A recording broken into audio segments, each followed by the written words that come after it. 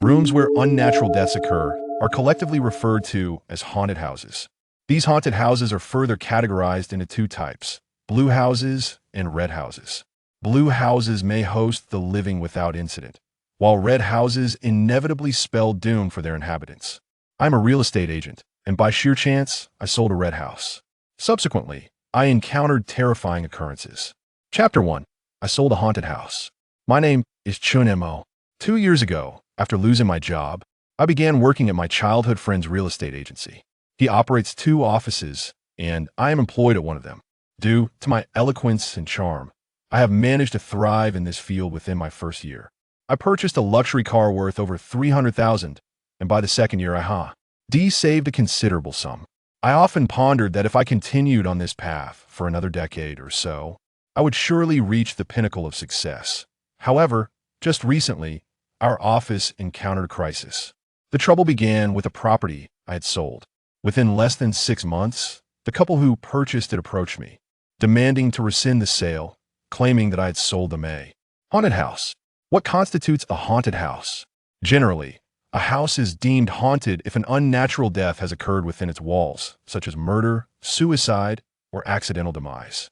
For prospective buyers, any property with a history of death, regardless of whether it was natural or unnatural, is classified as haunted. In our profession, there are explicit regulations regarding this matter. If a property has witnessed a death, it must be disclosed in the contract, irrespective of the nature of the death. Selling such a property without the buyer's knowledge would be a violation of industry standards and would tarnish the reputation of the entire profession. Although there are occasionally individuals who disregard the rules, I pride myself on being quite the opposite.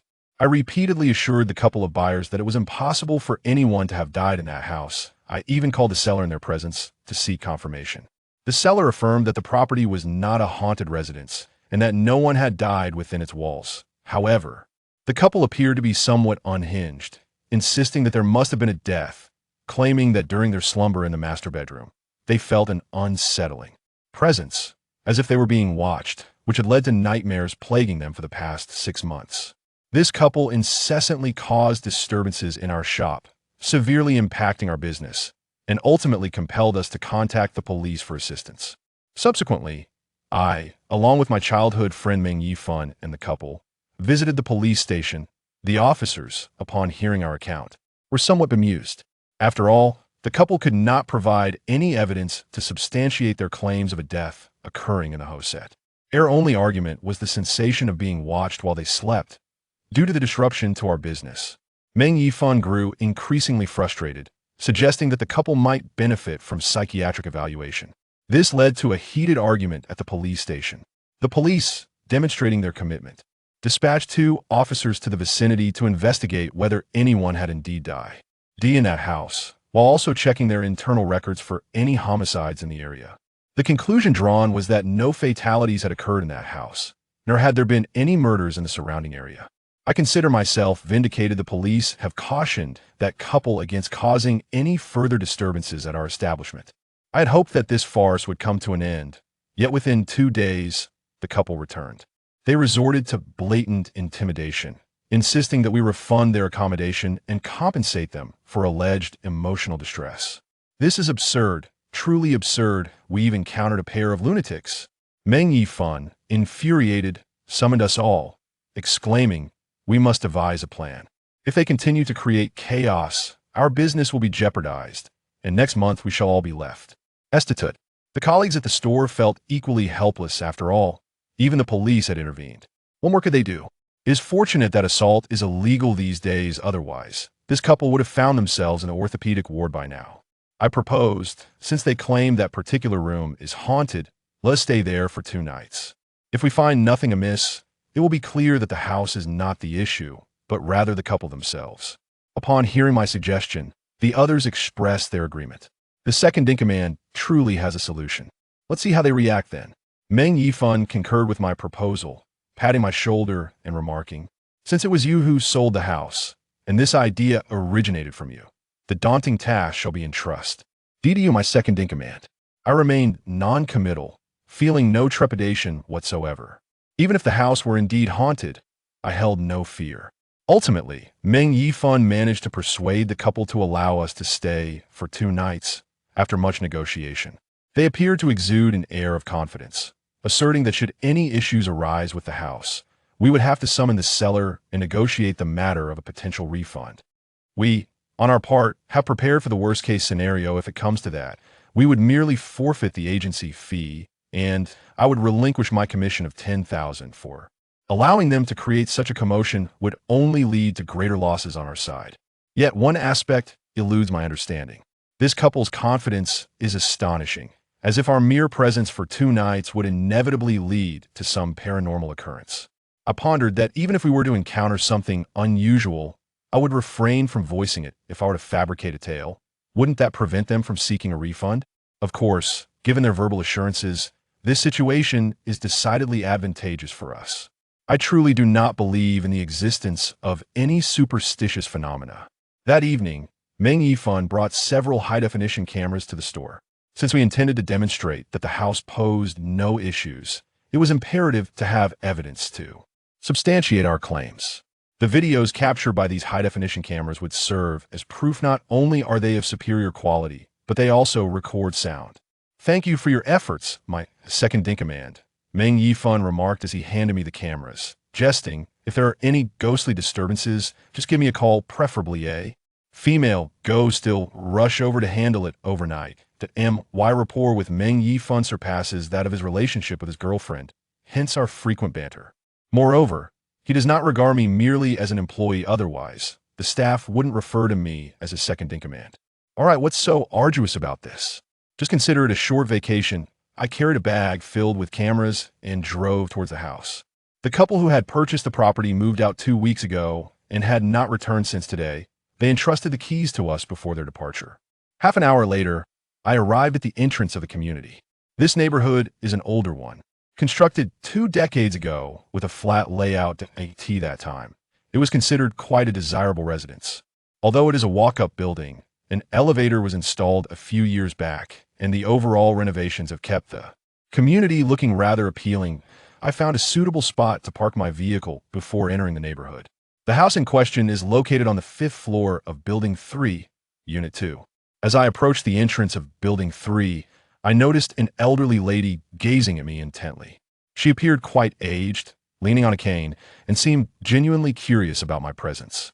"You're not from our community, are you, young man?" she inquired. No, I'm not from here," I replied.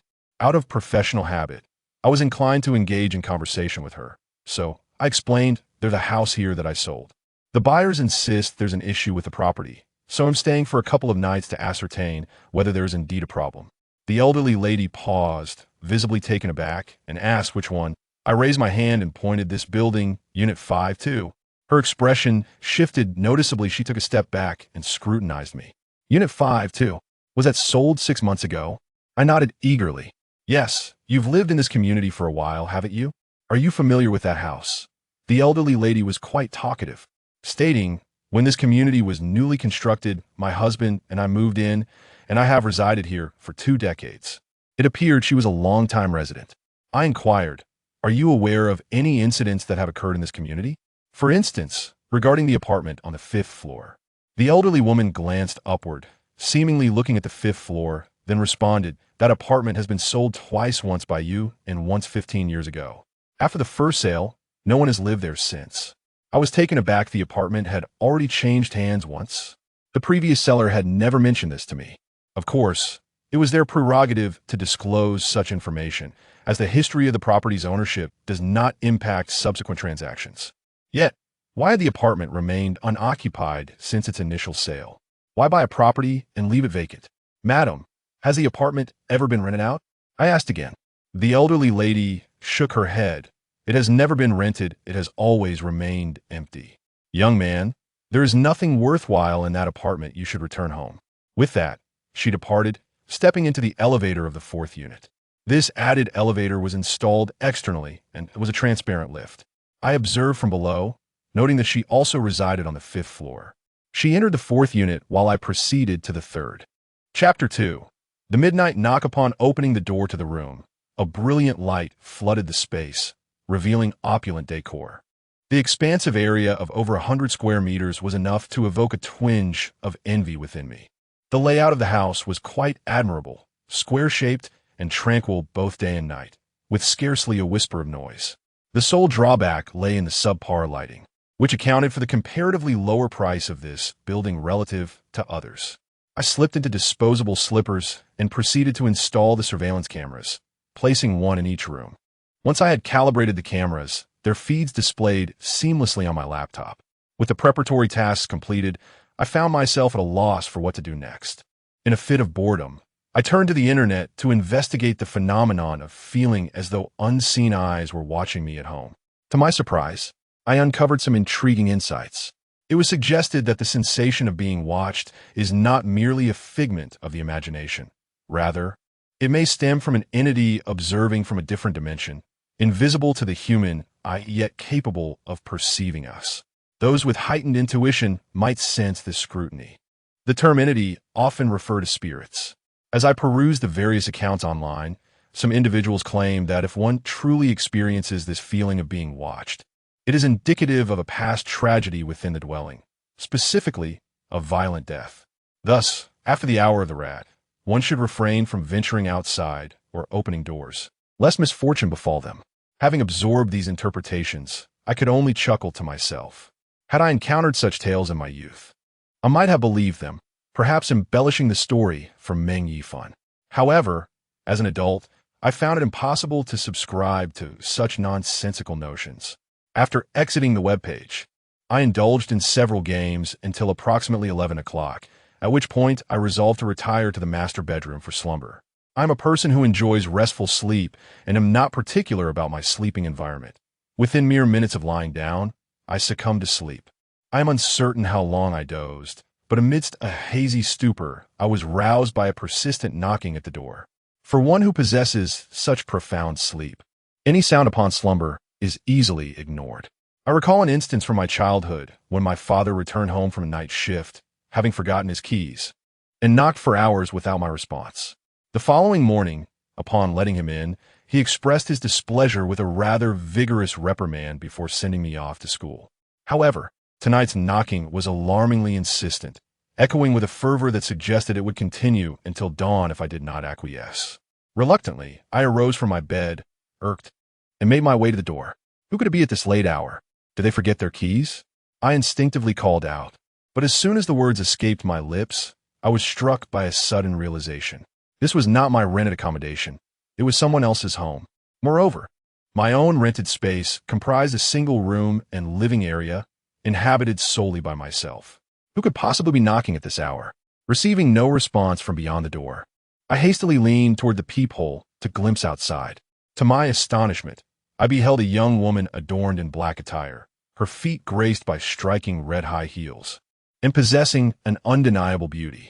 Just as I was about to open the door and inquire whom she sought, an inexplicable thought crossed my mind regarding something I had previously encountered online. It is said one should not open the door after the witching hour. The witching hour, defined as the time frame between 11 at night and 1 in the morning, had commenced when I entered the master bedroom at 11 o'clock, thus indicating that it was indeed past the witching hour. At that moment, my right hand rested upon the doorknob, yet I suddenly hesitated to turn it. It was not that I believed in such things. Rather, as a young man venturing out, one must exercise caution. I promptly called out into the night, "Who are you? Whom do you seek?" The young girl outside replied, "I am looking for Li Xiaomei." "Is Li Xiaomei at home?" Her voice was icy, devoid of any apology for disturbing my slumber. I wondered who this Li Xiaomei might be. The current homeowner does not bear the surname Li, nor does his wife. I even recalled the surnames of the selling couple, and none of them were Li.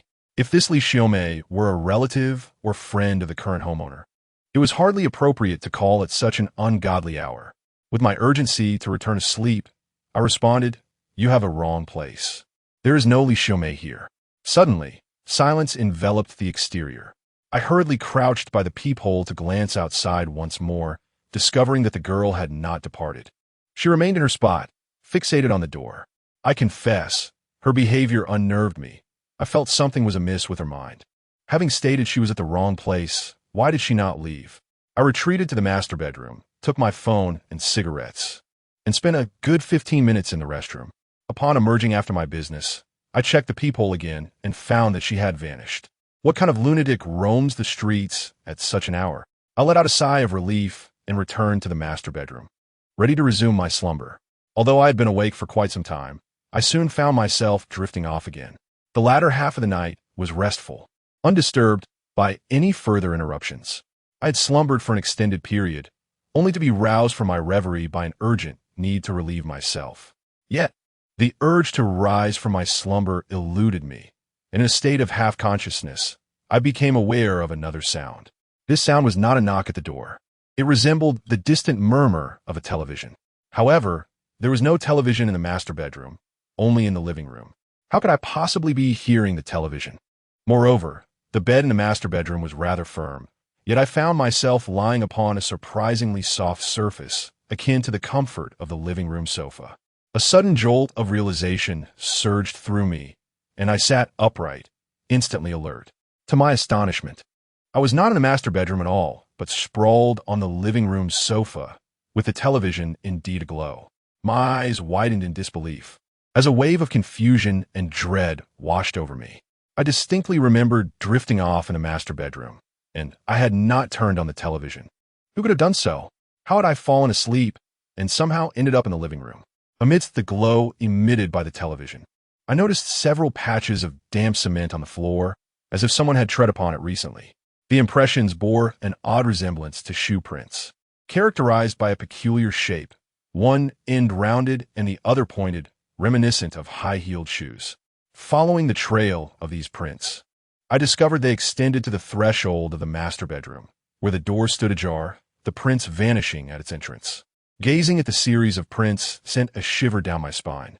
Without a moment's hesitation, I grabbed my phone, disregarding the need for shoes, and bolted towards the front door, racing down the stairs in a frenzy. I ran past the third unit and out of the community, finally collapsing onto the ground, gasping for breath. What on earth were those shoe prints? I was peacefully slumbering in the master bedroom, but who could have possibly dragged me to the living room? Suddenly, I recalled the girl who knocked on my door last night. She seemed to be wearing those striking high-heeled shoes, a pair of red stilettos. Could it be that she crept in while I was asleep, stealthily turned on the television, and caused that mess of cement? Yet, even if she were responsible for all this, how on earth did she manage to bring me to the living room? This series of bizarre events filled me with an unsettling dread. Whether it was a supernatural occurrence or a human act, I could no longer muster the courage to return to that room alone. Hastily, I grabbed my phone and called Meng Yifan for assistance. Chapter 3. The eerie footprints. When Meng Yifan received my call, he was lost in the depths of slumber. Dude, do you see what time it is? Aren't you going to sleep? You need to come over right away. Something has happened. As soon as I uttered those words, I heard Meng Yifan springing up from his bed. What is going on? A woman's languid voice soon followed on the line. It was Meng Yifan's girlfriend. Just go back to sleep. My friend is in trouble, and I must head over immediately. Before long, I heard Meng Yifan rushing down the stairs, seemingly not even taking the time to change into proper footwear. Boss Meng, please don't hang up. I'm feeling quite frightened. All right, just wait for me. I'll be there shortly. Maintaining the call with Meng Yifan eased my anxiety somewhat. To be honest, I usually possess a fair amount of courage, but that was before last night. The matter at hand felt steeped in an inexplicable strangeness. If I were to claim that I had moved from the master bedroom to the living room, and that the inexplicable television had been turned on by my own hand, it might be rationalized as a case of sleepwalking, despite the fact that I have never experienced such a phenomenon. Yet, how does one explain the cement on the floor? I find it utterly incomprehensible. After approximately 20 minutes, Meng Yifan arrived in his car. What on earth happened? Why are you so spooked? His expression was filled with concern as he swiftly exited the vehicle and approached me. I hurriedly recounted the bizarre occurrences I had encountered. Upon hearing my account, he appeared utterly bewildered, leaning against a tree in a daze. Brother, you must be joking with me. Do I seem like I am jesting? I dashed out without even putting on my shoes, leaving my computer behind. Meng Yifan recognized my state of distress. It was evident that I had been frightened. However, he remained skeptical, gazing at me as he said, I can believe that someone knocked at the door in the middle of the night. I can even accept that you sleepwalked to the living room and turned on the television. But to claim that there are cement footprints on the floor, Are you sure your eyes aren't deceiving you? I insisted that my vision was clear. Although the living room lights were off, the television was illuminated. How blind would I have to be to misinterpret that? Let's go back and take another look, I suggested. He locked the car and pulled me back into the community. Truthfully, I was terrified to return, especially since the sun had yet to rise. However, since Meng Yifan doubted my account, I felt compelled to prove the truth to him. Before long, we found ourselves back on the upper floor. Standing once again in that living room, I was left speechless. Before me lay a smooth and pristine floor, devoid of any cement footprints, not even a trace of cement to be found. Meng Yifan looked at me, somewhat speechless. What about the shoe prints you mentioned? Where are they? I pointed to the spot where the cement prints had once been, excitedly explaining. Right there. There were so many shoe prints before. I saw them clearly. How could they just vanish? Could it be that someone came in and cleaned up while I was downstairs? After all, I didn't even close the door when I rushed out. I can't believe I fell for your trick. You really managed to deceive me this early in the morning. Are you some kind of poison? Meng Yifan had already concluded that I was just playing with him. I swore to him, if I were deceiving you, I would be barren while my descendants thrive. Would that suffice? Seeing that I didn't seem to be lying, Meng Yifan pondered for a moment and suggested, let's check the surveillance footage. The surveillance could reveal everything and capture all occurrences within the room. Without further ado, I opened my laptop and rewound the recorded video to 11 o'clock the previous night. I had returned to the master bedroom to sleep at that hour, and the girl who came looking for Li Xiaomei knocked on the door precisely at midnight. The footage confirmed this fact. There was no doubt about it. Moreover, considering this single incident, there was nothing particularly strange about it. I then accelerated the video playback to 20 times the normal speed. Soon, a chilling scene unfolded before my eyes. Chapter 4. I sleepwalked. At 2 in the morning, I astonishingly emerged from the master bedroom once again, though I had no recollection of it whatsoever. The video clearly showed that I was walking out with my eyes closed. I walked from the master bedroom to the living room like a marionette, sat down on the sofa, and then picked up the remote control to turn on the television. The sound emanating from the television failed to pry my eyes open. Instead, I sat there with my eyes closed, watching the television until the clock struck 4 in the morning. At that hour, I suddenly collapsed onto the sofa, sprawled out as if deeply asleep. It was not until 5 o'clock that I jolted awake from the couch, hastily seizing my phone and rushing out of the room. Throughout the entirety of the surveillance footage, there was no trace of any cement shoe prints. After reviewing the footage, I sat there in a stupor, my legs numb from crouching, unable to move. I had truly sleepwalked, and all the while, the cement shoe prints had been non-existent. Have you been under too much stress at work lately? Meng Yifan gulped, regarding me with an odd expression. His shock stemmed not from something external, but from my predicament. How about I grant you a week off? Go for a stroll, clear your mind, and then return. Or we could visit the hospital when dawn breaks. I gripped my scalp tightly, addressing Meng Yifan with utmost seriousness.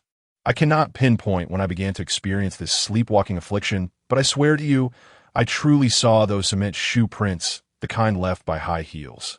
I cannot fathom why the surveillance did not capture them. Meng Yifan, evidently skeptical of my claims, maintained that I was merely overwhelmed by work-related stress, leading to hallucinations.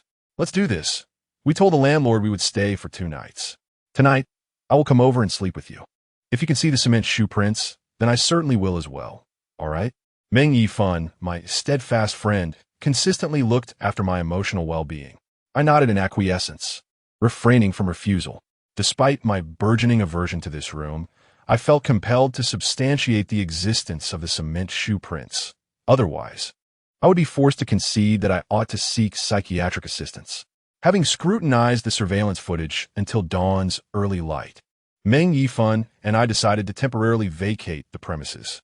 After partaking in breakfast outside, I returned to the shop to work, as was customary. However, throughout the day, my mind was elsewhere, preoccupied with the perplexing disappearance of the cement shoe prints and the sudden onset of my sleepwalking. At 8 o'clock that evening, Meng Yifan and I reconvened and made our way back to the house. We procured some late-night snacks and beer, settling into the master bedroom to eat and converse. Our discussions traversed a multitude of topics, encompassing our lives from childhood to the present. To elaborate, our bond transcended mere childhood friendship. Our parents and grandparents were acquainted as well, establishing a familial camaraderie that rendered us akin to brothers. Let us forego sleep tonight. I am eager to witness any strange occurrences that may unfold, I declared. Meng Yifan, brimming with bravado, retorted, "Do not mistake me for a believer in those supernatural tales. Even if ghosts were real, I, Meng, would vanquish them once more." Half an hour later, intoxicated, we both succumbed to slumber, collapsing onto the bed. Our sleep was profoundly undisturbed, yet I sensed that little time had passed when, in a haze of grogginess, I was roused by the sound of knocking at the door. This time, I did not linger in bed, startled into an upright position and hastily shaking Meng Yifan, who had been sleeping soundly. "Awake! Someone is knocking at the door." Meng Yifan, visibly disgruntled, climbed out of bed, muttering irritably, "Who on earth is knocking at this hour? Have they drunk too much?" I hastily grasped my phone on the bed and glanced at it. It was already midnight. A shiver crept up my spine, and I froze in place, casting a glance towards the door. Goodness, could it be that she had returned to seek out Li Xiaomei once more? Chapter 5. The peculiar girl at this hour last night. An odd young girl had knocked on the door, claiming she was looking for Li Xiaomei. Now, precisely at the same time, someone else was knocking again. Meng Yifan and I exchanged a knowing look and proceeded to the door, peering through the peephole one by one. As anticipated, it was indeed that neurotic young girl again. She had returned. At that moment, the girl continued to knock, yet remained silent. I informed Meng Yifan that she had come looking for Li Xiaomei the previous night. Meng Yifan, equally irritable from being roused from sleep, responded with palpable annoyance. "You made it clear to her last night that Li Xiaomei is not here. Is she out of her mind?" Before I could intervene, Meng Yifan abruptly opened the door. The instant it swung open, my heart leapt into my throat, an ominous feeling that something dreadful would transpire. However, it appeared my fears were unfounded. Upon opening the door, there was no sign of anything sinister. The girl stood outside, her long, raven hair cascading down, a pure visage, and a statuesque figure. She was clad in the same attire as the night before, a black gown and striking red high heels. Despite the absence of any terrifying occurrences, an unsettling chill lingered. I had already made myself clear to her. Why had she returned tonight? Meng Yifan, unfazed by such thoughts, brusquely inquired, "Who are you looking for?" The girl wore an expressionless face, her eyes seemingly unfocused as she spoke. "I am looking for Li Xiaomei. Is Li Xiaomei at home?" Her response was identical, even word for word, to that of the previous night. It appeared as though she were merely repeating her inquiry from before. Meng Yifan, hands on his hips, remarked, "Beautiful lady, you inquired about her last night. There is no one here by that name. What brings you back?" Her reaction mirrored that of the previous evening. She remained silent. Meng Yifan, more impatient than I, eager to return to his slumber, asserted, "Please do not return. There is no one here whom you seek. Kindly refrain from disturbing others' rest." With that, he attempted to close the door. However, the girl suddenly extended her right hand, firmly pressing against the door, preventing Meng Yifan from shutting it. Her abrupt action startled me profoundly. Meng Yifan gazed at her in bewilderment, frowning as he questioned, "What do you want? Are you unwell? If you continue to harass us, I will call the police. Do you believe me?" Yet, the girl remained silent, her right hand still knocking on the door as her left hand slowly rose. I noticed her skin was unnaturally pale, whiter than corpses that had rested in a morgue for several days. As her left hand lifted, it pointed towards the direction of the master bedroom. Instinctively, I glanced back at the master bedroom. When I turned my gaze back, Meng Yifan had already cursed and forcefully closed the door. It seemed that the girl might be mentally disturbed. Nevertheless, we were only staying for one night, so it was best to return to our rest. I quickly grasped Meng Yifan's arm. "Shall we switch rooms?" Why had the girl pointed towards the master bedroom? Moreover, I recall that the cement shoe prints I had seen earlier vanished right at the entrance of that very room. The current homeowners, a couple, also harbor concerns regarding the master bedroom, which is why they have come to our store in distress. Despite my inherent skepticism, the series of peculiar occurrences inevitably evokes a sense of unease. Thus, I am inclined to seek refuge in another room for slumber. My friend Meng Yifan, somewhat exasperated, remarked that if we cannot ascertain the absence of issues in the master bedroom, not only would we forfeit the commission on this property, But our store's reputation would also be at stake, resulting in a loss of nearly $10,000. Without further ado, he dragged me into the master bedroom.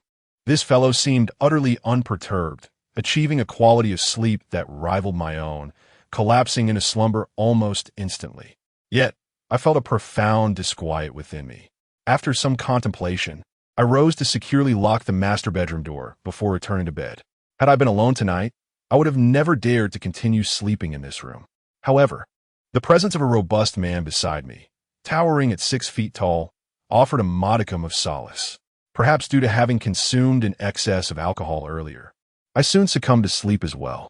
There exists a peculiar state during slumber where one, roused by the urgency to relieve oneself, briefly believes they have already visited the restroom, even recalling the act in their mind, though they have not actually done so, and the discomfort persists.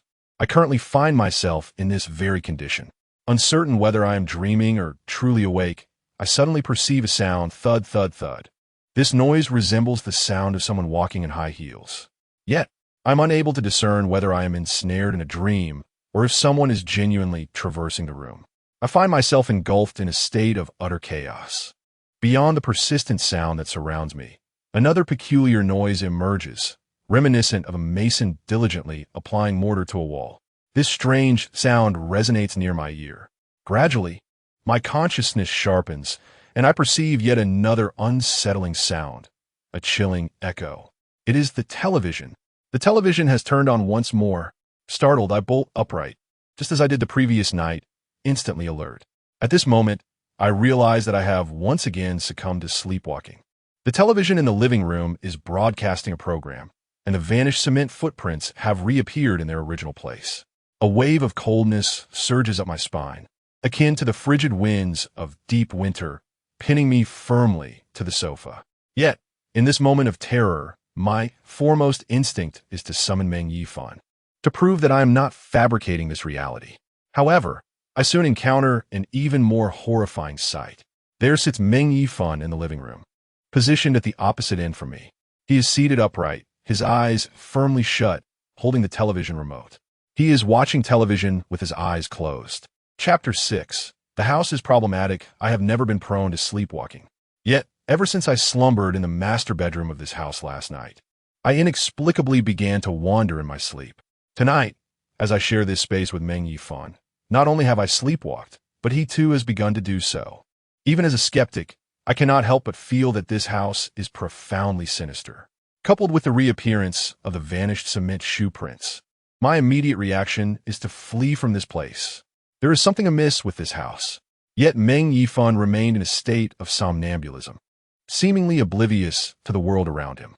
Summoning my courage, I called out to him softly twice, cautious not to raise my voice too much, for I had heard that awakening a sleepwalker could lead to permanent confusion. Fortunately, despite my hushed tones, Meng Yifan stirred from his slumber. Blinking in bewilderment, he dropped the remote control with a loud thud onto the floor. As he surveyed his surroundings, a shiver ran down his spine, his gaze fixating on the floor at the entrance of the master bedroom.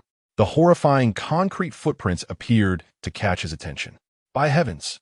By heavens! He exclaimed, disregarding my presence, and he fled the house in a frenzied scramble. Meng Yifan, wait for me! Stunned, I grabbed my phone and dashed out of the living room. We raced down the stairs, not daring to pause even for a moment, until we burst forth from the confines of the community, only to realize that Meng Yifan had lost one of his slippers in the chaos. The deserted street echoed only with the distant sound of a janitor sweeping. We crouched beneath a tree, clutching our knees and trembling uncontrollably. How could this be? How could this be? I was sleeping soundly in bed. Perfectly fine. Meng Yifan's reaction was even more intense than mine. While he was generally quite bold, who wouldn't crumble in the face of such an occurrence? Boss Meng, that house. It couldn't possibly have had something happen, could it? After a lengthy pause, I finally looked at him. He returned my gaze, his expression grim. That house was sold by you. What good does it do to ask me? I want to ask you. I hesitated before responding. As for whether that house has experienced any incidents, I can no longer say with certainty. In conclusion, I had previously inquired with the seller, who assured me that nothing had ever gone amiss. Moreover, the police had conducted an investigation, and surely they would not conspire to deceive on behalf of the seller. Suddenly, I recalled something that an elderly lady in the neighborhood had mentioned. She stated that this house had been sold once before, and the current seller was the buyer at that time. However, after purchasing the property, the seller never resided there, leaving it vacant for over a decade before listing it with our agency. If the house were indeed without issues, why would the seller allow it to remain unoccupied for such an extended period? Even if they had chosen to rent it out, they would have recouped a significant amount over those years. At this moment, both Meng Yifan and I shared an unspoken understanding. To claim that the house had never encountered any problems was something we could not accept. It was indeed unfortunate, as the situation had become quite complicated. Meng Yifan's expression was one of distress. I comprehended his implications. The house would undoubtedly be subject to cancellation of the purchase agreement. Given that we had installed surveillance cameras within the premises, we would be obliged to present the footage to the couple purchasing the house. Failing to do so would imply guilt on our part, yet revealing the footage would show that we had twice fled the premises, leaving us at a loss for an explanation. This matter could not be concealed. Furthermore, while withdrawing from the sale might seem trivial, at most, we would refund the agency fee. The potential for the buyers to pursue legal action loomed over us. In such a case, we would not only be refunding money, but also facing a lawsuit, incurring additional financial liabilities. There must be something seriously wrong with the house. I remarked, "You must have noticed those cement shoe prints." At the mention of shoe prints, Meng Yifan's face blanched once more. I had never experienced sleepwalking before. I pondered how it could have happened. Upon awakening, I found myself confronted with unsettling sights. He faltered in his speech, clearly terrified. Observing his fear, I refrained from probing further. For instance, I had heard the sound of high heels clicking and the noise of walls being brushed. Most alarming was the footprint I had just seen, which differed from yesterday's. The previous day's prints were pointed forward with dots behind, vanishing at the entrance of the master bedroom, indicating that the owner of those heels intended to enter. However, today's prints were marked by dots in the front and pointed backward, extending from the master bedroom door all the way to the living room entrance. This suggested that the owner of those high heels had exited from that room. Meng Yifan and I lingered outside the community until dawn, after which he urged me to call 2 individuals to accompany us back to that house for further investigation. Though neither of us wished to return, we understood that failing to address the matter could potentially lead to legal consequences. I retrieved my phone and called 2 of our store employees. These recent graduates, named Xie Peng and Li Xingyang, were obedient young men. Upon receiving my call, they sounded somewhat confused. I kept my instructions brief, urging them to take a taxi while Meng Yifan promised to reimburse their fare. Approximately half an hour later, they arrived in succession, thoughtfully bringing breakfast for Meng Yifan and me. "Leaders, what brings us here? Are we showing a property to a client?" Xie Peng mistakenly assumed a business opportunity was at hand. Meng Yifan, with a pallid complexion, uttered, "It is not about taking clients to view the property. Rather, we are the ones to inspect it. The apartment sold by the second-in-command 6 months ago indeed harbors issues. It is far from pristine." Xie Peng and Li Xingyang, 2 educated young men, were momentarily taken aback, their eyes widening in disbelief. "Not pristine, perhaps we should hire a cleaning service?" "Cleaning? Nonsense. It is haunted." Our explanations fell on deaf ears, compelling us to escort Xie Peng and the others back to the apartment. Naturally, the 2 were skeptical, thinking we were merely jesting. After all, for those who had not personally encountered such peculiarities, it was exceedingly difficult to accept the existence of such bizarre phenomena. We swiftly returned to the apartment and conducted a thorough inspection of each room. However, merely looking around during the daylight revealed no discernible issues.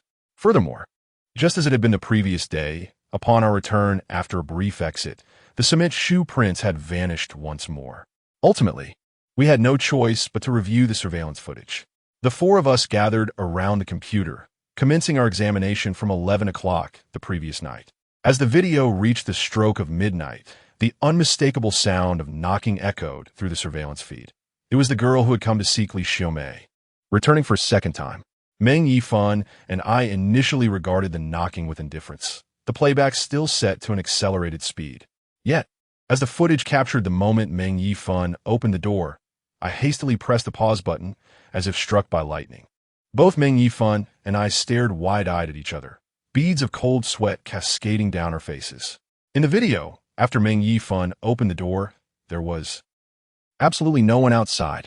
The surveillance footage only captured me and Meng Yifan standing foolishly inside the entrance, while outside there was no one, not a soul. Chapter 7. The girl who could not be captured by surveillance. How could we have heard a knocking sound when there was no one outside?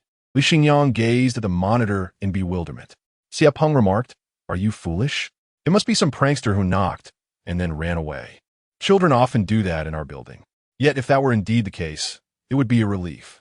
Last night, Meng Yifan and I distinctly saw a girl standing outside the door. The camera I had set up in the living room was perfectly positioned to face the main entrance. If the door opened, it would have captured the view outside, even the elevator area. So why did the footage capture both me and Meng Yifan, yet fail to show that girl? In that moment, both Meng Yifan and I turned pale, our minds momentarily paralyzed, unwilling to contemplate further. The subsequent surveillance footage should have depicted Meng Yifan reprimanding the girl and engaging in conversation with her. Instead, it portrayed Meng Yifan seemingly talking to himself, appearing as if he were a madman venting at thin air. I felt equally foolish, merely observing him ranting at nothing. At this juncture, Xia Peng and Li Xingyang also sensed something was amiss. They stared at the dazed Meng Yifan and asked, "Boss, who are you talking to?" Meng Yifan trembled, opening his mouth yet failing to utter a single word. I suspected he was utterly terrified. I trembled as I recounted. Last night, someone knocked at the door, a girl. This very girl had also come to knock the day before, in search of a woman named Li Xiaomei. Both Lao Meng and I had seen her, yet, inexplicably, the surveillance footage failed to capture her presence. Suddenly, Xia Peng and Li Xingyang sprang to their feet, their faces pale with terror as they gazed at us. Li Xingyang hurriedly rushed over to draw back the curtains in the living room, hoping to let the sunlight flood in. However, the dimly lit room remained shrouded in gloom, even with the curtains drawn wide. How could this be? The cameras had recorded the two of you, yet they failed to document the girl who knocked at the door. The two were perplexed, perhaps on the verge of understanding something unspeakable, yet dared not voice it. How could I explain? The word itself felt lodged in my throat, particularly within the confines of this very room where the incident occurred. What troubled me was the notion that if this room had indeed witnessed death, and if that girl were a specter, could she be the very soul that perished here? Was she Li Xiaomei? And if so, what could she possibly want from me? If she were not Li Xiaomei, then who could this Li Xiaomei truly be? Pondering the changes in those shoe prints deepened my confusion. If this place were truly haunted, had the ghost entered or exited? We continued to scrutinize the surveillance footage. As I had suspected, both Meng Yifan and I were in a somnambulistic state. Before I had drifted off to sleep, I distinctly remembered locking the master bedroom door. Yet, the footage revealed that in my trance-like state, I had first unlocked it and then opened the door. Moreover, Meng Yifan and I found ourselves in a state of somnambulism simultaneously, emerging from the master bedroom promptly at 2 o'clock, just as we had the previous night. We walked in tandem, eyes firmly shut, until we settled upon the sofa in the living room, where Meng Yifan seized the remote control and activated the television. At this juncture, Meng Yifan had already collapsed onto the floor. The term fear seemed inadequate to encapsulate his current emotional state. Xia Peng and Li Xingyang were equally startled by our strange behavior captured on the surveillance footage. The atmosphere in the living room grew palpably oppressive, steeped in an unsettling silence, as an indescribable oddity appeared to saturate every corner of the space. I then rose and entered the master bedroom, lying down in a starfish position on the bed. Meng Yifan and the others followed me in, their expressions a mix of confusion as they inquired about my actions. If this house had indeed been the site of a tragic event, why was there no record of it within the police's internal archives? I gazed at the ceiling and remarked, furthermore, the police had dispatched personnel to canvass the area, yet no conclusions were drawn.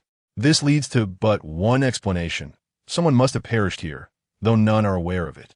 Upon hearing my analysis, the faces of Meng Yifan and the others turned even paler. If one were to infer based on this premise, It would suggest that a homicide had transpired within this house, with the perpetrator remaining unknown. The couple who purchased the house frequently remarked on the sensation of being watched, a feeling that only arose when they were in the master bedroom. I suspect that the room where the incident occurred is indeed the master bedroom. The cement shoe prints from the first night lead directly to it, and the girl who sought out Li Xiaomei last night pointed towards the master bedroom with her left hand. The myriad peculiarities have compelled me to suspect that the issue lies within the master bedroom. Second in command, do not frighten us, I heard. Xie Peng and Li Xingyang. The two young men were already huddled together in fear. Not just them. After reviewing the surveillance footage, I felt a wave of dread wash over me. To encounter such an occurrence is truly ominous. Meng Yifan approached and remarked, however, it seems that neither of us has sensed anyone watching us. I nodded in agreement. Meng Yifan had only spent one night here, while I had already endured 2 nights. And I truly did not feel the sensation of being watched as described by that couple. Yet, they had not experienced what the two of us had. Had they? If that couple were indeed to wander in their dreams each night, encountering that girl knocking at their door, they would surely have informed us sooner about their intention to check out. I also heard the sound of cement being plastered on the walls. As events progressed to this point, I felt no hesitation in confiding in Meng Yifan. Upon hearing my account, he appeared utterly bewildered. I asked, if there truly are those eyes lurking within this room, where do you think they might be concealed? Upon hearing my words, Meng Yifan and the others began to search the surroundings, eager to uncover the hiding place of those eyes. My intention in lying on the bed was to simulate the sensation of being watched as described by the couple, in hopes of locating those eyes. The ceiling? Unlikely. The wall of the bedside table? Also improbable, for that wall leads to the exterior of the house, and its thickness is minimal. The wall beside the window is implausible, and the wall directly opposite the bed borders the living room, which also serves as the television wall. Its thickness certainly cannot conceal anything. Thus, we are left with the wardrobe wall. Have you noticed that the master bedroom space is rather unusual, with an area surprisingly equal to that of the secondary bedroom? Before long, I discovered an anomaly and promptly communicated with Meng Yifan and the others. Although those of us in this profession may not have studied architecture specifically, we possess a substantial understanding of building structures and designs. Typically, regardless of a house's dimensions, the master bedroom is expected to be larger than the secondary one. Otherwise, how would one distinguish between the two? Yet, in this instance, the secondary bedroom is already modest in size, and logically, the master bedroom should occupy a greater area. It is astonishingly small. No designer in the world would conceive such a layout, especially considering that this residence spans over 100 square meters. Unless the master bedroom originally encompassed a larger space, which has been deliberately concealed. Chapter 8. The hidden space of the master bedroom. The layout of this house is irregular. Meng Yifan also detected something amiss. We exited the master bedroom together, examining the thick wall that separates it from the adjacent room. The room next to the master bedroom serves as a study, and the wall dividing the master bedroom from the study is extraordinarily thick. Typically, the thickness of a load-bearing wall ranges from 160 to 240 millimeters, yet this wall measures nearly 1,000 millimeters, approaching a full meter. The thickness of a load-bearing wall does not necessitate such dimensions, and a non-load-bearing wall could not possibly be this thick either. The wall occupies at least 3 to 4 square meters of space in the master bedroom. Which developer would be so foolish? Furthermore, this particular wall in the master bedroom is perfectly situated for a large wardrobe, effectively concealing it. We hurried back to the master bedroom and opened several doors of the wardrobe. The garments within had all been removed, indicating that the couple had no intention of returning. Such large wardrobes are custom-made, assembled on-site by workers who transport each component. Moreover, the back panel of the wardrobe is adhered to the wall with specialized adhesive, rendering it immovable without disassembly. I noted that the cost of this wardrobe must be considerable. It is entirely crafted from solid wood with thick panels. However, my knowledge of home furnishings is limited, and I could not identify the type of wood used. I knocked on the panels, which felt remarkably sturdy. But as I reached to touch the back panel, I suddenly furrowed my brow. Second in command, is there an issue? Meng Yifan and the others inquired upon noticing my expression. I did not respond but pressed firmly against the back panel. To my dismay, the panel caved in, revealing the wood shavings inside. "Oh no, second in command, you've damaged it. We'll have to compensate, right?" Xia Peng and Li Xingyang remained unaware of the gravity of the situation, but both Meng Yifan and I turned pale, cold sweat breaking out once more.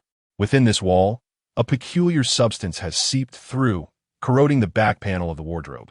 As for what this substance is, I'm uncertain and dare not articulate it. This matter has escalated to a point that may warrant police involvement. Meng Yifan is no fool. He promptly retrieved his mobile phone to contact the buyer, urging him to come immediately. He said little over the phone, merely requesting the buyer to discuss the possibility of a refund. Naturally, the buyer was eager to oblige, promising to arrive without delay. After nearly an hour's wait, the buyer arrived alone, without his wife. This was perhaps for the best, as his wife had a reputation for being rather tempestuous, likely to instigate an uproar. The buyer, Mr. Hu, is a man nearing 50. Upon his arrival, he was taken aback to see us wielding hammers and pry bars. "What are you doing?" he inquired. "Mr. Hu, allow me to pose a question," I replied, leading him to the master bedroom and gesturing toward the wardrobe. "This wardrobe was here long before you moved in, correct?" When I accompanied him and his wife to view the property, the wardrobe was indeed present, but the gravity of the situation necessitated further confirmation. "Yes, it was you who showed us the house, and the wardrobe was certainly here," Mr. Hu affirmed. "My wife and I found the wardrobe to be in good condition, and given our financial constraints post-renovation, we opted not to replace it, choosing instead to continue using it." I said, "Then if I were to demolish this wardrobe now, you would expect me to compensate you, would you?" Mr. Hu's eyes widened in disbelief. "Demolish it? Why would you smash something that is perfectly fine?" I glanced at Meng Yifan, and upon seeing him nod, I spoke. "There may be a corpse concealed behind the wall of this wardrobe." The moment those words escaped my lips, it was as if a thunderbolt had struck, leaving Mr. Hu frozen in place, his eyes wide with terror. Noticing his lack of protest, I beckoned Xia Peng and Li Xingyang to begin dismantling the back panel of the wardrobe. In truth, the panel required little effort to break apart, as it had deteriorated significantly. With just a bit of force, it crumbled easily. As the panel collapsed, the true face of the wall was revealed. A collective gasp echoed through the room, accompanied by Mr. Hu's strange cries. We all recoiled in fright, dropping our tools to the floor.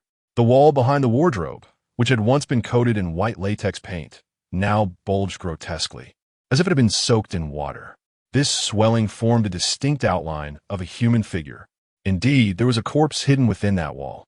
Someone had committed murder in this very room, then rebuilt a wall, sealing the body within with cement, and even painted over it, constructing a wardrobe to conceal the grim secret.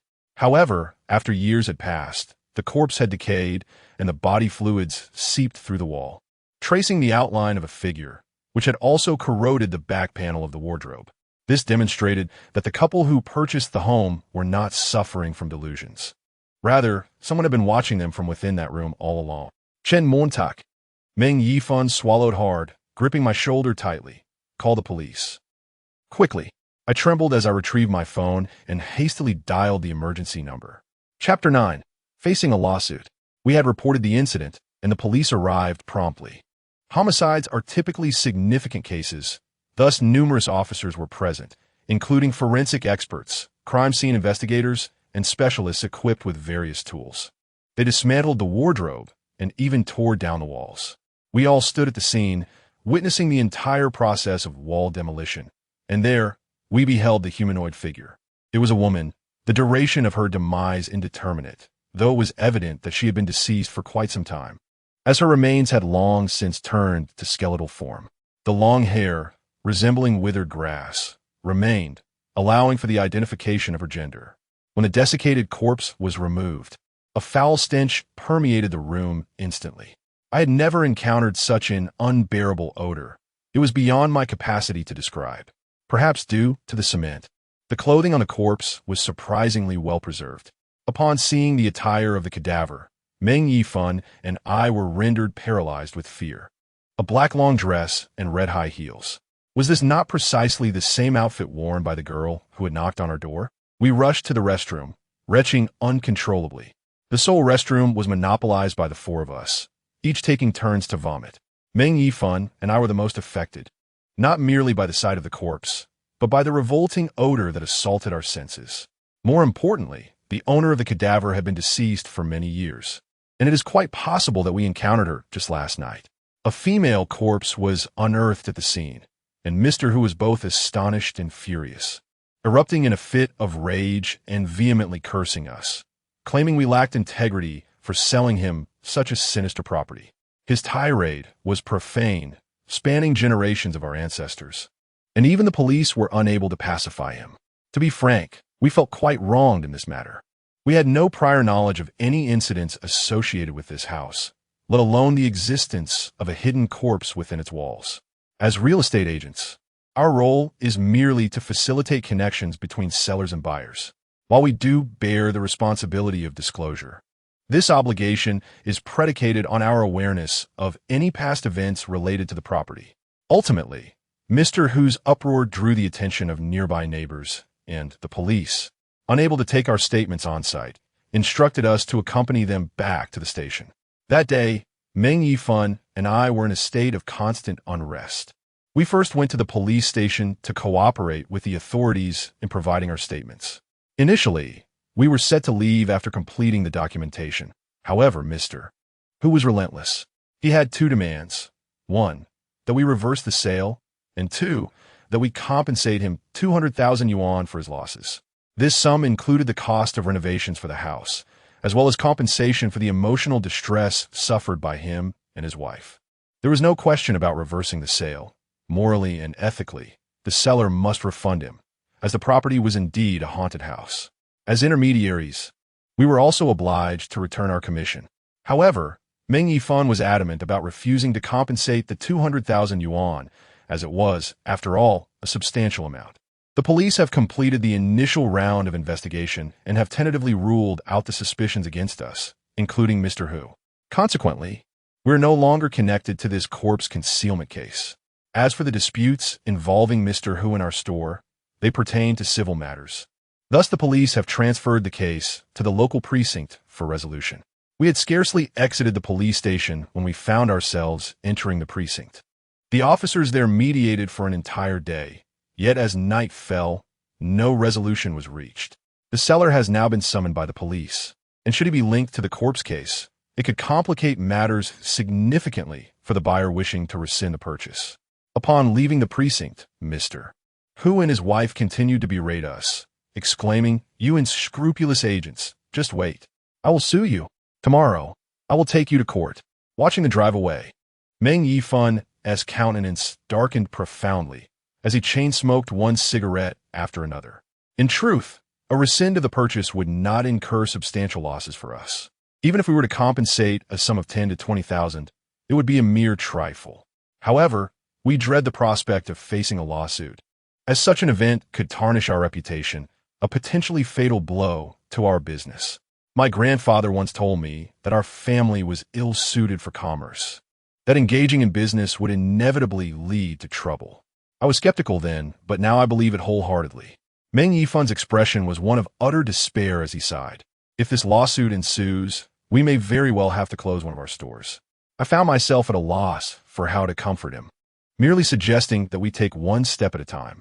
After a long, exhausting day, both of us were weary and had no intention of returning to the store. We decided to retreat to our respective homes for a proper rest. This case of the concealed corpse seemed to be no longer our concern, and as for the peculiarities I encountered with Meng Yifan in that house, I resolved to dismiss them as nothing more than a dreadful nightmare. What lay ahead of us was the impending legal battle, which was of utmost importance. Upon arriving home, I was overwhelmed by the lingering stench of decay that clung to me, making me feel utterly nauseated, prompting me to take a shower. After bathing, I collapsed into bed. There is a certain comfort in sleeping in one's own space, free from the anxiety of midnight disturbances. That house, I vowed never to set foot there again. Whatever it contained was no longer my concern. However, it appeared that matters were not as straightforward as I had hoped. Though I was indeed nestled in the comfort of my own home, The familiar sound of knocking echoed through the night once more. Having endured 2 nights of bizarre occurrences, I did not linger in bed as I usually would. Instead, I sprang up in alarm, akin to a startled bird. My abrupt awakening left my mind momentarily disoriented, and for an instant, I nearly believed I was still in the master bedroom of that cursed house. Yet, as I comprehended the layout of my room, the realization that I was in my own home dawned upon me. This revelation did little to soothe my fraying nerves. Rather, intensified my fear. I hastily grabbed my phone from beside my pillow. It was midnight. Once again midnight, the relentless knocking persisted outside, as if the visitor would continue until I opened the door. I remained frozen in bed, scarcely daring to breathe. What on earth was happening? I had just returned home, so why was there still someone knocking at the door? Gripping my phone, I stealthily descended from my bed and opened the bedroom door, making my way to the living room. At that moment, the knocking grew increasingly distinct in my ears, yet I dared not approach the door. Summoning my courage, I called out, "Who is it?" A faint voice drifted in from beyond the door. "I am looking for Li Xiaomei. Is Li Xiaomei at home?" Upon hearing this voice again, my anger had dissipated. My legs felt uncooperative, and I nearly crawled back to my bedroom, locking the door behind me. This was the 3rd occurrence. This time, she had managed to find her way to my home. I climbed back into bed, cocooning myself tightly in the covers. Yet, despite this, my inner trepidation remained unabated. Alongside my profound fear, a sliver of confusion lingered. Who exactly was this girl? Was she the mummified corpse we had unearthed in that house? Her attire bore an uncanny resemblance to that of the corpse. Meng Yifan and I had briefly discussed the possibility that this girl was indeed that very corpse. But if she were the corpse, then who was Li Xiaomei? Could it be that Li Xiaomei was the one responsible for her demise, thus compelling her to seek vengeance repeatedly? Yet, we had no acquaintance with Li Xiaomei. Why would she come looking for me when I had already returned home? Clutching my phone tightly, I hastily illuminated the screen, intending to call Meng Yifan. However, upon doing so, I discovered that my phone had no signal whatsoever. In our home, the signal is consistently strong and has never faltered. Suddenly, I recalled the first night when the girl knocked on my door for the very first time. I had taken my phone to the restroom, and it too had no signal. At the time, I thought little of it, assuming the neighborhood simply had poor reception. However, it now seems that the issue was not the signal, but rather this girl. Every time she appeared, my phone would lose connectivity. A wave of despair washed over me. The girl continued to knock, her blows growing increasingly forceful, compelling me to open the door. Yet, I dared not approach, too fearful to even respond. Ironically, my phone had lost signal once more, leaving me unable to contact Meng Yifan. What was I to do? If she became impatient and simply barged in, what then? I felt as though my life was in peril this night. Driven by a primal instinct to survive, I summoned my courage, crawled out of bed, and hastily opened my bedroom window, calling out to my neighbors above and below. "Help! Is anyone there? Please call the police." It was humiliating, but I could not afford to dwell on that at the moment. After shouting, I waited nearly half a minute, yet no one responded from above or below. Peering out, I was struck by the realization that my entire building was devoid of light. It was only midnight, and many young people reside in this community. Surely, they would be awake, as the youth often indulge in late-night activities. Why then are they all asleep so early tonight? Frustration bubbled within me, and I called out once more. "I beg you, please help me call the police. I am a resident of 1302. After my cries echoed into the silence, an unsettling stillness enveloped the surroundings. I shouted with all my might, and yet the girl continued to knock on the door. Was there truly no one to hear? Anxiety surged within me, prompting me to climb onto the windowsill. Should that girl force her way in, I contemplated jumping from this height. As I steadied myself and instinctively glanced below, a figure in a flowing black dress seemed to materialize out of thin air, entering my line of sight. She stood at the foot of our building, gazing up at me. Upon closer inspection, I realized with a jolt that it was the very girl who had been knocking at the door. Our eyes locked, and despite the 13 floors separating us, I discerned her pallid face, devoid of color. The air around me seemed thick with that familiar stench of decay. Terror gripped me, nearly causing me to tumble out. but I managed to grasp the windowsill firmly. Otherwise, a fall from the 13th floor would surely shatter me into fragments. Regaining my composure, I quickly scrambled back inside. Shutting the window tight and drawing the curtains closed, I retreated to the safety of my bed, the only refuge that offered me a semblance of security. Meanwhile, the relentless knocking persisted, an unyielding torment. Suddenly, I froze. The knocking had not ceased. That girl had been below. How could she possibly be knocking at the door simultaneously? How many spirits had ensnared me? If there was more than one, the only lead to Lishome was that girl. How could she manage to block me downstairs while simultaneously knocking upstairs? Despair enveloped me.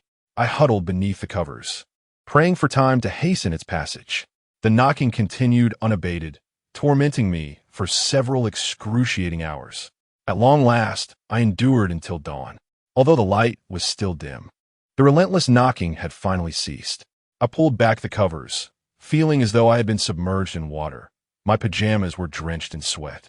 Glancing at my phone, I noticed that the previously absent signal had returned to full strength. I hurriedly searched for Meng Yifun's number, preparing to call him. However, before I could dial, he called me first. "Chinemo, you need to come over immediately. We're in trouble." Meng Yifun's voice trembled with urgency over the line. I initially assumed he was referring to the legal issues, so I quickly interjected, "Forget about the lawsuit for now. I have something even more important to discuss." But Meng Yifun interrupted. "Who the hell is talking about the lawsuit? We're really in trouble. Hurry up and get out here now." He provided an address and abruptly hung up. I couldn't help but wonder if our ancestral graves had been disturbed. First the lawsuit, then the supernatural, and now yet another crisis? Given the urgency in Meng Yifun's tone, I dared not delay. I rushed to the bathroom for a quick shower and changed into clean clothes before heading out. As I washed, I caught a glimpse of myself in the mirror and was alarmed to see my face as pale as a corpse, perhaps a remnant of the fright I had endured throughout the night. When I approached the door, I hesitated to open it directly. Instead, I peered through the peephole first. I felt like a frightened bird, even developing a sense of dread towards the mere concept of a door. However, I reassured myself that even ghosts would be reluctant to appear in broad daylight. Upon the door's opening, I did not encounter a specter. Rather, a photograph caught my eye. It lay at my doorstep, its origin unknown to me. As I picked it up for closer inspection, I discovered it to be an old photograph, tinged with yellowing, rendering the faces of those depicted somewhat indistinct. The image appeared to capture a family of three: a young man, a young woman, and a little girl, approximately 5 or 6 years of age. An abrupt shock coursed through me, causing my hands to tremble. The attire of the young woman bore an uncanny resemblance to that of the girl who had knocked on my door, a black long dress and red high heels. Chapter 11. The red high heels clutching the photograph, I drove toward the vicinity of Meng Yifun's residence. Upon arrival, I spotted him waiting at the entrance of a quaint restaurant. From a distance, his pallor was alarmingly ghastly, with dark circles under his eyes, mirroring my own condition. Moreover, he clutched a black plastic bag, the contents within a mystery to me. A foreboding sense of dread enveloped me. "Chinemo, we have truly embroiled ourselves in a predicament this time." Meng Yifun spoke weakly as he hastily revealed the contents of the black plastic bag to me. A mere glance was enough to drain the color from my face, compelling me to instinctively step back. Whose is this? Within his bag lay a single red high heel. How on earth would I know? Meng Yifun's eyes were slightly red. "Last night, someone knocked on my door, seeking Lishome, and they knocked the entire night. I was too frightened to open the door, enduring a night of torment without sleep. As dawn broke, I intended to consult a master for guidance, only to discover a high-heeled shoe placed at my doorstep. A chill ran down my spine. It turned out that the matter Meng Yifun wished to discuss was the very same incident. Coincidentally, someone had also knocked on my door throughout the night. Upon hearing my words, Meng Yifun nearly lost his balance. We both fell into silence, utterly at a loss as to how to address such an occurrence. If we were to encounter a nefarious individual, we could report it to the police for assistance. However, how could one report this? Previously, we had installed surveillance in that house and had submitted the footage to the authorities. They had already questioned us, inquiring why we attempted to open the door at midnight. Meng Yifan and I naturally told the truth, but the officer suggested we consult a psychiatrist. That didn't seem right. I looked at Meng Yifan and asked, "Isn't your girlfriend already living with you? Was she not at your home last night?" To my surprise, Meng Yifan's complexion darkened further as he replied, "She was there, yet she heard nothing at all." To prove that no one was knocking, she even attempted to open the door, but I forbade her, insisting she was being paranoid. I had to retreat to another room, hiding there until dawn. A sense of dread washed over me. Even in broad daylight, I felt an unsettling chill. "So, only Meng Yifan and I could hear that knocking? Have you called Xie Peng and Li Xingyang yet?" I inquired once more. Meng Yifan wiped his face and said, "They fought, but they seem perfectly normal. It feels as though only you and I can hear the knocking at the door."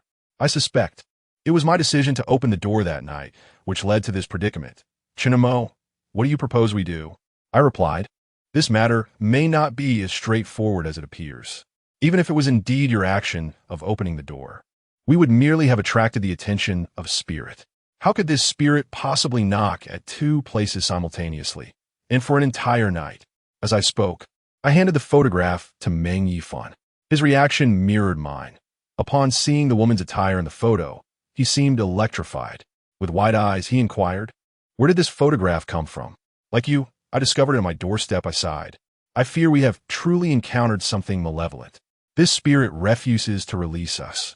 She has left behind this photograph and a high heel, seemingly intent on involving us further." Meng Yifan retorted, "We are merely real estate agents, not messengers of the underworld. What does this have to do with us?" I countered, "What reason is there to reason with a ghost? The most crucial task now is to ascertain the identity of that corpse. Otherwise, our days may be numbered." After this one night, we felt as though we were caught in a limbo. If this continued, no one could predict what might transpire next. We entered a restaurant, each ordering a plate of fried rice, deliberating on how to investigate the identity of the deceased. To uncover a person's background, especially that of a deceased individual, is a task typically reserved for the police. Yet how could we expect them to divulge any information to us? "I recall the house you sold at the Garden Cottage. The buyer was a police officer. Do you maintain contact with him?" Meng Yifan inquired. I was momentarily taken aback, but soon recollected that I had indeed sold the property to a police officer. The owner was in a hurry to leave the country, resulting in a sale at a reduced price of 900,000 yuan. Initially, I had listed it for 1,050,000 yuan, but ultimately sold it to the officer for 1,020,000 yuan, offering him a discount of 30,000 yuan. In the end, I facilitated a profit of 120,000 yuan from Meng Yifan, from which he generously shared half of the commission with me. The officer expressed immense gratitude, even stating that he wished to befriend me. We subsequently dined together on 2 occasions, but our relationship remained rather superficial. However, given my precarious situation, I felt compelled to seek his assistance. After our meal, I promptly contacted the officer, requesting his help in uncovering the identity of the corpse.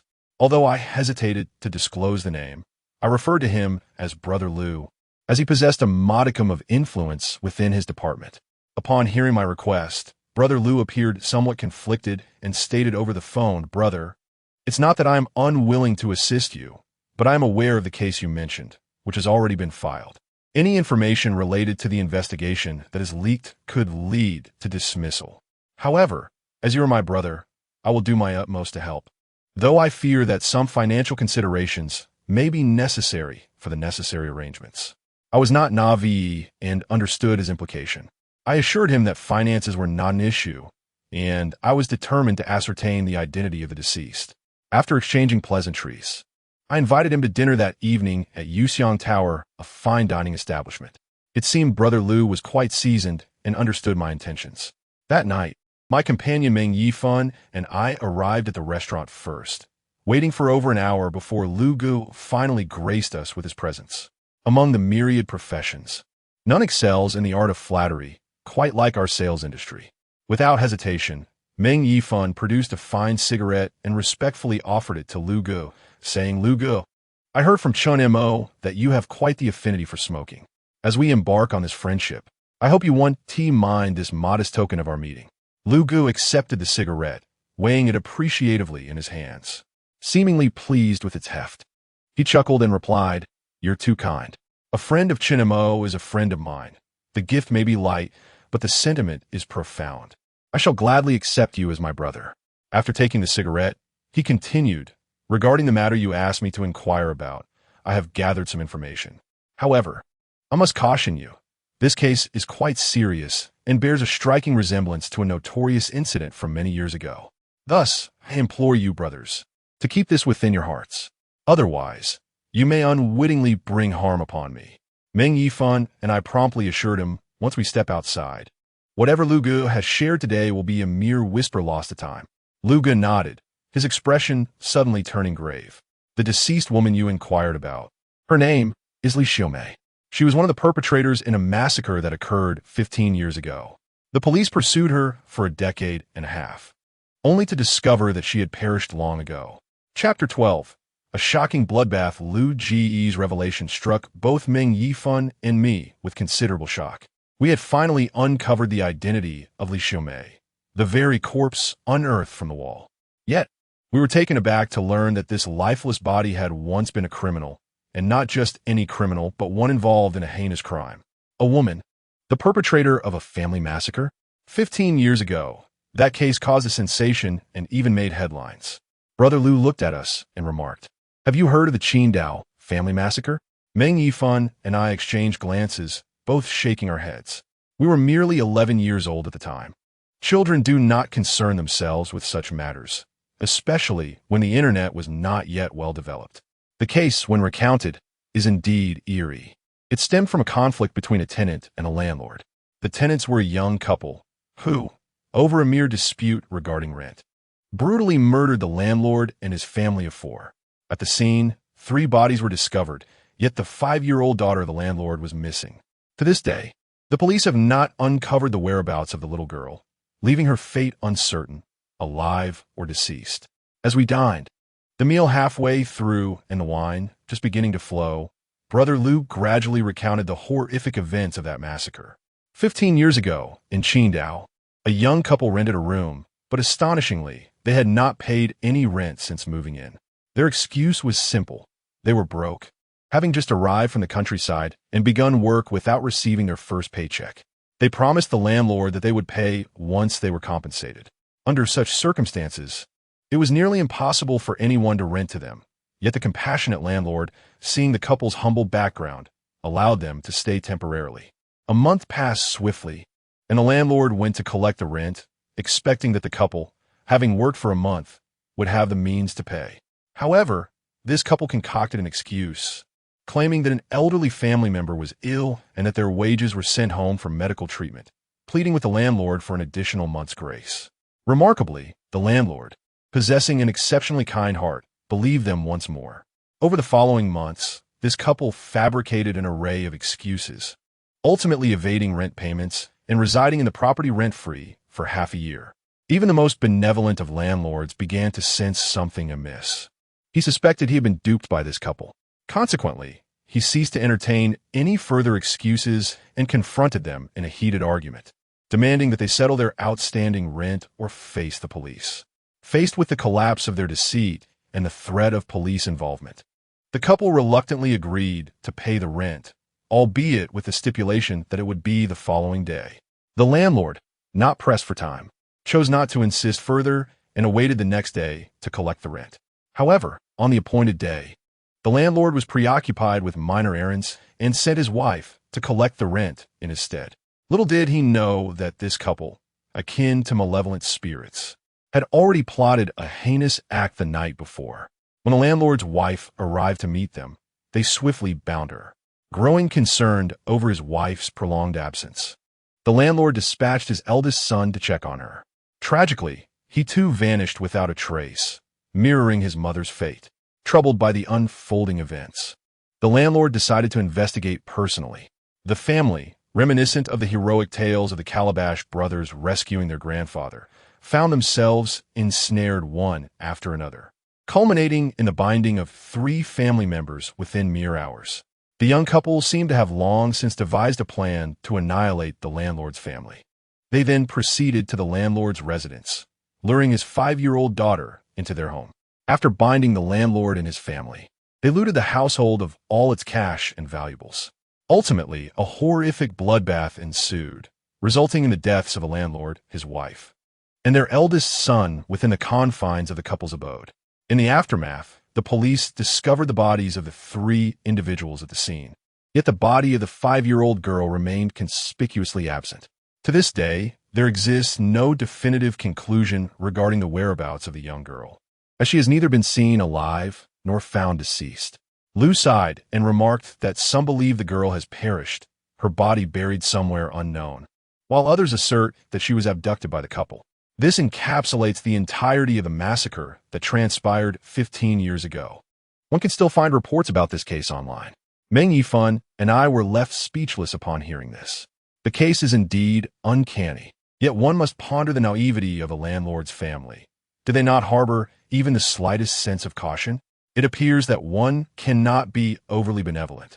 While it is said that one should harbor no malicious intent towards others, neither should one be devoid of vigilance. Thus, the cadaver, identified as Li Xiaomei, was one of the perpetrators of that massacre from 15 years ago. Meng Yifan inquired. Lu nodded, explaining that Li Xiaomei was known as Li Yujiao at the time of the crime, and after the incident, she and her husband fled and subsequently changed their names to Li Xiaomei. The police have been searching for this couple for 15 years, only to discover that Li Xiaomei had actually passed away 15 years ago. I felt a shiver of trepidation wash over me.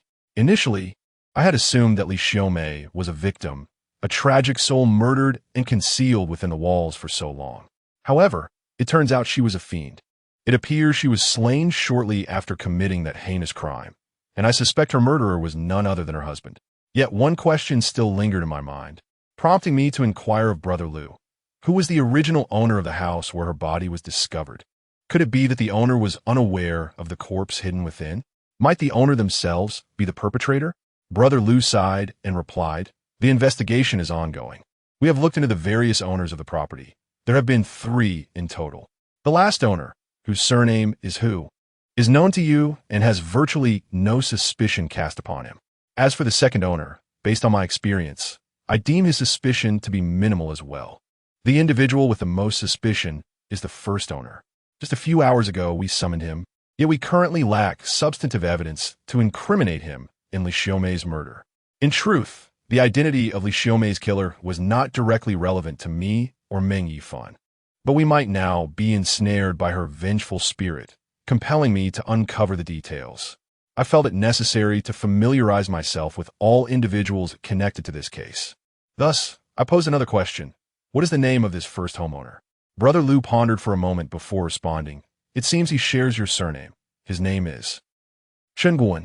Upon hearing this name, my scalp prickled and my eyes widened in astonishment. Meng Yifan's reaction mirrored my own. The wine glass in his hand clattered onto the table. The name Chen Guan. We both recognized it, familiar to the point of intimacy. After all, my father bears the name Chen Guan. Chapter 13. Is my father the murderer? My grandfather, Chun He, was steeped in superstition. He believed that a name should not consist of a single character, but must comprise 2, lest one's destiny be rendered incomplete. However, in his advanced age, he lacked the inclination to alter names, so he bestowed upon my father a name of 2 characters, Chun Guan.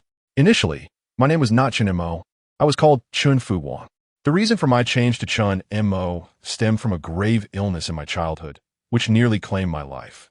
My grandfather sought the counsel of a spiritual practitioner who informed him that my destiny was peculiar. The specifics of this peculiarity elude me, as I had little faith in such matters at the time. I only recall that the practitioner warned my grandfather that my fate needed to lack certain elements. Otherwise, I would bring misfortune to many. Thus, my grandfather altered my name to Chun Mo. Just moments ago, I heard the name Chen Guan pass Lu Ji's lips. Meng Yifan and I simultaneously thought of my father. Yet, a name is merely a label, not unique to an individual. It is common for many to share a name. Furthermore, while my family is not destitute, we are not affluent either. We reside in a single house, which consumed all of my grandfather's savings. Thus, it is improbable that we possess another residence elsewhere. Lu Gu, how old is this Chungguan? Where is he from? I continued to inquire of Lu Gu. As I posed the question, a sense of anxiety washed over me, for I dreaded the possibility that this was no mere coincidence. Lu pondered for a moment before responding. I truly do not know, but I did see this individual at work today. He is a middle-aged man, quite refined in demeanor, sporting a pair of glasses. Judging by his accent, he must be a local. My eyes widened in alarm, and an unsettling fear gripped my heart. My father also wears glasses and possesses a similarly genteel appearance. He had worked as an accountant for over a decade at a previous company before it went bankrupt, subsequently continuing his profession at a friend's factory. Having spent years ensconced in an office, shielded from the elements, he appears to be in his 40s, despite being in his 50s. Furthermore, he is indeed a local. Lu's description of the first owner of that house astonishingly matched my father's, even down to the name. With so many coincidences converging, could this still be deemed a coincidence? This is a murder case. How could my father possibly be entangled in such a matter? Moreover, where did he acquire such substantial wealth, considering he owns another property? Does my grandfather know of this? At that moment, I found it increasingly difficult to mask my mounting panic. Meng Yifan, though equally astonished, masked his emotions and shot me a stern glance. Are you unwell? If you need to relieve yourself, do so and return promptly. He was attempting to extricate me from this precarious situation. I quickly rose, forcing a smile. Lu, let's eat first. Otherwise, the food will grow cold. I shall visit the restroom. With that, I seized my phone and exited the private room, hastily dialing my father's number. However, his phone was turned off, and I could not reach him at all. A heavy sensation enveloped my heart as the last vestige of hope shattered. His phone had never once been switched off? Why, of all days, did it suddenly go silent? It appeared that he was indeed the original owner of that house, and this afternoon he had been summoned by the police, leading to his phone's abrupt shutdown. I could only wonder whether he had been released. My mind was a tumult of confusion, a blank slate overwhelmed by turmoil. My father is a good man. I've always known this. He is so gentle that he hesitates even to kill a chicken, and I cannot fathom him committing murder. Yet, if he is indeed the first resident of that house, and if Li Xiaomei perished within its confines, what if the police fail to uncover the true culprit? He would find himself unable to provide a satisfactory explanation. I dare not contemplate further and hastily dialed my grandfather. When he answered, his tone was noticeably different from usual, and I immediately sensed it. Xiao Limo, what is the matter? What prompted you to call? Grandfather, where is my father? Is he at home? A sudden silence fell on the other end of the line. After a moment, he replied, Your father is at home. He just returned. What's wrong? Where had he been before coming back? I inquired. Another pause ensued. He was working overtime. Your father has been rather busy lately, hence his late return. What's going on? Nothing much. I will be back tonight. You both should retire early, I said before ending the call, choosing not to elaborate further. From my grandfather's tone, it seemed he was already aware that my father had been taken to the police station. I composed myself and returned to the private room. Originally, I intended to inquire with Brother Lu regarding the case, but it appeared that his knowledge was rather limited.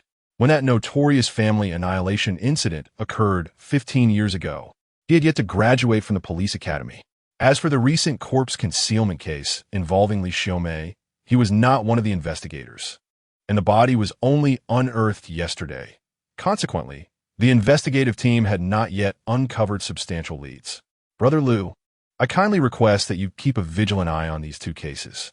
Li Xiaomei's situation not only endangers the lives of Meng Yifan and myself, but also implicates my father, so it is imperative that I gather more information. Should there be any matters requiring attention, please do not hesitate to inform me. This is certainly no trouble. After all, we are brothers. I have discerned that Brother Lu is primarily motivated by financial gain, yet he remains cautious, scrutinizing us closely as he inquired. Can you explain why you were so intent on investigating these two cases?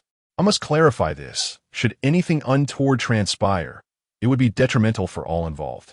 Meng Yifan and I were at a loss for words, but we ultimately relayed the truth.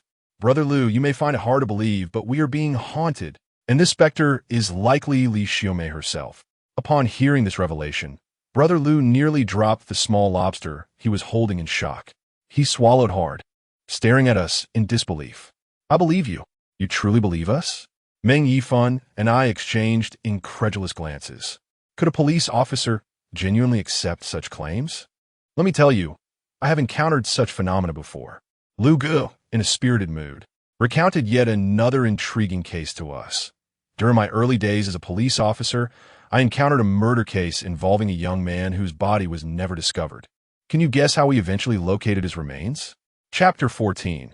The Deceased Dream. Lu Gu proceeded with his narrative, albeit in a disjointed manner, leaving us puzzled. Initially, we did not take the case seriously. Lu Gu explained that it all began when the young man's mother filed a report, claiming her son had been murdered. Naturally, we were compelled to treat such a homicide with the utmost seriousness. However, you might be surprised to learn that the mother had dreamt of her son being killed, coinciding with a period during which she was unable to reach him, prompting her to report the matter to the police. Meng Yifan and I exchanged incredulous glances. I inquired, "Isn't it difficult to initiate a case based solely on a dream? Surely, the police have more pressing matters to attend to." Lu Gu nodded in agreement, acknowledging our skepticism. We all found the situation rather absurd, questioning how a case could be opened under such circumstances. Yet, given that the mother was indeed unable to contact her son, and no one else had been able to reach him either, we felt compelled to accommodate her concerns. Thus, we reluctantly classified it as a missing persons case, embarking on a search for her son. However, as you can imagine, locating an adult who has gone missing is no simple task. After a month of searching, we had yet to uncover any trace of him. More than a month later, she returned to file another report, claiming her son had once again visited her in a dream. In this dream, he led her to a certain spot and pointed to a mound of earth, declaring that his body lay buried within it. He further divulged the identity of his murderer and urged her to report the matter, insisting that they unearth his remains and return them to their hometown for burial. Otherwise, he could not be reborn. Both Meng Yifan and I widened our eyes in disbelief. And then, we inquired. Lu Gu lit a cigarette, took a long drag, and replied, "At that moment, we still dismissed it. Surely, it was inconceivable to expend resources seeking a body based solely on a dream. Yet there was an old policeman, my mentor, who believed her when none of us did. He insisted on accompanying her across provinces to the location described in her dream to assist in the search for the body. You might find it hard to believe, but I still cannot forget the eerie occurrence. We indeed unearthed a corpse at that site. Following subsequent biological comparisons, it was confirmed to be her son's remains. Guided by the clues from her son's dream, we successfully apprehended the murderer, solving the case with minimal effort." Lu Gu concluded with a sense of reflection. I shared this story with many, yet not a single person believed me. They mocked my account, questioning why, if such supernatural occurrences were true, countless victims throughout history had not returned as spirits to inform their loved ones of their killers. Meng Yifan, with an expression of curiosity, inquired, "Brother Lu, since you have had experience in this matter, you must understand it better than we do. Why is it that others have met their demise at the hands of others, yet this young man managed to communicate with his loved ones through dreams?" Lu Gu shook his head, sighing, "How can I elucidate such matters? However, I can assure you that this case is one I have personally encountered, without embellishment. Perhaps, as my master once said, in our region with a history spanning thousands of years, there are things one may choose not to believe, yet one must maintain a sense of reverence. Human understanding is ultimately limited, and one cannot perceive the entirety of this world." Upon hearing this tale, Meng Yifan and I naturally accepted it, for we had just experienced something similar. Yet, as Lu Gu had just pointed out, those who have not undergone such experiences truly find it difficult to believe. In fact, upon observing you two today, I sensed something was amiss. Lu Gu remarked with significant undertones, "Your complexions are quite poor. I was beginning to wonder if you had indulged in substances. Honestly, you must take such matters seriously and find a way to resolve them, lest they lead to dire consequences." Feeling as though we had grasped a lifeline, Meng Yifan and I urgently pleaded, "Brother Lu, we know nothing and are at a loss regarding how to address these issues. Please guide us and save our lives. Luga nodded, though he was somewhat avaricious. He was fundamentally a good person. He said, I will introduce you to someone named Zhao Lao Qi, whom we all affectionately call Qi. In my previous workplace, we encountered similar situations on more than one occasion, and it was he who assisted in resolving them. This old man possesses considerable knowledge. I hastily inquired with Liu about the esteemed gentleman's address and contact details. Liu informed us, and then cautioned, this old man hails from the northeast. Possessing a hearty disposition, yet a fiery temper, he responds better to gentleness than to force, so be courteous in all respects. I replied that, of course, when seeking assistance, especially in a matter of life and death, one must treat him as if he were a revered ancestor. After our meal, we garnered a wealth of clues. The dinner was not in vain, and our expenditure was well justified.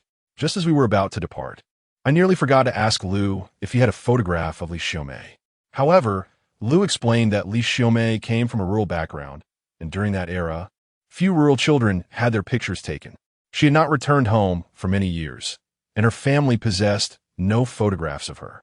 Yet, he assured me that she must have had pictures taken when she applied for various documents, though it would take Liu some time to procure them.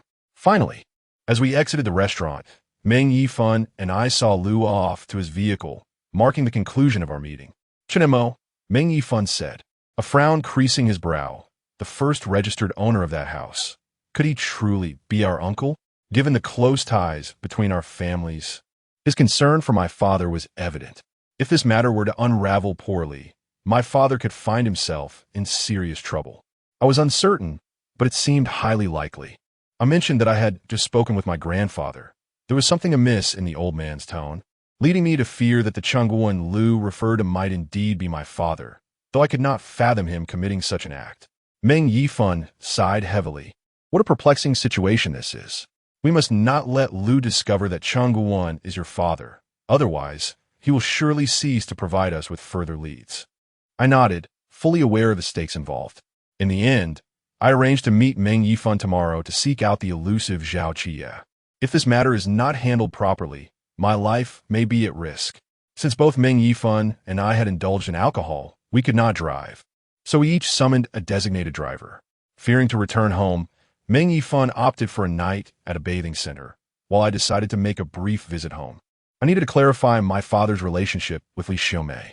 Chapter 15. An unexpected passenger to the restaurant was approximately a 40-minute drive from my home. My residence is also situated in the city, yet it is farther from my workplace, which prompted my decision to move out for convenience. Perhaps due to the excessive drinking that evening, I found myself struggling to keep my eyes open shortly after getting into the car. The lack of sleep from the previous night weighed heavily upon me, and I could no longer endure it. I lowered the backrest of my seat slightly and succumbed to a comfortable slumber. Before I could reach home, my grandfather called to inquire about my arrival time. I assured him that I was en route and would be home shortly. After ending the call, fatigue overwhelmed me once more, and I prepared to doze off again. Just as my eyelids began to fall, a fleeting glimpse caught my eye, a black dress. The dress was supported by a pair of legs, and at its hem rested a pair of striking red high heels. Alarmed, I froze in place, and upon closer inspection, I noticed that within those red heels were delicate, porcelain-like feet, their skin flawless and adorned with black nail polish on the perfectly shaped toes. I suddenly recalled that night in that house when Meng Yifan opened the door, revealing the girl with black nail polish on her toes. When did another person enter my car? Stop. Quickly, pull over. I must get out. I sprang up from my seat, too terrified to glance at the back seat, and shouted frantically at the designated driver. Startled by my outburst, he hastily brought the vehicle to the side of the road. I flung open the door and bolted out, tumbling away a considerable distance. The driver hurriedly followed, running towards me. Sir, what is wrong? He seemed utterly confused, as if he had not noticed anyone else in the car. There's a ghost. I pointed at my vehicle. Did you not see the woman inside? The driver widened his eyes, rushed over for a quick glance, and returned. Sir, there's no one inside. I only picked you up. Are you not aware of how many people enter the car? Sir, it seems you have had too much to drink. Perhaps you are seeing things. I had regained much of my sobriety, but lacked the courage to check alone, so I insisted the driver accompany me, for another inspection. Indeed, there was no one else in the car, yet I was certain I had seen someone seated in the back. Reluctantly, I opened the trunk of my car. This time, I discovered something that left me utterly stunned. A red high-heeled shoe, identical in style to the one Meng Yifan had brought with her. I wondered when that rascal had placed this item in my car. He truly is quite mischievous. In a fit of anger, I hastily retrieved my phone and called Meng Yifan. He seemed to have already arrived at the spa, lazily inquiring, "Second master, are you home yet?" "Meng Yifan, you are quite the trickster." I retorted, "Why did you place that high heel in my car? Are you messing with me?" "What?" Meng Yifan appeared somewhat bewildered. "Did you say the high heel I found? When did I put in your car?" "I tossed it in my trunk. It's still lying there." Had he been drinking too much? I was momentarily taken aback. It wasn't him who had placed it there.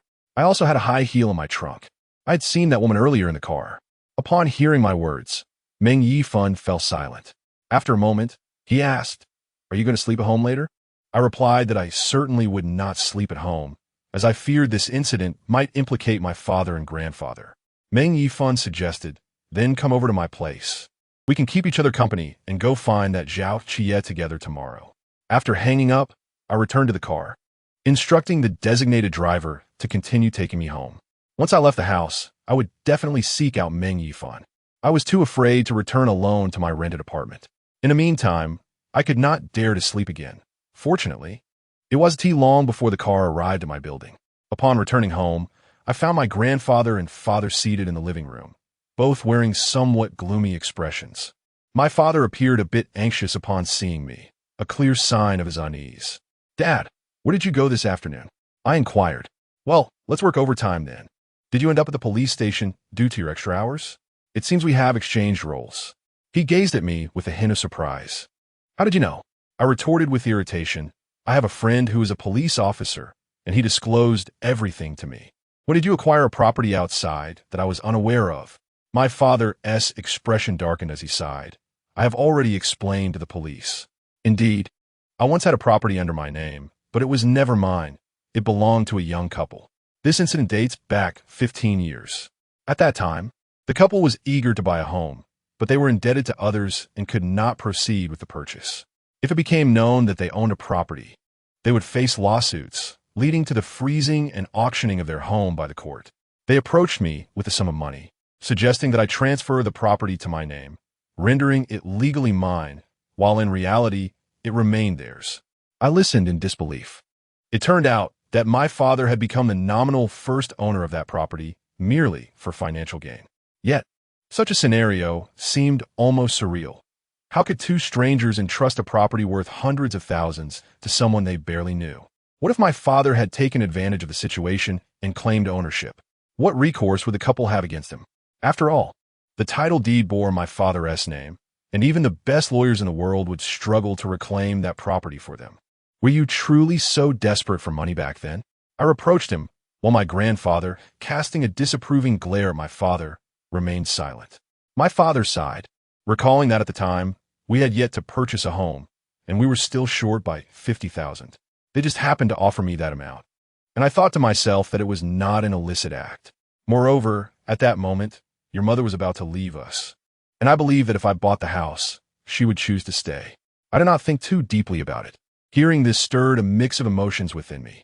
In truth, my father was acting out of love for our family, striving to prevent my mother from departing.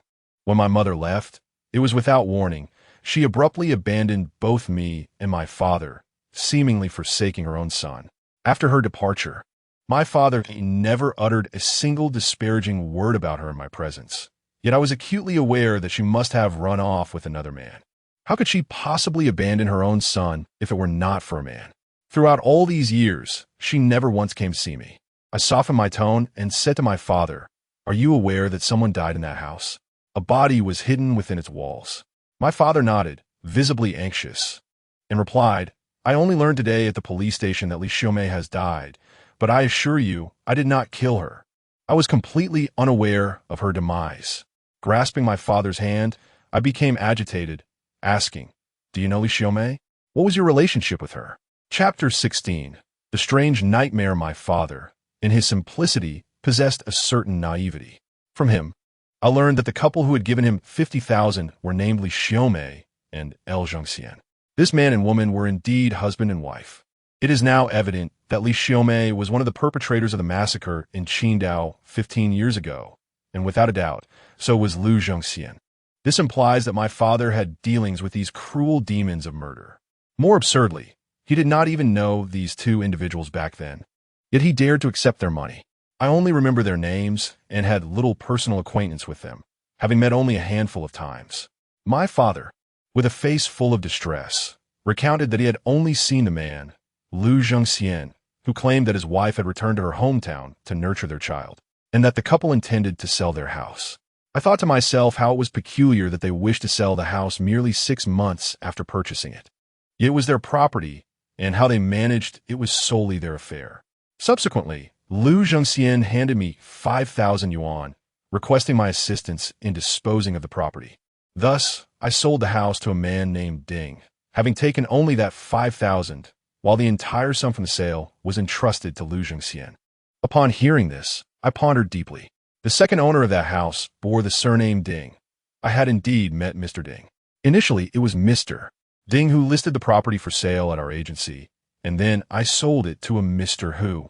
I turned to my father and said, "Are you aware that Li Xiaomei and Lu Zhengxian orchestrated a gruesome massacre 15 years ago? Furthermore, it is highly likely that Li Xiaomei was killed by Lu Zhengxian, although the police have yet to complete their investigation. The initial residents of that house were indeed Li Xiaomei and Lu Zhengxian. She was murdered in that house, and her body was encased within the walls with cement.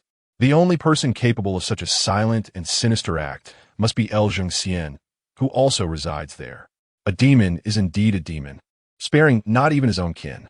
Upon hearing my account, my father's face turned pale, rendering him speechless in fear.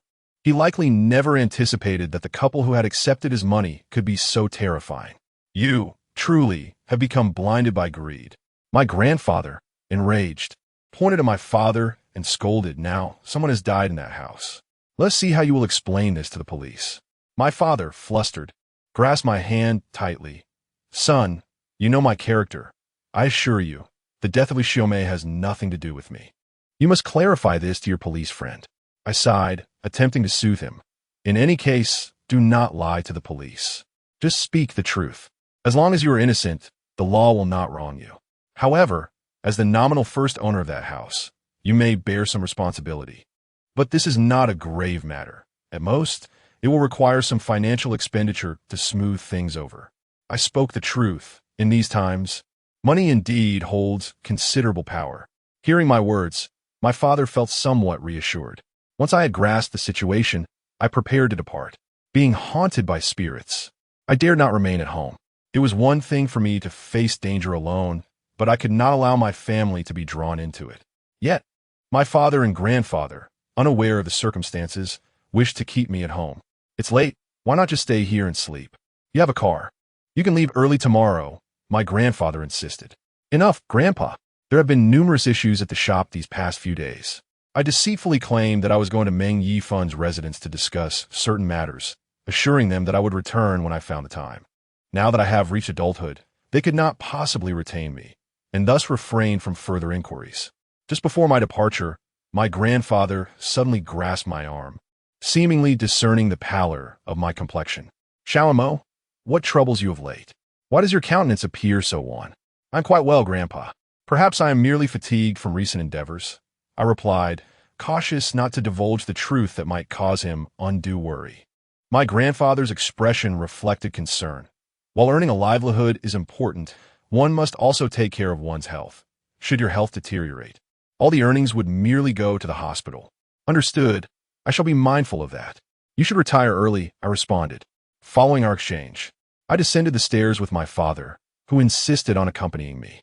Observing his demeanor, it was evident that he remained troubled by the case involving Li Xiaomei, as he continually urged me to appeal to my police friend on his behalf, imploring that he not be apprehended.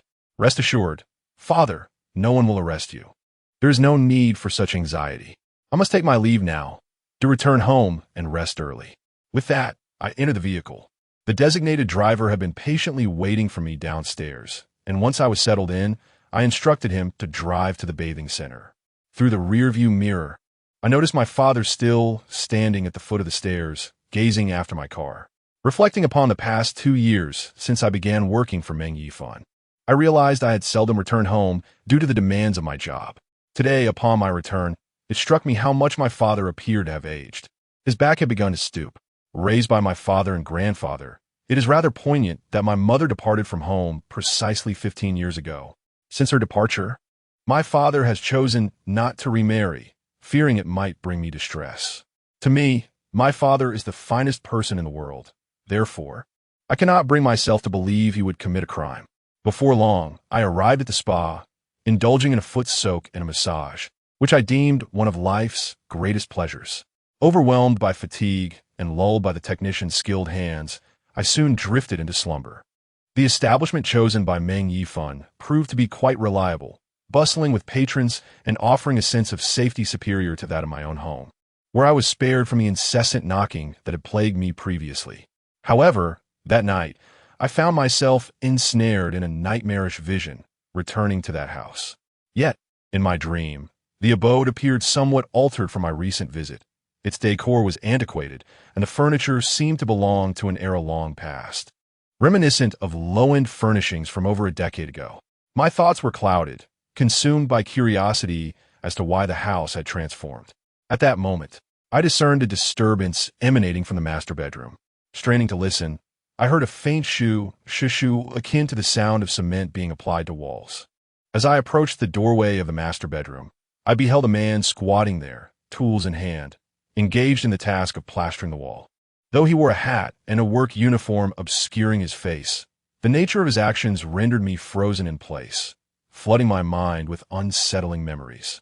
I recalled the corpse of Li Xiaomei, entombed within that very wall. Was this wall plaster the murderer of Li Xiaomei? Who could this fiend be? Could it be Zhongxian? My heart raced, paralyzed by fear, unsure if the man at work could perceive my presence. In that moment, I was yet to comprehend that I was ensnared in a dream.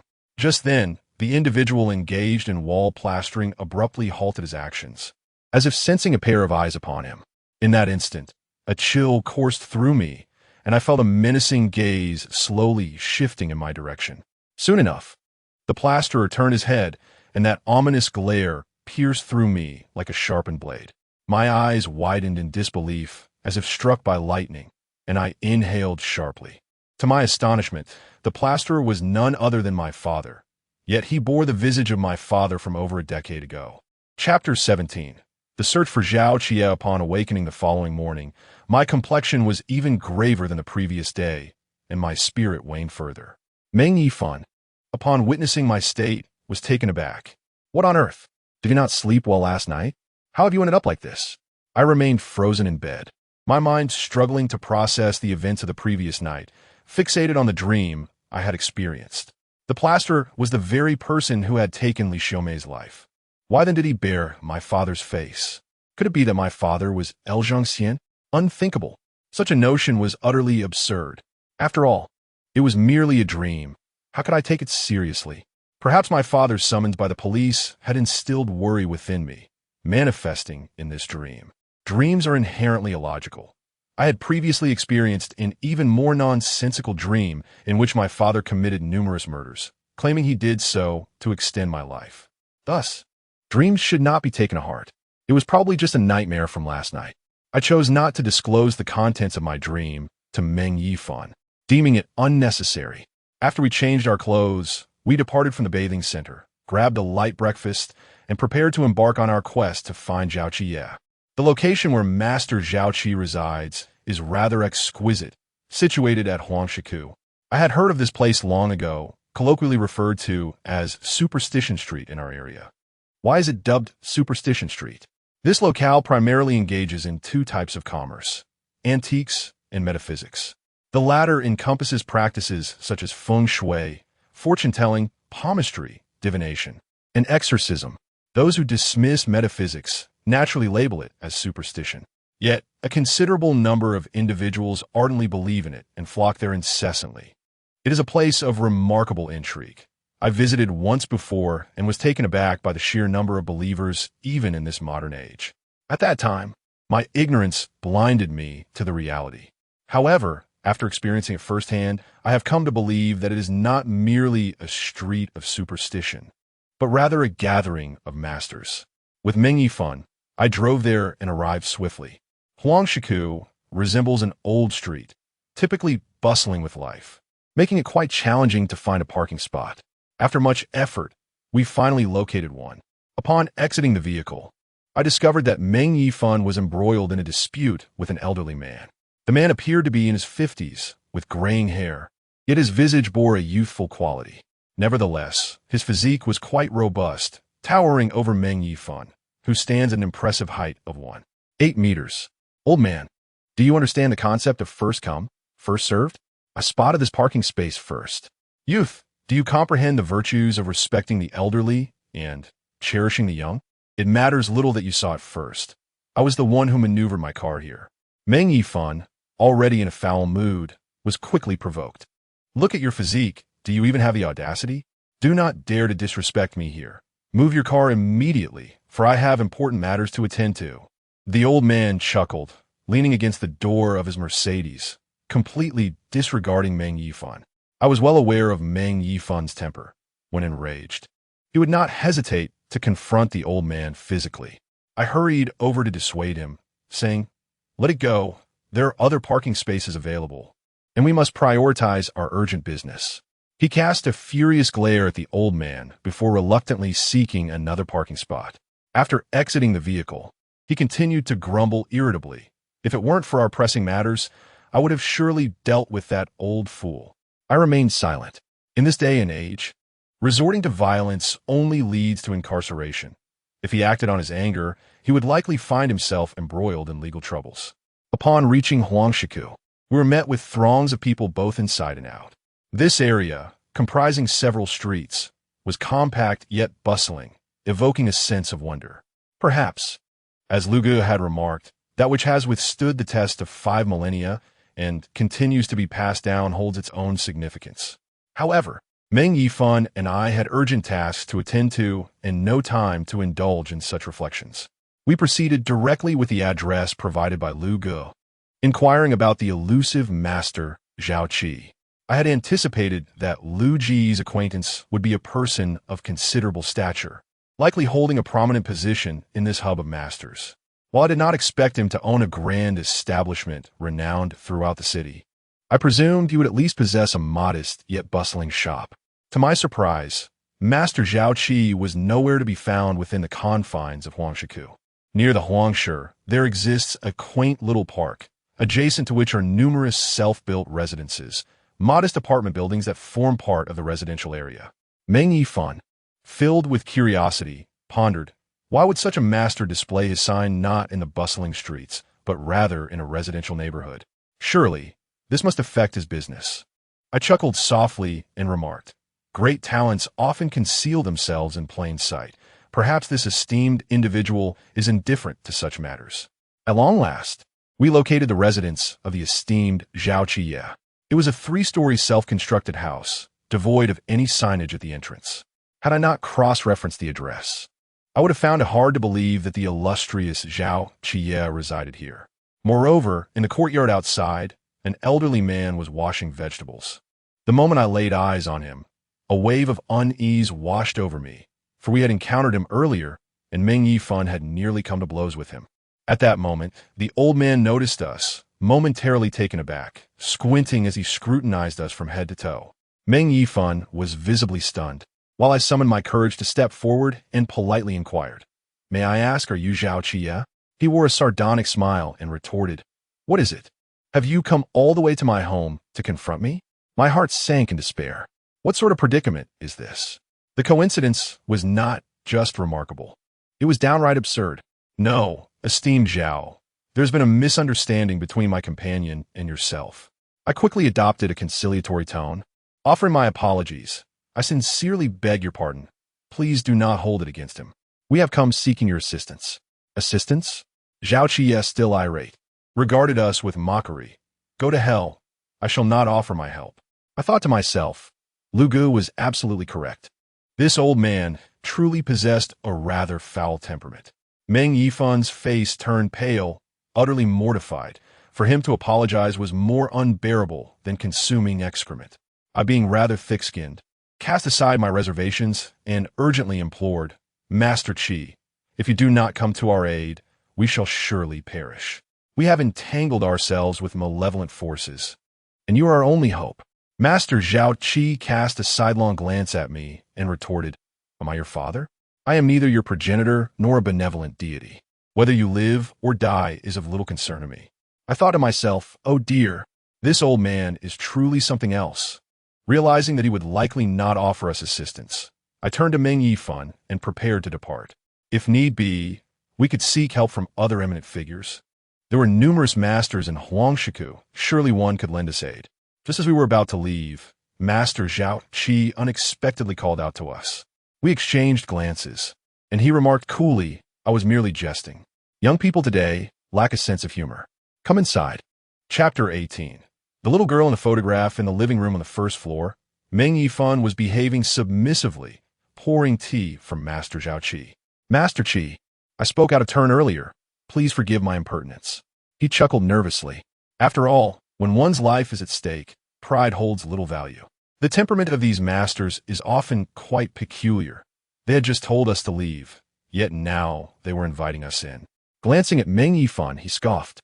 "Who sent you here?" I quickly mentioned Lu Ji's name, declaring that we were close friends. "Ah, so it was that young rascal," he replied. Zhao Qi nodded as he sipped his tea, scrutinizing both me and Meng Yifan with a peculiar gaze that left me feeling uneasy, as if he had already discerned something significant. The situation appeared precarious. After a prolonged silence, he finally spoke, plunging us into despair. "I must preface this by stating that I may not be able to save you." Panic immediately set in for both Meng Yifan and me. "Seven Master, we haven't even uttered a word yet. How can it be so dire?" Zhao Qi elaborated, "The spirits you refer to as ghosts are, for the most part, not as terrifying as they seem. At times, they even harbor fear of humans. However, those that do not fear mankind pose a threat, as they can instigate trouble, and they can be exceedingly malevolent. Moreover, you have provoked more than one spirit. One of them has been dead for at least a decade." We were rendered speechless, utterly astonished. Prior to this, we had revealed nothing, yet Zhao Qi was able to articulate so much in detail, accurately reflecting our predicament. "Seven Master, please find a way to save us. We are still young. We truly do not wish to perish." Meng Yifan, setting aside his pride, recognized that nothing was more critical than preserving our lives. Zhao Qi sighed. "Firstly, let us discuss the circumstances so I may discern the matter at hand." I promptly recounted the events, including the massacre from 15 years ago and the corpse concealment incident, detailing every aspect. 15 years dead, entombed within a wall. The resentment must be profound. Zhao Qi's expression grew grave. This woman was malevolent in life, and surely she will not be benevolent in death, coupled with her resentment. This spirit is exceedingly dangerous. But who is the other restless spirit? Have you not investigated? I shook my head, confessing that we had racked our brains, but could not discern the identity of the other ghost. Initially, we even suspected that the one who knocked on the door might be Li Xiaomei. However, that cannot possibly be her. Zhao Qi also shook his head, stating, "Li Xiaomei has been sealed within the wall. Until her remains are exhumed, her soul can only wander within that house. She cannot escape. Thus the one who knocked could not have been her. The other ghost has been guiding you to discover Li Xiaomei's remains. That night, when you opened the door, they were already hinting at it." Meng Yifan and I exchanged a glance, instantly recalling the girl's actions at that time. When Meng Yifan attempted to close the door, the girl prevented him and pointed toward the master bedroom. In retrospect, she was indeed signaling us. "Did you not mention receiving a photograph? Let me see it," Zhao Qi inquired, looking at me. I hurriedly retrieved the photograph from my pocket and handed it to him, while Meng Yifan and I gathered around. Zhao Qi examined it. Frowning, "This photograph is too old. The faces are barely discernible." I replied that I had sought assistance in restoring the image digitally, yet it remained exceedingly blurred, and even after restoration, the faces were unclear. Could this woman be Li Xiaomei and the man be El Jingxian? Is this little girl their daughter? Meng Yifan speculated. I remarked, "Based on the woman's attire in the photograph, it is highly probable that she is indeed Li Xiaomei, for she was wearing this outfit when her remains were unearthed. However, the little girl in the photograph is unlikely to be the daughter of Li Xiaomei and LV Zhengxian, as Lu Ge never mentioned her. Moreover, 15 years ago, Li Xiaomei was merely 23 years old, while this girl appears to be around 5 or 6. If she were indeed Li Xiaomei's daughter, it would mean that Li Xiaomei gave birth at the tender age of 17 or 18. At that time, she and LV Zhengxian had not yet committed that heinous crime, and the hospital would certainly possess records of her childbirth. Additionally, the girl would have been registered, either under Li Xiaomei's name or LV Zhengxian's. Therefore, this little girl cannot be their child. Zhao Qie, lost in thought, remarked, "I have heard about that massacre case from 15 years ago. At the time, a family of 4 was involved, 3 perished, and a 5-year-old girl went missing. Her fate unknown. Isn't it quite the coincidence?" I was taken aback. Are you suggesting that the little girl in the photograph is the sole survivor of that massacre? Is she the daughter of that family? Zhao Qie nodded. This photograph conveys the essence of a family portrait. Since Li Xiaomei and LV Zhengxian have no children, yet they are accompanied by a 5 or 6-year-old girl in this family photo, there must be a significant connection between them. Perhaps they adopted the only survivor of that massacre. Meng Yifan exclaimed, "What despicable creatures! How will that little girl face her life as she grows up?" Zhao Qie gazed at us, his expression laden with meaning, and asked the girl who knocked on the door, "How old do you suppose she is?" I paused for a moment and replied, "Just over 20, still very young." Zhao Qie, 15 years ago. The little girl in the photograph was about 5 or 6 years old. How old would she be now, 15 years later? I blurted out, in her early 20s perhaps. Before I could finish my sentence, both Meng Yifan and I gasped in shock. The other ghost is indeed this little girl from the photograph. She is dead. How could this be? If Li Xiaomei and L Zhengxian had adopted her, and Li Xiaomei had already passed away 15 years ago, then she must have lived with L Zhengxian all this time. Could it be that L Zhengxian killed her? Is he a murderer? Zhao Qie, resembling a master detective, continued. Li Xiaomei's death was only discovered recently, and the only person who could have killed her is L Zhengxian. Only someone living under the same roof could silently take her life and conceal her within the walls without arousing suspicion. If that is the case, how did the girl who knocked on the door know that Li Xiaomei had died in that very house, specifically in the master bedroom? Unless the girl who came knocking had also lived in that house back then and witnessed the entire process of Li Xiaomei's murder. But why would she have lived with Li Xiaomei and L Zhengxian? Undoubtedly, the girl who knocked on the door is indeed the little girl from the photograph. There is no doubt about it. Meng Yifan seemed to be struggling to comprehend. However, I quickly unraveled the logic behind Zhao Qie's words. I marveled at the wisdom of this remarkable individual, yet I found myself grappling with even more questions. Why did this girl not die 15 years ago, only to perish now? Which spirit truly poses a threat to us, Li Xiaomei or this girl? Are these 2 women intent on harming us? Chapter 19, Summoning Souls. I find it perplexing. Which spirit seeks to bring us harm? Meng Yifan is primarily concerned for our lives, showing little interest in the other mysteries. However, I understand that until we unravel those other enigmas, our lives may remain in jeopardy. As for Li Xiaomei, we are not the architects of her demise. In fact, it was our discovery of her corpse that allowed her remains to see the light of day once more. Meng Yifan furrowed his brow and remarked, "We are, in a way, her benefactors. Why would she wish us ill? Moreover, we are not responsible for the death of that girl either.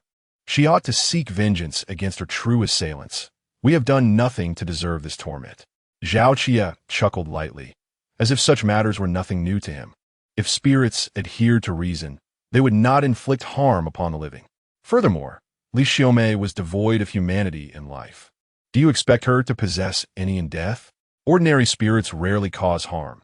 It is the vengeful spirits that do so, driven solely by a singular motive, to kill.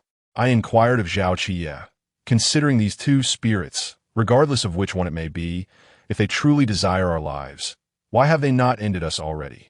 Might it be that these spirits wish for us to assist them in some manner? Zhao Qie nodded in agreement. It is a possibility. This photograph, along with the high heels in your trunk, may indeed be clues provided by the spirits. However, it remains uncertain which spirit has offered them. Spirits do not bestow such items without cause. They likely have a request of you. Additionally, spirits often convey their intentions through dreams. Last night, at the dinner gathering, Brother Liu recounted the case of the haunting dream, which was unraveled through the phenomenon of dream projection. Meng Yifan, with a hint of irritation, remarked, in seeking help, "One is subjected to further torment, being haunted nightly. Doesn't this threaten lives?" I remained silent, a wave of trepidation washing over me. If what old Zhao said is true, that spirits convey their intentions through dreams, then the dream I experienced at the bathhouse last night must have been a message from Li Xiaomei. But if that were the case, why was it my father who appeared as the one dismembering the body? Could it be that my father's involvement led to Li Xiaomei's demise? Yet my father had no connection to her. What motive would he have to commit murder? Was it merely to seize that apartment? Even if Li Xiaomei is deceased, Lu Zhengxian remains alive. Will my father dare to contend with Lu Zhengxian for that property? That would be courting disaster. Moreover, my father's timid nature, he cannot even bear to kill a chicken, leaves me utterly unconvinced that he could take a life. Now, do you understand why I claim this matter is exceedingly complicated? Old Zhao gazed at us with utmost seriousness. Firstly, we are dealing with two malevolent spirits. Secondly, this involves a web of grievances and a massacre. It's also intricate that untangling it will prove challenging. Furthermore, since these spirits have latched onto you, they will not easily relent unless you discern the rights and wrongs involved. Perhaps there lies a glimmer of hope. Meng Yifan and I exchanged glances. If clarity were attainable, the police would have unraveled it long ago. We could simply approach Brother Liu for answers. Yet even the police might struggle to comprehend the intricacies at play. Moreover, my father is also entangled in this matter. If the investigation ultimately leads to him and reveals his past actions, what should I do? Seventh Master, please illuminate the path for me. Meng Yifan's face turned pale as he spoke. If there is even a glimmer of hope, we are willing to give it a try. Suddenly, Zhao's seventh master fell into deep contemplation and, after a long pause, suggested, we could summon the spirit of Li Xiaomei and inquire about her intentions. Upon hearing Zhao's seventh master's words, we both froze in place, our scalps prickling with fear. Was this not an invitation to confront our deepest terrors?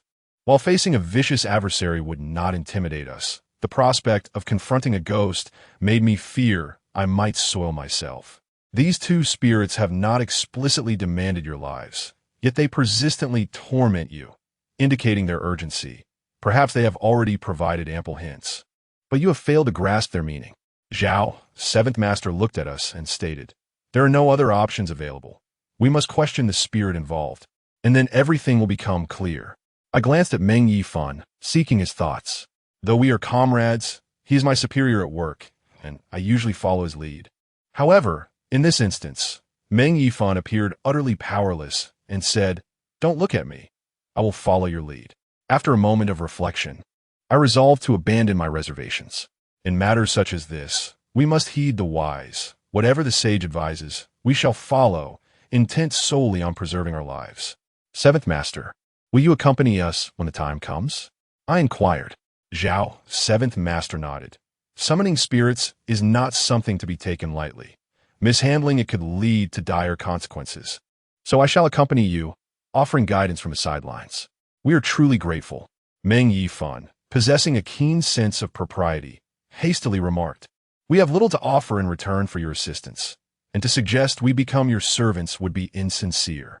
Yet, we would never dare to shortchange you, Master Qi. To our astonishment, Master Qi declared that he would not accept our payment. I mused to myself, what a genuinely remarkable individual. However, his refusal did not imply that we would forego our obligation. Master Qi, that simply cannot be the case. In our circle, one typically only declines payment under specific circumstances. Master Zhao observed us with a knowing gaze, but we were at a loss regarding the underlying reasons, and thus we shook our heads. Perhaps it was for the best that we remained ignorant. With a faint smile, Master Zhao replied, let us discuss compensation once the matter is resolved. I, Zhao Laoqi, am not one to be swayed by trifles. Seeing your sincerity, I shall consider this a fortuitous bond. After leaving Master Zhao's residence, Both Meng Yifan and I felt considerably less anxious. After all, we had the guidance of an extraordinary individual, one introduced to us by a police officer, which provided us with a sense of reassurance. Yet, soon we faced another conundrum. Master Qi explained that summoning souls, historically known as Fuji, is a method of divination involving the invocation of deities through a medium referred to as the Jitong. This individual becomes the vessel for the divine spirit. Over time, this practice evolved into a means of soul summoning, enabling the living to communicate with the deceased. In contemporary terms, it is referred to as soul summoning. Regardless of whether it is summoning souls or invoking spirits, the presence of a Jitong is indispensable. As we seek to summon a female spirit, it is imperative that we find a woman to act as the medium. Otherwise, the invocation of the soul may prove exceedingly challenging. The pressing question remains, where shall we locate such a woman? Setting aside the matter of belief in the supernatural, who would willingly allow a ghost to possess them? Chapter 20. The professional medium. The medium is an indispensable component of the summoning process. Thus, we must enlist a woman to assist us. Meng, why not consider your wife for this task? I glanced at Meng Yifan, not jesting in the least. Such matters can only be entrusted to those close to us. Meng Yifan's girlfriend, Tao Xiaoyu, though not yet married, has been cohabiting with him for over a year. She is quite attractive and fashionable, often sporting accessories worth tens of thousands, and dresses costing several thousand, all generously provided by Meng Yifan. Although I doubted that Tao Xiaoyu would be inclined to assist us, I found it challenging to conceive of anyone else. Let us not beat around the bush. You know her well enough, I urged. Meng Yifan's expression darkened. She won't even wash a few of my clothes. Do you honestly think she would do something like this? I was at a loss for words. Perhaps it's time to reconsider your choice in a partner. Meng Yifan suggested, how about trying Fong Man? Upon hearing that name, my face flushed crimson. Fong Man also works at our store, a fresh graduate, and she's my girlfriend, though to be precise, we are not officially together yet. As we find ourselves in a rather ambiguous phase, it is somewhat embarrassing to admit that at 26 years of age, I have yet to experience a genuine romantic relationship. My grandfather forbids me from engaging in romantic relationships, claiming that I am destined to bring misfortune to my partners, suggesting that I should resign myself to a solitary existence to avoid causing harm to others. However, I am a man of vigor and passion. While I respect the wisdom of my elders, matters of the heart are not something I can simply dismiss. If I were to forego love altogether, I might as well renounce the world and become a monk. Fong Man has returned to her hometown, as you are already aware. She is mourning the loss of her grandmother and will not return for a few days. Seventh Master advised that it is better to act promptly than to delay, suggesting we should visit the site of the incident tonight and summon the spirit of Li Xiaomei. This presented a challenge for us, as we could not find anyone to act as a medium, which hindered our ability to successfully call the soul. In such matters, it is often difficult to find assistance even with monetary compensation. Meng Yifan and I deliberated for an entire afternoon, and as dusk approached, we found ourselves at an impasse. Reluctantly, I decided to call Seventh Master to explain our predicament, proposing that he assist us in locating a medium, assuring him that Meng Yifan and I would be willing to offer a generous red envelope in return. After a brief pause on the line, Seventh Master replied, stating, I can help you find a professional medium, but their fees are steep. Being possessed by a spirit can diminish one's vitality. They will charge no less than 10,000. Can you accept this? I affirmed that we could. After all, in this day and age, 10,000 yuan for such services seemed quite reasonable. I promptly transferred the sum to Seventh Master and arranged to meet him at the entrance of the community at midnight. By around 10:30 that night, Meng Yifan and I were already waiting at the gate of the community. Normally a jovial and optimistic person, Meng Yifan had not smiled in days. The individual surnamed who has already filed a lawsuit. The court just contacted me today. Meng Yifan squatted by the roadside, smoking, his expression one of profound despondency. He has acquaintances at the court, and today one of them informed him that Mr. who has indeed initiated legal proceedings against our store, although the court has yet to formally file the case. This acquaintance inquired whether Meng Yifan would consider mediation, should we opt for it. We would merely need to compensate a small sum to resolve the matter, as engaging in litigation could tarnish the store's reputation, regardless of the outcome. Competitors would surely seize the opportunity to take advantage of our predicament. Meng Yifan certainly wished for mediation, yet Mr. Hu steadfastly demanded a compensation of 200,000, refusing to budge even a single cent. Thus, it is evident that a lawsuit is inevitable. Once the lawsuit commences, our business will undoubtedly plummet, and the store will inevitably face closure. No need to be so pessimistic, I said, patting Meng Yifan on the shoulder in consolation. If it becomes too difficult, I shall sell my car. I will do whatever it takes to preserve the store. It is truly commendable that Meng Yifan, at such a young age, has managed to establish the store. After a while, it was already 10:50. A vehicle came to a halt before us, and I immediately recognized it as Master Chi's car.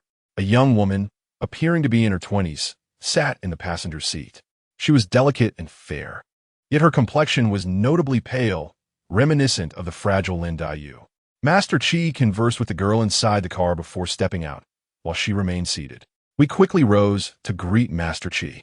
I have brought you the person. Her name is Xiaoqing, a professional medium. Xiaoqing? Meng Yifan inquired with curiosity. What is her real name, so that we may address her properly? Seventh Master wore a grave expression as he addressed us. This is the reminder I wish to convey tonight. Upon our arrival at the house where the incident occurred, refrain from uttering the true name of the medium. Otherwise, the wandering spirits will fixate upon her. Simply refer to her as Xiaoqing. Moreover, I implore you not to address me by my name either. Titles such as Seventh Master, Lao Zhao, or Lao Chi are equally prohibited. I was taken aback, astonished by the myriad of rules and protocols that govern this realm.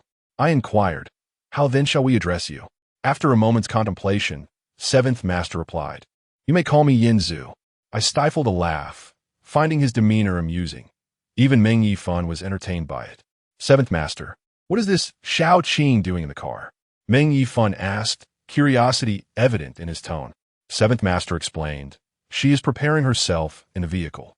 I have already negotiated a fee on your behalf, securing the lowest rate of 10,000 yuan. Generally, affluent clients seeking her services are charged a base fee of 50,000, with higher amounts for more extensive engagements." I questioned Seventh Master, "Is there truly a profession for invoking spirits? Did you not mention that being possessed is detrimental to one's vitality?" Seventh Master nodded in affirmation. "You are unfamiliar with this circle, naturally. However, wherever there is demand, a profession can emerge. While possession indeed harms one's vitality, this young woman is destined for misfortune. She bears a short-lived fate, plagued by illness, and is not expected to live beyond 30. Yet, she is married and has 2 children to support, which compels her to pursue a career as a medium, striving to earn enough to ensure her children do not suffer after her passing." Meng Yifan and I listened with a sense of sorrow and regret. The young woman, Xiaoqing, appeared even younger than us. It is indeed tragic that someone so youthful would not see her 30th year. I had an impression of her reminiscent of Lin Daiyu, and, upon reflection, it struck me that Lin Daiyu herself was fated for a short life. It is truly pitiful. After a discussion with Meng Yifan, we resolved to offer an additional 5,000 yuan to Xiaoqing, considering she was risking her life for her earnings. Shortly thereafter, Xiaoqing stepped out of the car, and upon closer inspection, her demeanor was undeniably akin to that of Lin Daiyu. Meng Yifan promptly scanned the code and transferred 15,000 yuan to her. Upon noticing the extra 5,000, she was momentarily taken aback and expressed her gratitude, saying, "Thank you both." We quickly replied, "No, we should be the ones thanking you. Tonight, we will trouble you, Master Xiaoqing." She refrained from saying much more and suddenly produced 2 jade tokens from her satchel, presenting them to us. "These are personal gifts from me to you both. It would be wise for you to keep them close, or else you might not survive the night." Chapter 21. The ritual of divination. Upon hearing Xiaoqing's words, both Meng Yifan and I turned pale. "Master Xiaoqing, what do you mean by that?" She continued candidly, "You are not merely accompanied by one lingering spirit." Xiaoqing elaborated, There exists a mutual resentment between these two energies. When we summon one of the spirits shortly, should she detect this animosity, she may very well lose control. Do you understand my meaning? We nodded vigorously, comprehending that the girl knocking at the door harbored resentment towards Li Xiaomei, and conversely, Li Xiaomei held grievances against the girl. If Li Xiaomei were to be summoned and caught wind of the girl's presence, it could lead to her losing control and acting against our interests. The two jade plaques hold little monetary value. However, they have been steeped in menstrual blood, which can obscure the lingering resentments. Xiaoqing further elaborated. Menstrual blood. Is that not the bloodshed during a woman's monthly cycle? Although it is rather unsettling. We both set our discomfort aside and hastily tucked the plaques into our pockets, expressing our gratitude to Xiaoqing once more. Truly, we had encountered a kind soul. I hope that fate would grant Xiaoqing, this unfortunate individual, a few more years of life. Subsequently, Master Qi imparted several essential guidelines regarding the process of spirit mediumship, cautioning us to adhere strictly to these rules. Any transgression could result in minor failures or, in severe cases, dire consequences. Both Meng Yifan and I, being mature individuals, took heed and resolved to act responsibly.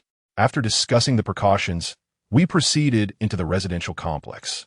While waiting for the elevator on the ground floor, I noticed an elderly woman from a distance. I had encountered her before. She was the one who informed me that the house had been sold previously.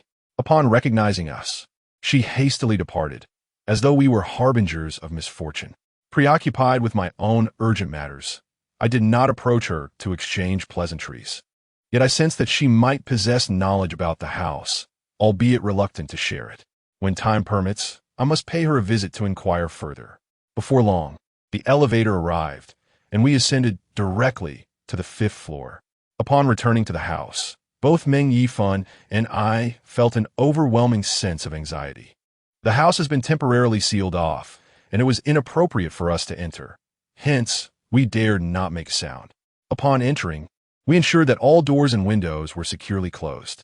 Since Li Xiaomei met her demise in the master bedroom, according to Master Qi, we were to conduct the spirit writing ritual there. However, due to the limited space in the master bedroom, we opted to perform the ritual in the living room, leaving the master bedroom door ajar. After completing our preparations, Master Qi set down his backpack and began to arrange the formation. This formation bore no name. Master Qi explained that it was absent in the original spirit writing rituals and had been refined through ancestral experience during its transmission in folk traditions to ensure safety during the process.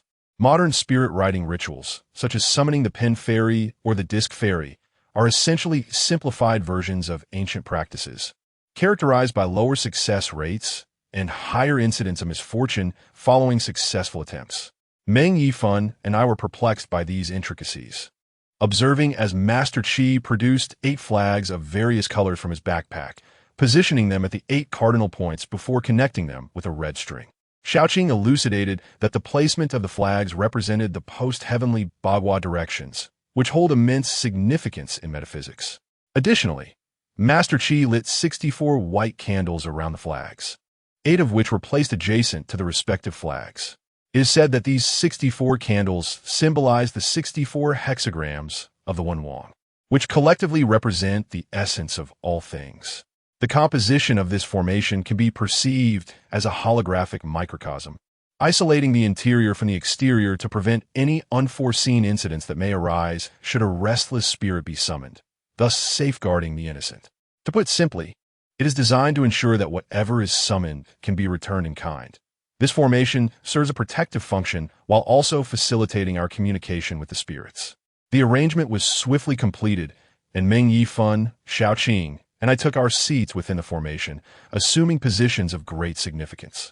Xiaoqing occupied the Kuan position within the Bagua, located in the southwest. In the Bagua, Kuan symbolizes the mother and embodies femininity. As a woman, Xiaoqing aligns with this essence. Meanwhile, Meng Yifan and I position ourselves in the Li location. Situated directly to the south, Li represents fire, which in the context of the post-heaven Bagua, also falls under the category of Yin. Both positions are Yin and thus do not conflict with one another. Furthermore, Li is associated with the elemental property of fire, while Kuan corresponds to earth. Within the cycle of the 5 elements, fire generates earth, signifying my intent to appease, thereby demonstrating my sincerity. Once all preparations were complete, Master Qi wielded a copper bell, pacing around the formation while continuously shaking it. This bell, known as the Sanqing bell, emitted a clear and melodious sound that, despite its volume, did not induce any sense of cacophony.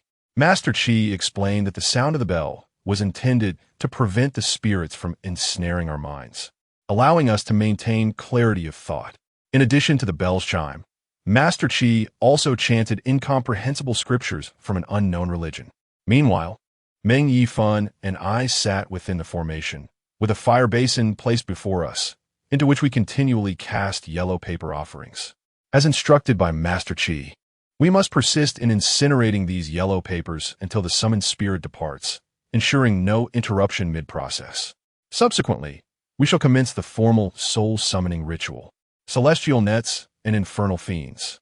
I beseech the guiding light to lead the spirit of Li Xiaomei, formerly known as Li Yujiao, age 23, who met an untimely demise and entered the city of the unjustly dead, back to us. We intoned the incantation Master Qi had imparted. Ideally, Li Xiaomei's spirit would swiftly possess the medium. However, to our bewilderment, despite repeated recitations by both Meng Yifan and myself, Shaoqing, the medium, remained entirely unresponsive. She sat there, head bowed, hair cascading down, resembling a specter herself in the flickering candlelight. Observing our lack of success, Meng Yifan and I turned to Master Qi. I nearly blurted out Master Qi, but recalling his prior admonition, I hastily corrected myself. Yinzu, it's not working. Master Qi, equally perplexed, ceased his chanting and pondered, inquiring, what other names did she have? I paused, then recalled that Li Xiaomei was originally named Li Yujiao, a name she had changed after committing an offense, and she hadn't used the name Li Xiaomei for long before her death. Thus, Meng Yifan and I revised the soul-summoning text, substituting Li Xiaomei's name with Li Yujiao. This time, after only one recitation, the entire living room underwent an abrupt transformation. To my horror, I noticed that our shadows, Meng Yifan and mine, seemed to have vanished. Chapter 22, Dialogue with a Spirit. There should have been 4 shadows in the living room. Bathed in the flickering candlelight, the elongated silhouettes of myself, Meng Yifan, Shaoqing, and Master Qi were easily discernible. However, a chilling realization dawned upon me after Meng Yifan and I reiterated the incantation from the spirit summoning script. Our shadows had vanished without a trace. The absence of our shadows should have left only 2 figures cast upon the walls, those of Master Qi and Shaoqing.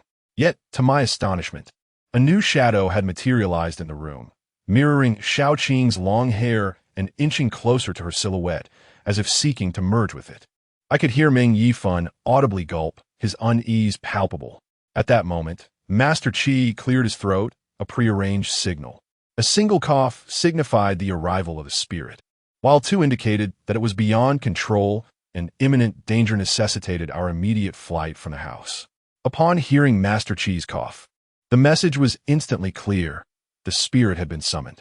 We had previously discussed the subsequent steps with Master Qi, but inexplicably, my mind went blank, overwhelmed by an uncontrollable wave of terror. Such fear is incomprehensible to those who have not experienced it firsthand. I could only place my hopes on Meng Yifan, trusting that I would follow his lead if he remembered what to do. However, to my dismay, Meng Yifan, usually the bolder of us 2, appeared even more distraught than I was, on the verge of tears. Fortunately, Master Qi remained composed throughout the ordeal. He approached me directly, signaling with his eyes. With his right hand, he rang a bell while his left hand gestured persistently. Upon noticing his gestures, the purpose of my actions came rushing back to me. I hurriedly picked up 3 incense sticks from beside me, ignited them in the brazier, and then rose to bow 3 times in each of the 8 directions. Subsequently, I returned to my seat, placing the incense sticks in a bowl prepared by Master Qi, which contained a serving of cooked rice. I then proceeded to burn some paper offerings, summoning the courage to gaze at Shaoqing. Li Xiaomei, is that you? My voice trembled with fear. Just after I posed the question, the previously motionless Xiao Qing suddenly lifted her head. Her visage was unmistakably transformed, yet the contours of Xiao Qing's face remained faintly discernible. It felt as though her face had fused with that of an unfamiliar woman, obscuring both identities. Although peculiar, this revelation was not sufficient to instill terror in me and Meng Yifan, two grown men. What truly frightened us was the face before us. Her pupils had vanished, replaced by what appeared to be lychees embedded in her eye sockets. Her hair hung wildly, and saliva dripped from her mouth, reminiscent of rabid behavior.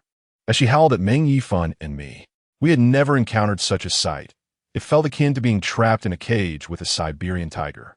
Fear gripped me, compelling me to flee. Just then, the possessed Xiao Qing unexpectedly rose and approached me. She crouched beside me, her pupilless eyes scrutinizing me intently.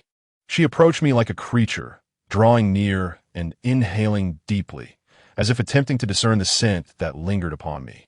Master Qi had once mentioned that during the process of spirit possession, the ethereal entities lose certain abilities, necessitating their reliance on the medium's body to detect the lingering resentment they have left on me and Meng Yifan. It was as if she were distinguishing whether we were indeed the two unfortunate souls she had marked.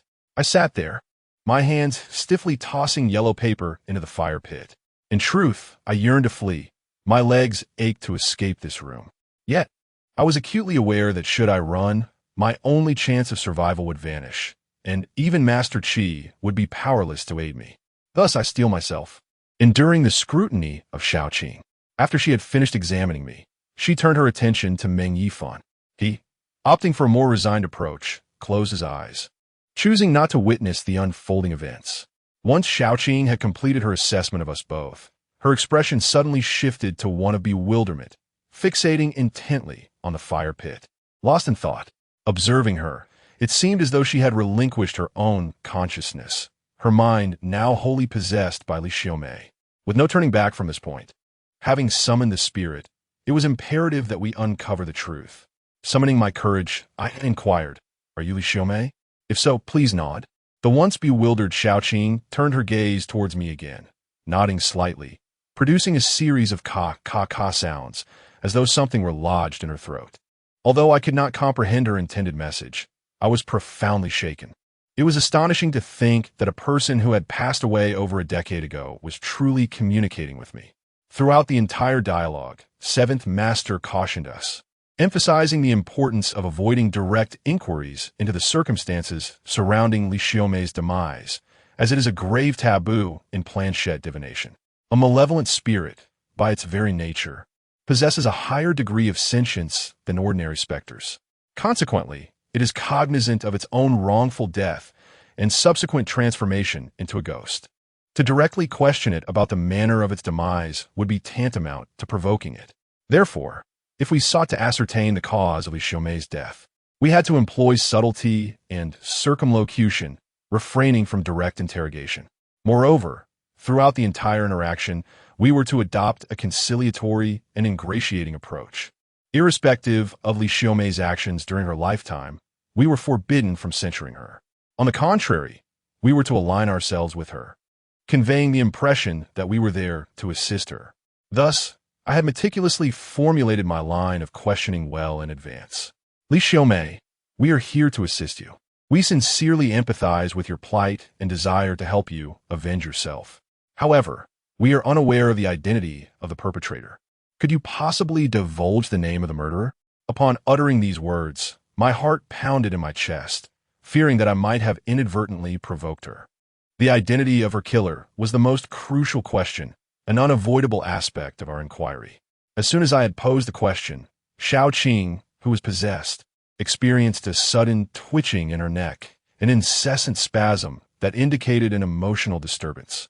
Fortunately, her agitation was not overwhelming, and she soon emitted a series of guttural kak sounds. Meng Yifan and I exchanged glances, sensing that something was amiss. Seventh Master had explained that a malevolent spirit is incapable of vocalizing directly. It can only communicate by possessing a living being and utilizing the host's voice. Given the circumstances, if Li Xiaomei has indeed become attached to Xiao Qing, Why does she remain taciturn, instead emitting such peculiar vocalizations? Chapter 23. Li Xiaomei's silencing at this juncture. I had gradually regained my composure. I observed that Li Xiaomei was being cooperative, suggesting that she harbored a significant grievance she wished to express. However, for some inexplicable reason, she was unable to articulate her thoughts.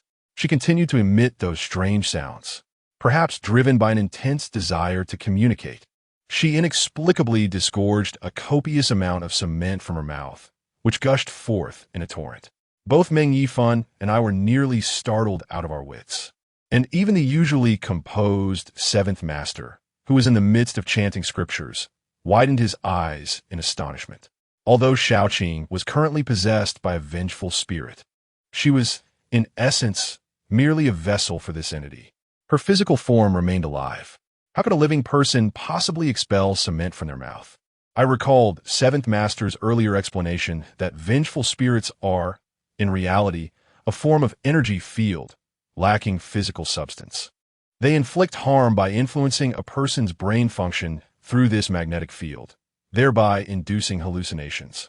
Therefore, what we were witnessing as cement spewing from the mouth was likely nothing more than a shared hallucination. Meng Yifan, visibly shaken by the spectacle, turned to Seventh Master and inquired, "Seventh Master, what is happening to her?" Seventh Master, momentarily abandoning his chanting, urgently addressed us. Before her demise, her tongue was likely severed, and her mouth was filled with cement. Someone sought to silence her permanently. Meng Yifan and I gasped in unison. While Li Xiaomei's actions may have warranted condemnation, the individual responsible for her death was undeniably malevolent. Not content with simply ending her life, they resorted to severing her tongue and filling her mouth with cement. This was a quintessential act of silencing to prevent any revelation. Li Xiaomei, if you find yourself unable to articulate it, please do not force yourself. I shall pose the question directly, and you may simply indicate your response with a nod or a shake of your head. I hastened to assuage her, lest she succumb to a state of frenzy. Inform me, is Lu Zhengxian the individual who wronged you? Lu Zhengxian is the primary suspect, hence my inquiry. Contrary to my expectations, the mere utterance of his name appeared to agitate her profoundly. The once sealed confines of the living room were abruptly assailed by an ethereal gust, akin to a blizzard raging in the dead of winter, chilling me to the very marrow. Both Meng Yifan and I were seized by terror, struggling to contain our mounting dread. Master Qi promptly exhorted us, "Proceed with your interrogation without delay. Divert her attention." However, I was rendered somewhat distraught by fear, and the subsequent question I had prepared was inadvertently phrased with even greater explicitness. "Did he slay you on account of the massacre that transpired 15 years prior?" Upon hearing this question, Xiaoqing fixed her large, round eyes directly upon me. "Did Lu Zhengxian compel you to commit that act of annihilation?" I swiftly rephrased my query, yet her gaze remained fixed upon me. This time, she directly seized my throat, casting me aside with considerable force. I collided heavily with the ground, nearly losing consciousness from the impact. I mused to myself that I was endeavoring to advocate on her behalf, attributing her actions to the coercion of Lu Zhengxian. Why then, was she assailing me? Sister Xiaomei, you misunderstand. I harbor no intention of reproach. You acted justly. That family deserved to perish. You are welcome to slay my entire family if it pleases you. I wept, overcome by terror. Never before had I been reduced to tears by fear. Yet I was genuinely terrified of her. Meng Yifan initially intended to come to my aid, yet upon seeing Xiaoqing obstructing his path, he hesitated. Seventh Master sharply admonished me. "You have misinterpreted her intentions." I was momentarily taken aback. Had I truly misunderstood? Was it not L Zhengxian who had coerced Li Xiaomei in that infamous massacre? Even if it were not the case, I was merely advocating for her. Surely, she would not resort to violence against me. Was it perhaps related to the prior inquiry? Was L Zhengxian's intent to harm you not rooted in that massacre from 15 years ago? My incredulity grew. At that moment, Xiaoqing began to stretch her neck again, nodding towards me while emitting a peculiar caca sound from her throat. I felt utterly bewildered. If Li Xiaomei, the very victim, acknowledged that her assailant was L Zhengxian, who not only took her life but also severed her tongue and filled her mouth with cement. A quintessential act of silencing. How could this not be linked to that notorious massacre? Yet now, Li Xiaomei claimed it was not due to that incident. What could possibly compel L. Zhengxian to treat his closest confidant with such brutality? I turned to Meng Yifan, hoping he might assist in unraveling this enigma. However, this ineffectual individual was preoccupied with burning paper offerings, shedding tears, and trembling. Left with no other recourse, I sought the wisdom of Seventh Master, a seasoned veteran. Yet, even he furrowed his brow, unable to conjure an answer. My frustration escalated. It was inconceivable that anything could surpass the significance of the massacre to drive L. Zhengxian to silence. Suddenly, I recalled that photograph, the family portrait. Within that seemingly innocuous image lay a subtle detail. There were 3 figures captured: L. Zhengxian, Li Xiaomei, and that little girl. In the photograph, Lu Zhengxian rests his right hand naturally on the girl's shoulder, indicating his affection for her. If he were indifferent, he would not have adopted her. However, in the same image, Li Xiaomei stands with her hands hanging limply at her sides, conveying a sense of discomfort. Despite her proximity to the girl, it appears she is reluctant to make contact. Her body language unmistakably communicates one sentiment: a profound disdain for the girl. You and Lu Zhengxian have adopted girl, the sole survivor of a family massacre. I mustered the courage to probe, but you do not harbor any fondness for her. The reason Lu Zhengxian has wronged you is also tied to that girl. The possessed Xiao Qing suddenly froze, as if lost in recollection. Seizing the moment, I continued. In your original plan, there was no intention to leave a survivor, yet Lu Zhengxian chose to spare the girl and even adopted her. You are the mastermind behind the massacre. This conjecture is audacious, yet not without merit. If Li Xiaomei were not the architect of this scheme, she would not harbor such animosity towards the girl merely because Lu Zhengxian spared her. This animosity suggests that in their original plan, more accurately, in her plan, the girl was meant to perish, but Lu Zhengxian defied her wishes, inciting her disdain. However, if this were the case, Lu Zhengxian had no need to silence Li Xiaomei out of her hatred for the girl, let alone resort to such a cruel method of silencing her. My hypothesis seemed to falter. Yet before I could unravel the confusion, an unexpected turn of events transpired. A shadow emerged unexpectedly from the master bedroom, striking the chanting Seventh Master unconscious with a swift blow.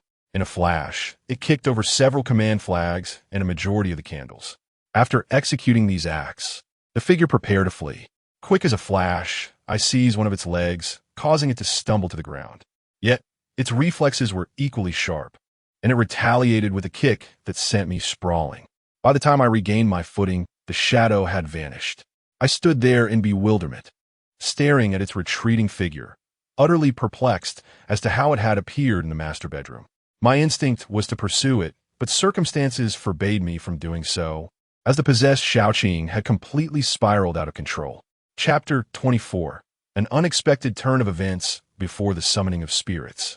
The Seventh Master had repeatedly cautioned us that the manner in which the souls were summoned must be mirrored in their dismissal. Otherwise, Xiaoqing, as the medium, risked a backlash. Despite our utmost caution, we had not anticipated the presence of another individual at the scene. This sudden intruder had evidently come with malicious intent, deliberately sabotaging our efforts by toppling several command flags and numerous candles before fleeing. The formation was critically compromised, and Xiaoqing, now fully overtaken, was in a state of utter chaos. I had no time to chase after the figure. Instead, I witnessed the living room engulfed in a chilling wind, toppling the remaining command flags and causing candles to fall one after another. Xiaoqing lay on the ground, convulsing uncontrollably, her eyes rolled back, foam spilling from her mouth. I noticed that the shadows of Meng Yifan and myself had returned, while Xiaoqing's shadow appeared to be fracturing, as if Li Xiaomei were attempting to escape from within her. I was suddenly engulfed by a wave of panic, my scalp prickling with fear. The Seventh Master had once mentioned that after the soul summoning was completed, he would personally escort Li Xiaomei away and then perform a 7-day ritual. However, this 7-day period could not absolve Li Xiaomei of her fate. It was imperative for Meng Yifan and me to identify the perpetrator who had taken her life within this time frame. Yet now, the seventh master lay unconscious. The summoning process in disarray. If Li Xiaomei were to emerge, her first targets would be Meng Yifan and me, followed closely by everyone in this building. The thought of such dire consequences propelled me into action, overriding my fear as I rushed forward to restrain Xiaoqing. Xiaoqing, though a seemingly frail woman, exhibited an uncanny strength, as if she had consumed a potent elixir, resisting my grip with astonishing vigor. Meng Yifan, what are you waiting for? The seventh master has a talisman in his pocket. Hurry and fetch it, I shouted urgently. He scrambled towards the seventh master, fumbling until he retrieved the talisman from the left pocket of the seventh master's trousers. This talisman was intended for the seventh master's use. I was uncertain of its efficacy in my hands, but I could not afford to dwell on that now. As I took the talisman, preparing to press it against Xiaoqing's forehead, she seemed to anticipate my intentions and retaliated with a sharp slap to my face. Being struck by a woman may usually be inconsequential, yet Xiaoqing was far from an ordinary woman at that moment. Her blow sent me sprawling. Fortunately, Meng Yifan seized the opportunity to ambush her from behind, pinning Xiaoqing to the ground with his superior strength, momentarily subduing her. Observing the fury in Xiaoqing's eyes, as if she wished to annihilate both of us, I hastily implored, Li Xiaomei, we are not the ones disrupting the summoning ritual. We only wish to assist you. Your attempts to eliminate us are utterly futile. We are not the ones responsible for your demise. It would be far wiser to spare our lives, allowing us to assist you in uncovering the identity of your true assailant. My words appeared to resonate, as the previously struggling Xiaoqing suddenly ceased her movements. I noticed a shadow on the wall, a specter that had split from within Xiaoqing, which no longer sought to return to her form, but instead began to gradually dissipate. Without hesitation, I rushed forward with the talisman, pressing it against Xiaoqing's forehead. Remarkably, the talisman proved to be extraordinarily effective. The moment it made contact, Xiaoqing lost consciousness. This is astonishingly potent, Meng Yifan marveled. I could not afford to be distracted by his astonishment and quickly instructed him, take care of Xiaoqing and Master Qi. I must pursue that individual. With that, I dashed out of the room, fervently hoping to catch up with the person in question. This figure had emerged from the master bedroom, where the wardrobe had already been dismantled by the police. The sole hiding place within that room was beneath the bed. I surmised that the individual had been concealed there, eavesdropping on our conversation with Li Xiaomei. He must have been intent on preventing her from revealing certain events from the past, which led him to ambush Master Qi and disrupt the summoning array. Who sought to silence Li Xiaomei? Undoubtedly, it was the very person responsible for her death all those years ago. Who could that be? Without a doubt, it was the very man who had just fled, LV Zhengxian. If I could apprehend this principal culprit, both Meng Yifan and I would be safe. With this thought igniting my fervor, I quickly exited the community. The individual who had fled earlier had already made considerable distance, and I presumed it would be futile to pursue him. However, I noticed that he had stumbled in the living room, likely injuring his knee, which impeded his speed. From afar, I observed him glancing back towards the entrance of the community as he ran. I hastened to follow, startling him into a frantic retreat into a nearby alley. I too ventured into the alley, yet peculiarly, upon entering, he seemed to vanish in a thin air. No matter how diligently I searched, he eluded me. The alleys in this vicinity branched in numerous directions, with several exits leading to apartment buildings or adjacent older neighborhoods. Once I lost his trail, it seemed nearly impossible for me to locate him on my own. Nonetheless, I was unwilling to concede defeat and continued my search for quite some time. Ultimately, my efforts bore no fruit, and I was left frustrated, stamping my feet in exasperation. Defeated, I returned to the house. Xiaoqing and Qi Yi remained unconscious, and upon my arrival, Meng Yifan inquired anxiously, did he escape? I sighed in response, he has fled. With the fugitive gone, our priority shifted to ensuring Xiaoqing and Qi Yi received medical attention. Without taking the time to tidy the scene, we each carried one and, securing the door, hastily departed, driving them to the hospital. Fortunately, both were not severely injured and regained consciousness shortly after our arrival. Chi Yi exhibited signs of a mild concussion, and it was clear the medical expenses would fall to us. Subsequently, the doctor summoned me, but not regarding Chi Yi. Rather, it was concerning Xiao Qing. The physician informed me that Xiao Qing was suffering from organ failure, classified at stage 3. The third stage of organ failure is indeed quite severe, limiting physical activity to merely managing daily tasks. Should one descend into the fourth stage of organ failure, even the most basic activities would become constrained. It is no wonder that Elder Qi remarked that Xiao Qing would not live beyond 30. Given her condition, it would be remarkable if she surpassed that age. This woman is truly risking her life for monetary gain. As I entered the ward with Xiao Qing's medical report in hand, I found her and Elder Qi already awake, receiving intravenous fluids. I handed her the report, at a loss for words, overwhelmed by her plight. However, after perusing the document, Xiao Qing merely smiled, indicating that she had already undergone a health examination. Implicitly, she was aware of her third-stage organ failure long before this moment. Meng Yifan and I sighed, feeling helpless. Organ failure necessitates organ transplants, a costly endeavor amounting to hundreds of thousands or even millions, a burden far beyond our capacity to alleviate. Meanwhile, Elder Qi, from his bed, was vociferously cursing, expressing his astonishment that someone had been hiding in that room. He vowed that if he discovered who had ambushed him, he would surely deliver a severe reckoning to that scoundrel. At that juncture, Xiao Qing appeared to hesitate, as though she had something to convey to us. I inquired if she had made any discoveries. She replied, when that malevolent spirit attached itself to me, I glimpsed some of her memories. I saw who killed her, and I know the characteristics of the murderer. Chapter 25. Enshrouded in mystery, Elder Qi elucidated that as a professional medium, Xiao Qing inherently possessed a significant amount of yin energy. Coupled with her limited lifespan, she became an excellent vessel for traversing the underworld, potentially able to capture some memories of the spirits. However, such occurrences are exceedingly rare. I was filled with excitement and eagerly questioned Xiao Qing about what she had witnessed. The individual responsible for the demise of Li Xiaomei possesses a square-shaped face, is approximately in his 30s, and bears a prominent mole on his right earlobe. Xiao Qing remarked that these are the distinguishing features of the person who caused Li Xiaomei's tragic end. These were the only characteristics she could discern. Furthermore, at the time of Li Xiaomei's murder, a young girl, around 5 or 6 years of age, was also present at the scene, having witnessed the entire ordeal. Meng Yifan and I listened in horror as we learned that Li Xiaomei had been gruesomely mutilated, her tongue severed, and her body filled with cement. The murderer brazenly allowed a child to observe the entire heinous act. How depraved! Xiao Qing, could you confirm if this is the girl? I hurriedly produced a photograph for her to identify. However, the image was regrettably unclear, and Xiao Qing, shaking her head, replied, I'm not certain. It bears some resemblance. Though she could not definitively identify the girl, I had formed a general impression. I inhaled deeply and declared, Li Xiaomei was killed by Lu Zhengxian. The little girl was also present during the murder. It seems Li Xiaomei's demise is somehow linked to this child.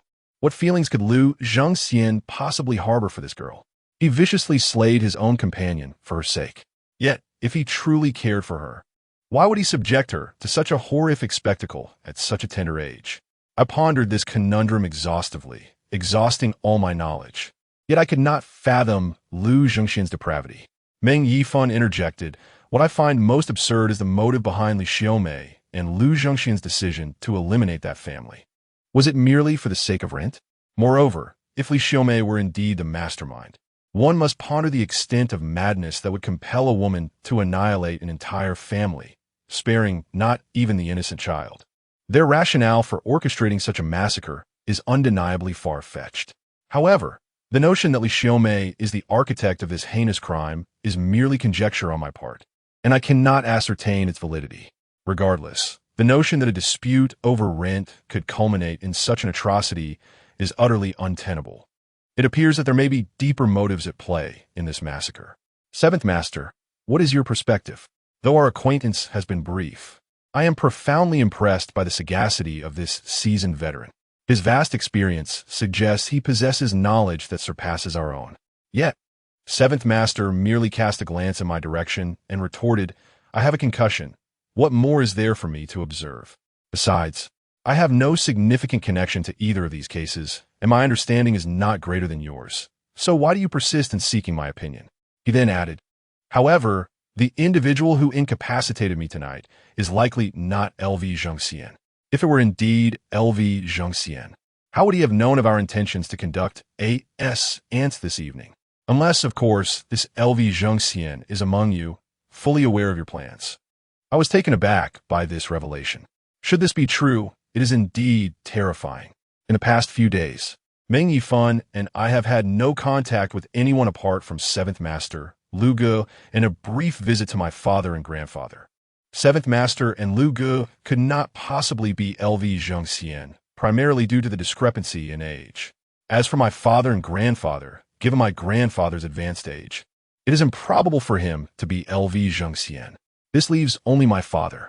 However, Shaoqing has just corroborated my father's innocence, stating that L.V. Zhengxian has a square face and a prominent mole on his right earlobe. My father possesses neither a square face nor moles on his earlobes. Thus, he cannot be L. Zhengxian, and he is certainly unrelated to the demise of Li Xiaomei. Curiously, none of us have ever had any interaction with L. Zhengxian. Meng Yifan remarked, however, if this individual is not L. Zhengxian, why would he seek to disrupt the soul-summoning ritual tonight? Seventh Master furrowed his brow and replied, he must have some connection to either L. Zhengxian or Li Xiaomei, and he is aware that the police have discovered Li Xiaomei's remains. He fears that the truth will be unveiled, implicating him. Furthermore, this person undoubtedly possesses some knowledge of the arcane, as evidenced by his interference with the soul-summoning formation. I found myself perplexed. Is he not afraid of being caught by the vengeful spirit of Li Xiaomei while hiding in there? Seventh Master elucidated. If my conjecture is correct, he has likely affixed an amulet for protection beneath the bed. Otherwise, he would not dare to hide so recklessly, and that amulet is probably still adhered there. After hearing Seventh Master's words, I realized that Meng Yifan and I would likely need to return. Firstly, I wish to verify Seventh Master's assertion regarding the amulet's presence beneath the bed. Secondly, we must clean up the items left in the living room. If the police discover them, we would be at a loss for explanation. Li Xiaomei has granted you little time, merely 7 days, Seventh Master cautioned. Within this week, you must either locate L. Zhengxian or uncover the entire truth. Otherwise, you too shall join her. I felt a wave of distress. Just as I was going about my work, I suddenly found myself entangled in such matters. Where was I to search for L. Zhengxian? As for uncovering the truth, could I possibly be more adept than the police? Meng Yifan, now devoid of fear and seemingly displaying a surge in intellect, remarked, in this vast sea of humanity, the police are unable to locate L.V. Zhengxian. Our quest to find him appears nearly impossible. However, what about that little girl? She was raised by L.V. Zhengxian, and her untimely death is shrouded in mystery. If we were to investigate the circumstances surrounding her demise, might we not uncover clues leading us to L.V. Zhengxian? I wholeheartedly concurred with Meng Yifan's proposition. Seventh Master nodded in agreement, stating, this girl must have died within the past year, for the appearance of her spectral form reflects how she looked in life at the moment of her passing. It is certain that her death occurred within this time frame. This information simplifies our task considerably. We can enlist Brother Lu's assistance to investigate young women who have passed away in the past year. It is plausible that this girl was still attending university prior to her death, thus narrowing our search parameters even further. Once we ascertain her identity, we can trace L.V. Zhengxian's activities over the last few years. With 3 to 4 hours remaining until dawn, Meng Yifan and I took a brief respite at the hospital. Upon the arrival of morning, we departed the hospital and returned to the apartment complex, retracing our steps to that very residence. Upon our return, we first examined beneath the master bedroom's bed. It must be said that Seventh Master possesses an extraordinary knack for deduction, as we indeed discovered a talisman hidden there. However, our unfamiliarity with such symbols necessitated that we photograph it and send it to Seventh Master. This talisman, known as the Gathering Een Talisman, is not employed by reputable individuals. Rather, it operates in reverse, allowing the bearer's yang energy to be cloaked from the perception of wandering spirits. The individual capable of inscribing such a talisman is not merely knowledgeable, but must possess a profound understanding of metaphysical principles. Moreover, those who utilize this talisman will experience physical decline within a few days, only to recuperate once their vital energy is restored. Over the phone, Master Qi enlightened us on the purpose of this talisman, lamenting in passing that those who wield it are certainly not benign individuals. You too have struck the jackpot. Chapter 26. The identity of the knocking girl. Master Qi's words had rendered me somewhat numb. The more I investigated, the more enigmas I uncovered. Each resolution only seemed to invite greater troubles. Who exactly was that individual from last night? Was he an accomplice of Lu Zhengxian? We were entirely in the dark. All we knew was that this person possessed a certain acumen and was well-versed in metaphysics. Thus, a bond of enmity had undoubtedly been forged. Meng Yifan and I carefully stored away the talisman, preparing to tidy up the various items in the living room. As we were halfway through, Meng Yifan appeared to have discovered something. "Chinamo, take a look at this," he said, handing me a wooden fragment. This piece resembled a portion of something that had shattered, with one side coated in a dark crimson paint. I examined it from various angles, struggling to envision its original form. Moreover, this object could not possibly have been brought by Master Qi or Xiao Qing. "Where did you find this?" I asked Meng Yifan. He gestured toward the entrance. My expression shifted as I replied, "This might belong to the person who incapacitated Master Qi last night." At that moment, he had overturned the candles and the talisman, attempting to flee, but I had swiftly seized one of his legs. He subsequently fell to the ground, landing precisely at the entrance. I pondered that his leg injury might not have resulted from a blow to the knee, but rather from the impact of something in his pocket during the fall. That object was damaged and had dislodged this fragment of wood. Thus, the item in question should not be particularly large. Could it possibly be a seal? Meng Yifan's intellect resurfaced as he analyzed, stating that something capable of inflicting such a sharp jab to his leg, yet small and made of wood, bore a striking resemblance to a seal. Upon hearing this, I suddenly concurred. It indeed seemed to be a seal. In our store, every time a transaction is finalized, we must affix our seal to the contract, and this item is frequently utilized. Now, upon closer inspection, that fragment of wood increasingly resembled a piece that could have broken off from a seal. I decided to keep this piece safe. It might prove useful in the future. After securing the fragment, we tidied the living room and departed. Once in the car, I hastily called Lu Gu, imploring him for assistance once more. During our conversation, he informed us that he had located the previous identification photos of Li Xiaomei and L Zhengxian, which he would conveniently bring along during lunch. With over 2 hours remaining until noon and nothing pressing to occupy our time, Meng Yifan and I, feeling quite fatigued, decided to seek out a massage parlor. We both have a penchant for massages and baths. Upon exiting, we felt invigorated and refreshed. As Lu Gu had to return to work in the afternoon, we opted against dining at a restaurant and instead found a modestly better eatery nearby. While we were dining, Lu Gu handed us a thick envelope, which seemed to contain a multitude of items. Neither Meng Yifan nor I had the inclination to indulge in sustenance. We hastily emptied the contents before us. Our initial focus fell upon the identification photographs of Li Xiaomei and LV Zhengxian. However, these images were mere photocopies, rendered in black and white. Despite their monochromatic nature, we finally discerned the visage of Li Xiaomei. I must confess, she possesses a certain charm that even a photocopy cannot obscure, radiating an unadulterated beauty. While you both are gazing at the black and white, my perspective differs. "That woman is quite lovely," Lu remarked cheerfully, sipping his soup. Meng Yifan interjected, "Lu, show her some respect. We only met her last night. Be cautious, lest she come seeking you." Lu promptly froze, as though he had swallowed a dead fly, retracting his neck and falling silent. Next, we examined the photograph of LV Zhengxian, whose appearance indeed matched the description provided by Xiao Qing, a square face. However, in this black and white rendition, we could not discern the prominent mole on his earlobe.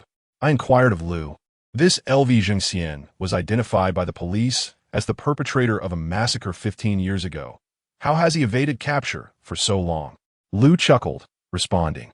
During that era, forensic technology was still in its infancy, street surveillance was sparse, and the DNA database was incomplete. How could they apprehend him? With a mere counterfeit ID. As long as he refrains from further transgressions, who would take notice? Who could possibly know he was the murderer of that family? Meng Yifan, intrigued, pondered aloud. I have observed that in recent years, the police have been able to uncover numerous fugitives simply by checking IDs. Why has he not been located? Lu Gu is a professional, well-versed in matters beyond our comprehension. With a smile, he remarked, as you mentioned, those findings were indeed uncovered, and naturally, one must take credit for such discoveries. However, there are countless unresolved cases, and those represent disgrace. Who would willingly expose their shame for others to gossip about? Let me tell you, there are numerous unsolved cases, with half of the files in the archive comprising aged, unresolved matters. The ability to crack certain cases often hinges on sheer luck. Of course, it is not a matter of our incompetence. After all, we are not Sherlock Holmes, are we? Meng Yifan and I nodded in agreement. We are but mere mortals, and none of us possess an extraordinary intellect. Take our current predicament, for instance. Even Sherlock Holmes would likely need to endure a couple of nights of ghostly knocks before making sense of it all. I inquired of Lu Gu. Based on your extensive experience, do you believe the police will apprehend LV Zhengxian this time? Lu Gu set down his chopsticks, his demeanor shifting to one of seriousness as he spoke of his expertise. I do not mean to boast, but I have handled my share of significant cases. In my estimation, the police will undoubtedly exert every effort to capture this dangerous individual. Coupled with the current advancements in criminal investigation technology, the chances of apprehending him are considerably higher than in the past. Yet, to speak candidly, he has evaded capture for so many years that a success rate of 100% is implausible. If they fail to capture him this time, I suspect he may have undergone cosmetic surgery. As long as he refrains from committing any offenses and remains outside the reach of the police's DNA collection, it is probable that we may never apprehend him in our lifetime. Cosmetic surgery. I chose not to press further, as Lu Gu had already provided his professional insight. If the police could indeed apprehend LV Zhengxian, the speculation surrounding cosmetic surgery would not arise. I hastily examined the substantial collection of documents, a task I had entrusted to Lu Gu earlier this morning, concerning the unexpected deaths of young women over the past year. I narrowed the age range to 19 to 22 years. Lu Gu unearthed a total of 18 cases, 8 of which involve university students. I focused intently on these 8 cases, each containing detailed information and photographs of the deceased. It was evident that my request to Lu Gu was not in vain. I had successfully located the information of the girl who knocked on the door. She was included in one of the reports, and her death was recent, just 3 months ago. Meng boss, take a look at her. I eagerly handed the document to Meng Yifan. He glanced at it and immediately swallowed hard. Du Yue, female, 21 years old, a student in the finance department at the Post and Telecommunications University, had perished in a car accident 3 months prior. What shocked both Meng Yifan and me further was the revelation that Du Yue was the adopted daughter of the renowned entrepreneur Du Ruhai, a prominent figure in the real estate industry of Lanjiang City. Chapter 27. The Death of Du Yue. Diligence yields rewards. We finally uncovered the information regarding the girl who knocked on the door. Yet, her identity left us utterly astonished. She was indeed the adopted daughter of Du Ruhai. Who is Du Ruhai, you may ask? In Lanjiang City, his name is known to all. He is the architect behind everything from luxurious mansions to affordable housing. I recall spotting Du Ruhai himself from a distance at an industry conference years ago. Individuals of our stature are unlikely to engage in conversation with such figures. Merely catching a glimpse of them feels akin to encountering a celebrity. Surely, we cannot be mistaken. Meng Yifan extinguished his cigarette and remarked, if this Du Yue is indeed the girl at the door, was she not adopted by LV Zhengxian? Could it be that Du Ruhai is LV Zhengxian? That is utterly absurd. I concurred. It is indeed preposterous. How could a murderer suddenly transform into a prosperous entrepreneur? Such a notion is utterly ridiculous. Yet, if Du Ruhai is not LV Zhengxian, why then has Du Yue become the adopted daughter of Du Ruhai? I find myself utterly perplexed. Lu Gu, with a look of curiosity, inquired, "What exactly are you discussing? How is Du Rahai connected to LV Zhongxian?" Meng Yifan gestured towards the document, stating, "We have encountered two spirits. This Du Yue is one of them. After she transformed into a spirit, I refuse to listen. I refuse to listen." Lu Ge hastily covered his ears, even shifting his chair away slightly. "Continue your conversation, but do not let me hear it." He resumed his meal, indifferent to our discourse.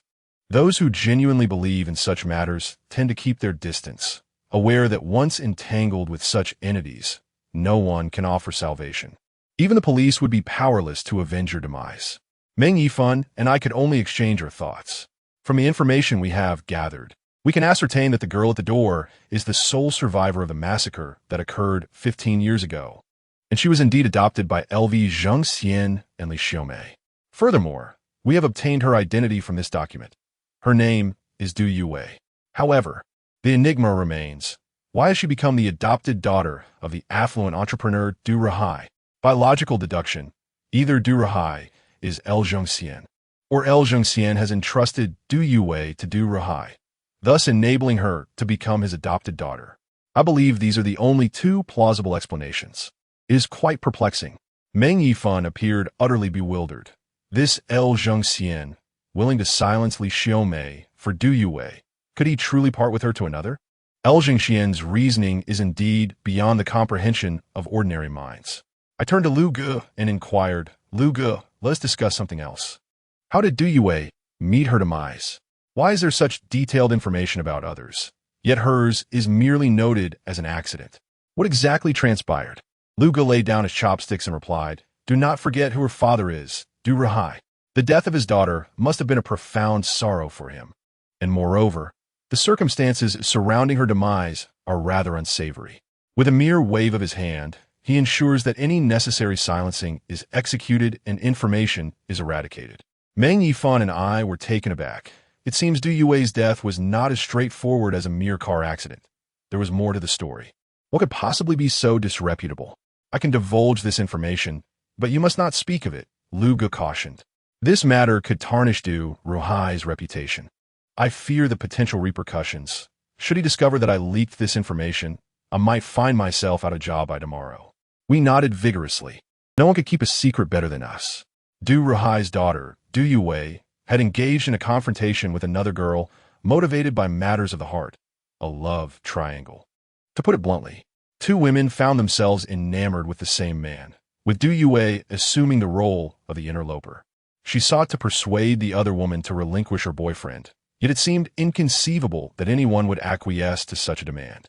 Undeterred, Du Yue enlisted several companions to confront her, subjecting the woman to a brutal assault. I heard from a friend that the ordeal left the victim psychologically scarred. In her fear, she fled, only to be pursued by Du Yue. In the midst of this chase, a vehicle suddenly approached. Meng Yifan and I listened in shock. An interloper? Attempting to usurp someone's boyfriend and inflicting violence? Was this the behavior of a rational person? So, she was struck by that very car? Meng Yifan's eyes widened in disbelief. Lu Ge nodded gravely.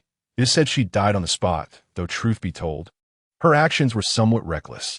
As Lu Ge spoke, he abruptly swallowed his words, perhaps recalling that Du Yue had since become a specter. He quickly clasped his hands together, bowing in reverence to the four corners, murmuring apologies. This tale I learned from a friend who was involved in the case. Lu Ge continued. Subsequently, Du Rahai arrived to ensure silence, erasing any trace of the incident. For the mere fact of Du Yue's bullying could wreak havoc in today's digital landscape. Should this story circulate, while it might not severely damage Du Rahai, it would undoubtedly tarnish his and his conglomerate-esque reputation. In my mind, I mused that Du Yue was far from innocent. I suspected her transformation stemmed from the influences of El Zhongxian and Li Xiaomei during her formative years. "Brother Lu, do you know where Du Yue's remains are buried?" I inquired. His expression suddenly changed dramatically. "How would I know? I cannot assist you in this matter. I've had my fill. I'm heading back to work now. Please, do not involve me in this." With that, he slipped away. It seemed he was genuinely afraid, so much so that it rendered him apprehensive. Meng Yifan and I conferred. It appeared that Du Yue had inexplicably become the adopted daughter of Du Ruhai, which complicated matters considerably. We decided it would be prudent to consult with Master Qi and seek his perspective. I promptly called him. On the line, he informed me that he had been discharged from the hospital, as he found the environment there quite uncomfortable. Initially, Meng Yifan and I were covering the medical expenses for him and Xiaoqing, but Xiaoqing had also been released, asserting that her hospitalization was unnecessary and that we should not waste our money. Xiaoqing truly is a kind-hearted person, albeit unfortunate. I refrained from discussing much else on the call, hastily relaying the information about Du Yue to Master Qi. Why I truly wished to inquire was whether Du Yue's adoptive father, Du Ruhai, could possibly be LV Zhongxian. However, Master Qi's focus seemed to lie elsewhere. His tone suddenly turned serious. Are you certain that Du Yue died 3 months ago? I affirmed my certainty, stating that the information was unlikely to be erroneous. Then there is a problem, he replied, his seriousness intensifying. Although she met a violent end, it is improbable for her to return as a vengeful spirit after merely 3 months. How could she possibly emerge to terrify people? I found myself perplexed by Master Qi's implication, and I hurriedly asked for clarification on his meaning. Let me put it this way. In her situation, should she fail to reach her destined place, she would merely exist as a wandering spirit, devoid of the ability to cause harm. Unless, of course, someone is nurturing a ghost. Chapter 28. The cycle of life and death. The communication over the phone remained unclear and ambiguous. Meng Yifan and I consistently found ourselves perplexed by the intentions of Master Qi. Perhaps our ignorance of metaphysics contributed to our bewilderment, leaving us in a haze. Master Qi, could you elucidate your points with greater clarity? Reluctantly, Master Qi acquiesced, yet he patiently elaborated. It is said that a person possesses 3 souls: the celestial soul, the human soul, and the earthly soul. What is the celestial soul? Also known as the principal soul. Upon death, the celestial soul ascends to the heavens, becoming a part of the cosmic magnetic field. The human soul, alternatively referred to as the guardian soul or the corporeal soul, departs from the body within 8 hours of death, wandering aimlessly. On the night of the 7th day, it returns home for a final glimpse of its loved ones before proceeding to the grave, where it will vigilantly guard its remains. Master Qi mentioned that the guardian soul is subject to various intricacies. For instance, the feng shui of a burial site influences the descendants through the guardian soul. When one pays respects to their ancestors, they are, in essence, venerating the guardian soul. Lastly, there is the earthly soul, also known as the karmic soul, which chronicles all the good and evil deeds of an individual in this lifetime. According to various legends, those who commit numerous transgressions are condemned to suffer in hell. While the virtuous may be reborn into fortunate circumstances, a judgment ultimately rendered by the karmic soul.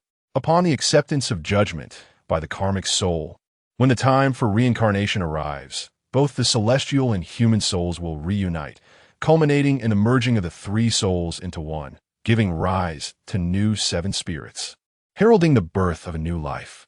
This encapsulates the entire process of the cycle of life. Meng Yifan and I listened with utmost seriousness, profoundly shaken by the revelation. The veracity of this concept remains uncertain. However, it exudes a compelling logic.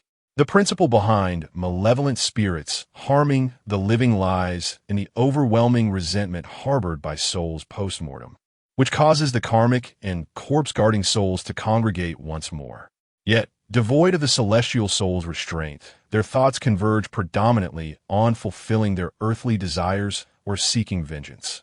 7th Master elucidated the matter with great detail, stating, merely reassembling the karmic and corpse-guarding souls yields little efficacy, for the energies of newly deceased souls are exceedingly frail, often cowering before the vital yang energy of the living. Thus, they require time to settle and absorb the surrounding energetic magnetism, a process we refer to as soul nurturing. Li Xiaomei, having passed 15 years ago, carried immense resentment at the time of her death, which is the raison d'etre for her transformation into a malevolent spirit. Even those with a modicum of spiritual understanding would find her formidable. At last, I grasped 7th Master's earlier implication, interjecting, thus, Du Yue, having only been deceased for 3 months, lacks the conditions requisite for becoming a malevolent spirit. She may still fear the yang energy of the living, let alone intimidate 2 grown men like Meng Yifan and myself, correct? For men possess a potent yang energy, particularly in their prime. Indeed, Seventh Master resumed his serious demeanor, seemingly regarding this matter with great significance. Her inability to manifest as a malevolent spirit can be understood as a lack of innate conditions. However, the absence of such innate conditions does not preclude the possibility of compensatory acquired conditions. I was once again taken aback, my heart racing. Are you referring to the practice of nurturing spirits, as you just mentioned? Seventh Master replied, indeed, within our circle, we refrain from discussing the orthodox principles of Taoism. We believe that the practice itself is neither good nor bad, but it is the intent behind it that poses a risk if misused by the ill-intentioned. I have encountered numerous individuals possessing some knowledge of the arts who, unable to overcome the grief of losing a child, chose to keep the spirit of their offspring close, attempting to sustain it with their meager abilities, unaware that this contradicts the laws of nature.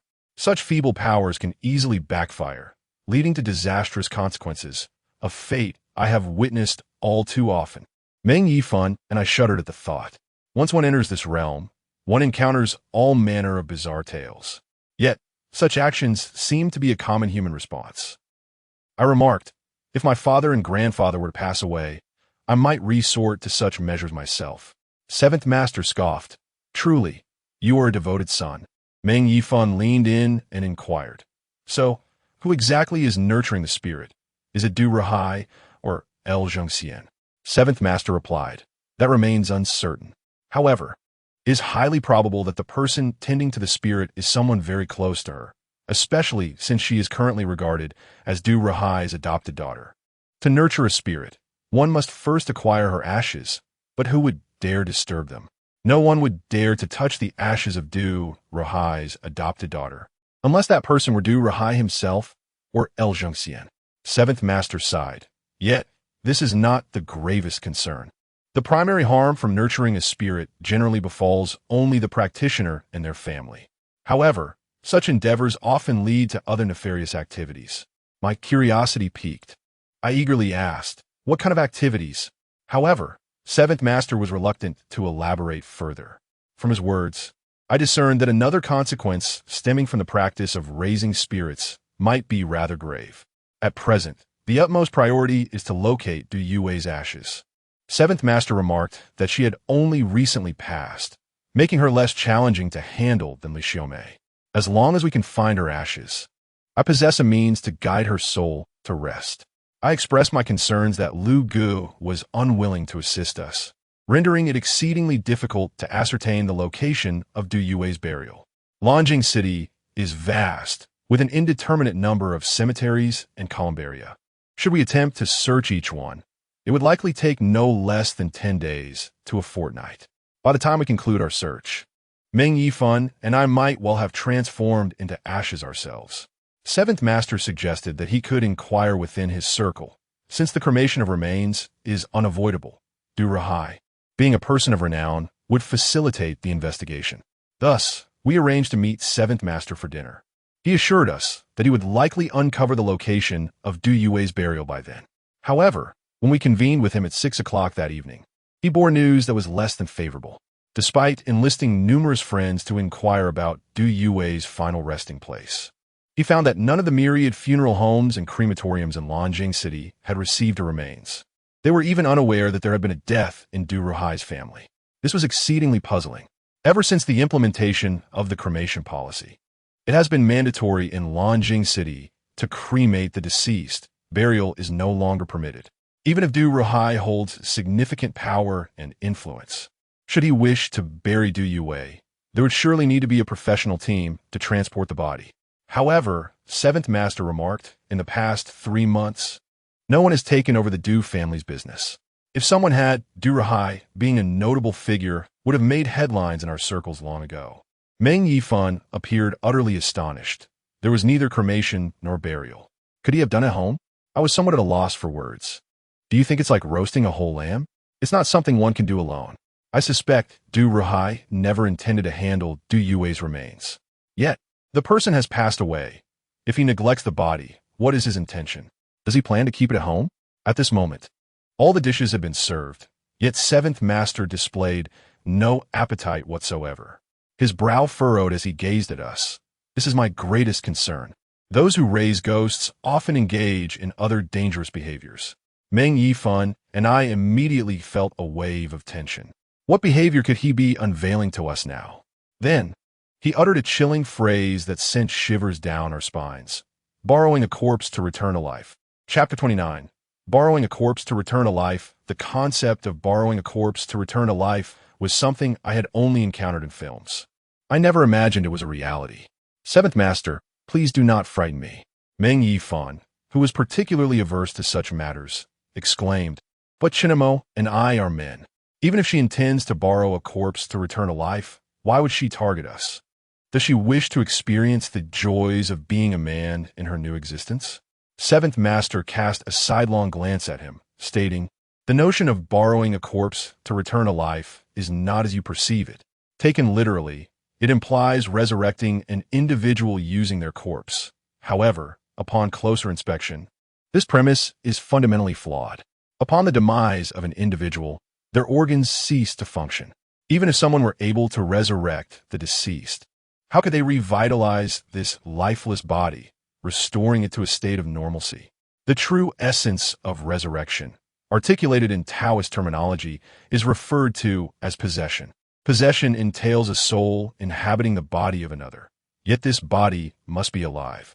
Moreover, the act of possession is not a straightforward endeavor. It is steeped in profound complexities. To simplify, an individual's soul becomes bound to their body from the moment of birth, giving rise to the seven souls and determining their life's destiny. Possession, therefore, equates to simultaneously altering the fates of two individuals, which contravenes the natural order. It felt as though Meng Yifan and I were novice students, attentively listening to Master Chi's lecture. I faintly discerned a kernel of wisdom. The existence of such a grand religion as Taoism, which provides a precise definition of possession, suggests that it is indeed a viable concept. You are quite astute. Master Chi commended me before continuing, since ancient times, where there is righteousness, there is also malevolence. Some have sought to achieve true possession, leading to the development of a nefarious technique known as the Seven Deaths Exchange Technique. This dark art requires the sacrifice of 7 lives, using their destinies to rectify the deficiencies created by possession, thereby eliminating the rejection phenomenon between soul and body. This significantly enhances the likelihood of successful possession, and once accomplished, a new destiny will emerge. A cold sweat broke out as I listened, and I could not help but exclaim, Seventh Master, are all the individuals in your circle so perverse? He struck my head sharply and retorted, what nonsense! I have already stated that this is sorcery. No upright individual would practice such dark arts. Most of the people in our circle are fundamentally good. I quickly apologized, urging him to continue. Is there any precedent for such occurrences? After a moment of contemplation, Seventh Master replied, I have not personally encountered such a situation, but I have heard my master recount numerous incidents from his era. However, among the cases he shared with me, none ended favorably. The so-called remedy for a flawed destiny often results in greater misfortune, be it the downfall of a spouse or the misfortune of parents and children, leading to a lifetime of bad luck. Ultimately, there will be no good outcome. This is what we call retribution. Suddenly, Meng Yifan turned to me and said, Chinamo, didn't your grandfather mention that you bring misfortune to your wife? Perhaps you have been possessed? Go to hell. I shot him a fierce glare. Such matters were already taboo for me, and to make a jest of them was intolerable. I inquired of Seventh Master, how can you be so certain that Du Yue intends to seize a new life? He replied, the body has neither been cremated nor buried, which is precisely what concerns me. The primary condition for the 7 deaths exchange life technique is the preservation of the body. It must not be damaged or allowed to decay. Anxiety washed over me as I considered his words. If what Seventh Master said were true, then Meng Yifan and I were indeed in grave peril, for we might very well be among the 7 unfortunate souls. Du Yue intended to sacrifice us. Damn it, why were we so cursed? Where then lies her remains? Meng Yifan furrowed his brow and remarked, if she is neither to be cremated nor buried, and we must ensure her body remains uncorrupted, the only place left is the hospital's morgue. I interjected, Du Rahai is now the adoptive father of Du Yue. I believe he is deeply entwined in this matter. Furthermore, he is quite concerned about his reputation and would likely refrain from placing the body in any third-party facility. Not to mention the clandestine practices of spirit cultivation and possession, which must remain concealed from outsiders. He will surely keep everything as secretive as possible. What location could be more clandestine? Meng Yifan continued, his eyes widening. At home. I nodded in agreement. It is likely still at his residence. Meng Yifan exclaimed, goodness, what shall we do? Are we to steal the body? That is Du Rahai's household. I pondered for a moment.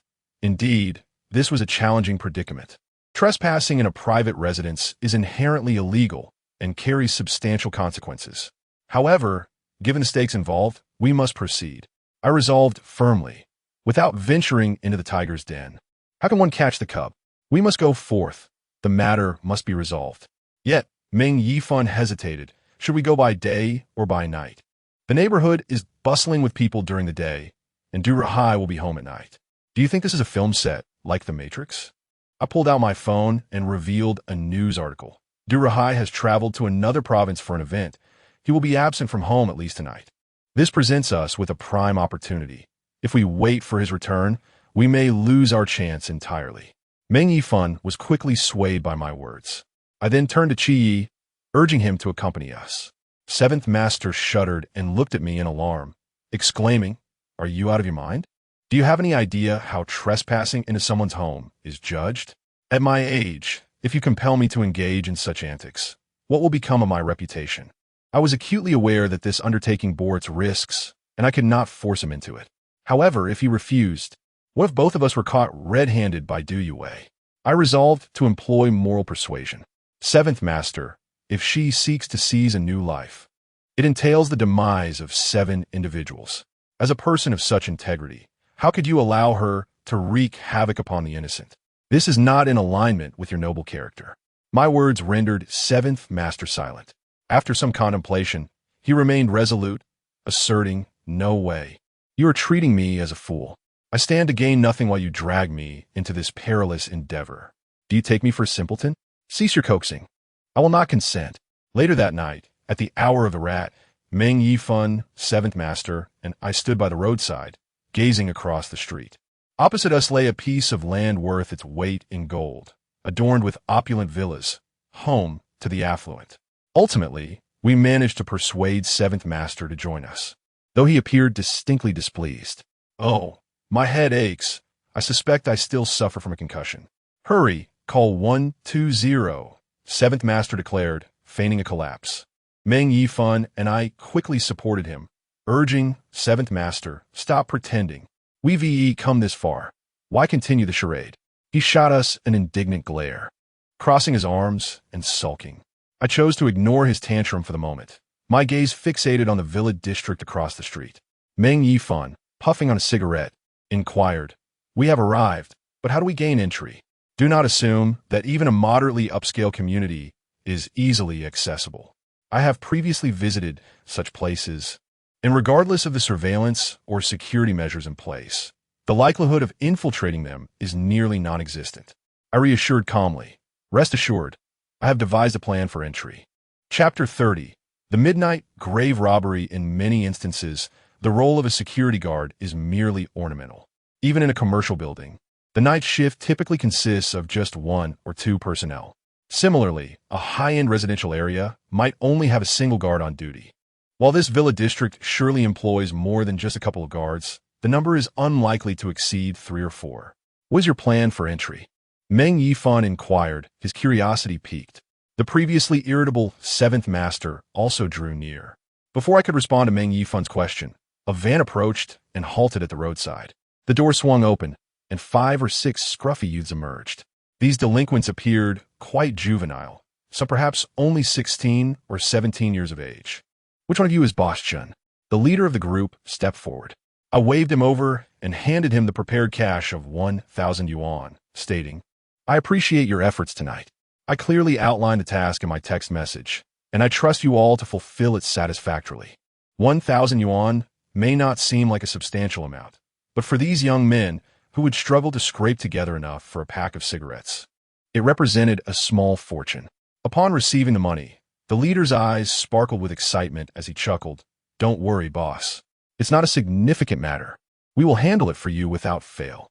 Having spoken, he retrieved a bottle of Erguotu from the car, took a swig, and then boldly led the group towards the main entrance of the community. Meng Yifan, taken aback, anxiously inquired of me, "What are you planning to do? Going hard?" I elucidated, "These individuals will soon feign drunkenness and engage in a brawl at the entrance. The security personnel here are quite diligent to avoid disturbing the residents' rest. They will surely congregate at the entrance and observe the unfolding events. At that moment, those monitoring the surveillance and patrolling will converge as well. That is when we shall make our entrance. We would scale the wall, brazenly so." Meng Yifan punched me playfully, exclaiming, "Impressive. A prison needs someone like you." Even Seventh Master could not help but glance at me, remarking, "At such a young age, you excel at these clandestine antics. Let us move. Why are we still hesitating? The fight will be over soon." We swiftly circumvented the main entrance and dashed towards the back door. The group of ruffians had already commenced their brawl at the entrance. I observed as a security guard rushed out from the booth, promptly seizing his walkie-talkie, presumably to summon reinforcements. We paid no mind to the spectacle and directly made our way to the rear entrance, scaling the wall to gain entry. In our youth, both Meng Yifan and I relished returning to the countryside, where climbing walls and trees posed no challenge. However, I was taken aback by how adept Seventh Master was at scaling walls, akin to a seasoned criminal. At his age, his agility was remarkable. Once we had crossed over, although the patrolling security had been drawn to the front, we remained cautious, striving to avoid detection by the cameras as we made our way toward Villa number 24. The address of Du Rahai need not be meticulously searched. It is readily available online. We swiftly arrived at Villa number 24. As we prepared to scale the wall once more, I retrieved 3 masks and hats from my backpack. Upon witnessing my thorough preparations, Seventh Master wore a grim expression, as though he had tasted something foul. Once we enter, the nature of our actions transforms. We will be committing burglary, punishable by imprisonment of less than 3 years. I boldly invoked the most potent 4 characters of our culture. Since we have come, we must proceed. Without further ado, the arrow is drawn and must be released. Retreating at this juncture is evidently no longer an option. We vaulted over the wall into Du Rahai's villa. To be candid, although I am engaged in real estate transactions, it was my first encounter with such opulence. This starkly illustrates the disparities in life. Indeed, wealth is a remarkable boon. However, there is no time for lamentation. We were busy orienting ourselves, for this villa was astonishingly vast, leaving us uncertain of our entry point. Although Seventh Master appeared reluctant to accompany us, he exhibited a surprising professionalism, guiding us to the window of a room. A glance revealed it to be a restroom on the first floor. "Seventh Master, you are remarkably adept," Meng Yifan jested. Seventh Master shot us a sharp look and cautioned, "Though Du Rahai is absent, we cannot ascertain whether others are present. Remember, we are thieves now and must uphold the professional ethics of our trade. If we make a sound and attract attention, escape will be impossible. Do you understand?" We nodded vigorously. Although I had instigated their involvement, I too felt a surge of anxiety, fearing capture. At this moment, we observed that the villa was a 3-story structure, with an additional attic above, and the entire edifice was shrouded in darkness. If there were still inhabitants within, they had likely succumbed to slumber. We surmised that if Du Yue's body were to be found within the residence, it was highly improbable that it would be on the ground floor. More likely, it would be located on the 3rd floor or in the attic. Under the leadership of Seventh Master, we proceeded to examine each washroom, preparing to ascend to the 2nd floor. Seventh Master led the charge, followed closely by Meng Yifan, while I brought up the rear. As I entered the washroom, barely managing to steady myself after touching the ground, I suddenly froze, my body covered in goosebumps. The window of this washroom faced the entrance adjacent to the wash basin, which was equipped with a mirror. Through the reflection of the mirror, I caught a glimpse of something behind me. A pair of crimson eyes gazing at me. Fear rendered me immobile, and I could only fixate on the mirror. Seventh Master and Meng Yifun stood paralyzed beside me. They too had spotted the pair of red eyes. In that moment, none of us dared to move, desperately attempting to discern the nature of those eyes. However, the dim light obscured our view, and the entity remained motionless, amplifying our terror. It was Seventh Master, possessing a greater fortitude than the rest of us, who swiftly turned to lean against the wall, adopting a defensive stance. Yet, he soon exhaled in relief, exclaiming, "Damn, you nearly gave me a heart attack." Hearing Seventh Master's irate voice, we too felt a wave of relief, reassured that we were likely not in any peril.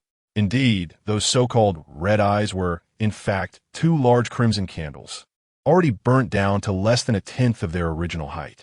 The absence of bright light in the restroom, illuminated only by the faint glow of the moon, led us to mistakenly perceive them as a pair of eyes. Nonetheless, an eerie sensation lingered. Who, in their right mind, would light red candles at home? In traditional culture, white typically signifies mourning, while red is associated with joyful celebrations. Here in the Du household, with Du Yue having recently passed away, lighting red candles seemed utterly inappropriate. With a life extinguished, what could warrant celebration? It was indeed peculiar.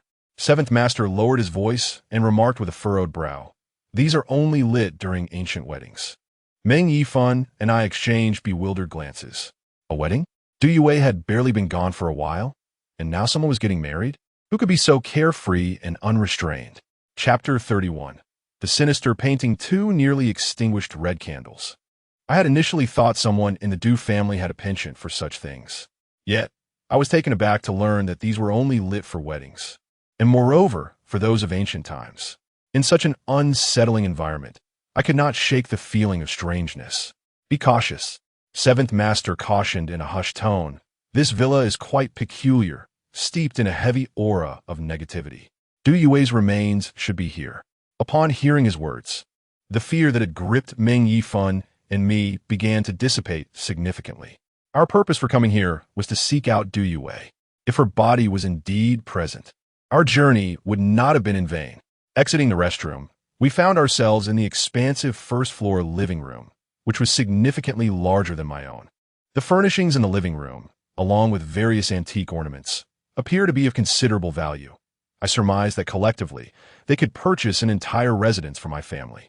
However, I'm unable to dwell on the opulence surrounding me, as my attention is drawn to several large crimson double happiness characters adorning the walls.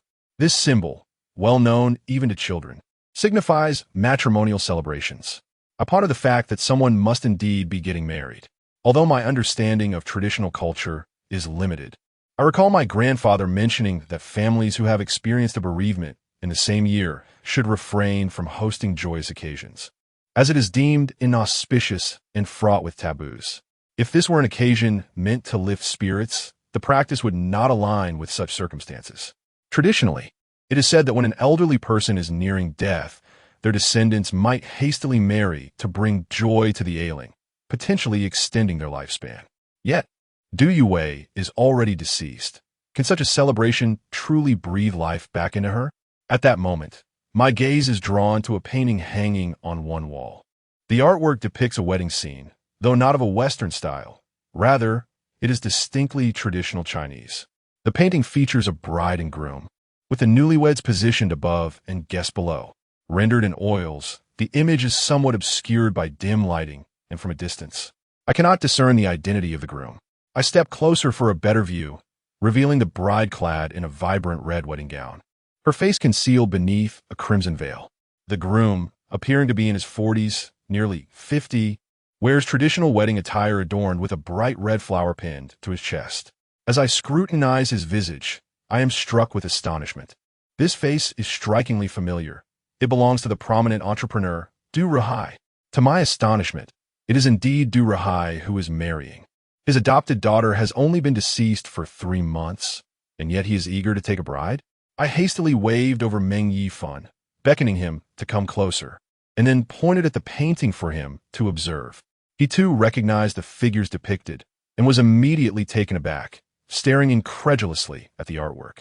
In the painting, Durahai and the bride sit on either side of a wooden bench, separated by a wooden table, while the backdrop boasts an oversized character for double happiness. He appears to be radiating joy, a genuine happiness that seems to stem from the depths of his soul, as if he has fulfilled his greatest aspiration by marrying the woman of his dreams. Yet, something about this painting unsettles me. If it is indeed a wedding photograph, why not capture it with a camera instead of commissioning an artist? Even if Durahai has an affinity for painting, one would expect such a prominently displayed piece in the living room to possess a greater aesthetic appeal. To me, it lacks any semblance of beauty. In fact, viewing it at night sent a shiver down my spine. Furthermore, the bride's face remains concealed beneath her red veil. Meng Yifan and I became so engrossed in the painting that we found ourselves entranced. As we gazed, an unsettling realization struck me. Were we not here to seek the remains of Duyuwai? Why was I fixated on this painting? Despite my awareness that I ought not to linger on the artwork, my eyes remained glued to it, as if my body had suddenly succumbed to a force beyond my control. The painting seemed to possess an enchanting allure, drawing me in deeply, compelling me to uncover the visage of the bride hidden beneath her crimson veil.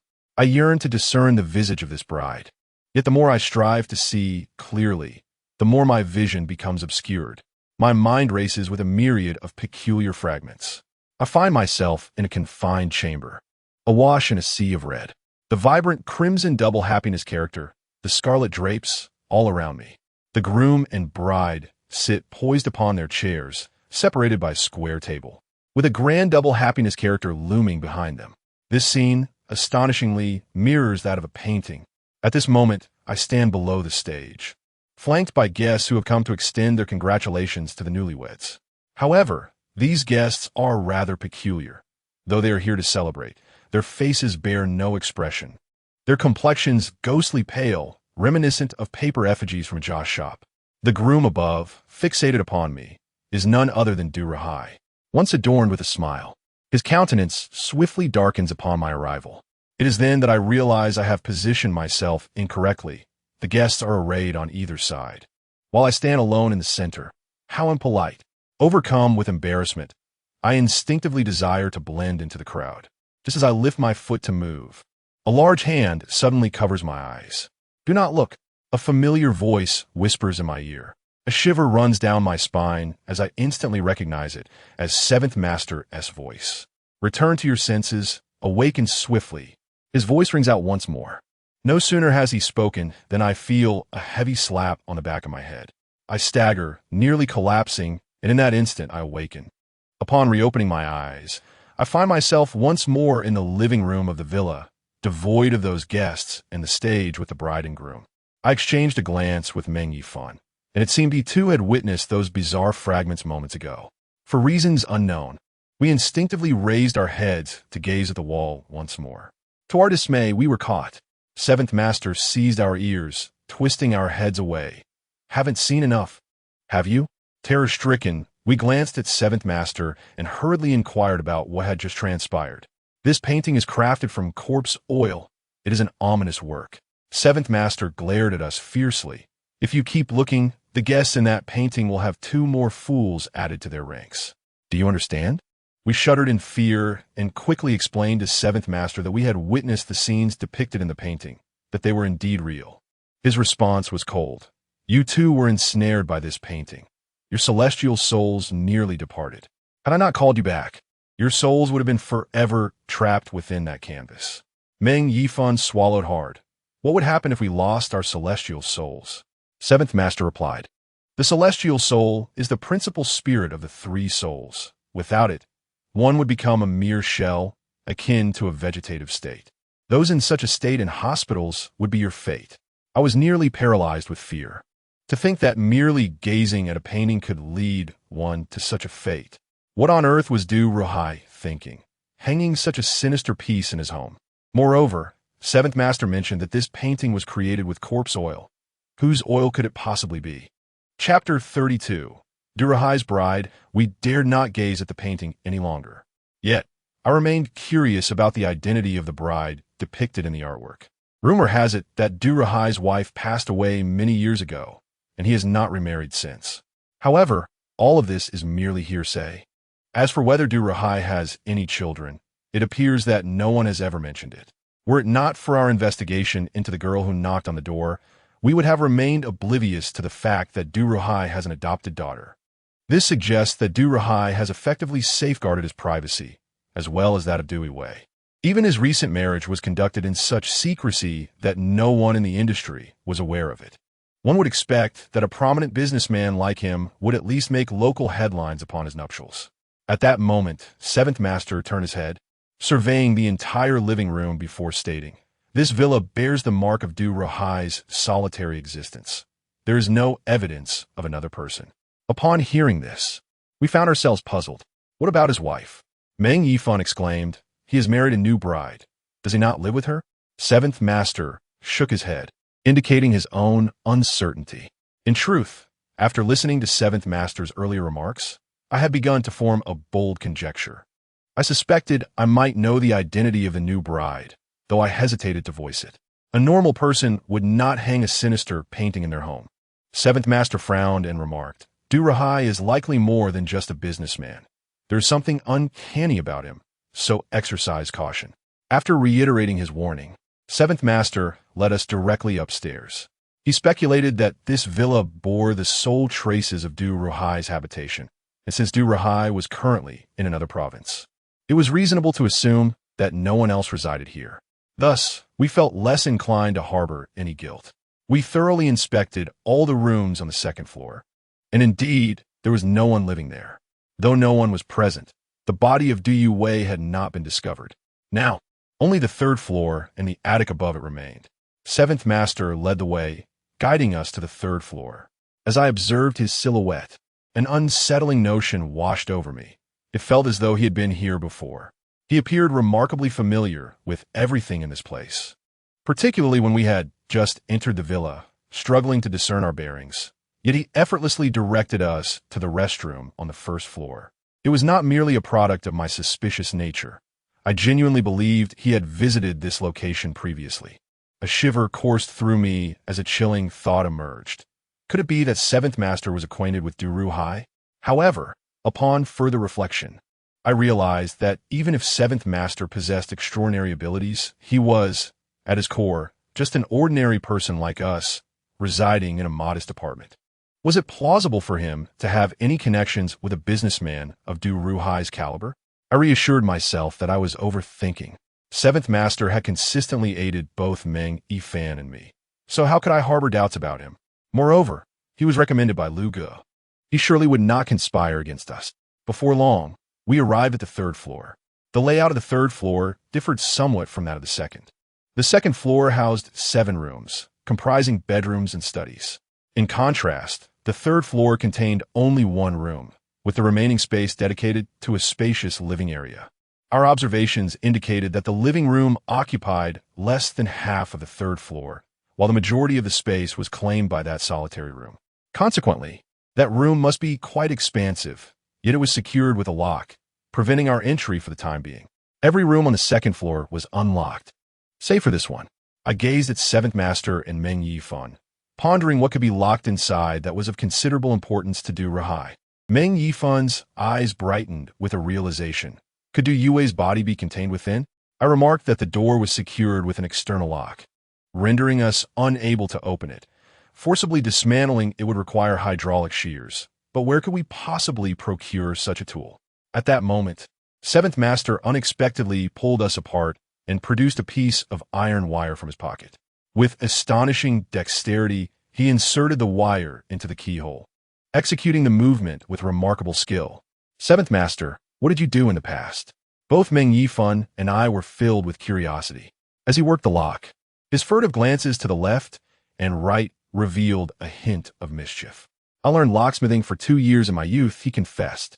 Observing his bobbing head and furtive demeanor, I couldn't help but think of someone from our hometown who had been imprisoned for theft and had yet to be released. Yet, I must admit, his skill was undeniably professional. In no time, the lock emitted a satisfying click, and within a minute, Seventh Master had successfully unlocked it. He gently placed the lock on the ground and instructed us to keep watch outside. Seventh Master, this villa is uninhabited. I reminded him. He paused, then cleared his throat. Ah, let us enter together. With that, he pushed open the door. As it swung wide, a vivid expanse of red unfolded before our eyes, akin to a painting coming to life. Just as we were about to step inside, we froze in our tracks, for we beheld the lifeless body of Du Yue. She sat gracefully before us, adorned in a crimson bridal gown, her head draped with a red veil, while behind her loomed a large double happiness character. The entire room was festooned in vibrant red tablecloths, red curtains, and flickering red candles casting an eerie glow. This scene was hauntingly familiar. It was precisely the setting depicted in that sinister painting that Meng Yifan and I had encountered. It was an uncanny match. Moreover, the room was not devoid of guests. Yet those in attendance were not living souls, but paper effigies, crafted in a paper-making shop. The only distinction between this wedding and the malevolent artwork was the absence of a groom, leaving one chair conspicuously vacant.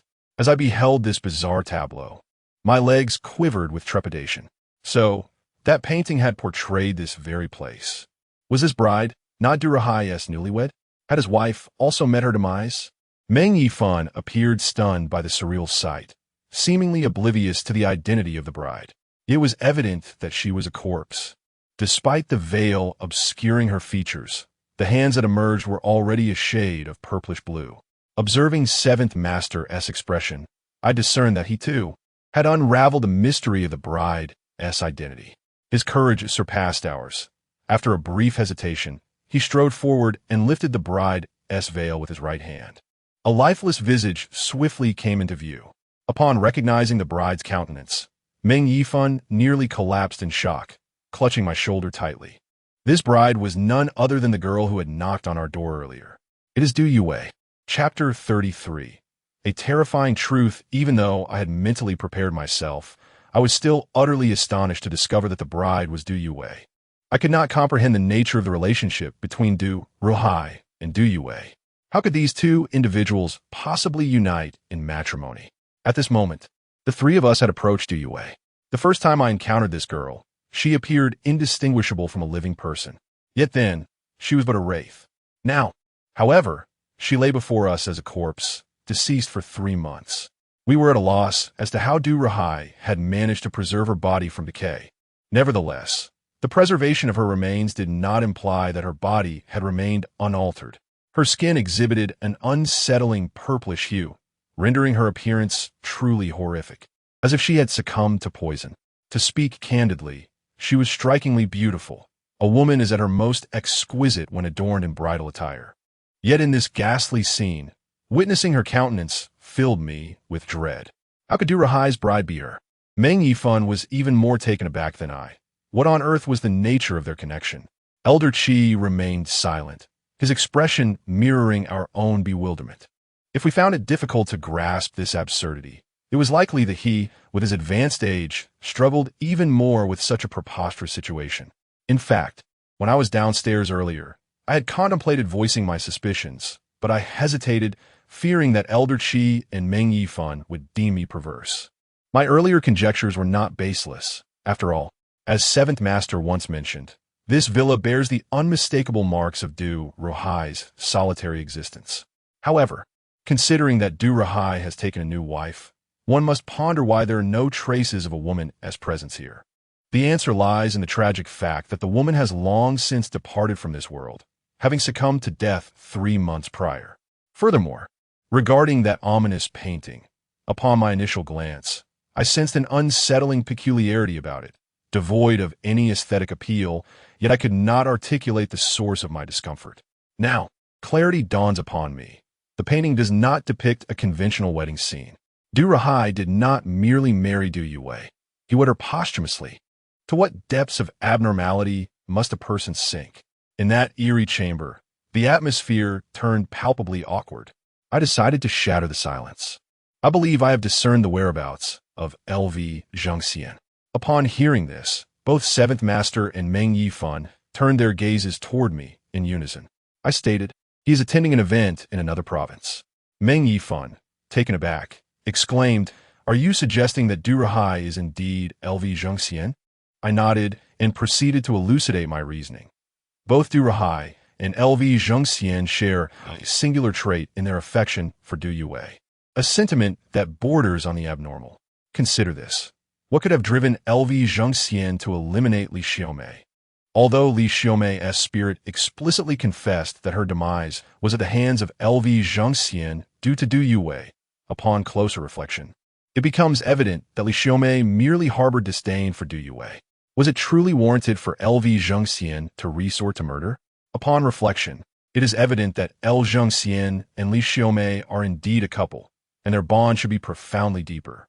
Thus, even if Li Xiaomei harbored ill intentions towards Du Yue, it is inconceivable that L Zhengxian would resort to the cruelty of taking the life of his partner.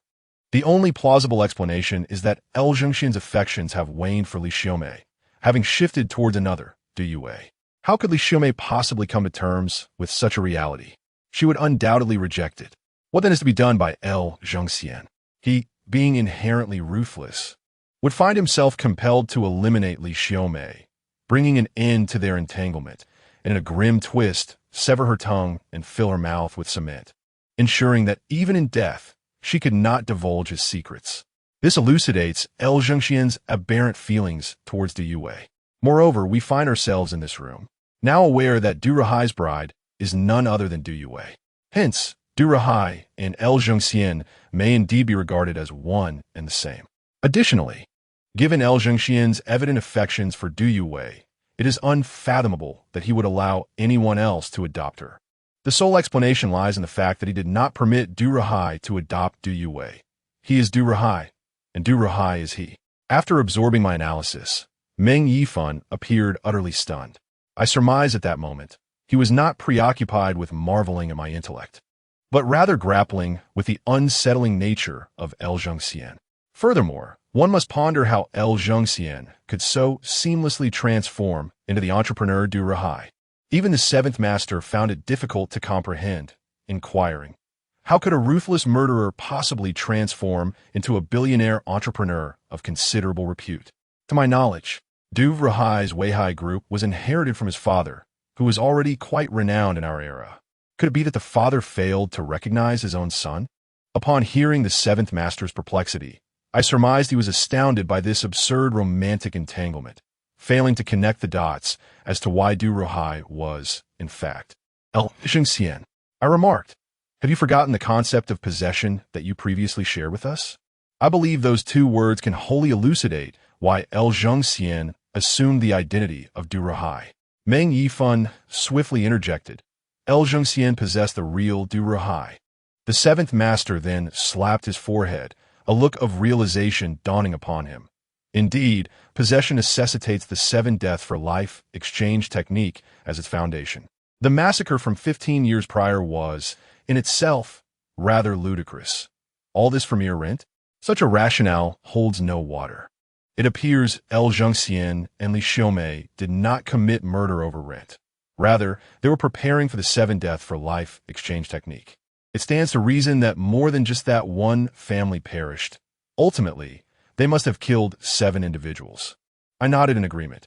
L Zhengxian and Li Xiaomei's original plan likely revolved around possessing Du Rahai, seizing control of Weihai Group, and ascending to wealth.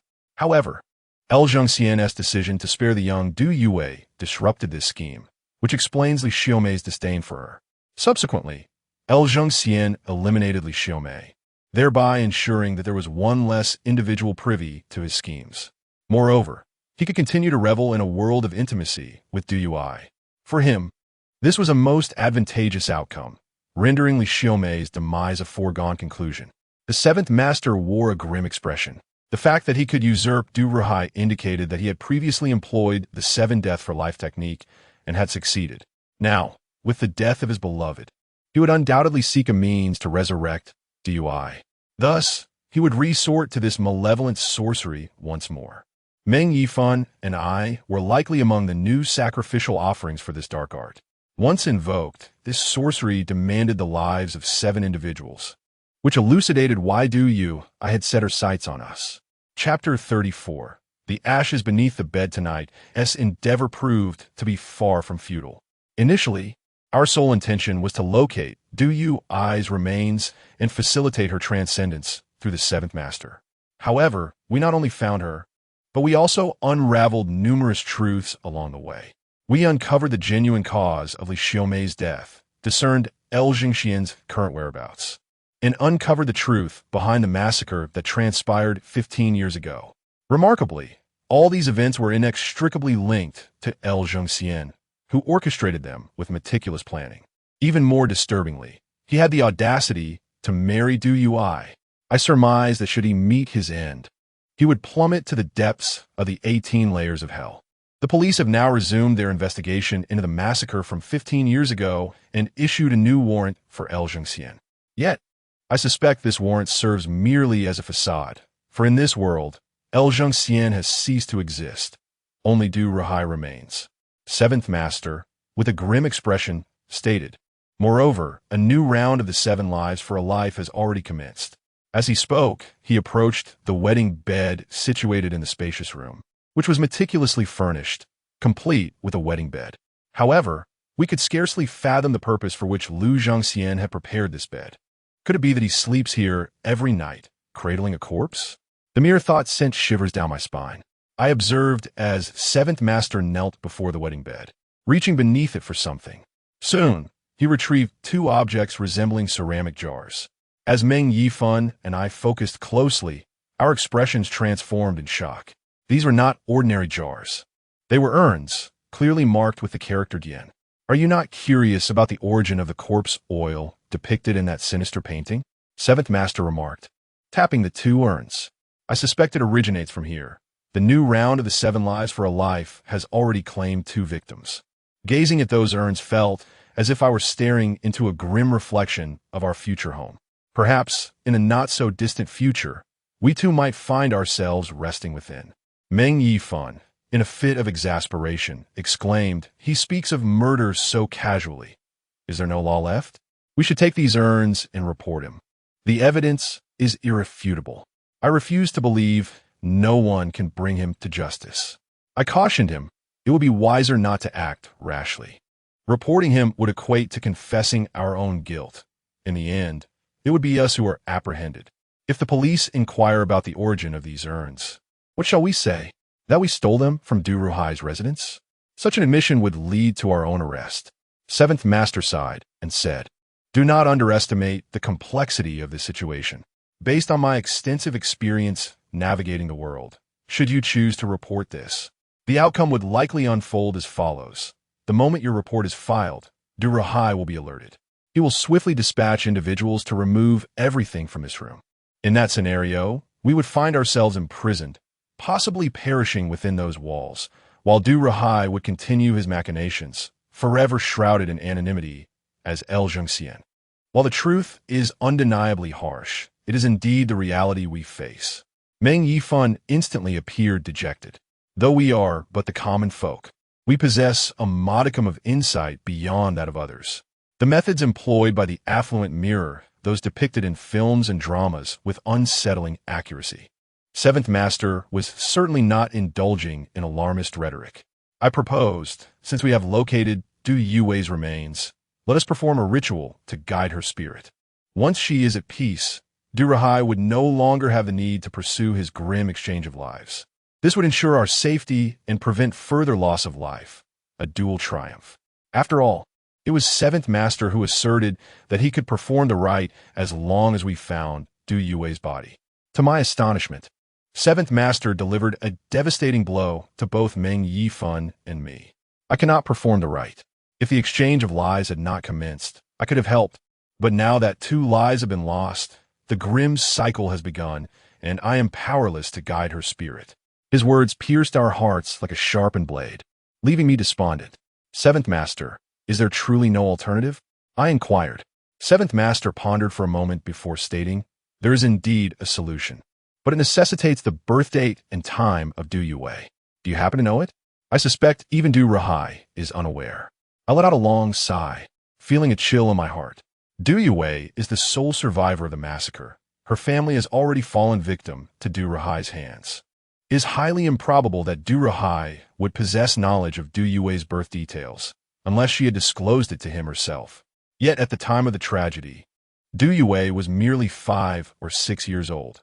At such a tender age, how could she remember her own birth details? I doubted that Du Rahai was entirely oblivious to them. Meng Yifan observed us and inquired, why did Du Rahai spare Du Yue's life and take her with him? I surmised it must have been because he became enamored with her at first sight. Although we find his twisted mindset incomprehensible, a man as ruthless as he would not have spared Du Yue's life without reason, if he was indeed taken by her. And considering he had ransacked her home at the time of the incident, is it not possible that he inadvertently took her household registration book with him? That document would contain her date of birth. As the saying goes, a single remark can awaken one from a dream. I excitedly slapped my thigh. There is indeed a possibility. Seventh Master rose as well, saying, the likelihood may be slim, but it is not impossible. We should search this room first. Suddenly, a thought struck me. The birth date and time might require a specific hour of birth, and the household registration book might not contain such detailed information. Seventh Master spoke with gravity. As long as we ascertain her date of birth, the hour is of little consequence. There are merely 12 in a day, and we could try each one in turn. Without hesitation, we commenced our search for Du Yue's birth chart, undeterred by the time it might consume. The room was cluttered with numerous items, and I fear that our search would be protracted. Furthermore, the presence of a corpse seated in the room heightened my trepidation. The moment I turned my back on Du Yue's remains, a chill of unease washed over me. I could not shake the disturbing thought that she might suddenly lunge at me from behind. The paper figures, meticulously crafted with features, cast eerie shadows on the wall in the flickering candlelight, and even a moment's longer gaze made me feel an urgent need to flee. As I finished searching one cabinet, my peripheral vision caught a glimpse of Du Yue's body. Yet it was not merely a fleeting glance. I noticed her tightly shut eyes appearing to open. Believing it to be an illusion, I quickly lifted my gaze for a second look. To my horror, I found myself locked in a gaze with her. Her ashen face remained unchanged, yet her eyes were indeed wide open, fixated upon me. My heart raced in terror, and I nearly succumbed to panic. Letting out a horrified scream, Meng Yifan, startled, stumbled towards Seventh Master, exclaiming, what on earth is happening? Seventh Master, equally bewildered, turned his gaze toward me. I pointed shakily at Du Yue's remains, stammering, She just opened her eyes. She was looking at me. Chapter 35, the one hiding in the attic indeed. Du Yue's body had just opened its eyes. I exchanged glances with her for a few seconds, but in that fleeting moment, she closed her eyes. It was as if she was consciously opening and shutting them. Meng Yifan was greatly startled and hastily turned to look at Du Yue's lifeless body. She didn't open her eyes, did she? Are you certain you didn't misinterpret? The Seventh Master questioned me as well, struggling to articulate my thoughts. I paused for a moment before responding. She truly opened her eyes just now. I am absolutely certain, but she opened them only to close them again. The Seventh Master fixed his gaze intently on Du Yue's remains, his brow furrowing in concern. Meng Yifan trembled as he spoke. Seventh Master, is there something wrong with her body? Has she perhaps begun to undergo corpse transformation? The Seventh Master shook his head, asserting she has already transitioned into a spirit, indicating that the breath of life has departed from her body. Consequently, she cannot experience corpse transformation. The likelihood of that is even lesser than that of becoming a vengeful ghost. If she truly opened her eyes just now, it must have been her spirit sensing our presence. A shiver of fear coursed through me. Is she within this villa? I inquired. No, the Seventh Master replied. If she were, I would have sensed it upon entering the villa. The atmosphere here is merely thick with Yin energy. You must not approach her remains too closely, or she may reopen her eyes. Skeptical, Meng Yifan insisted on moving closer for verification. As he approached, stepping within 10 paces of the corpse, the previously closed eyes suddenly sprang open. The body appeared as if it were alive, its gaze piercing us with an intensity that was chilling. Had that visage been normal, even that of an ordinary deceased person, I would not have been so frightened. Yet, that face bore an expression as if it had been poisoned, and upon that gaze meeting mine, I nearly succumbed to terror. Meng Yifan was startled and let out a cry, quickly distancing himself. Seventh Master shot him a fierce glare. Is this amusing? Focus on the task at hand. We then resumed our search for Du Yue's birth date. Initially, I held little hope, merely seeking a semblance of psychological comfort. To my astonishment, I actually found it.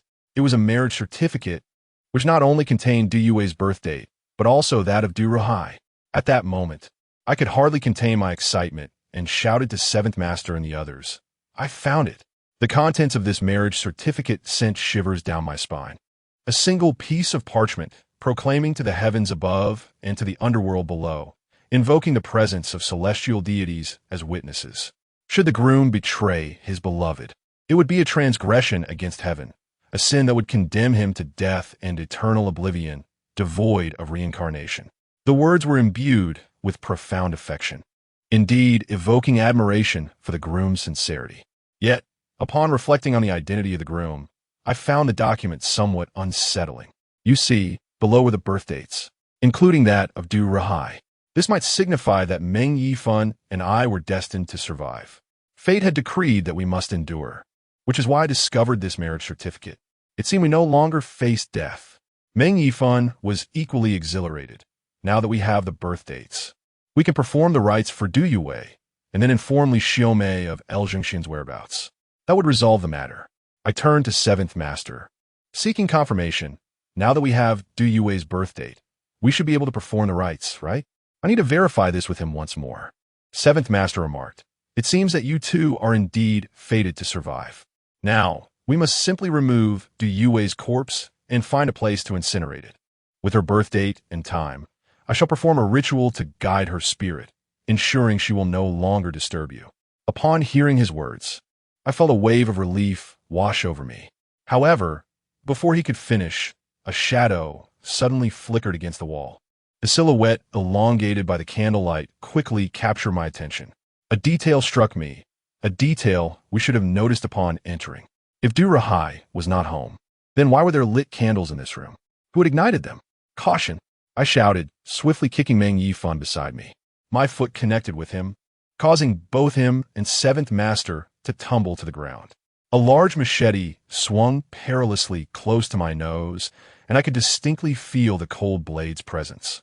My spirit nearly left me in fright as I fell to the floor, scrambling backward to distance myself from the assailant. It was then that I discerned his features, a man in his 30s, fierce in countenance with bulging muscles. Yet he was not Du Ruhai. He was likely someone Du Ruhai had stationed here, having been lurking in the attic moments earlier. With a menacing glare, he clearly intended to strike us down. Raising his weapon once more, I found myself cornered, with no avenue for escape. Fortunately, at that critical moment, Meng Yifan rushed forward, wrapping his arms around the man from behind and executing a throw that sent him crashing to the ground. Any ordinary person would likely be incapacitated by such a maneuver, even if they did not suffer a fracture. However, the man was evidently no ordinary individual. He was clearly trained. With his hands braced against the ground, he redirected a portion of his force and, almost simultaneously, ensnared Meng Yifan's head with his legs, swiftly reversing their positions and mounting him. He retrieved a knife from the ground, poised to strike Meng Yifan's head. Should that blow land, Meng Yifan would undoubtedly perish. Without a moment's hesitation, I seized a nearby chair, ready to hurl it at him. Yet, before I could launch my attack, another chair was already hurtling toward him, thrown by Seventh Master. It struck true, and as the man raised his hand to defend himself, Seventh Master, swift as lightning, dashed forward and ensnared the man's neck, pulling him off Meng Yifan. Seventh Master was a quintessential Northeasterner. I had never encountered an elder so tall and formidable. I had believed him to be merely hot-tempered, yet his agility was astonishing. He was not merely fighting. He was engaging the man in a duel. After a few exchanges, the man found himself at a disadvantage and cast a glance our way before suddenly fleeing the room. Shortly after his departure, the entire villa erupted in a cacophony of alarms, a sound so piercing that I surmised the entire neighborhood could hear it. This was disastrous. He had triggered the security system. Seventh Master's expression shifted dramatically. We must leave at once. If we linger, we risk capture and imprisonment. Meng Yifan and I felt a twinge of reluctance. Pointing at Du Yue's lifeless body. What about her? We may not have another chance. Seventh Master scolded. What do you care about that? It's your own imprisonment that will truly rob you of opportunity. Hurry, take those 2 urns with you. I hastily rushed over to stow the 2 urns into my backpack, momentarily forsaking the body of Du Yue. It was evident that if we attempted to carry her remains, our escape would be severely hindered. We hurriedly descended the stairs, disregarding everything else. We simply could not afford to be captured. However, just as we dashed out of the villa and vaulted over the wall, we were met by a throng of security personnel, armed with electric batons. The sight of so many encircling us sent a shiver down my spine. It seemed they had anticipated our intrusion, lying in wait with calculated intent. Chapter 36. The capture of 7th Master and Meng Yifan. You dare to steal from Boss Du's residence? You possess quite the audacity. Do you not recognize the gravity of this place? Do you take us for mere decorations? A dozen guards effectively blocked our path, their electric batons crackling ominously, causing my nerves to fray. This was truly the end. We had failed to secure Du Yue's remains and were now branded as thieves. If the police apprehended us, a prison sentence was all but assured, a fate that could very well lead to our demise behind bars. Old man, at your age, you still choose to engage in thievery?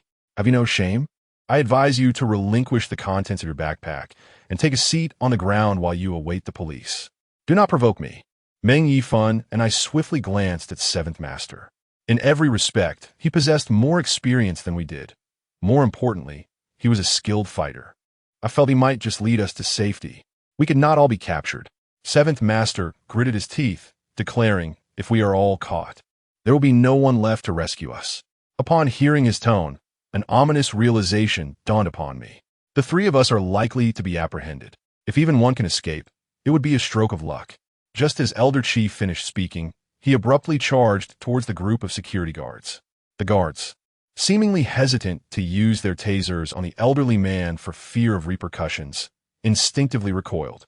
I thought to myself how incredibly brave this old man was, truly daring to advance. However, my optimism was short-lived. As he dashed forward, he immediately crouched down, cradling his head. I surrender, I surrender. Please don't taste me. At that moment, Meng Yifan cast me a meaningful glance, urging me to avoid capture at all costs and to find a way to rescue him and Elder Chi. Without hesitation, he too bolted forward, but he was not surrendering. He was diverting attention away from me. The guards, unwilling to taste Elder Chi, found no qualms about targeting him instead. The crackling sound of electricity erupted as Meng Yifan was swiftly incapacitated. Though I was concerned for him, I did not waver for a moment. I sprinted out without a backward glance. This was not the time for sentimentality. Hesitation would serve no purpose. If we were all captured, no one would come to our aid. However, if one of us could escape, there would still be a chance to save the others. Stop! Grab that kid! I heard shouts pursuing from behind, yet I did not look back. At that moment, my speed rivaled that of Usain Bolt. With every ounce of strength, I dashed toward the wall, carrying the 2 urns of ashes. In a moment of desperation, I felt as if I were flying, leaping over the wall with barely a pause. Although the guards were well trained, they could not match my agility. By the time they managed to scale the wall, I had already created a considerable distance between us. Yet they continued to pursue me. To be frank, these security personnel are remarkably dedicated, likely because we pilfered from the esteemed Du Rahai. Although I run swiftly, the weight of 2 heavy urns prevents me from fleeing too far. I'm already breathless. As I dash along, I suddenly notice an individual standing beneath a large tree, appearing ghostly. Upon closer inspection, I am taken aback by the familiarity of this figure. Clad in a black jacket, with a mask and a hat obscuring his features, he evokes memories of that night when we summoned Li Xiaomei. He was the one who disrupted the ritual, toppling the flags and candles, thereby dismantling the formation. I had tried to chase him then, but he eluded capture. Seeing him now sends a chill down my spine. His intrusion that night indicated he was no ordinary antagonist. He had even placed talismans beneath the master bed, revealing his knowledge of the arcane. His presence here now raises suspicions. Could he be here to harm me? However, It seems I misjudged his intentions. He appears to be pointing toward a motorcycle ahead. Initially perplexed, I soon find myself standing in front of the vehicle. To my surprise, the keys are still inserted in the ignition. This man seems to be offering assistance. Though I cannot fathom his motives, survival takes precedence in this moment. In my youth, I acquired a motorcycle license and reveled in riding with friends, navigating sharp turns. However, after a serious accident, my father insisted on selling my motorcycle.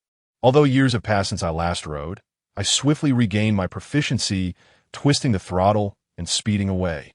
The curses of the security guards faded into the distance. Soon left behind, I cranked the throttle to 100 miles per hour, only decelerating after I had ventured far. As I rode this motorcycle, I found myself at a loss as to where to go. Returning home was out of the question. Even though we donned masks and hats when entering the villa, as long as Seventh Master and Meng Yifan do not betray me, I should remain safe from capture. Nevertheless, encountering such a predicament for the first time filled me with trepidation, rendering me reluctant to seek refuge in a hotel. I rode out to the suburbs and settled into a small inn. After securing the door, I collapsed onto the bed, reflecting on the events of the night. Seventh Master and Meng Yifan had been apprehended, potentially facing imprisonment. The mere thought sent my mind into a whirl. Seventh Master had initially come to assist us and had not intended to join tonight. It was I who insisted he come along. If this elder truly ends up in prison, how could I find peace of mind? What perplexed me most was how a mere residential complex could have over a dozen security guards on night duty. Even in a villa district, such a number seemed excessive. Unless someone was aware of our plans for the evening and had meticulously set a trap for us. That individual could only be Du Rahai. But how could he possibly know of our intentions? What if we decided to go tomorrow instead? Would he possess such foresight? Furthermore, the individual who provided me with the motorcycle, having come to sabotage us that night, clearly did not wish for the truth to surface. Why then would he assist me tonight? Moreover, how could he possibly know that we were heading to Du Rahai's residence tonight, and even prepared a motorcycle in advance to pick me up? A chill ran down my spine. Upon reflection, it seemed as if everyone was aware of our plans to visit Du Rahai. However, our decision to go was entirely spontaneous, a suggestion I had made myself, known only to Meng Yifan and Qi Yi. If this information had been leaked, it could only have been by either Meng Yifan or Qi Yi. I had no reason to suspect Meng Yifan, leaving only Qi Yi as the remaining possibility. Yet, if Qi Yi had indeed divulged our plans, we had been together the entire time, and he was currently in custody. Could it be that an unseen specter had followed us, one that had betrayed our intentions? This was my first encounter with such a predicament, and my mind struggled to devise a solution. The immediate priority was to extricate Qi Yi and Meng Yifan. I retrieved my phone and called Lu Ge directly. Although I shared some connections with Meng Yifan, my only hope for assistance in this dire situation rested solely with Lu Ge. However, after several attempts, Lu Ge did not answer. On my final call, I found his phone switched off. Chapter 37. Return what belongs to me. Lu Ge was a police officer. He would not simply ignore my calls. Yet, despite my persistent efforts, he remained unresponsive, and on my last attempt, he had deliberately turned off his phone. It was evident that he was intentionally avoiding me, likely to evade complications. Qi Ye's words rang true. The influence of the wealthy was beyond the imagination of ordinary folk like us. It had not been long since their arrest, and already Lu Ge had distanced himself from me. I could no longer rely on him. I would need to seek alternative means and expend money to forge new connections. That night, I retired to this inn not out of a lack of concern, but rather because I had much to attend to. I had to scurry about establishing connections and contend with the persistent visits from Li Xiaomei and Du Yue. Therefore, it was essential that I rested well. Needless worry would not aid my comrades. The 2 urns had remained in my backpack, untouched. Previously, Seventh Master had instructed me to take them, a request I found perplexing. However, since he entrusted them to me, it must have held significant meaning. Thus I needed to safeguard them diligently. Lying in bed, though my mind was still somewhat troubled by thoughts of Meng Yifan and Seventh Master, I soon succumbed to sleep. My slumber was rather shallow, and I was unaware of how long I had been asleep when a sudden knock at the door jolted me awake. I sprang up from the bed, my initial thought being that the police had come to apprehend me. Yet, I quickly realized that if it were indeed the police, they wouldn't bother knocking. They would simply enter and subdue me. Chimo, open the door. You seem to be sleeping quite soundly. Hearing that voice left me in shock. It wasn't the police. It was Meng Yifan. Good heavens. Hadn't he been captured alongside Seventh Master? Was it possible that the security had not alerted the authorities? No, that couldn't be right. If he hadn't been taken by the police, he should have called me immediately. How'd he know I was at this inn? Doubts crept in as I leaped from the bed and approached the door, calling out, Meng Yifan, is that you? There was a brief pause outside before he replied, Of course. Can't you recognize my voice? I inquired, How did you know I was here? Where is Seventh Master? He responded from outside, Just open the door. I'll explain everything once I'm inside. I did not open the door. Instead, I hastily crouched on the ground. The door of the room had a slight gap at the bottom, through which I could glimpse the floor outside. There, I discerned the reflection of a pair of red high-heeled shoes. The sight of those red heels sent chills down my spine. It was Du Yue. During the previous 2 nights, she had not knocked on my door. One night, I was at the spa with Meng Yifan, and the other night, we were summoning the spirit of Li Xiaomei. That night, we were engaged in ants, and later we found ourselves at the hospital. I surmised that Du Yue had refrained from coming due to the presence of Seventh Master. Having not seen her for 2 nights, I nearly forgot about the matter. Terrified, I remained silent, lying still on the floor. Chenemo, what are you doing? Open the door. Came Meng Yifan's voice from outside, tinged with impatience. What are you pretending for? Summoning my courage, I confronted the specter outside. Since when has Meng Yifan taken to wearing high heels? Du Yue, I know it's you. Stop pretending. After a moment of silence, there was no response. I presumed she felt embarrassed. However, almost immediately, a pallid, violet face appeared through the gap between the door and the floor, along with a single vengeful eye glaring intensely at me. I gasped in terror and jumped to my feet.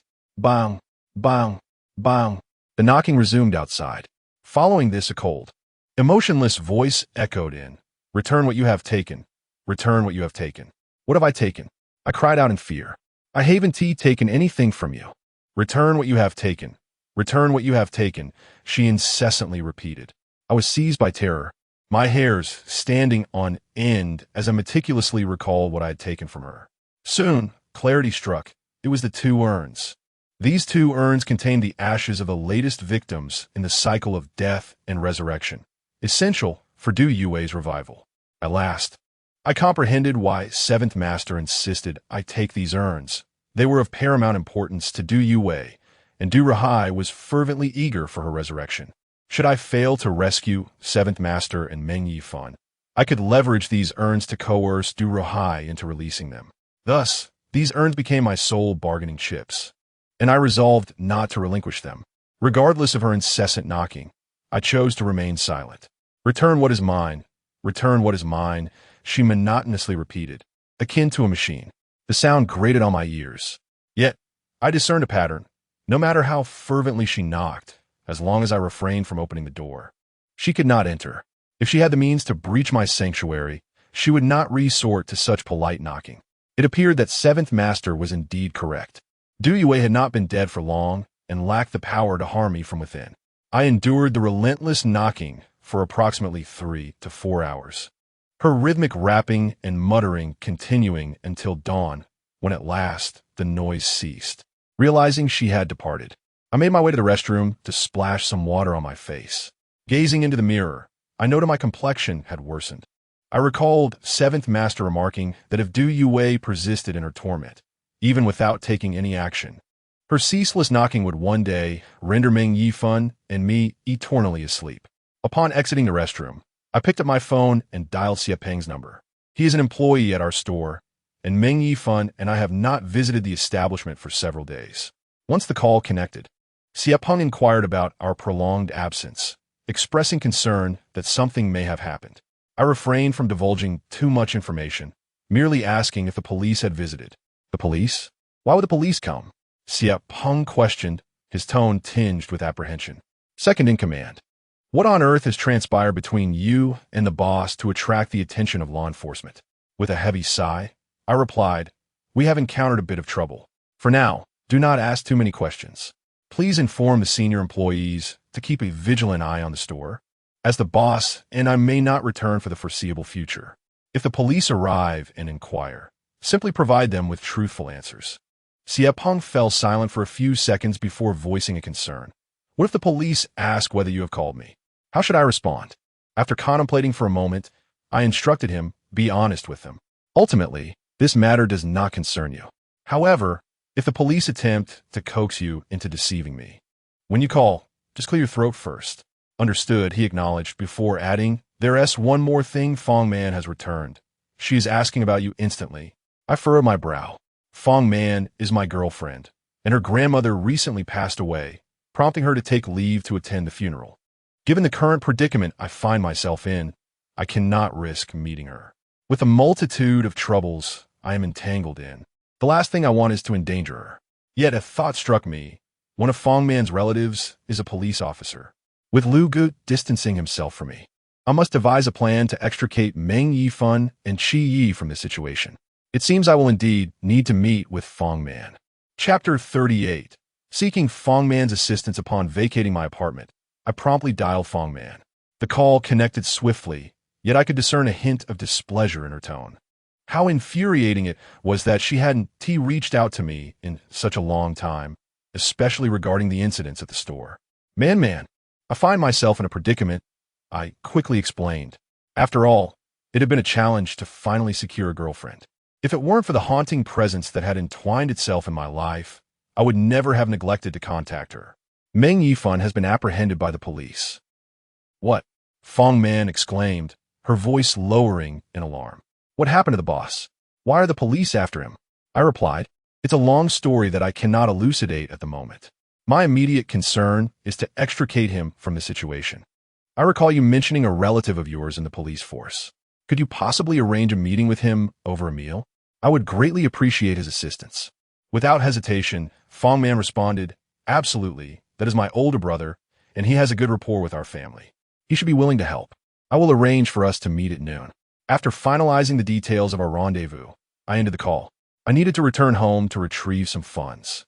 Having recently purchased a vehicle, my savings had dwindled to a mere 10,000, and my father, concerned about my spending habits, had insisted I leave my bank card at home. Given my recent expenditures, I needed to collect some cash. I rode my motorcycle back home. Upon arrival, my father and grandfather expressed surprise at my early return, as I had just been home a couple of days prior. I explained, "I'm here to withdraw some money. Meng Yifan is in legal trouble, and I need to settle some expenses." "Legal trouble?" My father and grandfather exchanged concerned glances. "What is the matter with you, Meng? Have you gotten into some legal trouble? Is it serious?" I reassured them, saying it wasn't too grave and that such issues are inevitable in business. My father did not press further. He remained seated on the sofa, pointing to his room. "The bank card is in my drawer. You can go and get it." I looked at him, a hint of confusion clouding my mind. Today, he was supposed to be at work. He is the accountant at the factory. He rarely takes a day off, so why was he not at work today? "Dad, are you on leave today?" I inquired. He chuckled softly. "I've been feeling a bit unwell these past couple of days, so I took 2 days off." Observing his pale complexion, I became concerned.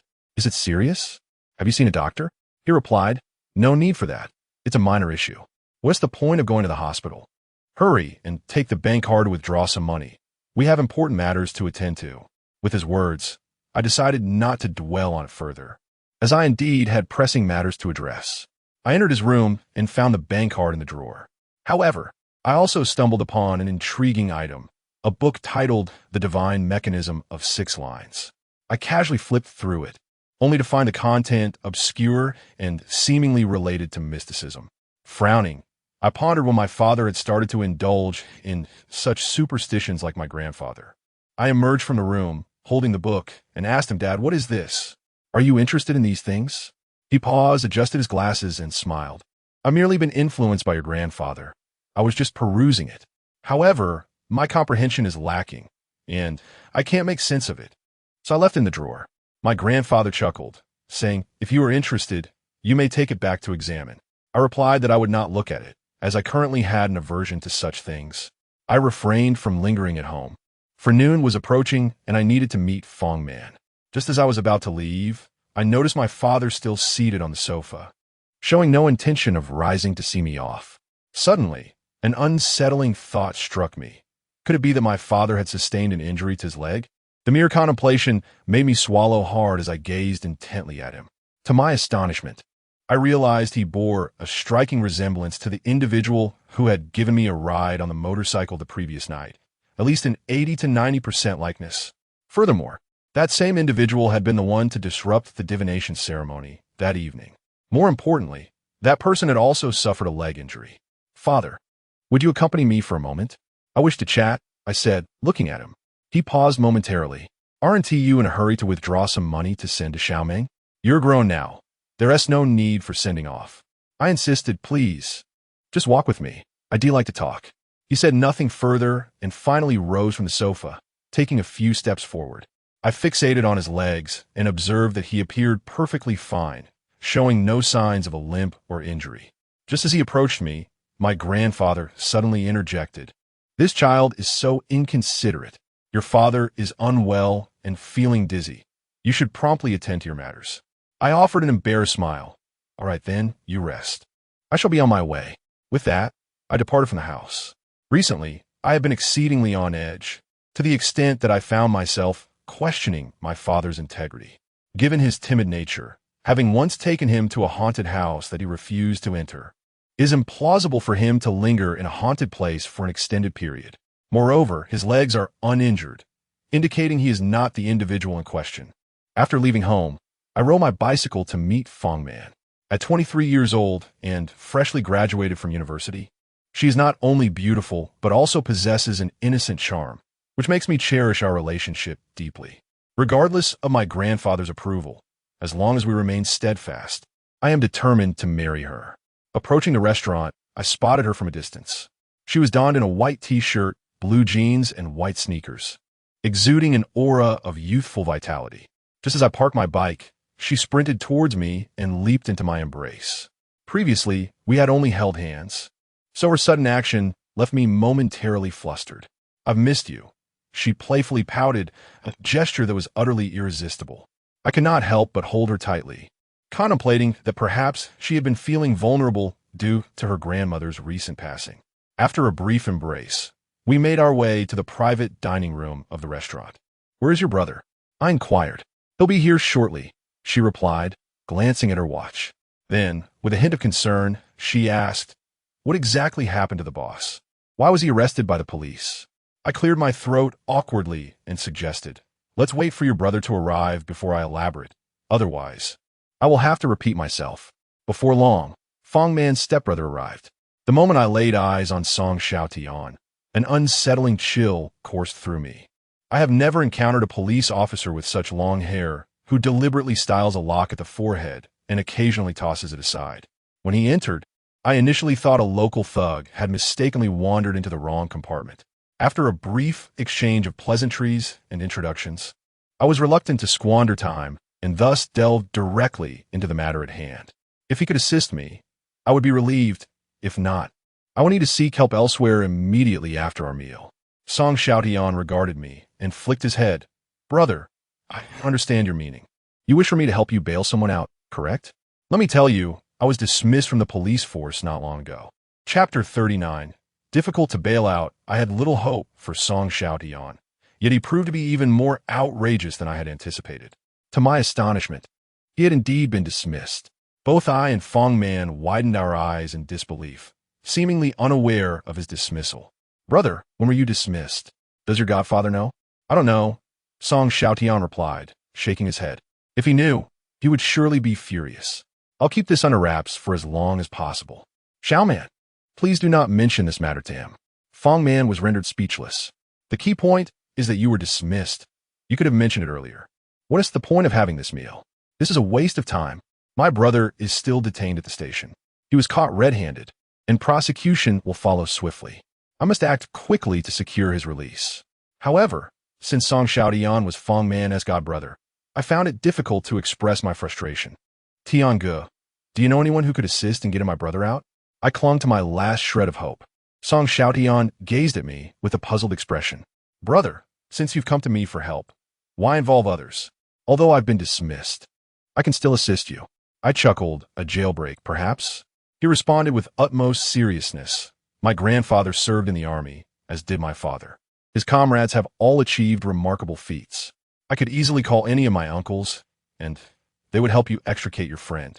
Observing Song Xiaoyan's earnest demeanor, I sensed he was not merely boasting. Yet his appearance inspired little trust, so I glanced at Fong Man. She nodded in affirmation, signaling that Song Xiaotian was indeed sincere. My excitement surged. Brother Tian, will your uncles truly lend a hand? Song Xiaotian replied, that is of no concern to you. You are Xiaoman's boyfriend, thus your family. Why would I deceive you? However, this hinges on whether your friend is genuinely wronged. If he has committed an offense, I might be unable to assist you. Upon hearing his words, I became convinced of his capability to aid me. Yet, I was at a loss for how to express my predicament. After all, we had indeed trespassed into Rahai's home. How could I articulate the circumstances surrounding our actions? Noticing my hesitation, Song Xiaotian furrowed his brow. Your friend hasn't truly done something, has he? Fong Man, too, grew anxious. What exactly has the boss done? With a sigh, I replied, I can share the details, but I fear it may frighten you. Song Xiaotian shook his head dismissively. Speak freely. I am well versed in the ways of the world and have faced numerous trials. I genuinely doubt there is anything that could unnerve me. I recounted the entire sequence of events succinctly and without any concealment. However, upon finishing, both Song Xiaotian and Fong Man appeared utterly dazed, as if they could scarcely believe my words. I promptly retrieved the urn containing ashes from my backpack. I am not deceiving you. If you doubt me, behold this as evidence. Goodness, what on earth? Song Xiaotian exclaimed, leaping back in sheer terror, his expression one of horror as he gazed at me. Fong Man, too, turned pale, nearly bolting for the door. You, put that away. I believe you. I believe you now. I hastily returned the urn to its place, and they both settled back down. Song Xiaotian, still shaken, looked at me and said, Truth be told, I believed you right after you finished speaking. I was somewhat incredulous. You truly believe what I said? He nodded affirmatively. You came to seek my assistance. It would be nonsensical for you to fabricate such an absurd tale. Thus I trust that your words carry truth. However, I must admit, I never anticipated such a bizarre occurrence. He exchanged glances with Fong Man, both momentarily grappling with the surreal nature of the situation. I interjected for now. The specifics are of lesser importance. The urgent matter is to extricate Meng Yifan and Qi Yi as swiftly as possible. I fear that should they be sentenced, Du Rahai may pose a threat to them while they remain imprisoned. After a moment's contemplation, Song Xiaotian replied, Allow me to make a call on your behalf. It is crucial to inquire, especially since you ventured into Du Rahai's residence. He is no ordinary individual. His influence is considerable, and this situation may prove quite troublesome. With that, he stepped outside to make the call, leaving me anxious about whether he would be able to assist me in this endeavor. After all, the other party is Du Rahai, who wields immense power in Longjin City. If he were not a person of considerable stature, I would be apprehensive about being unable to manage him. Approximately 10 minutes later, Song Xiaotian returned. He informed me that they would find a way to rescue the individuals, which would likely take 2 to 3 days. If they were not extricated within 3 days, Meng Yifan and Qi Yi would undoubtedly be facing incarceration. Upon hearing this, I was uncertain whether to feel relieved or fearful. Song Xiaotian had previously mentioned that his connections were formidable, yet even with such impressive contacts, he lacked substantial confidence in securing their release.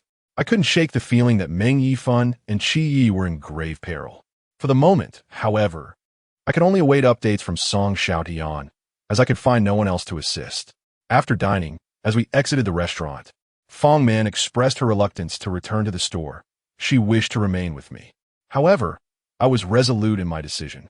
I feared that my troubles would only embroil her further. Return to the store and keep a vigilant watch over it for both me and Meng Yifan. Once I resolve this situation, I will seek you out, I asserted firmly. Song Xiaotian also urged her, listen to Chunamo, as a young woman. You should not involve yourself in this matter. Ultimately, after considerable persuasion from both of us, Fong Man relented and departed. Once she left, I grasped Song Xiaotian's arm, intending to offer him the 10,000 yuan I had just withdrawn. Yet, he pushed it back, saying, "You're being overly formal. Xiaoman has grown up with me. She's like a sister to me. You may yet become my brother-in-law, so do not underestimate my character." I felt a twinge of embarrassment at his words, for I had come simply to offer a gift. However, he was indeed correct. In the future, we would not be strangers. "Brother Tian, I shall not be overly courteous with you. Might I impose upon you for another favor?" He gazed at me, prompting speak. I candidly relayed my thoughts. I am uncertain whether Meng Yifan and Qi Yi can be salvaged. I must prepare for both eventualities. I seek detailed information regarding the massacre case from 15 years ago, as well as data on El Zhengxian. I must establish that Du Rahai is indeed El Zhengxian. Otherwise, even if Meng Yifan were to emerge unscathed, our existence in this city would be untenable. Song Xiaotian's demeanor shifted to one of seriousness as he furrowed his brow, stating, "Forgive my frankness, but your aspirations are somewhat fanciful.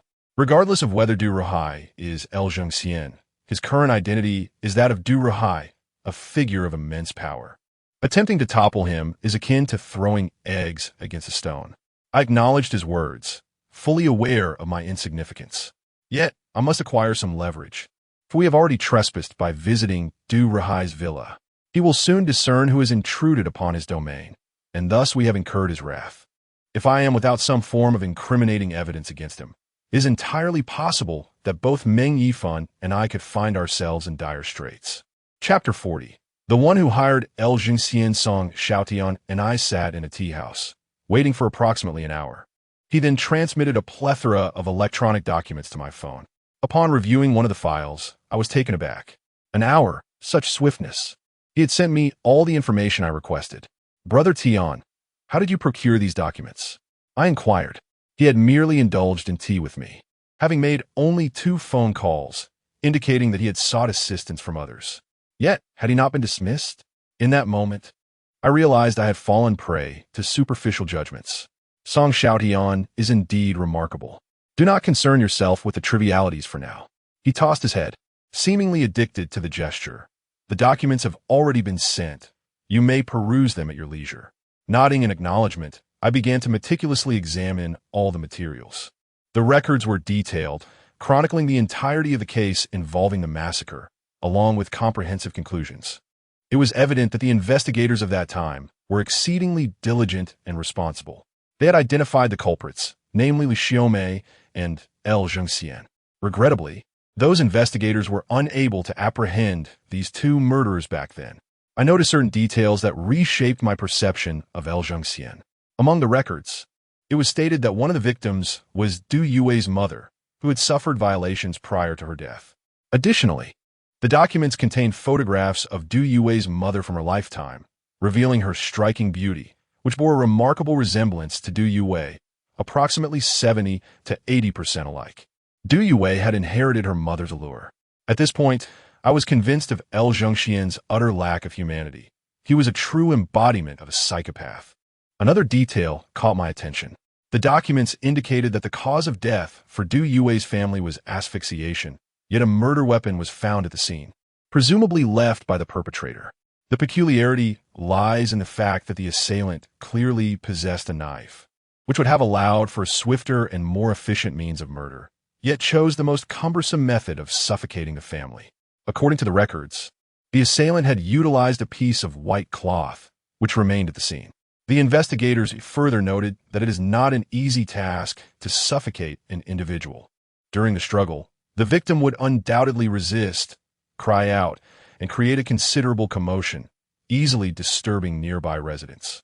Yet, the perpetrator opted for this method of murder, suggesting a possible extreme religious belief, employing a superstitious approach to kill. Reading this left me somewhat perplexed. What was El Zheng thinking at the time of the crime? Instead of using a knife, he deliberately chose such a cumbersome method. Was there a deeper significance behind this? Unfortunately, Master Qi was not present. Had he been, he might have clarified my doubts. Currently, only Song Xiaotian is here, who has also served as a police officer, so I sought his insight. He glanced at the records and furrowed his brow. This reminds me of a case, a serial murder case that occurred in Longyang City, involving 7 victims. The number 7 struck a chord with me, and I was instantly startled, eagerly inquiring about the specifics of this case. Song Xiaotian replied, "Interestingly, this case also took place 15 years ago, and all 7 victims were suffocated. It was not until the 3rd victim was found that the 3 incidents were combined into a series of homicides. Moreover, to this day, that case remains unresolved, with the identity of the killer still unknown. I first heard about this case from an old police officer. The more I listened, the more enigmatic it became. 7 victims, and the same method of murder. Interestingly, 15 years ago, after L. Zhengxian and Li Xiaomei committed a massacre in Qingdao, they fled to Longjing City, where they purchased a residence under my father's name. The series of murders in Longjing City occurred either before or after their arrival. If it transpired after, I glanced at Song Xiaotian and voiced my conjecture. Could it be possible that the case you just mentioned was also perpetrated by L. Zhengxian? Song Xiaotian was momentarily taken aback. Soon his expression shifted. At that time, in Longjing City, there were superstitious speculations surrounding the series of murders, suggesting that the assailant's method of smothering the victims instead of employing a more expedient means of killing was due to a desire for some form of sacrifice or to obtain something from the victims. The modus operandi of this case indeed bore a resemblance to that of L. Zhengxian. However, there was virtually no possibility of consolidating the investigations, as there was no direct evidence to substantiate that he was involved in this case as well. Consolidation of cases is of little concern to me. What captivates my attention is the similarity in the methodologies of both cases, particularly since this series of murders also seem to involve some sacrificial element, akin to the ritual of 7 deaths for a life, sacrificing 7 victims to compensate for the fatal flaws arising from soul transference. Thus, it appears that there were indeed 2 instances of 7 deaths for a life back then, and it is highly probable that the perpetrator was also L. Zhengxian. But why did this occur twice? Was the first instance not L. Zhengxian's attempt to usurp Du Ruhai?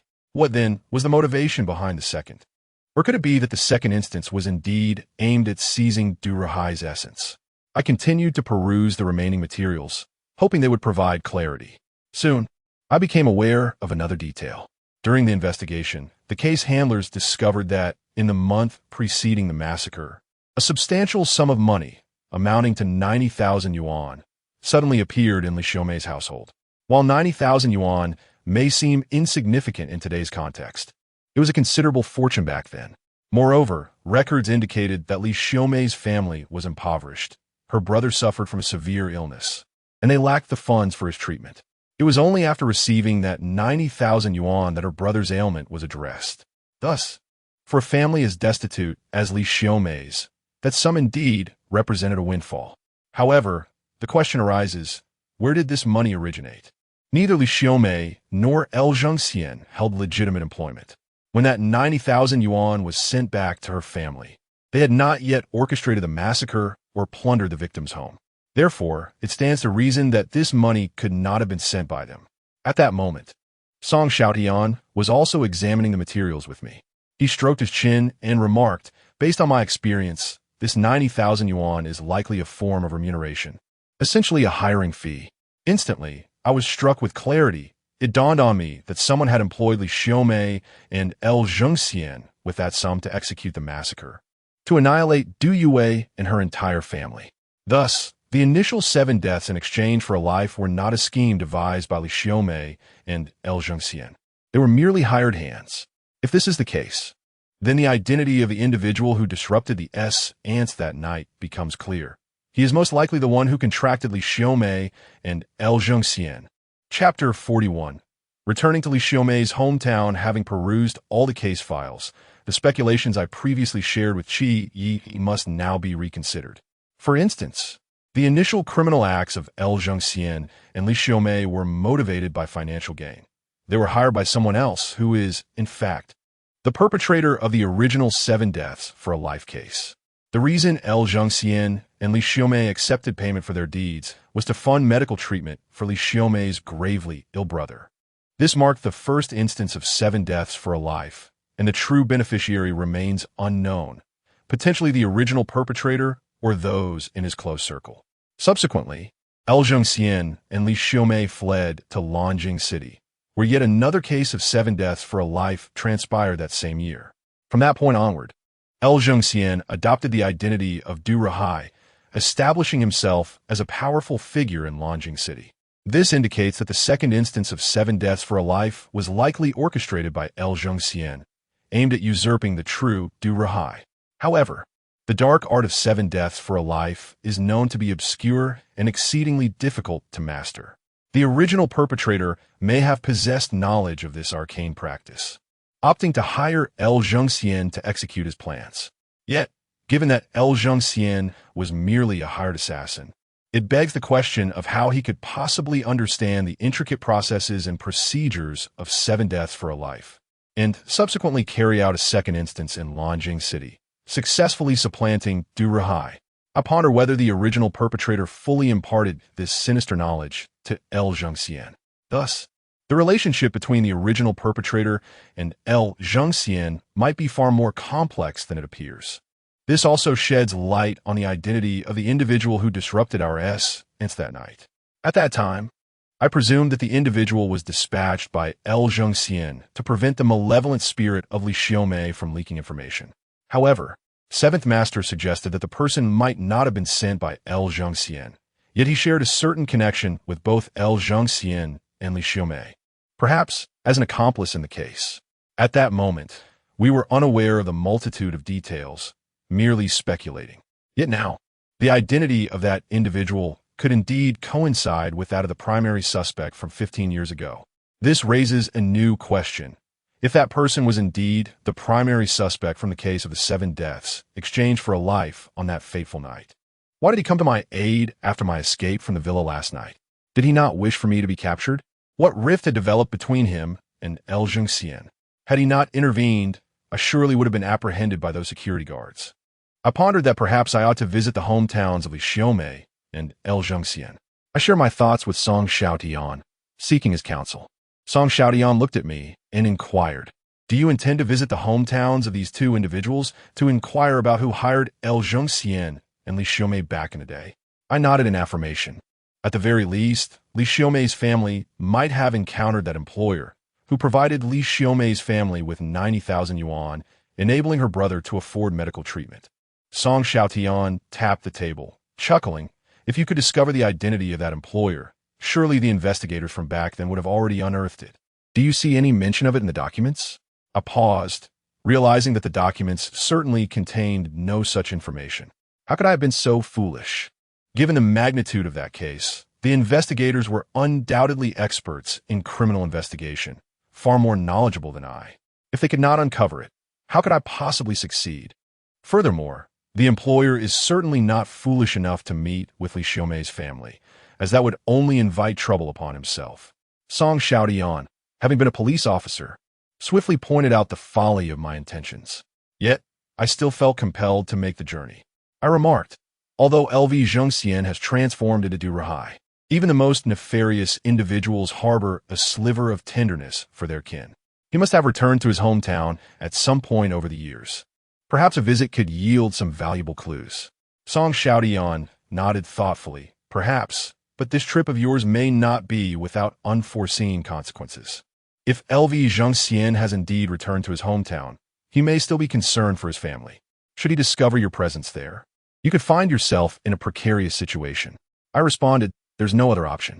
Meng Yifan is my steadfast friend, and she has extended his assistance to me.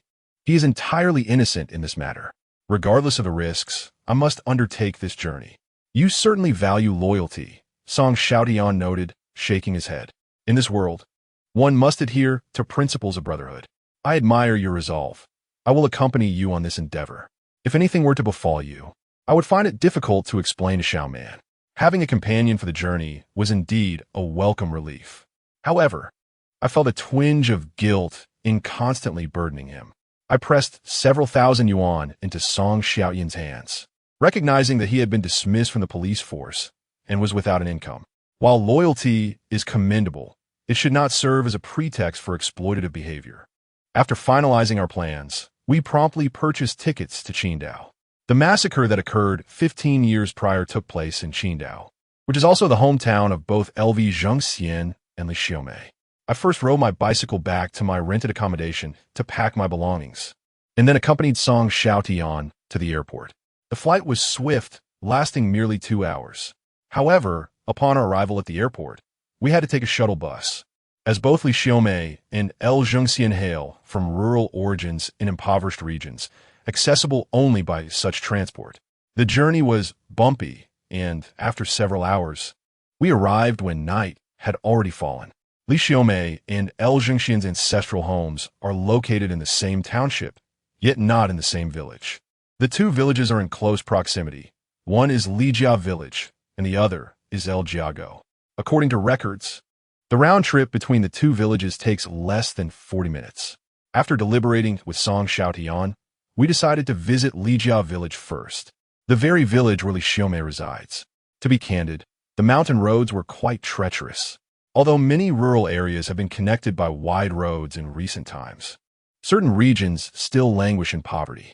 Lijia village remains impoverished to this day, which leads one to imagine the dire conditions it must have faced over a decade ago.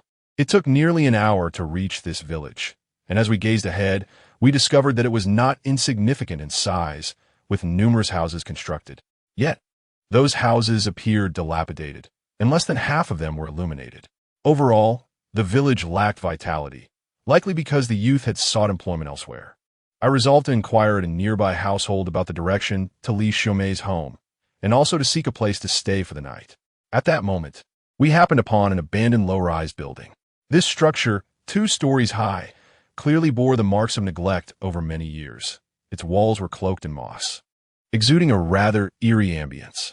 Suddenly, Song Xiaotian grasped my arm, urging me not to proceed any further.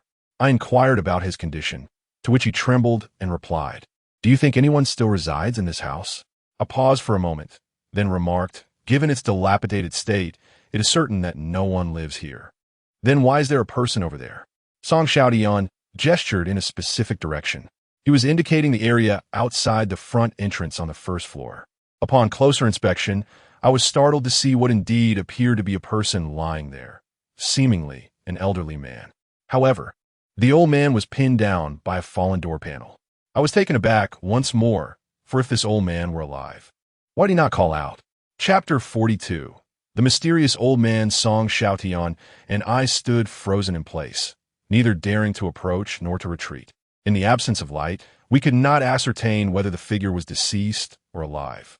I sensed it resembled a corpse, yet Song Xiaotian speculated. Could it possibly be a ghost? I hastily covered his mouth, imploring him not to utter such words at this moment. "Let us shine a light with our phones," he suggested. "If it is indeed a corpse, it cannot be left unattended in the open like this. The villagers would surely take notice." We promptly retrieved our phones, activating the flashlight mode and directing the beam towards that direction. The illumination quickly clarified the scene before us. Indeed, there was an old man lying there, his eyes fixed intently upon us.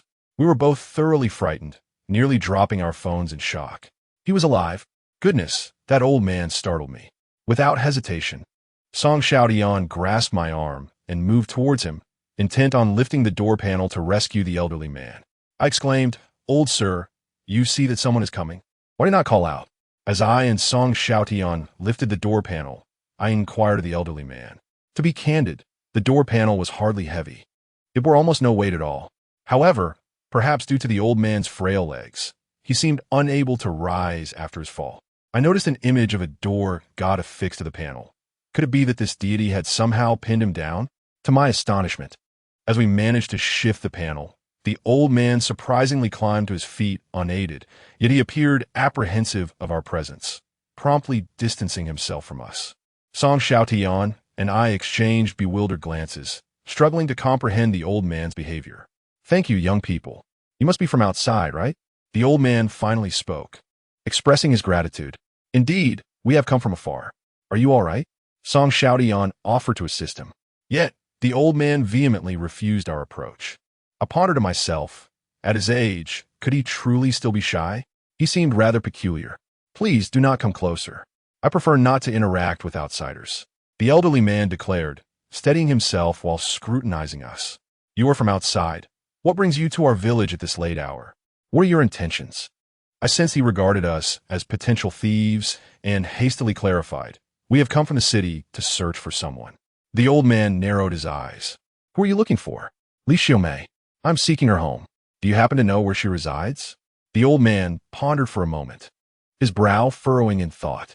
I have lived in this village my entire life and have never heard of anyone named Xiaomei. I thought to myself, given that he is a local, how could he possibly be unaware of Li Xiaomei? However, I quickly came to my senses. I should not have inquired about Li Xiaomei. Instead, I ought to have asked about Li Yujiao. The name Li Xiaomei was adopted only after Li Yujiao had committed her transgression, rendering the villagers oblivious to the change. Thus, I repeated the name Li Yujiao. The old man's demeanor shifted abruptly. What do you seek her for? That girl has not set foot here in over a decade since her misdeeds. I exchanged a glance with Song Xiaotian and fabricated a lie. We are police officers investigating the case from years past, hoping to gather information from Li Yujiao's relatives. The old man regarded us skeptically. After all these years, you still pursue this? Surely you are aware she is a murderer, and she has not returned in years. I thought to myself, of course, she would not return. She had spent 15 years behind bars and was only recently released. With her still at large, the investigation must continue, seeking justice for the victim. We merely wished to gather information, hoping the old gentleman would guide us. The old man, now devoid of suspicion, pointed us in a direction. Just to the east of the village, continue straight ahead, and the most dilapidated house is theirs. Although the elder claimed to be reclusive, he was quite loquacious, continuing to speak. That girl committed a grievous crime, which brought ruin upon her family. The villagers scorned them all. In time, her father succumbed to grief, leaving behind a widow and an orphan. Only our family showed compassion, occasionally helping them, for without our assistance, that poor woman and her simple-minded child would not have survived long. I am somewhat curious. Does Li Yujiao have a fool in her family? The old man nodded. She has a younger brother named Li Liang, who fell gravely ill in his childhood. They lacked the means for treatment, but somehow managed to obtain the funds later on, and after seeking medical care, his life was saved. However, the delay resulted in him contracting meningitis, leaving him mentally impaired. The villagers claim it is retribution. I sighed upon hearing this. In her desperation to save her brother, Li Xiaomei, in collusion with Zhongxian, brought calamity upon the entire Du family. Yet she was ultimately unable to heal her brother. Living as a fool for a lifetime seems a fate worse than an early death and rebirth. I expressed my gratitude to the old man. Well then, you should head back soon. It is quite unsafe to wander about in this darkness. The old man chuckled. I shall return shortly. I am moving tomorrow morning. But I did not fancy the new place. I thought I would come out and see if there were better options, only to end up falling here. Song Xiaotian and I were puzzled by his words. If he mentioned moving, it must mean that the new house was already completed. Otherwise, why would he venture out? Yet, as one ages, one's speech often becomes somewhat disjointed. I inquired if he needed our assistance to escort him home to prevent another fall. He declined and turned to leave. Following the direction he indicated, Song Xiaotian and I decided to visit Li Xiaomei's home. It is worth noting that Li Xiaomei had met her demise 15 years ago, a tragedy orchestrated by Zhongxian, a fact her family was likely unaware of. Now, her home is left with only her mother and younger brother. I plan to directly inform her mother about her demise, revealing the truth that it was Zhongxian who committed the act. Surely, Li Xiaomei's mother will harbor resentment towards Zhongxian, and perhaps she might divulge some information to us. As we walked along the rural path under the cover of night, both Song Xiaotian and I felt an unsettling chill. Have you noticed how many graves there are in this village? Song Xiaotian suddenly inquired. Indeed, we had encountered numerous tombs along the way. I explained that it was quite normal. Prior to the implementation of cremation, burials were conducted in the ground, and villagers who passed away were invariably interred within the village. In such a destitute area, even now, those who die are still buried in the earth. I meant to convey that nearly half of the houses in this village lie abandoned, with graves outnumbering homes. Could it be that the residents of those houses are now dwelling among the graves? Song Xiaotian's remark sent a shiver down my spine. I retorted sharply, brother, Can you refrain from such wild conjectures in this eerie environment? Just as we were conversing, we suddenly caught sight of a figure not far ahead. The person stood by a well, seemingly engaged in some unknown activity. We froze, too frightened to approach further, for beside the well rested a grave. Chapter 43. Li Xiaomei's Mother. Witnessing such a scene in the dead of night was unnerving. Not only was Song Xiaotian terrified, but I felt my knees weaken as well. The individual stood beside the well, fixated on it, while the grave loomed ominously nearby. Song Xiaotian immediately pulled me down, and we crouched in the grass, hidden from view. He asked me with a face full of terror, "You don't mean to say that person crawled out of grave, do you?" I covered my mouth, barely suppressing the urge to slap him. Clearly, he was just as frightened as I was, yet he insisted on embellishing the situation. However, I soon noticed something peculiar. The individual indeed appeared disheveled and filthy, as if he had rolled in a heap of mud. At first glance, he did resemble someone who had emerged from a grave. Yet, having recently encountered some bizarre events, I possessed a modicum of understanding. If he were a ghost, it would be impossible for him to have crawled out of the grave unless he had risen from the dead. It was Li Liang, I whispered, Li Xiaomei's foolish younger brother. The man unmistakably appeared to be an adult, and adults do not allow themselves to become so dirty unless they are indeed simple-minded, with intellect akin to that of child. Upon discerning his identity, I felt a wave of relief wash over me. Since it was Li Liang, he was a living person, not a resurrection or a specter. Nevertheless, Li Liang's actions remained somewhat unsettling. Why was he not at home sleeping, but instead loitering by the well at such a late hour? Song Xiaotian and I dared not disturb him, opting to conceal ourselves and observe his intentions. Before long, I witnessed Li Liang extracting a package from his pocket and pouring its contents into the well. It appeared to be a powdery substance. Song Xiaotian gasped, "Goodness, he has poisoning it." I was taken aback as well. It seemed Li Liang was indeed engaged in an act of poisoning. That was a water well. If he were to introduce a lethal substance, the villagers who drank from that water could very well be doomed. This fool was remarkably malicious. Song Xiaotian and I had been observing the scene when he poured the packet of powder into the well. We realized it was too late to intervene. After poisoning the water, Li Liang suddenly erupted into a fit of silly laughter, clapping his hands as if in applause. His foolish demeanor left me astounded by his sheer absurdity. Once he finished clapping, he skipped away from the well, heading towards his home. After he had distanced himself, Song Xiaotian and I hurried to the well. We activated our flashlights and shone them into the depths of the well, only to discover that the water was murky, clearly unsuitable for drinking. A wave of relief washed over us. This water was likely meant for irrigation. What on earth did that fool pour in there? Song Xiaotian inquired. I have no idea, I replied, but it seems unlikely that he was poisoning it. His actions are inherently nonsensical, and, as a simpleton, where would he even procure something toxic? Perhaps he was merely playing around. Of course, this was merely my conjecture. We resolved to inform the villagers by daylight, for if they intended to use that water for their livestock, and Li Liang had inadvertently introduced something harmful, it could lead to dire consequences. Not daring to linger, we pressed on towards Li Xiaomei's residence. Before long, we arrived at her home, which was indeed in a state of disrepair. The structure was not made of bricks and tiles, but rather constructed from the old yellow mud typical of bygone days. The roof was patched with layers of oilcloth, having likely been mended numerous times. I couldn't help but think how impoverished their situation was. How was this widow and her orphan surviving? At that moment, the sounds of drums and gongs resonated nearby, occasionally accompanied by the recitation of scriptures. This sound was not unfamiliar to me. In my hometown, such sounds accompanied the passing of a life. A ritual was being performed, indicating that someone in the vicinity had departed. I cast a glance in the direction of the noise and indeed observed a brightly lit small building. "Let's knock on the door," urged Song Xiaotian. "After we inquire, we should leave quickly. I find this village rather peculiar."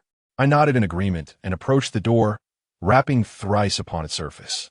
The door, wooden and seemingly on the verge of disintegration, creaked open after a short while, revealing Li Liang, the boy we had encountered earlier. He stared blankly at us, his clear eyes filled with confusion. "Hello, may I ask if your mother is home? We need to speak with her." "She is not available," Mom is asleep.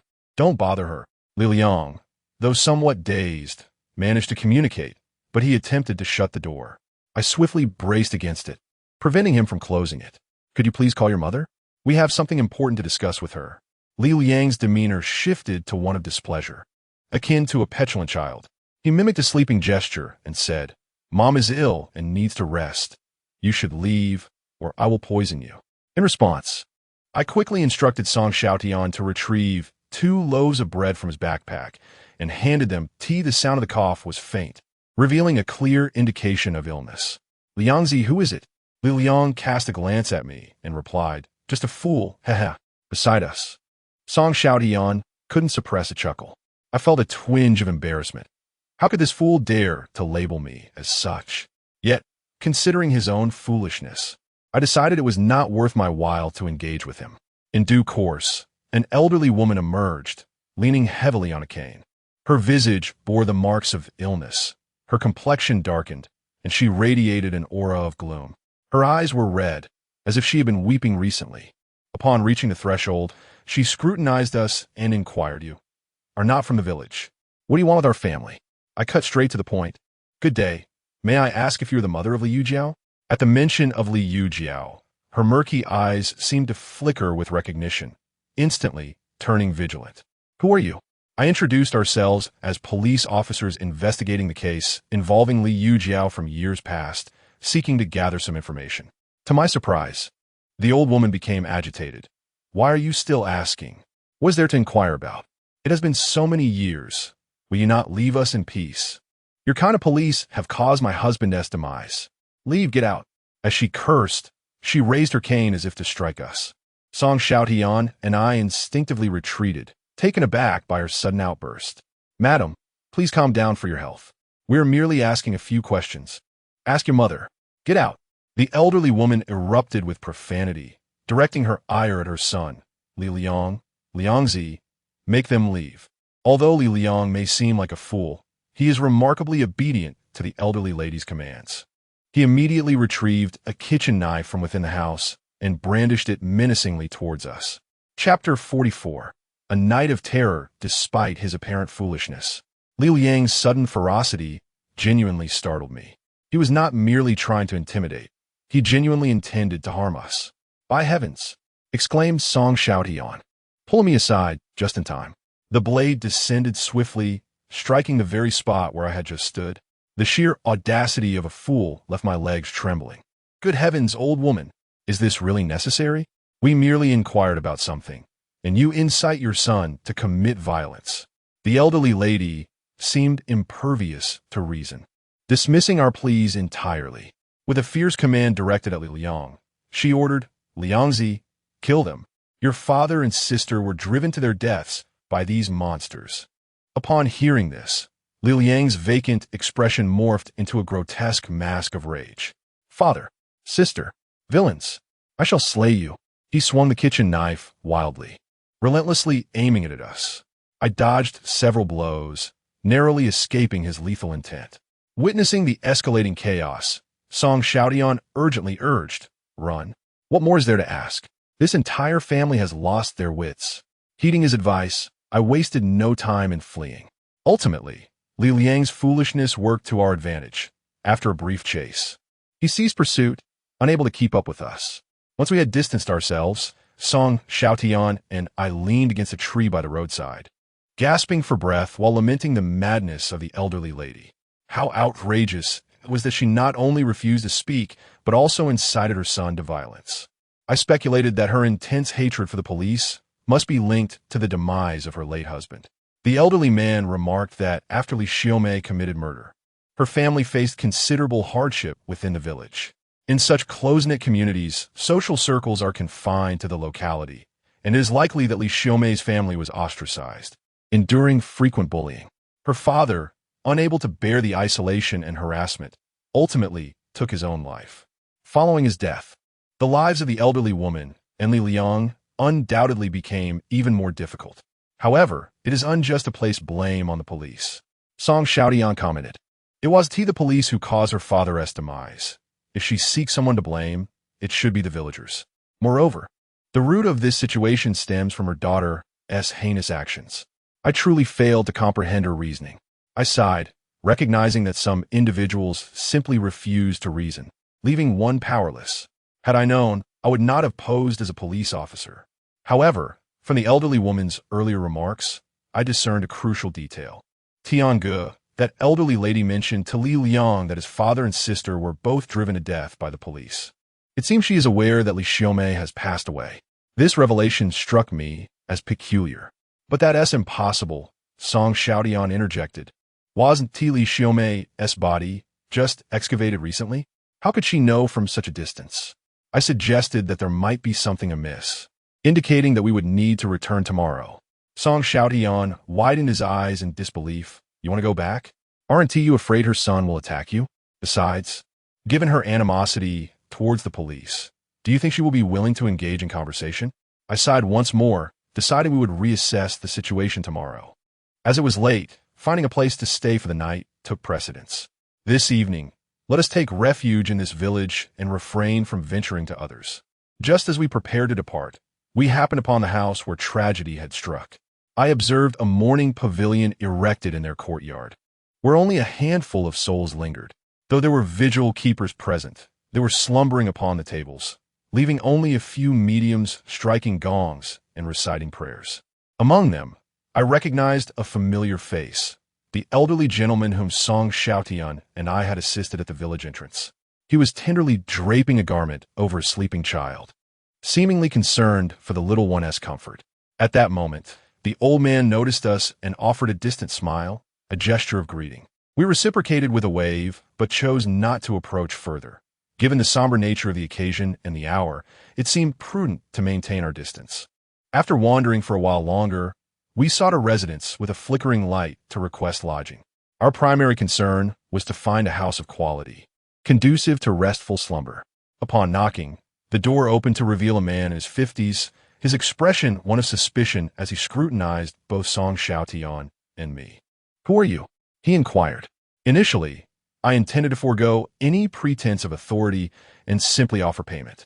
However, Song Xiaotian interjected, asserting, "Comrade, we are police officers from the city, here to investigate a case. It is quite late, and we seek a place to rest. This is the village chief's residence. Is it not? Kindly summon the chief for us." Upon hearing this, the man quickly replied, "I am the village chief. Are you truly officers?" Without hesitation, Song Xiaotian produced his identification, and I was taken aback to discover it was indeed his police badge. The village chief cast a glance, and his tone suddenly became courteous. "Ah, indeed, officers from the city. Please come in." We were invited inside, where the chief offered us tea and water. "What brings you to our humble abode? Is there an issue?" "No," Song Xiaotian smiled gently. "We are here to inquire about the family of Li Yujiao regarding a case from 15 years ago." After explaining our purpose, we recounted the incident involving the elderly woman who had instructed her son to attack us. The village chief, upon hearing this, became quite irate. That entire family is mad, with rather peculiar tempers. Please, do not take offense. Their son is a fool, mentally troubled.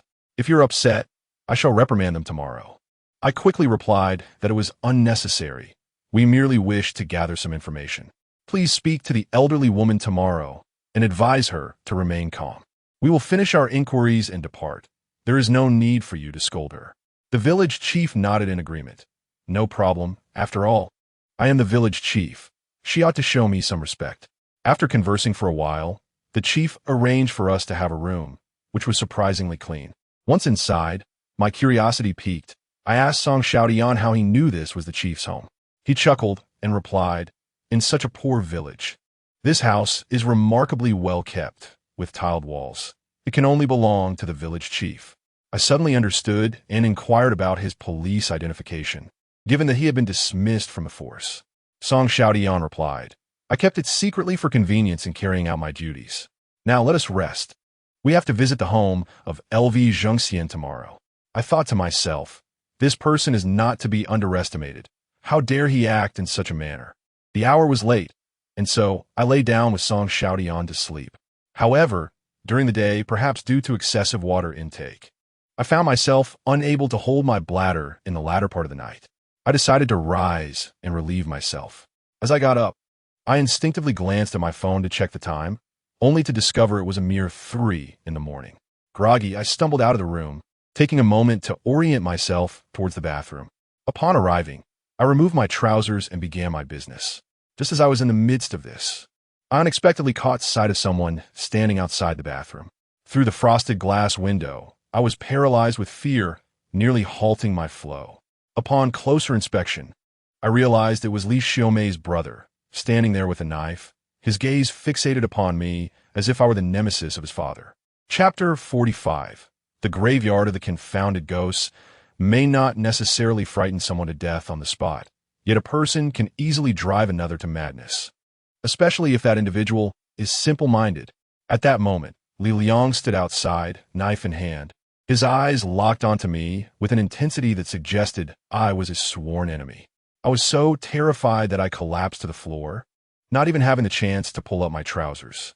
Had Li Liang possessed even a modicum of sanity, he might have simply pushed open the unlocked bathroom window and entered.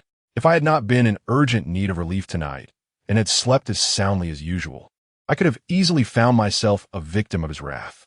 My spirit nearly abandoned me, and I fled the bathroom, rushing back into the room to awaken Song Xiaotian. What is happening? The sky has yet to brighten. Just a little more sleep. Song Xiaotian's slumber is even deeper than mine, his eyes remaining firmly shut. He still intends to sleep on. That fool has come to attack us. What? He abruptly sat up, instantly alert. Do we hold such enmity? Damn, this lunatic. I thought he was simply a disabled person and chose not to stoop to his level. Yet he has decided to confront us. Frustrated, Song Xiaotian urged me to dress swiftly, preparing to seek out that Li Liang. We had presumed that Li Liang was merely obeying his mother at that moment. Yet little did we know he would pursue us all the way to the village chief's residence. And now, at 3 in the morning, this fool has likely been lurking outside for an extended period.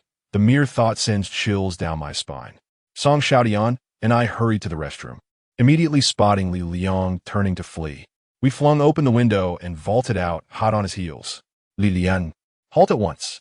As Song Xiaotian chased after him, he shouted angrily, just because you're a fool doesn't mean you can take a life. I'll make you regret it. Previously, Li Liang had displayed such ferocity, relentlessly attacking us at his home. Yet now that the roles have reversed, he dares not confront us. Tiange, I sense something amiss. It seems he is deliberately leading us somewhere. I scanned the surroundings and noticed that there were no houses nearby. Li Liang appeared to be steering us towards the mountains. I pondered, is he truly a fool? A fool who knows how to strategize? If we do not teach him a lesson, he will genuinely attempt to harm us. I assure you, we will be caught unawares. Song Xiaotian appeared to be infuriated and, regardless of the consequences, was determined to chase down Li Liang for a confrontation. My attempts to dissuade him were futile, so I had no choice but to follow suit. As we pursued him, we unwittingly found ourselves led up the mountain, and in the process, we lost track of Li Liang. It soon dawned on Song Xiaotian that something was amiss. How could this fellow run so swiftly? I remarked that Li Liang was well acquainted with the terrain and that we would surely be unable to catch up to him, especially as he was deliberately luring us higher into the mountains. The critical question remained, what was his purpose in leading us up here? I suspected that Li Liang was feigning ignorance. Could it be that he intended to lead us to our demise in this remote wilderness? He must be lurking nearby, and we needed to exercise caution. Song Xiaotian grew anxious as well. In such dense forests, it is all too easy to lose one's way, particularly at night when the direction is nearly impossible to discern. A minor misstep could lead us further astray. Moreover, the eerie atmosphere of the night only heightened our unease. We decided to search the vicinity, but if we failed to locate Li Liang, we would have to retreat. As we scoured the area, Song Xiaotian abruptly halted and poked me with his finger. I inquired about his sudden stop, and he gestured toward the particular direction. Look over there. Following his indication, I beheld a scene not far ahead, where over 30 mounds of earth rose prominently. These mounds varied in height, and in certain spots, scattered white bones and yellow paper were visible. The sight of such a grim tableau in the dead of night rendered both Song Xiaotian and me immobile, our legs feeling as heavy as lead. That scoundrel Li Liang. Had he truly led us to a mass grave? Those mounds were, in fact, burial mounds. In certain households where there are few descendants, upon passing, there often arises no one to attend to the final rites, leading to the deceased being taken by villagers to a secluded mountain for burial, thus achieving a semblance of peace in the earth. However, such interments cannot be haphazard. A designated site must be established. Any unclaimed remains are invariably interred in the same location. Yet, within the depths of the mountains, the presence of wildlife poses a risk, as the bodies may easily be unearthed by these creatures. This was a tale recounted by my grandfather, who reminisced about a time when, shortly after his birth, many mountains bore witness to mass graves.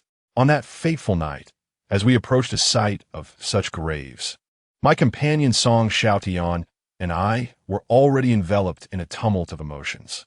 Unexpectedly, a sound of weeping emanated from the graveyard, a sound that struck us as peculiar. Song Xiaotian trembled. "Chinemo, how can there be crying here? Do you think it could be?" Before he could finish, I swiftly covered his mouth. "Must you utter that word? Do you wish for calamity?" It was unmistakably the cry of Li Liang. I recognized it immediately. Indeed, it was his voice. The oddity of the sound stemmed from the fact that Li Liang, a simpleton with the intellect of a mere child, cried in a manner reminiscent of an infant. We cautiously edged closer to the source of the sound, though we dared not approach too closely, refraining from entering the graveyard. Yet we could see Li Liang, sprawled before a mound, weeping and rolling about. We quickly concealed ourselves, lowering our voices to converse. "Do you think he is merely feigning madness?" Song Xiaotian inquired. I shook my head, momentarily at a loss for words. Li Liang, indeed, appears to be deliberately leading us up the mountain. If he were a fool, he would not possess such intricate thoughts. However, if he is not a fool, then in light of his current behavior, I would argue that even a fool would not exhibit such absurdity. The sound of Li Liang's weeping is undeniably genuine. He is profoundly sorrowful, sobbing while murmuring something to the grave mound. "Dad, Mom said my elder sister has died. I no longer have an elder sister. She met a tragic end. They severed her tongue. She cannot speak, and I long to converse with her." Song Xiaotian and I instinctively covered our mouths to suppress any sound. We were both terrified and considered fleeing, yet we felt immobilized. This was because Li Liang was engaged in a dialogue with his deceased father, and we were uncertain whether it was a one-sided conversation or if his father could respond. We feared the latter, and we were particularly anxious that our attempt to escape might disturb his father at this moment. I was not merely frightened. Li Liang's earlier words left me profoundly shaken. The corpse of Li Xiaomei had only recently been unearthed. Prior to that, no one had any inkling that she had perished, let alone the circumstances surrounding her death. She died in Lanjing City, yet how could the elderly woman in Qingdao have known? This woman not only knew that Li Xiaomei had died, but also that her tongue had been cut out and that she could no longer speak. Especially striking was Li Liang's assertion, "They sever my elder sister's tongue." Who exactly does this there refer to? Could it be that the individuals responsible for Li Xiaomei's demise are not merely one, but rather two or more? Chapter 46. Li Liang is possessed upon witnessing a fool conversing with a grave mound. A chilling scene unfolded. Li Liang spoke to the grave for a while, his sobs gradually diminishing. Leaning against the mound, he appeared to rest in someone's embrace, as if comforted by a presence. Both Song Xiaotian and I felt a creeping unease. Could it be that Li Liang truly perceived his father, who was now offering solace? Yet, soon after, he began to weep anew. Though his tears persisted, they bore a different quality than before. Previously, his lamentations stemmed from profound sorrow, perhaps due to the passing of his sister, Li Xiaomei. Now, however, his cries were tinged with a sense of injustice. "The villagers bully my mother and me. They call me a fool. They say my mother and I should join you in death. Father, I'm so sad. For reasons unknown." These words stirred a discomfort within both Song Xiaotian and me. It was true that Li Liang and his mother exhibited unreasonable and somewhat savage behavior. Yet, fundamentally, they had endured relentless torment for far too long. Li Liang's father had been driven to suicide by the villagers, and the burden of caring for a fool fell upon an elderly woman. A formidable challenge, indeed. Yet, These villagers continued their cruelty. While the transgressions of Li Xiaomei were undeniably detestable, could these villagers truly claim to uphold justice? Was their notion of justice so distorted that it manifested against an elderly woman and a fool? As fellow villagers, their actions merely served as a guise of righteousness, allowing them to unleash their own malice under its pretense. Deciding to depart quietly, Song Xiaotian and I resolved against confronting Li Liang further. His tears flowed like those of a child, and Song Xiaotian found himself unable to act. Of course, this was a secondary reason. The primary motive was our shared fear. However, before we could venture too far, it seemed that someone was intent on preventing our departure. "Halt! Where do you think you're going?" A voice, aged and gruff, abruptly resonated from behind us. Upon hearing this voice, both Song Xiaotian and I became inexplicably paralyzed. Aside from us, there was only Li Liang present. From whence did this old man emerge? We slowly turned around, only to find Li Liang standing not far away, wielding a kitchen knife. The expression on his face had transformed. He no longer bore the look of a simpleton, but rather exhibited an unexpected air of maturity. The voice that had startled us emanated from his very lips. Song Xiaotian dared not utter a word, while I swallowed hard and gazed at Li Liang. We seemed to have lost our way. We meant no disturbance. "We shall take our leave." Li Liang's gaze bore the weight of an elder's scrutiny. "After bullying my son, do you think you can simply walk away?" We recoiled in fear, hastily defending ourselves. "You misunderstand. We did not bully him. We were merely playing around, you people." Li Liang narrowed his eyes, his demeanor shifting to one of ferocity. "Believe that my son is simple-minded and take advantage of him, treating him as less than human. You have tormented him, and you truly deserve your fate." As his words hung in the air, a chilling wind swept through the vicinity, stirring the fallen leaves on the ground, the cold penetrating to the bone. My heart suddenly ached, as if gripped by a powerful hand. I glanced at Song Xiaotian, only to find he shared my trepidation. It appeared that Li Liang was not one to easily forgive our transgressions. At that moment, the once fearful Song Xiaotian suddenly dashed out. His movements were as swift as an arrow released from its bow, quickly reaching Li Liang's side. Li Liang raised a kitchen knife and swung it toward his head, leaving me utterly stunned.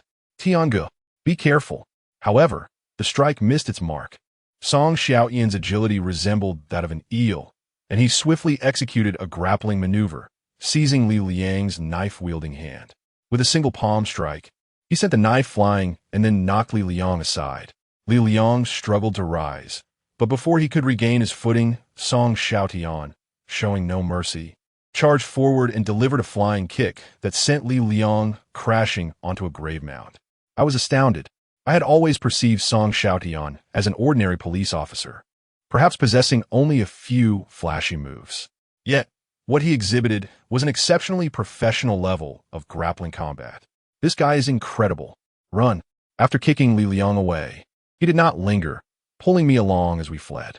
Li Liang had already been possessed by his father. He had merely been caught off guard by Song Xiaotian's sudden and impressive intervention. If Li Liang's father were to emerge from him, we would likely be trapped. We sprinted down the mountain, but suddenly Song Xiaotian released my grip. I turned back to see him frozen in place, his expression one of sheer terror, as if something had immobilized him. "Tiange," I called out, hesitating to approach. At that moment, I noticed a handprint on his neck, protruding from his skin as though a hand had penetrated it, constricting his throat. Song Xiaotian's face began to redden, clearly struggling to breathe. I was so frantic that I did not know what to do, my body drenched in cold sweat, utterly clueless on how to rescue him. If Song Xiaotian were to perish here, I feared I would live a lifetime plagued by guilt. In a moment of desperation, I retrieved a fruit knife I had purchased before our ascent, initially intended for self-defense, yet now it proved fortuitously useful. Gripping the knife tightly, I rushed over, seizing Song Xiaotian's left hand and making a cut across his palm. Blood swiftly flowed from the wound, and I pressed his hand against the place of the handprint. Miraculously, as his blood touched the imprint, it vanished almost instantly. Song Xiaotian collapsed to his knees, gasping for breath. However, I cannot afford to let him catch his breath. I immediately pulled him up and fled. The recent events seemed to have shaken him. and we sprinted down the mountain with all our might, not stopping until we reached the village chief's doorstep. Still somewhat dazed, Song Xiaotian asked how I had managed to save him. This was a method taught to me by Elder Qi, and fortunately, it came to mind just in time. During a previous conversation with Elder Qi and Meng Yifan, he had mentioned that police officers and soldiers inherently possess an aura of authority capable of intimidating malevolent spirits, provided that they have taken a life. Chapter 47. The oddities of Lijia village. By the time we returned to the village chief's home, dawn had broken. The village chief had risen early and was taken aback upon seeing us. His surprise turned to alarm as he noticed the blood still flowing from Song Xiaotian's hand. "What has happened to you two?" he inquired, clearly startled. "It was nothing. We decided to take a stroll and inadvertently cut our hands. We did not speak the whole truth." The village chief, ever so diligent, hurried inside to fetch us some disinfectant and bandages. After tending to Song Xiaotian's wound, he called for his wife to prepare breakfast. After all, we had intruded upon their hospitality, so we reluctantly offered them 500 yuan. How did the father of Li Liang meet his demise? After our meal, we sat in the living room, engaging in casual conversation. However, upon mentioning Li Liang's father, the village chief's expression shifted to one of discomfort. "Since you both are here to investigate, you ought to be aware of the transgressions committed by Liu Jiao. Her actions were reprehensible beyond measure.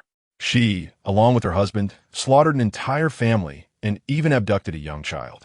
Pray tell, is this the behavior of a human being? Such heinous acts would surely incite the wrath of the old Li, leading him to succumb to despair." Exchanging glances with Song Xiaotian, it was evident that the village chief was not being entirely forthright. Yet, how did we come to hear that the old Li had hanged himself? The village chief chuckled awkwardly, rubbing his hands together. Indeed, he did take his own life by hanging. After all, with his daughter having committed such despicable acts, the villagers could not refrain from gossip, and, as decent individuals, we too found her actions intolerable. Sometimes we would voice our criticisms of the old Li, unaware of his fragile emotional state, which ultimately drove him to despair. Song Xiaotian and I fell silent, at a loss for words. Is this not the very essence of real-life cyberbullying? First, one verbally crucifies a person, driving them to their end, only to turn around and claim no responsibility. Human nature can often leave one at a loss for words. Village chief, we must pay a visit to old Li's family. Please assist in persuading that elderly woman. Certainly, consider it done. We followed the village chief as we departed his home, preparing to make our way to Li Liang's residence. En route, we were once again greeted by the sounds of gongs and drums, accompanied by the crackling of firecrackers. Suddenly, I recalled that last night, during our visit to Li Liang's, a nearby household was engaged in mourning. It seemed today marked a funeral. How unfortunate to encounter a funeral procession. The village chief led us to stand at a distance, waiting for the procession to pass before we continued. Elders often advise that one should keep their distance from a funeral, lest they encounter misfortune, with the ensuing year fraught with calamities. Village chief, your village boasts numerous houses. Why then are there so few inhabitants? We inquired, standing by the edge of the fields. The village chief replied, our village carries a certain ominousness. I cannot ascertain if it is due to the feng shui, but many have perished in recent years. Upon hearing this, both Song Xiaotian and I recalled the graves we had seen scattered throughout the village, including the unkempt burial mounds. How did they die? Song Xiaotian asked. Most succumbed to illness, though the specific ailments remain unknown. Our villagers are impoverished and cannot afford the city hospitals. Ultimately, they endure great suffering for days before passing. The village chief explained. I pondered this peculiarity. While it is commonplace for 2 or 3 individuals to fall ill, it is unusual for 7 or 8 to do so. Yet the grave Song Xiaotian and I had observed numbered at least several dozen, not including those in the disordered burial grounds. Have all those individuals succumbed to illness? Why is there not a single child in your village? I inquired again. The village chief sighed deeply. This is precisely why I assert that our village is cursed. There was once a time when our village thrived, bustling with young souls. Yet inexplicably, the youth here have ceased to conceive. Each year, our birth rate declines further. Curiously, They fail to become pregnant while residing in the village. Yet upon venturing out for work, they miraculously do conceive. Consequently, tales of our village's ill fortune spread, and the young no longer wished to remain here. One by one, they departed, with some refusing to return for years, leaving many homes to fall into disrepair. Song Xiaotian and I exchanged bewildered glances, increasingly perplexed by the unfolding narrative. What sort of malevolent force could possibly render people infertile? At that moment, the funeral procession approached, and the village chief, seemingly uneasy, turned away. Yet, neither Song Xiaotian nor I could bring ourselves to move. Instead, we felt an unsettling chill enveloping us. Leading the procession was a descendant of the deceased, cradling the portrait of the departed. To our astonishment, we recognized the figure in the portrait. It was an elderly man whom we had assisted upon our arrival in the village just the previous night. Good heavens! Song Xiaotian gasped in disbelief. We dared not gaze any longer and quickly turned away, crouching down, trembling with trepidation. The elderly man from last night. How could I have thought he was immobilized under a weightless wooden board? It turned out he was not pinned beneath a door panel. Rather, he was ensnared by the very door deity affixed to it. He mentioned that he would be moving today at dawn. But it turned out that the move was not what we had initially understood. Rather, it was a transition from the realm of the living to that of the deceased. We waited until the funeral procession had receded into the distance, neither of us daring to turn around. Observing our terror, the village chief hastily reassured us. Do not be afraid, my friends. There is nothing to fear from the funeral procession. As long as you keep your distance, no harm shall come to you. We quickly rose to our feet, urging the village chief to lead us to Li Liang's home. This village was undeniably ominous, and neither Song Xiaotian nor I wished to linger any longer. Under the village chief's guidance, we returned to Li Liang's residence. At that moment, Li Liang and the elderly woman were seated outside, basking in the sun. Upon our arrival, they regarded us as if we were their adversaries. However, when they noticed that the village chief was accompanying us, their expressions shifted to one of palpable fear. Li Liang's mother displayed remarkable audacity. The village chief, with his hands clasped behind his back, showed no trepidation towards the pair, as if reprimanding subordinates. You had the audacity yesterday to instruct your son to assault a police officer. You truly are remarkable, just like your daughter. Do you believe I would hesitate to have the police take you away for public humiliation? The elderly woman, frightened into silence, lowered her gaze, appearing rather pitiable. I thought to myself, I certainly did not request the village chief to utter such words before our arrival. We had implored him not to make things difficult for the mother and son. Yet here he was, threatening them with public disgrace. I found it intolerable and pulled him aside, instructing Song Xiaotian to take him away for a smoke. I produced 1,000 yuan in cash and approached the elderly woman, forcibly placing the money into her hands. The elderly woman glared at me in indignation. Yet, constrained by the presence of the village chief, she dared not express her fury. All right, my dear lady, we have come merely to inquire about a matter. There is no need for you to harbor such hostility towards us. I whispered to her, your husband is not someone we have forced to his demise. You are undoubtedly more aware than we are of the circumstances surrounding his death. Take this money and treat yourself and your son to something nice. When I ask my questions, simply provide your answers, and we shall take our leave. Surely, you would prefer that we do not disclose the matter of your son poisoning the entire village, would you not? In that moment, my final two statements seemed to strike a chord deep within the elderly woman. She gazed at me, her expression a mixture of panic and shock. Perhaps she could not comprehend how I had come to know of the deeds she and her son had committed. The truth was rather straightforward. When Li Liang was disposing of something by the well, he was caught in the act by me and Song Xiaotian. While the water in that particular well was not meant for regular consumption, the village is not limited to just one well. We could not ascertain whether Li Liang had contaminated only that well or if he had tainted all of them. However, it was evident that an alarming number of villagers had perished, and the village chief had mentioned that nearly all the deaths were due to illness, predominantly among the elderly, with the younger generation largely free from such ailments, suffering instead from infertility. Considering Li Liang's actions at the well, Song Xiaotian and I had exchanged thoughts prior to our arrival.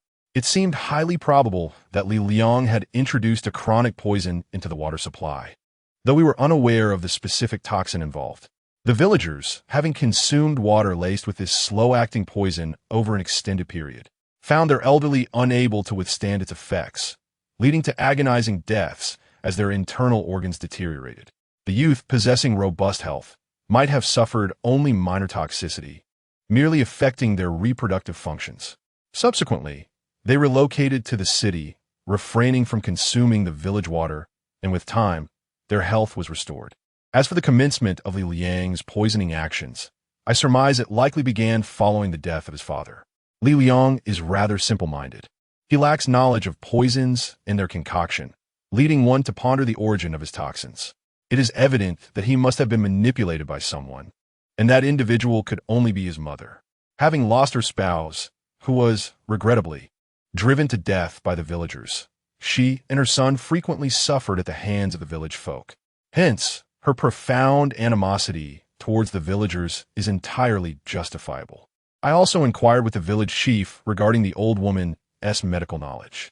He informed me that while she herself lacked expertise, her father was knowledgeable, having served as the village doctor. This led me to contemplate that she may possess some understanding, albeit limited, likely gleaned from her father's influence, particularly concerning the preparation of poisons. However, these notions are merely conjectures shared between Song Xiaotian and me, devoid of substantial evidence. Nonetheless, the old woman's demeanor at that moment was akin to that of a thief caught in the act. Her reaction seemed to betray an admission of guilt. I addressed her directly. "What actions have you and your son undertaken? We harbor no interest in your affairs and shall not meddle. We merely wish to pose a few inquiries, after which we will take our leave." With a sigh, she withdrew her hostile gaze and replied, "Ask away." I then questioned, "Years ago, when Li Liang fell gravely ill and lacked the means for treatment, where did the sudden influx of 90,000 yuan for his medical expenses originate? Who provided you with that sum? Have you seen him?" The elderly lady shook her head and replied, "I have not seen him, nor do I know his name." I continued to inquire, "But you are aware of his existence, and after receiving the 90,000 yuan, your daughter committed a murder. Surely, you must understand the circumstances. Has your daughter ever mentioned that individual?" The old woman reminisced for a moment and said, "I only heard our maid speak of him. She described him as refined and cultured, a man from the city who could provide money for Liangzi's treatment. It seems she mentioned his name, but I did not remember it and have forgotten over the years. At the time, my husband and I were unaware of his true intentions. We merely thought he was a benevolent person." As she spoke, the old lady suddenly began to weep, her voice trembling with emotion. We regarded him as a benefactor, never suspecting that he had incited our maid to commit murder. Our maid was foolish. In her desperation to save her brother, she brought ruin upon herself. She was a good girl, dutiful and kind, yet you officers refused to let her go, driving her to flee with that El Zhengxian, resulting in her tragic fate. The remainder of her words were filled with grievances. She believed Li Xiaomei to be a good person and felt the police should have shown leniency. In her eyes, had it not been for the relentless pursuit by the authorities, Li Xiaomei would still be alive. She held the police responsible for her daughter's demise. I found it futile to argue with her. Such obstinate elders are beyond reason. Please, think again about that man's name. Even recalling his surname would suffice. The sole individual who retains a memory of that person is likely the elderly lady. Yet, despite her deep contemplation, she remains unable to provide the answers I seek. I have grown old, and many recollections elude me. At times, I find myself pondering who Liangzi is for an extended period. Pressing me further yields no results. Upon hearing the elderly lady's words, I felt a sudden jolt. Her symptoms bore the hallmarks of Alzheimer's disease, commonly known as senile dementia.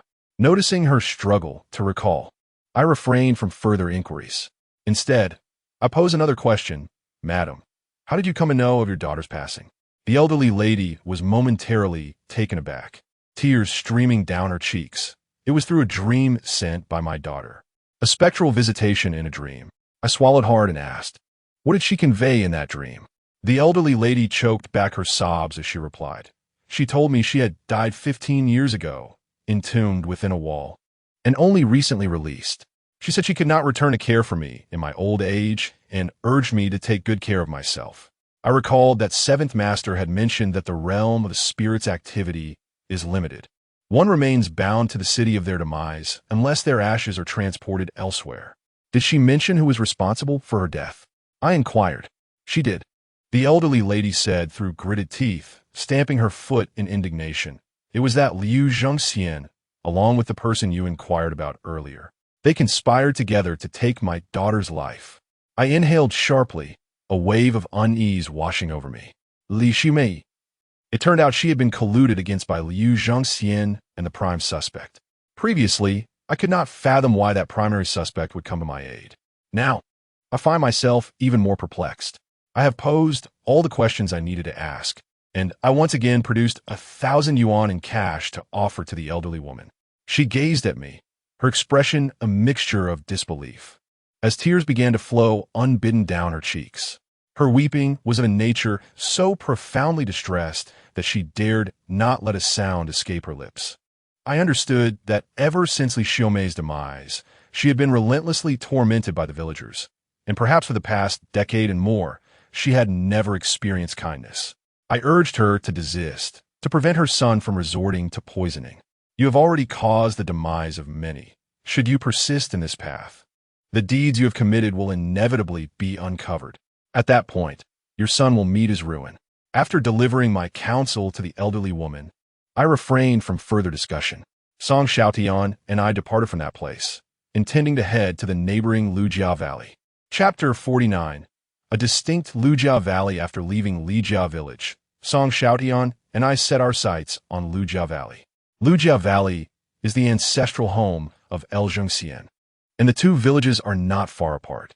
Along the way, I inquired of Song Xiaotian, who had previously served as a police officer, why he had not anonymously reported the elderly woman's instigation of Li Liang to poison the entire village.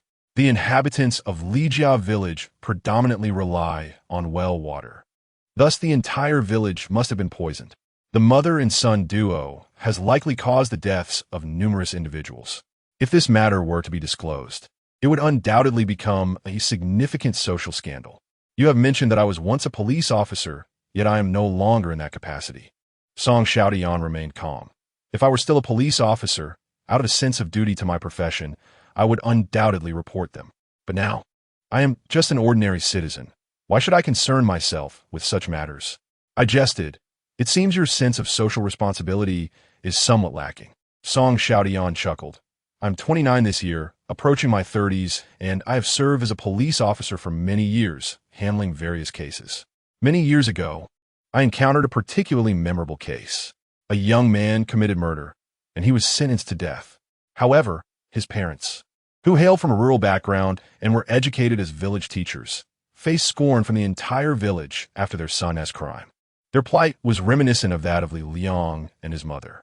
Eventually, unable to cope with the shame, they took their only grandchild, who was merely a few years old, and together they plunged into the river. I was taken aback. Two elderly individuals, once respected as teachers, chose to end their lives. I could comprehend their despair. But why take the innocent child with them? That child was so blameless. Song Xiaotian looked at me and said, after the young man was executed, his wife abandoned him, leaving no one to care for the child, given that the elderly couple had resolved to end their lives.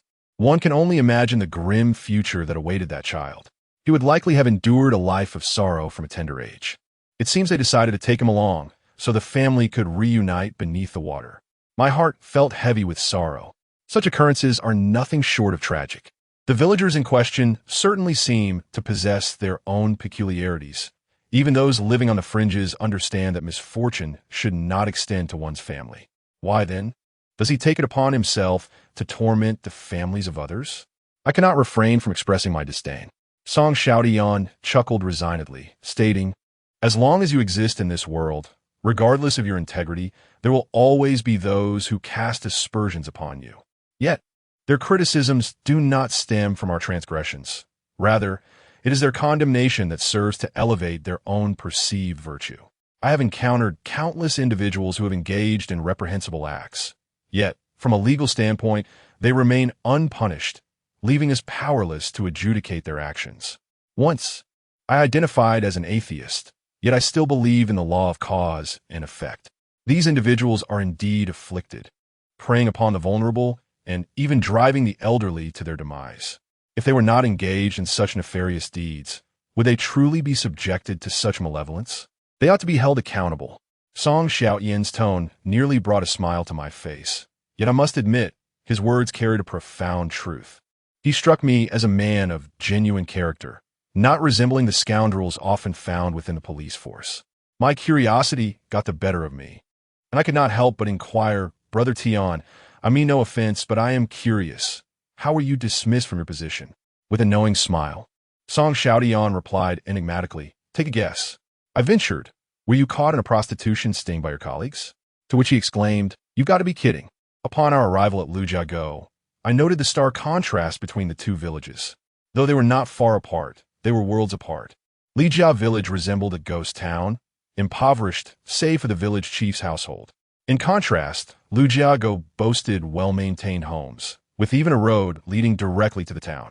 I'm mused that had I known the road to El Jiago had been constructed, I would have taken a tricycle with Song Xiaotian directly to El Jiago, thus avoiding the lengthy mountain path. Indeed, El Jiago is bustling with activity, teeming with inhabitants, which clearly indicates that the villagers lead a prosperous life. How curious it is! Song Xiaotian appeared somewhat astonished. Given the proximity of the two villages, why has aid only been directed towards this one? Our understanding was crystal clear. Unless the assistance comes from a private enterprise with specific intentions. It is inconceivable that two villages with identical geographical conditions could develop at such disparate rates. The only way for El Jiago to flourish so abundantly would be through the generous investment of someone with no expectation of return. Who could that individual be? The answer was obvious. At that moment, an elderly man approached, wielding a hoe, puffing on a cigarette, and humming a cheerful tune, clearly in good spirits. We greeted him warmly and offered him some fine tobacco, engaging him in lively conversation. Oh, you're here for tourism? But to be honest, there's not much to see here, he remarked candidly. The old man was quite loquacious. I chuckled. We simply adore this pristine environment. Previously, we visited Lijia village. But to be frank, it pales in comparison to this village. Uncle, how has your village developed so remarkably? I inquired. Upon hearing this, the old man became quite animated. Let me tell you, our village is truly blessed. A prominent entrepreneur, a philanthropist, has come to our aid, providing substantial support to our community. To speak of the wealth one has amassed, one must acknowledge their benevolence. Not only have they constructed new homes for us, but they have also paved our roads. That gentleman is indeed a living bodhisattva. I yearn to convey to him that the esteemed figure he reveres is not a bodhisattva, but rather a living infernal deity. His kindness towards the villagers stems from the fact that his family still resides here. Uncle, are you familiar with El Jun? I inquired. This El Jun is the father of El Zhongxian, as documented. How can I not know? He is one of our own, the elder replied. The old man looked at us with curiosity. Aren't you here for tourism?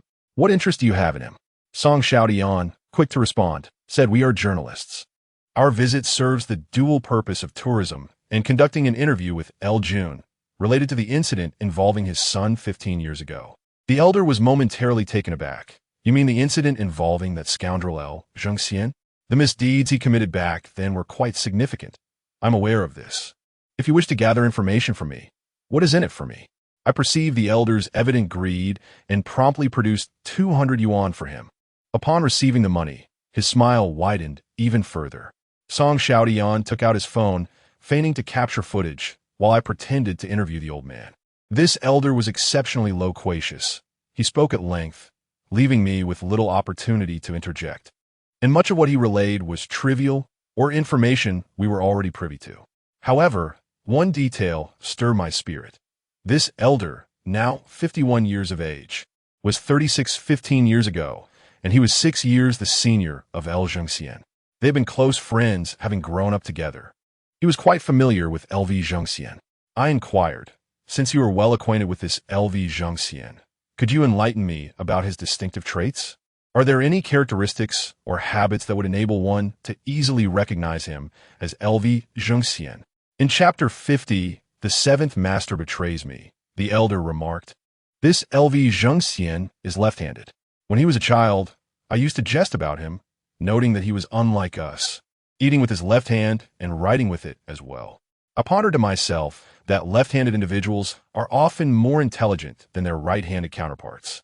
Indeed, this LV Zhengxian possessed considerable cleverness. Otherwise, he would not have transformed from a murderer into a prominent entrepreneur." I pressed further, "Does he exhibit any other habits or characteristics?" The elder contemplated for a moment, then shook his head. "It seems not.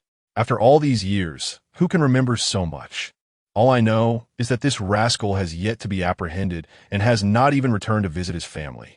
I truly did not expect this. He was quite well behaved in his youth, yet grew up to be so ruthless."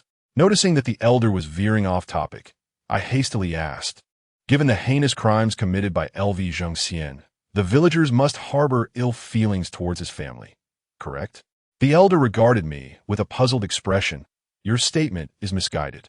LV Zhengxian is one person, and his family members are distinct individuals. We do not hold any animosity towards them, as they are all part of the same village. Moreover, the individuals he killed were not from our village." I exchanged glances with Song Xiaotian, realizing that the villagers appeared to be rather reasonable. However, with his subsequent remark, I began to comprehend why they refrained from targeting the family of Lu Zhengxian. Moreover, the entrepreneur who came to our village for poverty alleviation always resided in the home of Lu Jun for 2 or 3 days during each visit. Their relationship is exceptionally cordial. The village officials treat the Lu family as if they were their own kin. This entrepreneur and Lu Jun share a rapport as friends. For some reason, I felt an urge to chuckle. I inquired once more, "Have you conversed with this entrepreneur? Do you find him amiable?" The elderly gentleman shook his head. "I have not spoken to him. After all, he is a prominent figure, distinct from us. His wealth is in the billions, and we are merely grateful for his generosity. Whether or not we can engage in conversation is of little consequence. Yet, I can discern that he harbors a fondness for our village." I pressed on, "What is the name of this entrepreneur? I wish to promote his benevolent deeds." The elderly gentleman replied, "His surname is Du, and he is called Du Rahai." After our conversation with the old man, I inquired about the direction to Lu Jun's residence, and then Song Xiaotian and I prepared to set off. Along the way, my curiosity piqued.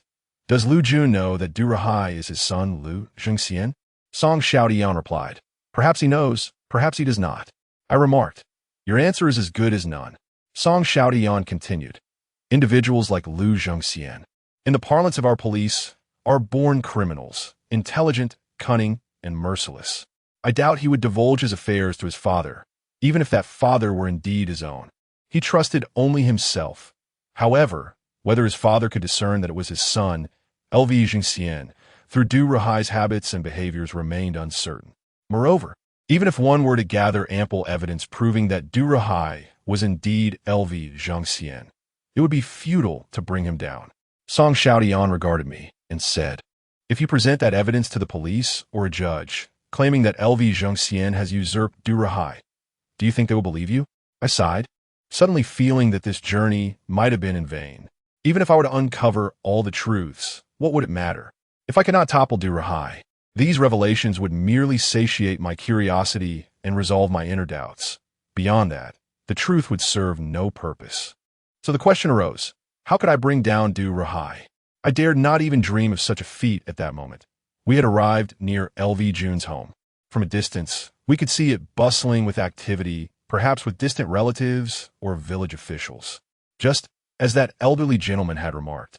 Given the apparent relationship between LV Jun and Du Rahai, the village officials would undoubtedly support the LV family. Our visit held no significance. We would glean nothing and might even arouse suspicion about our identities, potentially alarming Du Rahai. "Let us go," Song Xiaotian urged, preparing to leave. "We have learned all that we could. There is no need to question LV Jun further. Even if you were to admit that Du Rahai is LV Zhengxian, it would hold no significance." I nodded, following Song Xiaotian as we departed. Our excursion to Lvga had merely been a brief circuit before we returned to the town. We did not linger in the town for long, and after several hours on the bus, we returned to the city and proceeded to the airport to prepare for our flight back to Lanzhou. By the time we arrived in Lanzhou, dusk was settling in. As soon as we disembarked from the plane, Song Xiaotian received a phone call. The identity of the caller was unknown, but upon hanging up, his expression turned somewhat grim. "Chenemo, is your friend named Meng Yifan?" he inquired. I nodded vigorously. "What's wrong, Brother Tian? Is there news?" Song Xiaotian sighed, raked his fingers through his hair, and upon witnessing this gesture, a chill ran down my spine. "Alongside your friend, there was an elderly gentleman who was apprehended, correct? This elder's surname is Zhao." Song Xiaotian sought further confirmation. A cold sweat broke out as I nodded again. "What on earth happened, brother? Is it hopeless to get him out?" Song Xiaotian explained. "This elder Zhao was detained with Meng Yifan that night, but he was released by the following morning. Moreover, he implicated you, claiming that the plan to steal from Durahai was yours." "What?" I gasped, my eyes widening as if struck by lightning. "Elder Zhao was released the very next day, and he threw me under the bus. How is that even possible? How could it not be?" Song Xiaotian replied, a hint of frustration in his voice. "My contacts have investigated thoroughly. Initially, there was a chance to extricate your friend, but who would have thought that the old man would confess and betray you? Now, things are complicated, and it may be impossible to secure his release. The police are still searching for you. You may also be apprehended." I felt as though I might faint. One brief outing, and I had returned only to be betrayed. Am I destined for imprisonment as well? What's the matter with that old man? How can he, at such an advanced age, disregard the principles of brotherhood? Chapter 51. Song Xiaotian's bar, Brother Tian. I cannot bear the thought of being incarcerated. If I end up in prison, Durahai will surely ensure my demise. At this moment, I feel utterly at a loss. Given Durahai's capabilities, my life would be in grave danger within those prison walls, and there would be no one to vindicate me. That place is utterly inhospitable to humanity. Song Xiaotian, too, found himself in a predicament, for his own powers were limited. "Look over there," he suddenly pointed ahead. "They're checking identification. I suspect the police are searching for you. Durahai must have discovered that you visited Qingdao." I glanced in that direction and indeed saw a throng of individuals queuing for identification checks. "Brother Tian, does this mean my fate is sealed?" "Damn it." Song Xiaotian shook his head. "Had we not spent these past few days together, I would have been powerless to assist you. But now, I cannot simply stand by and watch you get apprehended. Let me devise a plan. First, I will get you out, and we can strategize once we are safe." With that, he produced his phone and made a call. Once connected, he spoke to the person on the other end. "Xiao Hai, I am on the 3rd floor of your airport, still inside. Bring 2 sets of your work uniforms to me." After approximately 10 minutes, a young man in his 20s approached us, carrying a black bag. "Brother Tian." The newcomer was Xiao Hai. He led us to a less crowded area before inquiring, "What is going on?" "I brought the uniforms. What do you intend to do?" Song Xiaotian said to him, "You must find a way to help me and my friend escape the airport. The police are checking identification, and my friend cannot be discovered." Xiao Hai glanced at me, visibly astonished. He surely understood that I had committed an offense, hence my apprehension regarding the police's scrutiny. Song Xiaotian hastily interjected, "My friend has done nothing wrong. He is not a bad person."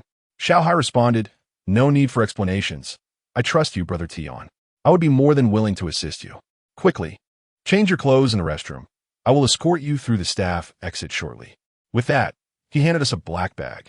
We hurried to find the restroom. "Brother Tian, why would Xiao Hai help us? Is he not afraid of being implicated?" I could not help but ask Song Xiaotian. He replied, "His family was once subjected to forced eviction, and they were brutally beaten. His father, unable to endure the injustice, picked up a brick and, in a moment of rage, accidentally killed someone. I handled that case. I was taken aback. Shouldn't he harbor resentment towards you?" Song Xiaotian replied, "I discreetly wiped the fingerprints from the brick. His father did not serve time." Wow, impressive. Upon reaching the restroom, we quickly changed our clothes. My heart raced with anxiety, fearing that we would be apprehended by the police before making it out of the airport. Thankfully, with Xiao Hai's assistance, in the absence of police checking identities in the staff passage, no one would suspect the airport uniforms. Song Xiaotian and I successfully exited the airport terminal, and afterward, we changed back into our original clothes in the restroom outside the airport. Brother, I'm truly grateful to you. I clasped Xiao Hai's hand, deeply appreciative of him. I'm not a bad person. I have never committed any wrongdoing. Should anything arise in the future, I assure you that I will not betray you. Xiao Hai, a radiant young man, grinned and replied, Tianji's friends cannot be bad people. No worries. I wish you the best of luck. I must return to work now to avoid arousing suspicion. Go ahead. Thank you, Xiao Hai, I urged as he departed. After he left, I made another call to arrange for a car to pick us up. I inquired about our destination, and he replied that we were heading to a safe place to hide from the police. For the time being, rescuing Meng Yifan was no longer a priority. My own safety had to come first. I assumed the safe place he mentioned would be his home or his rented accommodation, but to my surprise, it turned out to be a large bar. As soon as we entered, a group of people shouted, Tian Ge. Anyone who spotted Song Xiaotian was obliged to greet him with utmost respect. I was taken aback by the scene. Everyone resumed their own activities, paying us no mind. Song Xiaotian dismissed those around us and led me to a room within the bar. The room was modest, equipped with a bunk bed, resembling a dormitory, and was well soundproofed. Once inside, I could no longer contain my curiosity and asked Song Xiaotian about his role in this bar. I had visited this establishment before. It was quite renowned, rumored to be owned by a notable figure in the underworld, well known in our locality. I held a substantial stake in this bar. Song Xiaotian took out a cigarette and took a couple of puffs. The owner of the bar is my sworn brother, he revealed. I was astonished. The majority of the bar was his. Yet I found myself feeling pity for him being dismissed from the police force, devoid of income. In truth, he is far wealthier than I am. The one deserving of sympathy is I. After a brief respite, I grew restless. Now that Seventh Master has betrayed me and the police are on my trail, my ensuing path lies between becoming a fugitive or surrendering. I cannot remain in hiding indefinitely. Brother Tian, what should I do? Perhaps I should just turn myself in. After all, I merely pilfered 2 urns. Surely that wouldn't warrant a severe sentence. I could hire a competent lawyer and see if I might be granted probation. Upon hearing my words, Song Xiaotian chuckled. As long as you have committed theft, probation is not an option for you. And once you enter prison, Durahai will have ample means to deal with you. Infuriated, I ground my teeth and cursed Seventh Master's ancestors through the generations. Never in my wildest dreams did I anticipate his betrayal. He had always struck me as a kind-hearted individual, a benevolent elder. I trusted him implicitly, yet he repaid my faith with a profound lesson. The trust between individuals is, indeed, remarkably fragile. You are still too naive. This old man has no ties to you, and his willingness to assist and accompany you on perilous ventures is, in itself, suspect. While smoking, Song Xiaotian dissected the issue of Seventh Master. On the night you visited the villa, if it was indeed a spur-of-the-moment decision, how could there have been so many guards concealed within the premises? It is evident that among the 3 of you, there is an insider, someone who leaked the information beforehand. Moreover, he was apprehended but released the very next day. Such occurrences are only plausible if someone is ensuring his release. Otherwise, it would be inconceivable for him to emerge so swiftly. Furthermore, this benefactor must possess considerable influence within the locality. In my opinion, he was initially affiliated with Durahai. That old man undoubtedly has some connection with him. Upon hearing Song Xiaotian's analysis, I was immediately filled with exasperation. I had previously been perplexed as to why those security guards seemed to be lying in wait with such forethought. I had harbored suspicions regarding Qi Yi, but I quickly dismissed any doubts, convinced that he would never betray us. How naive of me. It is no wonder I have always felt he was familiar with that villa. He must have visited Durahai's residence more than once. I exclaimed, unless he knows Durahai and has been to his home on multiple occasions. Song Xiaotian chuckled, patted my shoulder. Congratulations. You and your friend were deceived by that old man from the very beginning. He's been toying with you all along. Chapter 52. She is back again. I took out my phone to call Zhao Laoqi. Unsurprisingly, he did not answer. I suspected he had blocked me. Don't bother. You want tea pick up, said Song Xiaotian, who had climbed to the upper bunk and yawned. Frustrated, I tried calling several more times, yet to no avail. Ultimately, I used Song Xiaotian's phone to attempt again. The call connected, but Zhao Laoqi, knowing it was me, promptly hung up. I now had to confront the harsh reality. That scoundrel Zhao Laoqi had indeed deceived both me and Meng Yifan. I feel deeply wounded. After so many years in the workforce, having spent 2 of those in sales, I've encountered a myriad of individuals. I pride myself on being quite astute, believing I would not fall prey to deception. Yet, I was outwitted by an elderly man. I feel as though my intelligence has been insulted. What baffles me is that since Zhao Laoqi has been allied with Du Ruhai from the very beginning, why did he instruct me to take away those 2 urns? Moreover, Zhao Laoqi was introduced to me by Lu Ge. Could it be that Lu Ge is also in cahoots with Du Ruhai? I had intended to discuss this with Song Xiaotian, but he was already asleep. We returned from Qingdao yesterday, and the journey has indeed been exhausting. I chose not to disturb his rest, turned off the lights, and prepared to sleep. However, tonight, sleep eludes me. The thought of becoming a fugitive keeps me tossing and turning. After an hour of wrestling with my thoughts in bed, I felt unbearable discomfort and stealthily rose from my bed, leaving the dormitory. Upon exiting, the cacophony of the bar reached my ears. This bar is a vibrant place, a hub for dancing and revelry. I am not particularly fond of such noisy environments, yet I dared not leave. Instead, I descended to the first floor, ordered a drink, and resolved to finish it before heading to bed. Just as I was about to settle the bill, a bouncer approached me, insisting I not pay. "Mr. Chun, you are a friend of Tian Go. He has instructed that you need not cover your expenses. Furthermore, the drink you are having is counterfeit. Allow me to fetch you a genuine bottle." I hurriedly stopped him, insisting it was unnecessary. It truly costs several thousand. I cannot exploit my acquaintance with Song Xiaotian to take advantage of others. Let the falsehood remain as it is. My mood is rather dismal, and I seek solace in spirits, even if they are mere pretenses. If you require anything, do not hesitate to instruct the staff here. Thank you. I mused to myself that Song Xiaotian is indeed exceptional, thriving in this establishment, which explains his reluctance to pursue a career in law enforcement. I clutched my faux drink and found a cozy booth, indulging in solitary libations, observing the men and women in the bar reveling in their pleasures. I couldn't help but reflect on my recent misfortunes, leaving me with an unsettling feeling. Truly, I have been exceedingly unfortunate.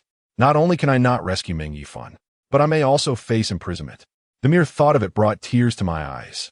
Reflecting on the years gone by, it seems I have seldom encountered smooth sailing.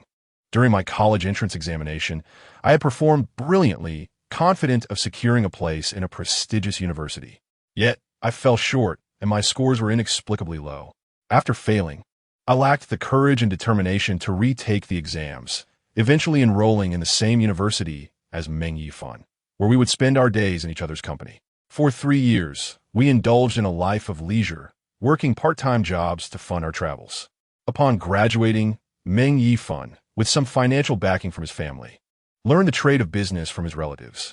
Meanwhile, my own family offered little support, forcing me to seek employment. My impatience and frequent disputes with supervisors led me to change jobs more than 10 times over the years.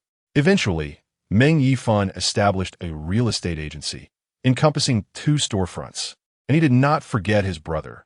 He extended a helping hand, inviting me to join him in his venture. From that moment on, my life underwent a transformation. I acquired wealth, became the second in command at the store, and even purchased a car. Gradually, my days began to brighten.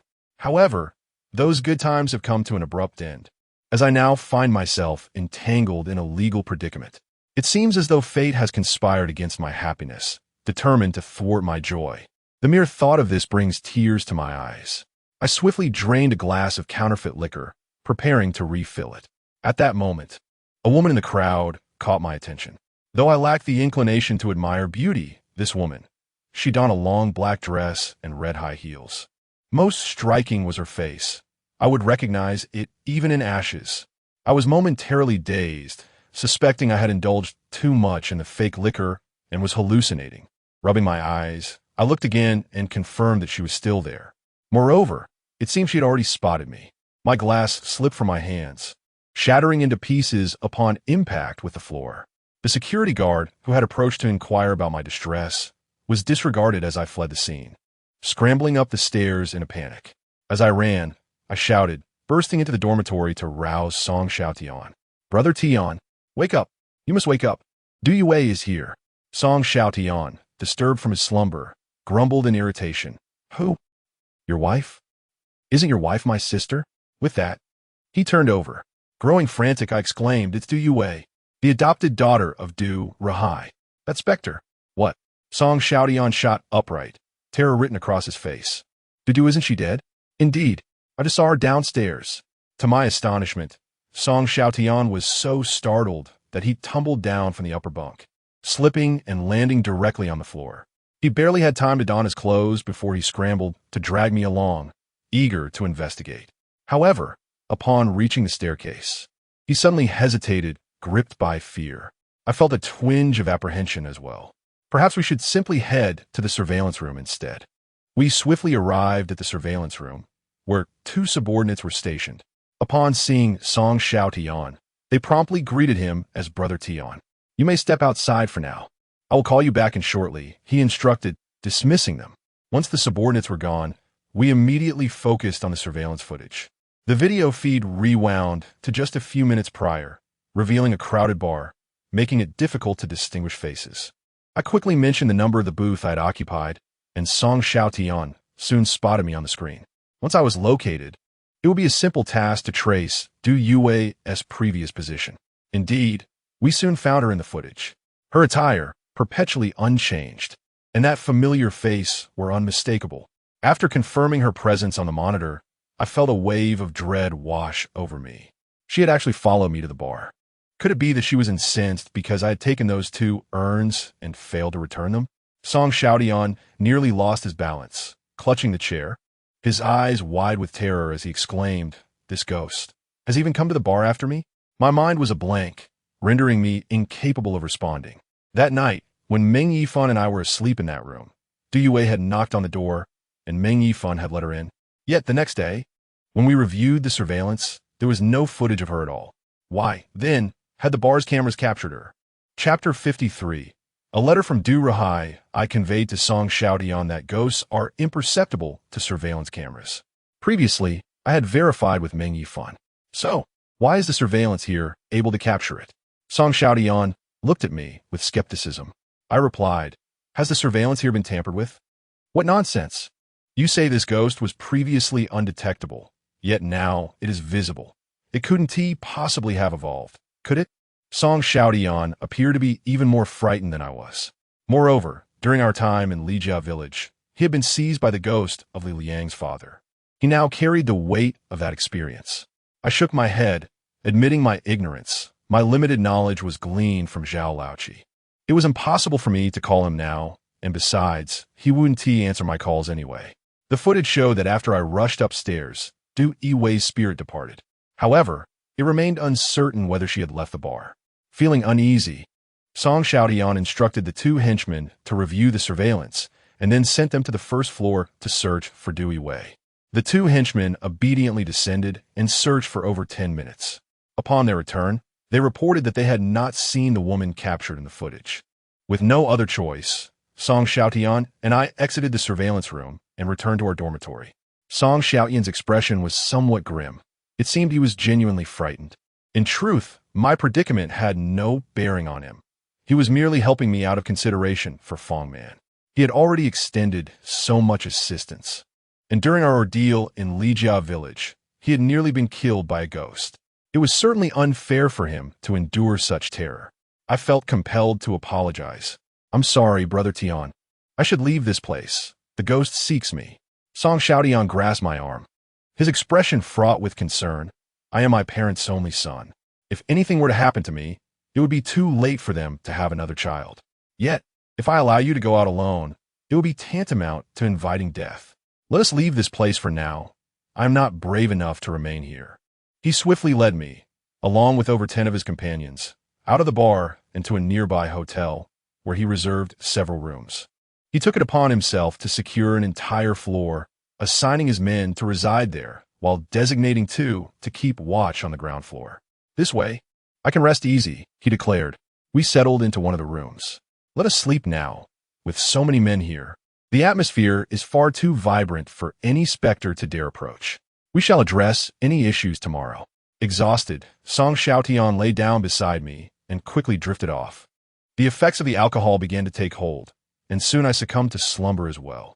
That night, perhaps due to the presence of so many individuals, nothing untoward transpired. The following morning, as Song Xiaotian and I lay in a deep sleep, a knock at the door roused me. Seeing that he remained asleep, I rose to answer it. A young man stood outside, holding a letter. Mr. Chun, this letter was left for you and Brother Tian. I am unsure who it is from, but it appears to be intended for you. I took the letter and noticed the envelope bore the inscription to room 305. It seemed indeed to be meant for us. I quickly opened it, revealing a brief message that stirred my spirits.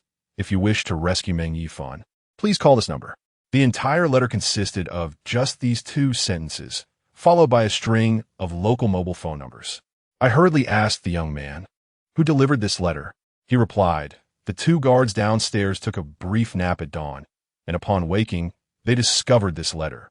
We checked the surveillance footage, but the courier was wearing a mask and a hat, so his face was obscured. However, it was undoubtedly a man. I nodded in acknowledgement. Thank you. After closing the door, I quickly roused Song Xiaotian and showed him the letter. After reading it, he seemed much more alert and remarked, I suspect this letter is from Du Rahai, intended for you. You should call the number. A wave of anxiety washed over me. What if Du Rahai answered? I was uncertain how to engage him in conversation. Nonetheless, I immediately dialed the number, for this could be the key to saving Meng Yifan. Once the call connected, I hastily activated the speakerphone. However, silence lingered on the other end. Summoning my courage, I inquired, Who are you? You must be Chinamo, right? Only then did the voice respond. I affirmed, I am Chinamo, and pressed for his identity. He chuckled softly and replied, You need not concern yourself with who I am. Simply answer me honestly. Did you take something belonging to Boss Du?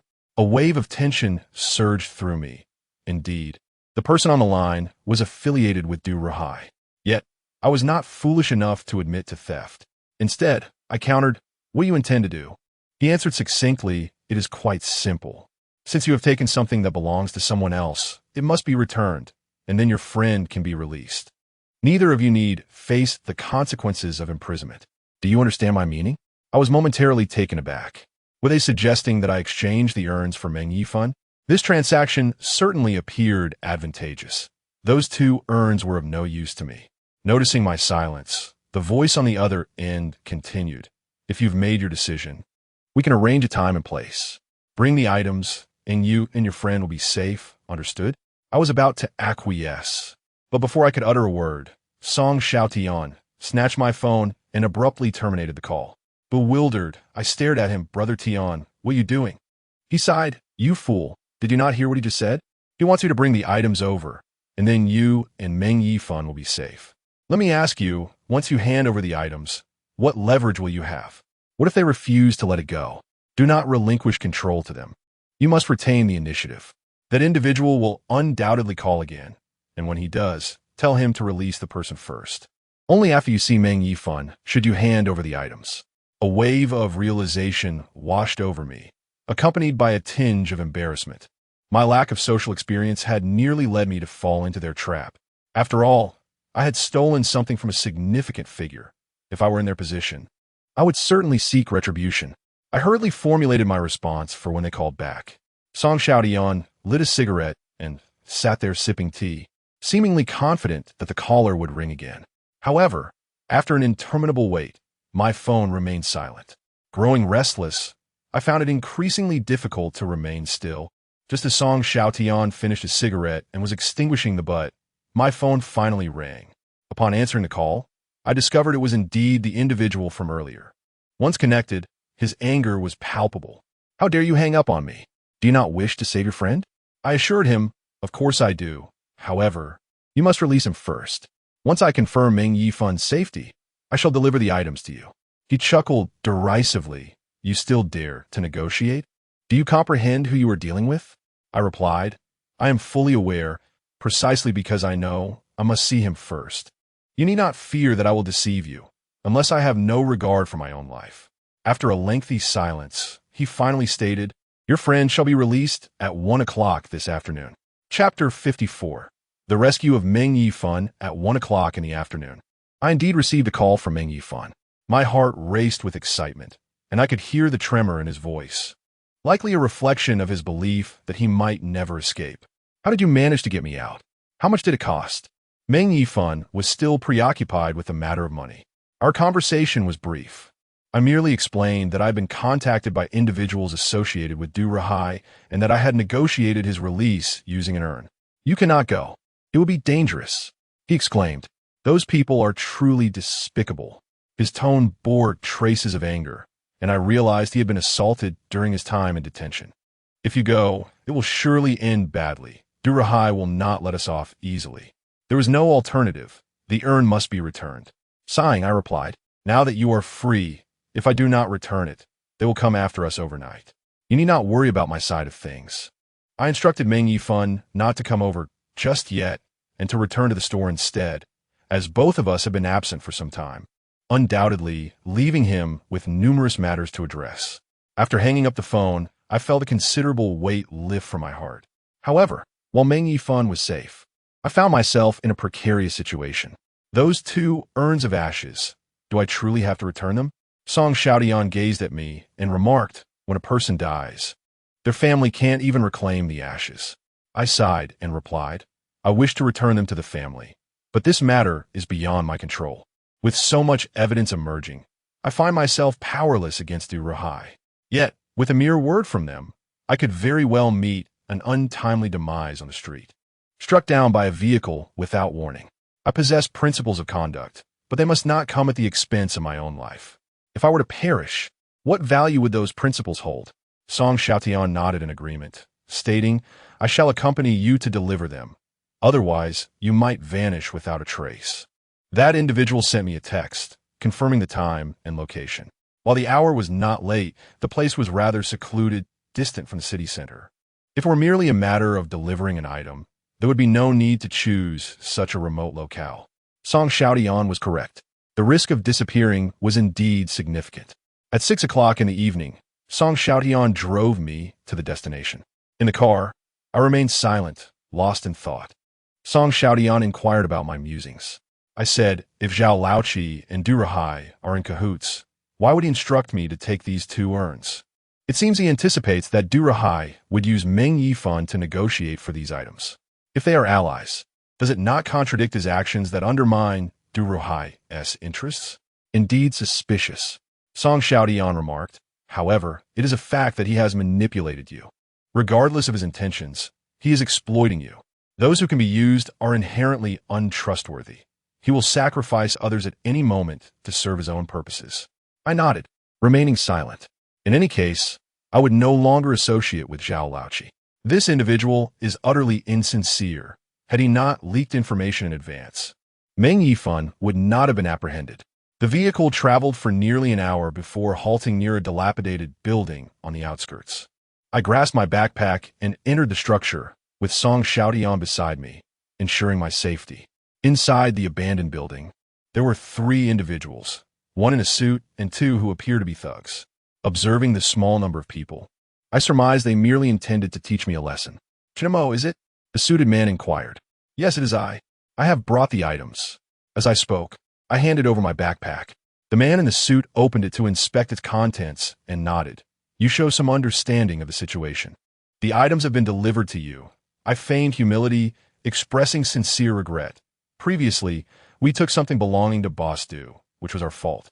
I hope Boss Du will not hold it against us lesser individuals, and I apologize. Upon hearing this, the 3 men burst into laughter, gazing at me with mockery. You are aware of your insignificance," the suited man scoffed. "A mere nobody dares to steal from Boss Du's residence. It seems you do not consider yourself a small figure. Truly, you should not have brought an additional person today." With that, he raised his hands high and clapped a few times. Soon, 8 or 9 individuals emerged from all directions, surrounding both myself and Song Xiaotian. Upon witnessing this alarming scene, a wave of panic washed over me. These individuals were truly intent on not letting me go. "Brother, there is no need for this. I have returned everything to you. Silence. Hush. The man in the suit commanded imperiously, gesturing to his henchman. Handle it first.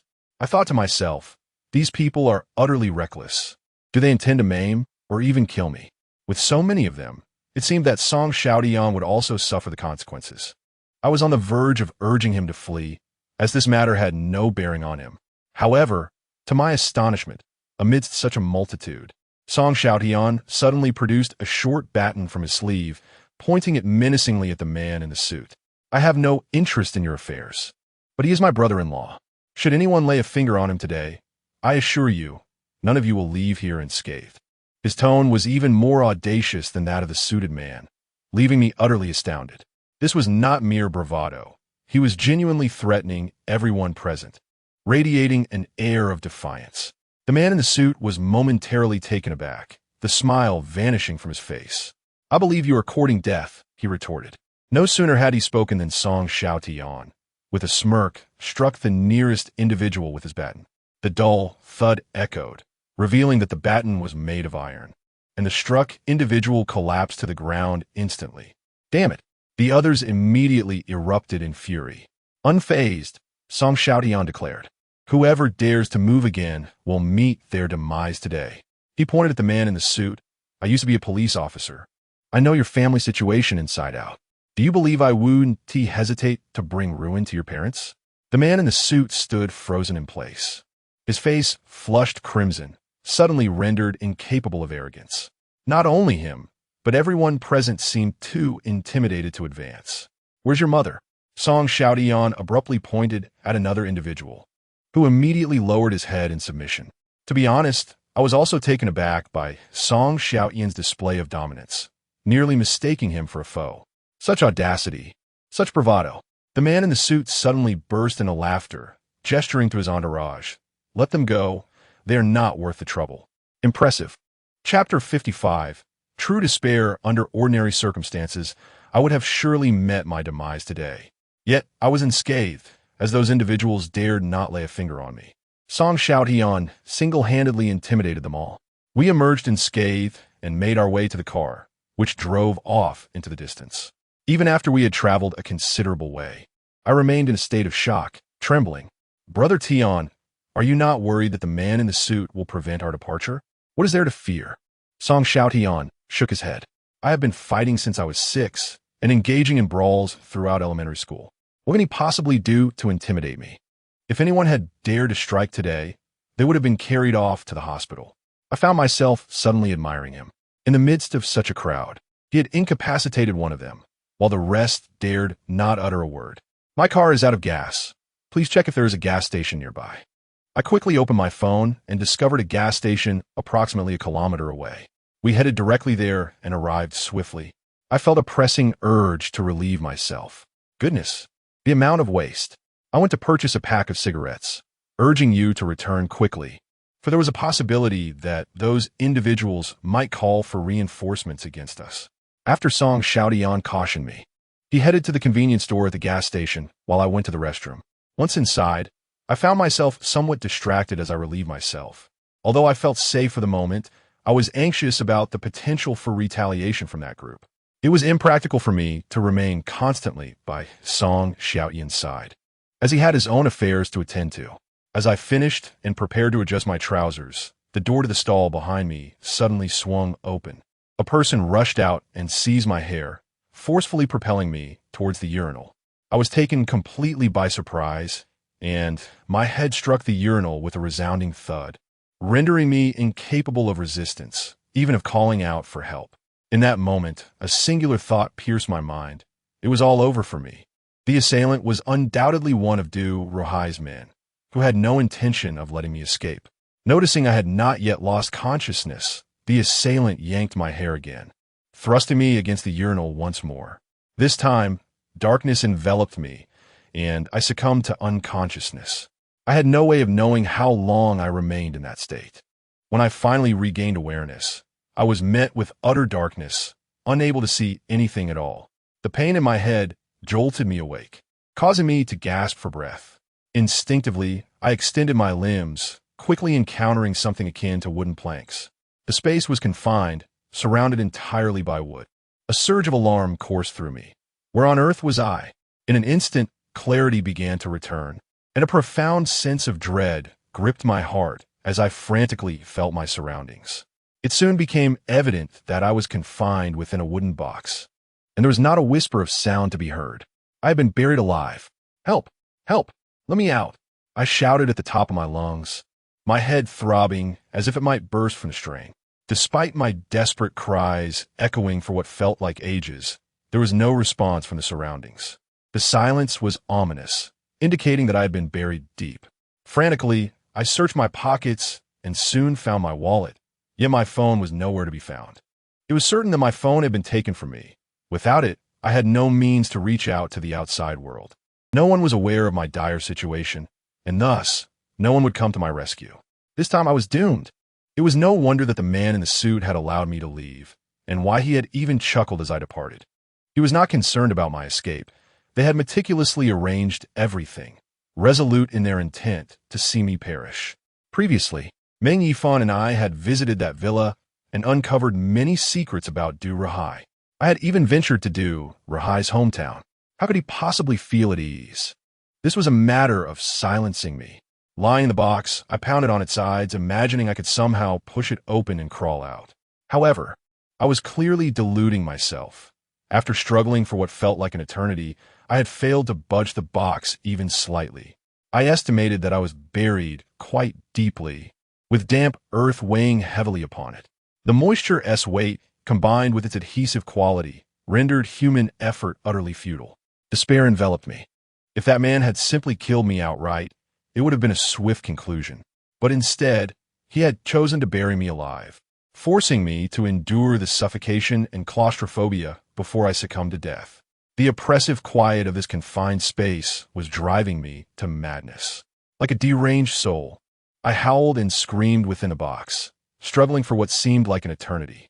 Yet soon, I ceased my struggles as I began to feel the effects of oxygen deprivation. I am unaware of the duration of my previous unconsciousness. However, judging by my state of asphyxiation, it is apparent that I have been in a coma for an extended period, during which a considerable amount of oxygen from the box has been depleted. Now, with the oxygen dwindling, I estimate that I have merely an hour left. Once the hour elapses, I shall suffocate and succumb to death. My loathing for Du Rahai is immeasurable.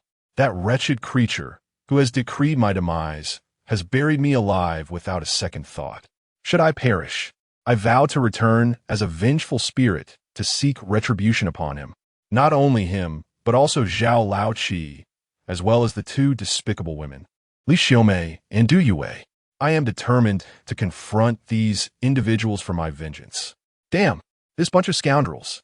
An hour passes swiftly. My calculations prove accurate. As I indeed begin to suffocate, my mind, starved of oxygen, is gradually losing clarity, and my consciousness is beginning to dissipate. In the depths of my despair, I suddenly hear the sound of digging from above the box. Mustering the last remnants of my awareness, I strain to listen, initially believing it to be a mere hallucination in my dying moments. Yet soon, I discern that this is no figment of my imagination. Someone is indeed digging above. A person has come to rescue me. The individual above has been digging for over 10 minutes, and I too have reached my limit. No longer able to hear the sound of the excavation. All I can perceive is the sound of the box being opened, followed by a hand grasping me. The hand is smooth, reminiscent of a woman's touch, yet I cannot open my eyes to ascertain who is pulling me.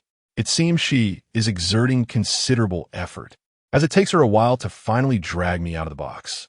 I was cast into a heap of mud, and shortly thereafter, a bag was thrown before me. With the last vestiges of my consciousness, I struggled to open my eyes. Through the haze, I discerned a silhouette. The figure was clad in a long black dress, though the shoes appeared to have been changed. My awareness was clouded, rendering me unable to see clearly. All I knew was that they were not the red high heels. Chapter 56. A narrow escape just before the final flicker of consciousness faded. I realized that I had been rescued. Having suffered from a lack of oxygen for too long, I succumbed to unconsciousness once more. When I awoke again, dawn was approaching. Slowly, I rose from the ground and found myself alone, save for a plastic bag that lay nearby. Inside the bag were a bottle of water, a loaf of bread, and a mobile phone. This was not my phone. It had been left for me by my savior. Upon inspection, I discovered that the phone contained a SIM card, allowing me to make calls. Fortunately, I remembered Meng Yifun's phone number and promptly dialed it. It was likely only around 5 or 6 in the morning, yet Meng Yifun answered immediately. "Who is it?" "It's me, Chen Mo." I replied weakly. "Chen Montak, where are you? Where the hell have you gone? I've been searching for you outside." On the other end, Meng Yifun sounded extremely agitated, clearly aware of my disappearance and actively searching for me. I explained that I'd been buried alive, that my phone was missing, and that I had just been rescued, still at the site of my entrapment. "What is your location?" "I don't know." "Then for heaven's sake, take a look. If you don't tell me where you are, how can I possibly find you?" I hurriedly glanced around, quickly deducing my location. I found myself at Shishan Park, atop a slope. "Wait for us. We will be there shortly." After hanging up the phone, I collapsed on the ground, barely able to maintain my balance. The bread in the bag was too daunting to consume, and the water was equally uninviting, for I had just recalled who had rescued me. That silhouette, even reduced to ashes, would be unmistakable to me. It was Du Yue. The reason behind her saving me eluded my understanding. Not only did she rescue me, but she also left me food and a mobile phone. Had it not been for her intervention today, I might very well have lost my breath. Yet, I could not be entirely certain it was indeed her, for my mind had been clouded, deprived of oxygen, leaving me to wonder if it was merely a figment of my imagination. I sat in the muddy heap, waiting for approximately 40 minutes, when I soon heard voices nearby calling my name. It was Meng Yifun and Song Xiaotian. I was taken aback, pondering how these two could be together, as they appear to be strangers to one another. At that moment, I could not muster a sound, so I quickly adjusted the brightness of the phone to its maximum and raised it high. "I'm over here." The two soon spotted me, their faces paling in shock. "Goodness, you nearly gave me a heart attack. I was just gone for a moment to buy cigarettes."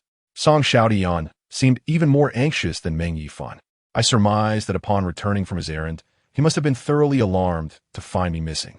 Without further ado, they hoisted me up and took turns carrying me down the mountain. Although I had no pressing matters at hand, I had sustained a considerable injury to my head. En route to the hospital, I inquired of the two individuals accompanying me how they had become together. "You useless fool," Song Xiaotian exclaimed in frustration. "In the time it took to use the restroom, you were abducted. I am certain it was those scoundrels behind it." I contacted Fong Man and requested Meng Yifun's number. "Damn it, we have been searching for you tirelessly, without even a sip of water, rallying over 100 brothers, yet failing to locate you. I thought you had met your demise."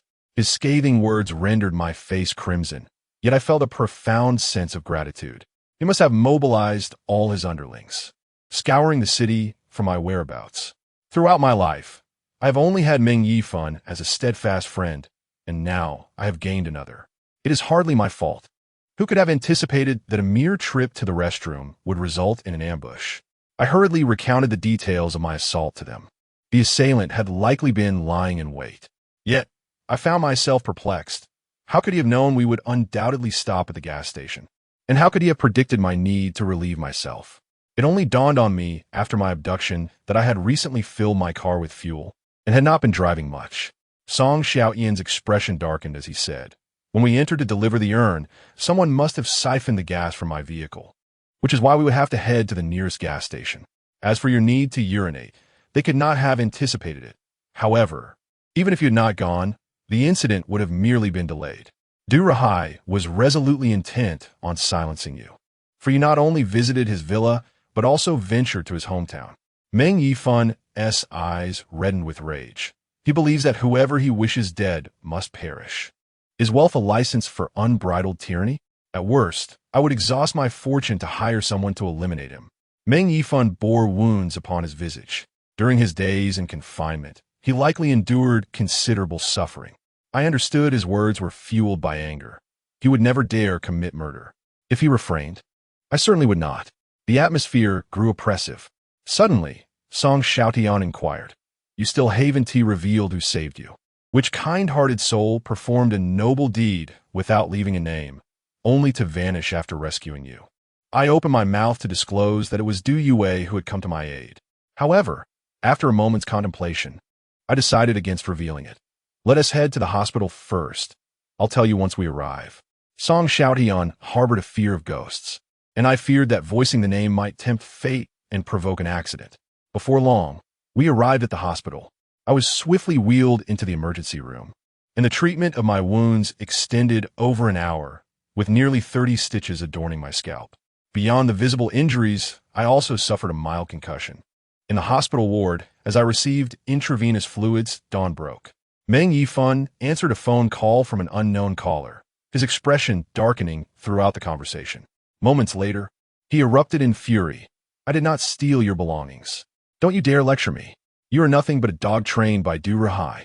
What makes you think you can intimidate me? I'll remember your role in burying Chun Mo alive. Mark my words, you will face retribution. After hanging up the phone, I gazed at him in utter astonishment. Whose call was it? It was from Du Rahai's associates. Meng Yifan's complexion turned an ashen hue. They claimed I broke into Du Rahai's residence last night to steal something and demanded its return. How dare they accuse me of such folly?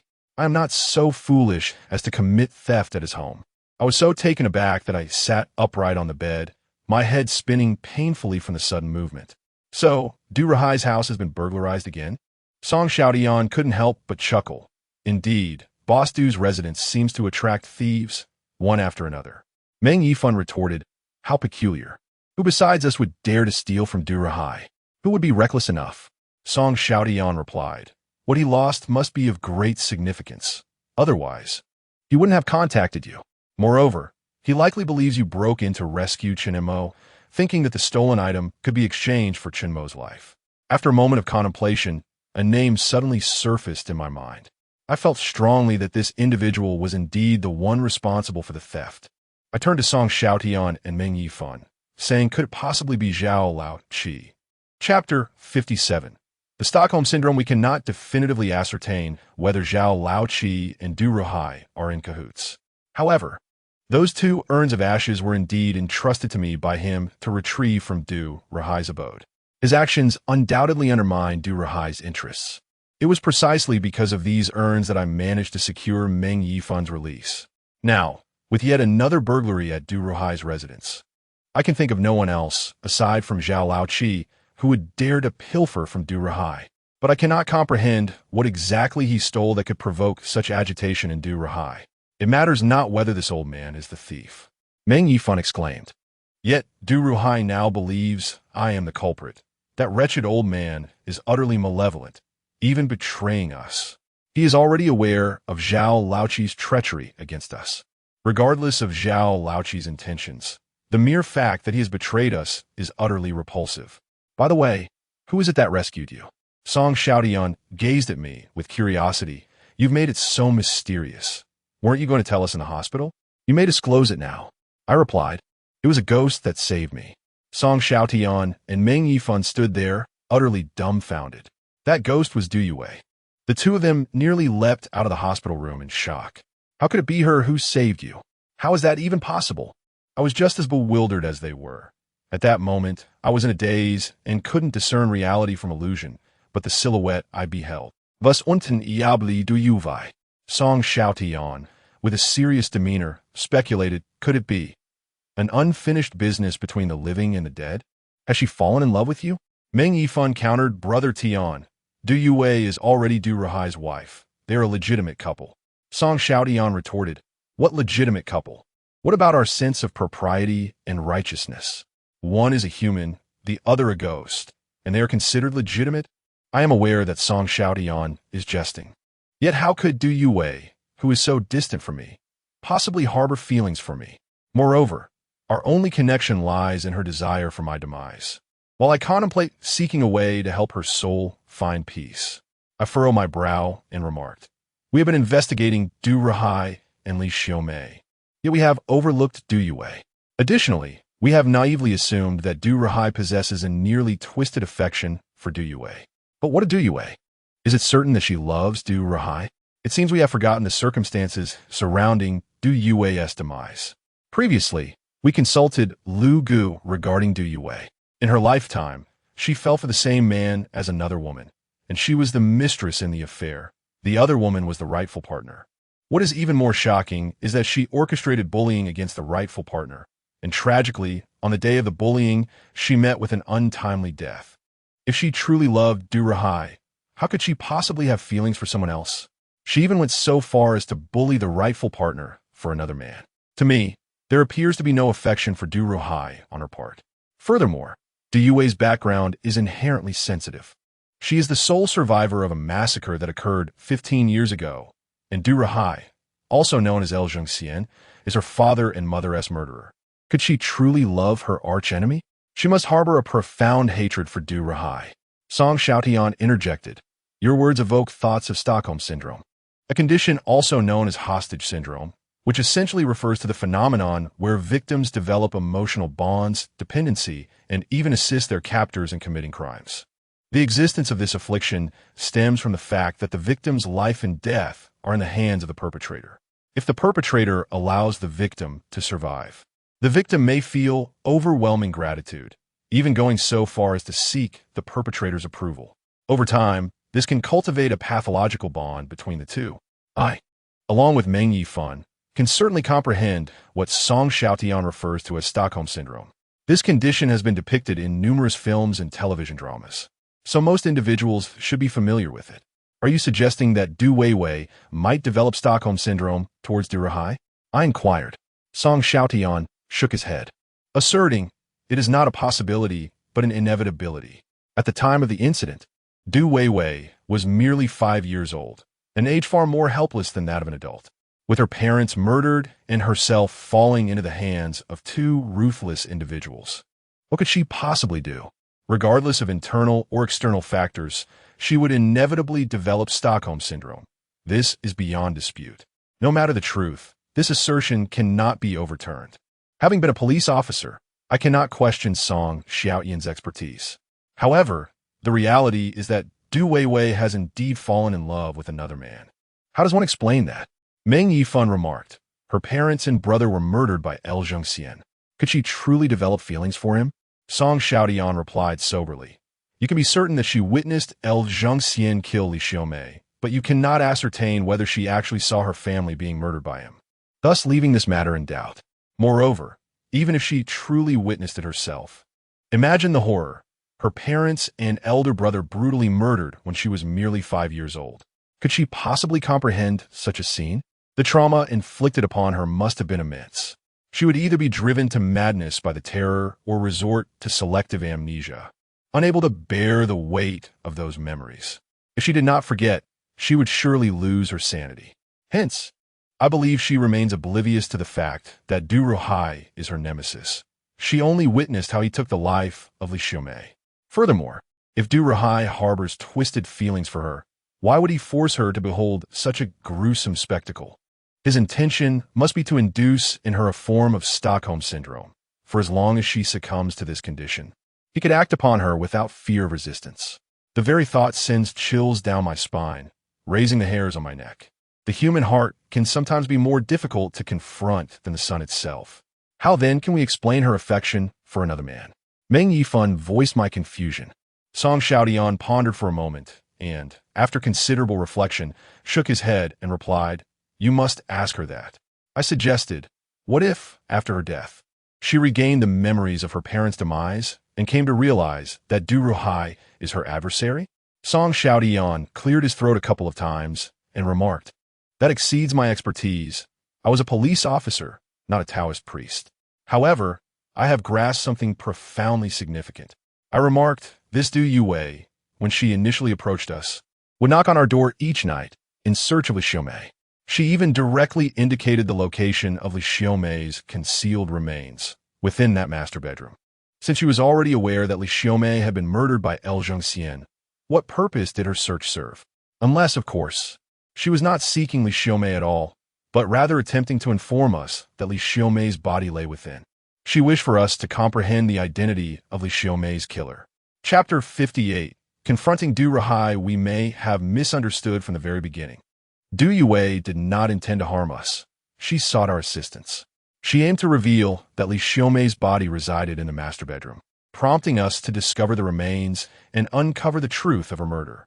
She wished for us to understand that Du Rahai was, in fact, El Zhongxian. The family portrait that appeared at my doorstep was also bestowed upon me by her. In light of her saving me last night, I surmise that she has already discerned that Du Rahai is her adversary. Following her demise, she likely recalled memories from her childhood. Thus, she now seeks retribution. Upon hearing my analysis, Meng Yifan was taken aback. He evidently concurred with my reasoning. Oh, I understand now. So there are no malevolent spirits targeting us. From beginning to end, it has been these two vengeful souls dragging us into their plight, provoking Du Rahai. Goodness, that is utterly despicable. These two spirits are devoid of any moral integrity. To be frank, I too find this profoundly unethical. What relevance does this matter hold for Meng Yifan and me? We are merely ordinary citizens. How can we possibly contend with Du Rahai? It seems we are being unjustly treated as pawns in this scenario. Song Xiaotian suppressed a chuckle, remarking, I tell you, while a ghost might seek out a sage for exorcism, a sage cannot exorcise Du Rahai, yet Du Rahai can certainly eliminate you. Meng Yifan and I shot him a glare. It seemed he was reveling in our misfortune. Now, I understood why Du Yue sought to save me. I said, we are the only ones privy to many truths, and we alone know that Du Rahai is actually El Zhongxian. Now that Du Rahai seeks to silence us, Du Yue will undoubtedly ensure our survival. As for those two ghosts, they are unlikely to pose us any threat. Meng Yifan retorted, what good does that do? The lethality of Du Rahai and the ghosts is equally formidable, perhaps even more so. You nearly met your end last night. Who knows what further calamities we might encounter? Song Xiaotian inquired curiously. Then why don't those two ghosts directly seek revenge on Du Rahai? That would be far simpler, wouldn't it? Aren't they ghosts? Are they afraid of humans? I replied, Du Rahai possesses some knowledge of the supernatural, though the extent of it remains uncertain.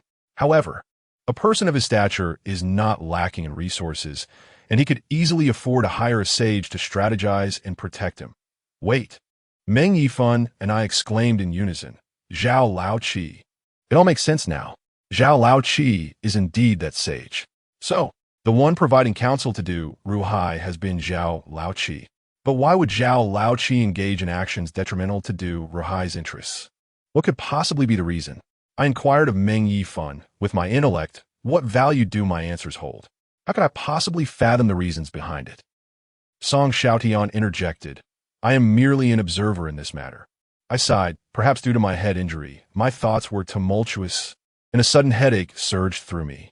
Coupled with my frail condition, I found it increasingly difficult to endure, so I reclined on the hospital bed to rest. Although I lay there, slumber eluded me, and I continued to ponder those perplexing questions. I remained at a loss as to how I might extricate myself from these troubles. My sole desire was for life to return to its ordinary rhythm. Meng Yifan and Song Xiaotian, too, were weary, having kept vigil over me throughout the night. They could no longer withstand the fatigue and succumbed to sleep in their chairs. Around noon, the door to the ward creaked open, and several individuals entered. I had not yet succumbed to sleep, so I was instantly roused. I scrutinized the newcomers, and one of them struck me as particularly familiar. Perhaps due to the injury to my head, I momentarily failed to recognize him, but after a brief interval, his identity dawned on me. Upon realization, I felt as though I had encountered a specter, and I tumbled from the bed in fright. Tiange! Tiange! My shrill cries swiftly roused Song Xiaotian and Meng Yifan. They sprang up, and upon seeing the intruders, their expressions transformed in an instant. The visitors were none other than Du Rahai. We could hardly fathom that Du Rahai would come to us directly. Song Xiaotian instinctively pulled Meng Yifan behind him, casting a wary glance at the newcomers. I am but a mortal, not a phantom. Why do you all appear as if you have seen a ghost in broad daylight? Du Rahai wore a smile, exuding an air of harmlessness. His demeanor exudes an air of elegance, entirely devoid of any semblance of pretense. Despite our trepidation towards him, the impression he imparts is that of sophistication, akin to a venerable educator or an approachable elder. It is quite challenging for me to reconcile him with the ruthless killer. El Zhongxian. Mr. Du, what are your intentions? Song Xiaotian stands more composed than both Meng Yifan and I, his gaze firmly fixed on Du Rahai. I have come today to clarify a misunderstanding. Du Ruhai replies, his expression still warm. Previously, I had a minor disagreement with Mr. Meng and Mr. Chun, which became somewhat unpleasant. Additionally, it appears that Mr. Chun has sustained some injuries, prompting my visit to extend my regards. As a businessman, I value harmony in trade, and I hope we can collectively resolve this trivial misunderstanding. Upon concluding his remarks, he beckons to his bodyguards. A few of them approach, carrying an assortment of fruits and health supplements, which they respectfully place on the table. The three of us sit there, dazed as if emerging from slumber, utterly perplexed by the motives behind Du Ruhai's actions. Yet, we are acutely aware that he is not offering anything benevolent. Song Xiaotian chuckles softly. With someone as significant as Mr. Du personally gracing us with his presence, I fear my brother may find it overwhelming. Du Ruhai reciprocates with a smile. There is no need for such apprehension. We are all merely human, equals in this realm.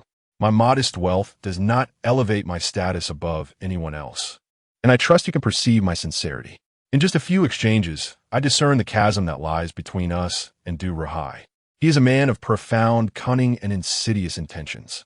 Setting aside his social standing, if he wished for our demise, he could devise 100 ways to bring about our end. Among the three of us, only Song Xiaotian remained unfazed by his presence. As he spoke, he approached us directly. We, however, dared not let him come closer and instinctively recoiled in fear.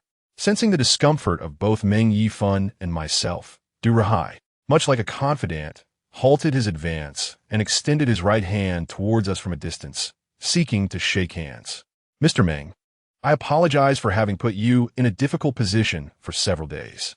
I have come specifically to offer my sincerest apologies. May we shake hands to resolve this misunderstanding? After all, you are a businessman, and harmony breeds prosperity.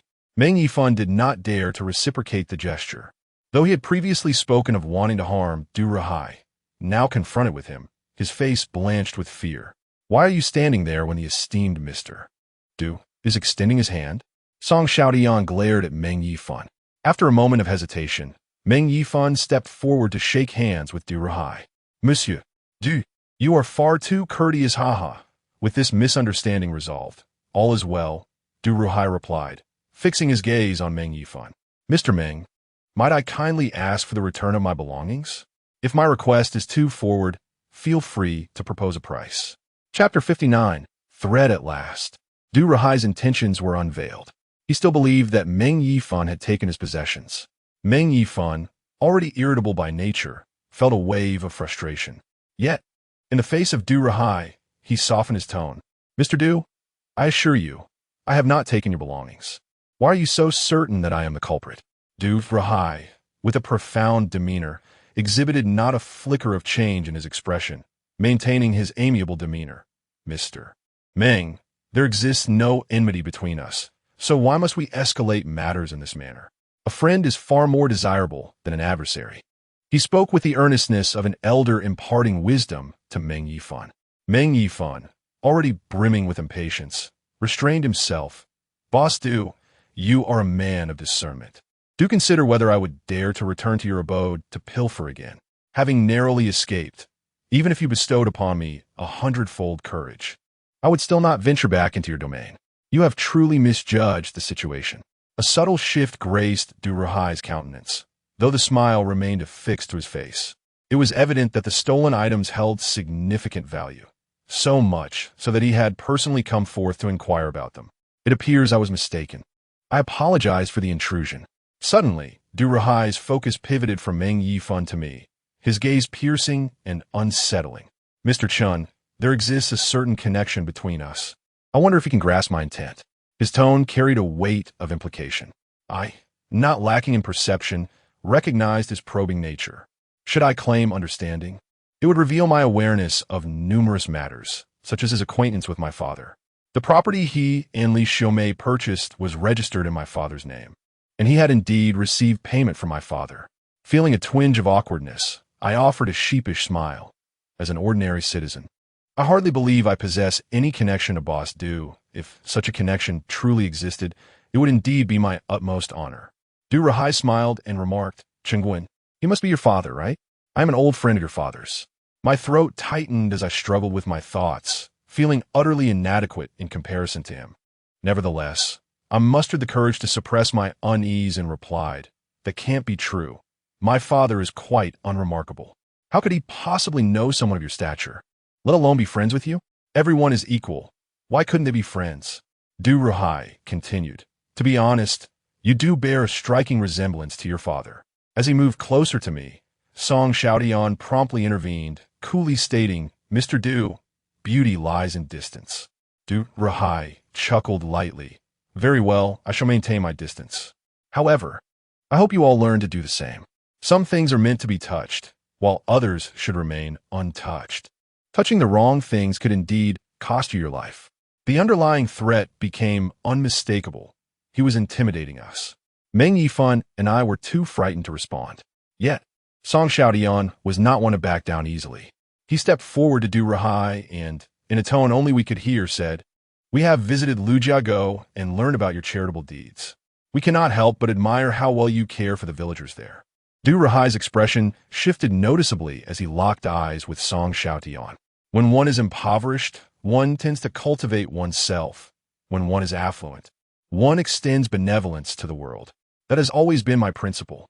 Song Xiaotian chuckled, expressing admiration. Yet he recounted a tale concerning a man named L.V. Jun from Lujiago. 15 years prior, L.V. Jun's son had committed a heinous crime, extinguishing an entire family. I surmised that a person capable of producing such a wretch could hardly be virtuous himself. Thus, there seemed little need for benevolence. My heart raced, lodged in my throat. In the whole of Longjian City, aside from Song Xiaotian, I believe it improbable to find another who would dare to denounce Du Rahai as a beast. His bold words even drew a fleeting frown from Du Rahai. Yet, the latter quickly regained his composure and responded, "That assertion is misguided. His son is merely his son, and he is himself. Misfortune does not extend to one's family. Young man, you exhibit a rather narrow-minded perspective." Song Xiaotian, however, quelled his laughter, replying with a measured tone, If anything were to befall these two behind me, I would take it upon myself to seek out L.V. Jun and ensure he is rendered incapacitated, so that each member of his family would possess a disability certificate." Du Rahai inhaled deeply, remaining silent for an extended moment, evidently taken aback by Song Xiaotian's audacity. "Young man," he finally said, "it is paramount to cherish harmony. Do not harbor such bitterness." He patted Song Xiaotian's shoulder and turned to me, adding, "Please convey my regards to your father." With that, Du Rahai departed with his entourage. Though he had left, it took a considerable time for Meng Yifan and me to regain our composure. Once we did, our perception of Song Xiaotian had transcended mere admiration. He had evolved into a figure of extraordinary stature in our eyes. I had not anticipated that he would dare to confront Du Rahai, let alone issue a threat. Du Rahai's reaction spoke volumes. He was not invulnerable. His Achilles heel lay within his family. "Tiangu, are you not afraid of retribution? I am somewhat concerned for Meng Yifan. If his sole intention is to silence the two of us, he would undoubtedly relish the thought of tearing you apart, consuming you alive." Song Xiaotian leaned back, shaking his head. "What do I have to fear? He will certainly investigate me. If after his inquiries, he still dares to act against me, I shall concede to his prowess." It occurred to me that Song Xiaotian hailed from a prominent background. His father and grandfather both served in the military, and his father's comrades wield considerable influence. Although he has never elaborated on the magnitude of their power, it is likely quite formidable. Moreover, he has already hinted at intentions towards your family. Song Xiaotian remarked, "Do you truly believe he is inquiring about your father out of goodwill? If I do not leverage L.V. Jun to threaten him, both you and your father may find yourselves in peril." I sighed, feeling a mix of fear and resentment. Du Rahai's methods are nothing short of extraordinary. He can easily uncover our family backgrounds and knows my father is Chunguan. Such a person, devoid of morals, fills me with dread regarding the potential harm he could inflict upon my father and grandfather. I can only wonder if Song Xiaotian's threat will suffice to intimidate him. Chapter 60. The death of Fong Man, I received intravenous fluids until evening. Given the recent events, Meng Yifan and I were reluctant to part ways. Considering our vulnerability, we dared not allow Song Xiaotian to leave unattended. Consequently, we three shared a room that night, with Song Xiaotian assigning his subordinate to guard the other rooms. That night, we all slept soundly, with no peculiar incidents occurring. The following morning, Meng Yifan and I returned to the shop, while Song Xiaotian had matters to attend to. He informed us that Durahai's belongings had been stolen, and for at least the next few days, Durahai would be preoccupied with searching for his items, thus unlikely to concern himself with us. Although we felt a tinge of unease, we recognized that we could not continually burden him.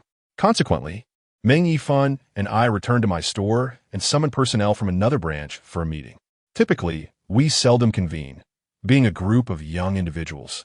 We prefer to eschew formalities. Issues are addressed directly and promptly resolved without excessive meetings.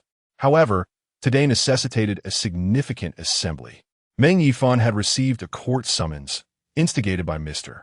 who not only sued us, but also the seller of the property, Mr. Ding. Our store is now embroiled in legal troubles. In this day and age, encountering litigation is not particularly uncommon. However, our predicament stems from our role as real estate agents who allegedly sold a haunted house to a client. Whether we truly violated any regulations is of little consequence. What matters is that we are being sued on these grounds. Clients are unlikely to delve into the nuances of our innocence. In a city teeming with real estate agencies, they have countless alternatives. Thus, from the moment Mr. who lodged his complaint against us, our reputation has undoubtedly tarnished. The impact on our business is inevitable. Should our operations decline, Meng Yifan would struggle to sustain 2 stores. Furthermore, we received word this morning that competitors are circulating rumors, accusing us of deliberately selling haunted properties to clients. This is a situation I had initially wished to keep from you all. Meng Yifan gazed at all the employees and sighed. Upon reflection, should the day come when I must suddenly resort to layoffs, it would be quite unfair to leave you unprepared. The job market is currently bleak, and many of you have car loans and mortgages to consider. If someone defaults, the bank could reclaim their home or vehicle, and I could not bear such a burden. His words elicited laughter among the group. To speak candidly, both stores have seen no orders in recent days. Clients we had previously secured seem to have collectively decided not to follow through. Consequently, I may not be able to sustain operations for much longer, at most 2 months before I must close one of the stores. Therefore, I encourage all of you to begin seeking new employment. I, Meng, wish you all a bright future. Should anyone wish to remain, believing in my potential for a resurgence, you're most welcome to stay. After the meeting, a palpable sense of despondency settled among many. Most of the veteran employees were stalwarts of the establishment. It must be said, Meng Yifan, as a proprietor, had always been benevolent and fair to his staff, and the current predicament was unwelcome for all.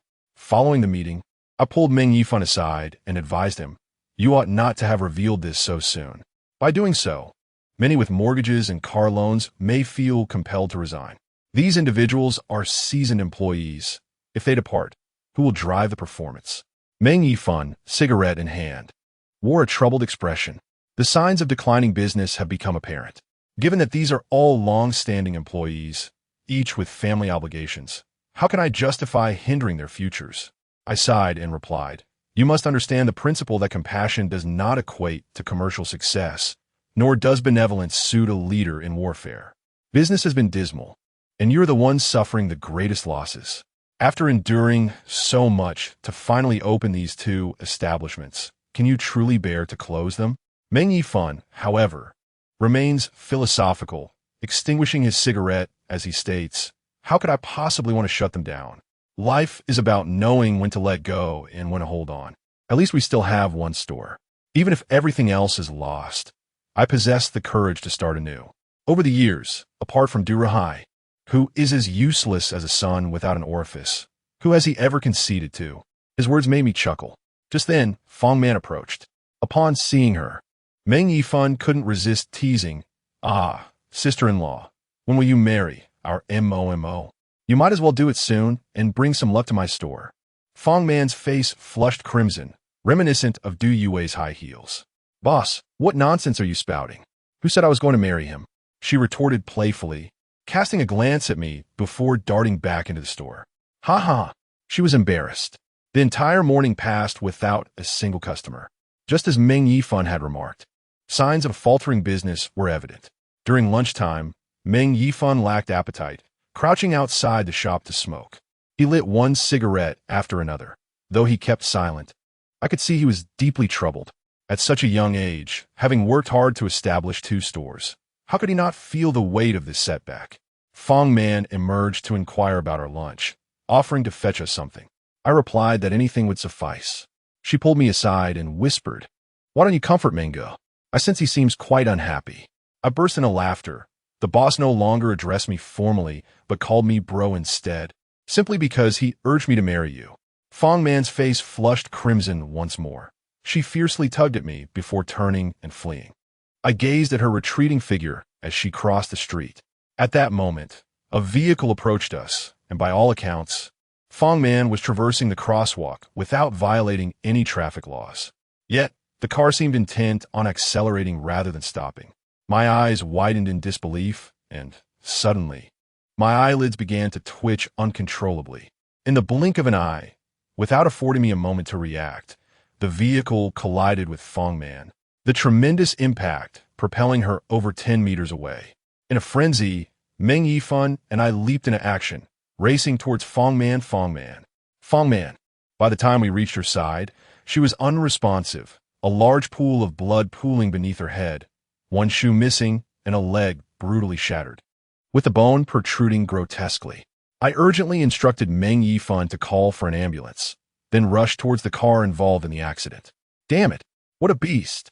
I charged up to the driver's side, my vision tinged with red, and unleashed a barrage of furious kicks against the door. The driver showed no intention of fleeing. He appeared pale and remained seated, avoiding my gaze. How could you drive like that? How the hell could you drive like that? Get out of the car. You scoundrel. Get out.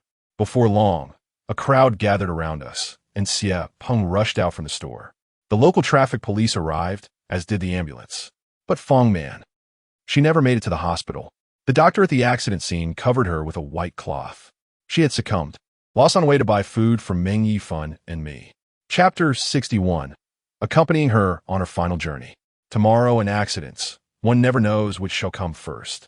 In the morning, she was perfectly well. By the afternoon, she had transformed into a disfigured corpse. Upon Fong Man's declaration of death, from the moment that cloth enveloped her, I felt utterly bewildered. I could not summon tears, not a single drop fell. I was oblivious to the chaos around me, my gaze fixed vacantly upon that layer of white fabric. Fong Man's body would no longer be transported to the hospital, but would be taken directly to the funeral home. Meng Yifan seemed to comprehend the gravity of the situation. This was no ordinary car accident. He instructed Xie Peng and Li Xingyang to head to the funeral home while he escorted me to the traffic police station. I was uncertain as to why I was going to the police station, but I followed Meng Yifan without question. Upon arrival, the officers were interrogating the driver responsible for the accident, while Meng Yifan raged beside me. The driver hung his head in silence, refusing to respond to any inquiries. It was evident that the driver had issues, but I was indifferent to his troubles. A singular thought consumed me. A life taken must be repaid. A female officer attempted to soothe Meng Yifan and me, preparing to lead us to another room to prevent any confrontation with the driver. In that moment, as I rose, I seized a pen from a table and lunged at the driver. Chen Montak, Meng Yifan gasped, unable to restrain me. Yet, the officers were not mere bystanders. 2 male officers swiftly subdued me to the ground. Family, please remain calm. The deceased has passed. Do not act foolishly. If you stab someone, you will indeed face imprisonment. Once we have completed our investigation, we shall provide you with a satisfactory resolution. The 2 traffic officers did not press me too hard. After a brief admonition, they released me, urging Meng Yifan to keep a close watch on me. I collapsed onto the ground, finally unleashing my grief in a torrent of tears. Through my sobs, I informed Meng Yifan that Fong Man was dead. His eyes reddened as well, and he seemed at a loss for how to console me. Fong Man had been with us in the store for a year, sharing our daily lives, a vibrant individual who had been tragically transformed before our very eyes. Chinemo, the incident has already occurred. I just called Brother Tian, and he is on his way. Before Meng Yifan could finish his sentence, a figure burst in. It was Song Xiaotian, who had hurried over. His eyes were bloodshot as he stared at us in bewilderment. What happened? How could such a good person be gone? It was him who caused the accident. Meng Yifan, choked with emotion, pointed at the reckless driver. This beast is responsible for the tragedy. How could you drive like that? Song Xiaotian erupted in fury, and the two traffic officers were unable to restrain him.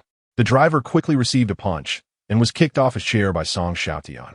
I demand to know how you could drive like that. Has your entire family perished? Go bury them. The scene was dominated by Song Xiaotian's furious shouts and the driver's engue. Once again, several staff members rushed in, pulling Song Xiaotian away, while a few directly carried him to another room. Meng Yifan and I followed suit. The traffic officer who knew Song Xiaotian seemed to be a captain.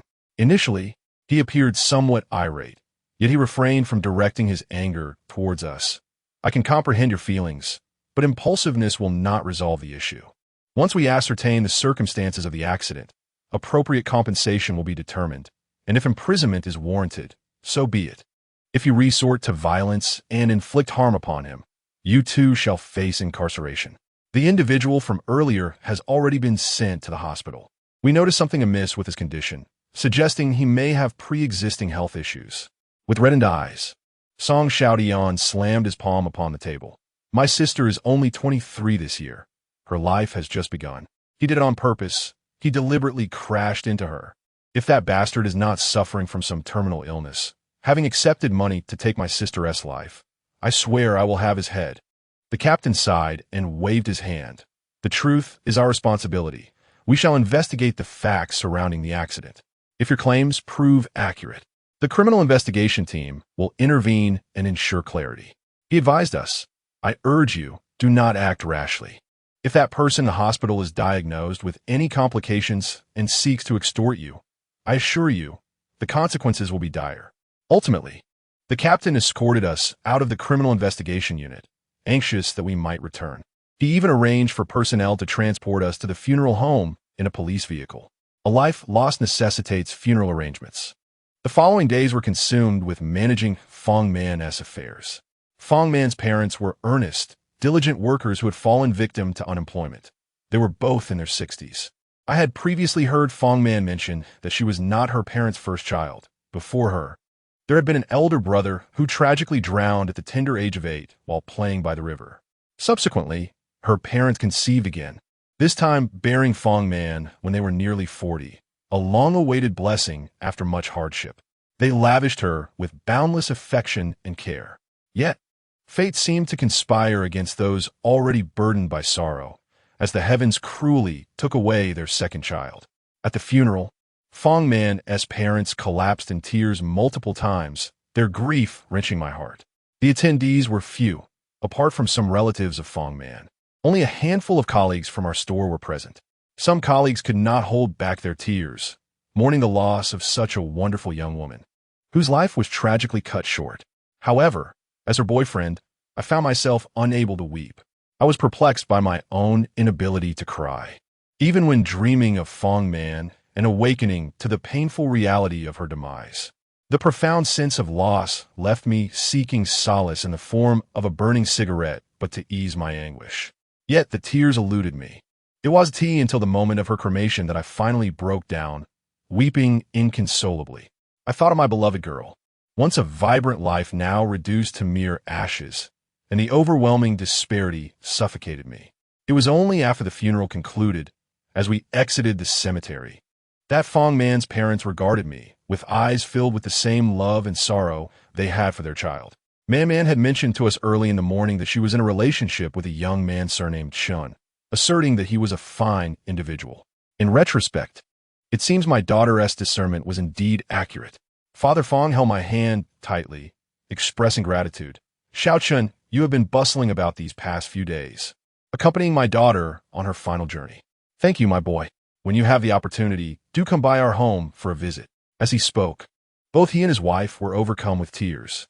Upon witnessing their sorrow, I immediately embraced them, reassuring, Uncle, Auntie, please take care of yourselves. I shall visit often, and I will ensure your comfort in your later years. I mean what I say. I refrained from mentioning the circumstances surrounding Fong Man's death, not due to an accident, nor did I dare to imply that it was my fault. I lacked the courage to inform them that the true perpetrator behind Fong Man's demise might never face justice. Chapter 62. How to avenge. We assisted the elderly couple into the car, instructing a colleague to take them home. At that moment, it should have been my responsibility to escort them, yet I had more pressing matters to attend to.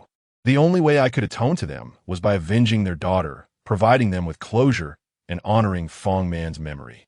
As the car window descended, Father Fong, looking haggard, grasped my hand and that of Song Xiaotian, reluctant to let go. Xiaotian, you young people must take care of your health. If something were to happen, how could we parents bear it? His words struck a chord within us, evoking tears. After a moment of consolation, we bid farewell to the elderly couple. Once everyone had departed, only the three of us remained. I promptly retrieved my bank card and car keys. I find myself with limited funds, and when the time comes, I implore you to assist in selling my car. Half of the proceeds shall be allocated to my father and his family, while the other half will be bestowed upon my in-laws. This very night, I shall take the life of Du Rahai, for I am well aware of his residence. My words are not mere expressions of anger. I comprehend the reasons behind Fong Man's demise. That wretched Du Rahai initially intended to target me. Yet he was deterred by Song Xiaotian's threats, leading him to turn his malice upon my girlfriend, seeking to intimidate me into silence. I shall accompany you, regarding it as a righteous act to rid society of such filth.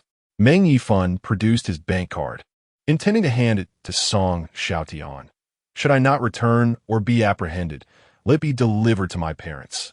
Song Xiaotian gazed at us, slapping our bank cards away with a grim expression. What madness is this? I am not mad.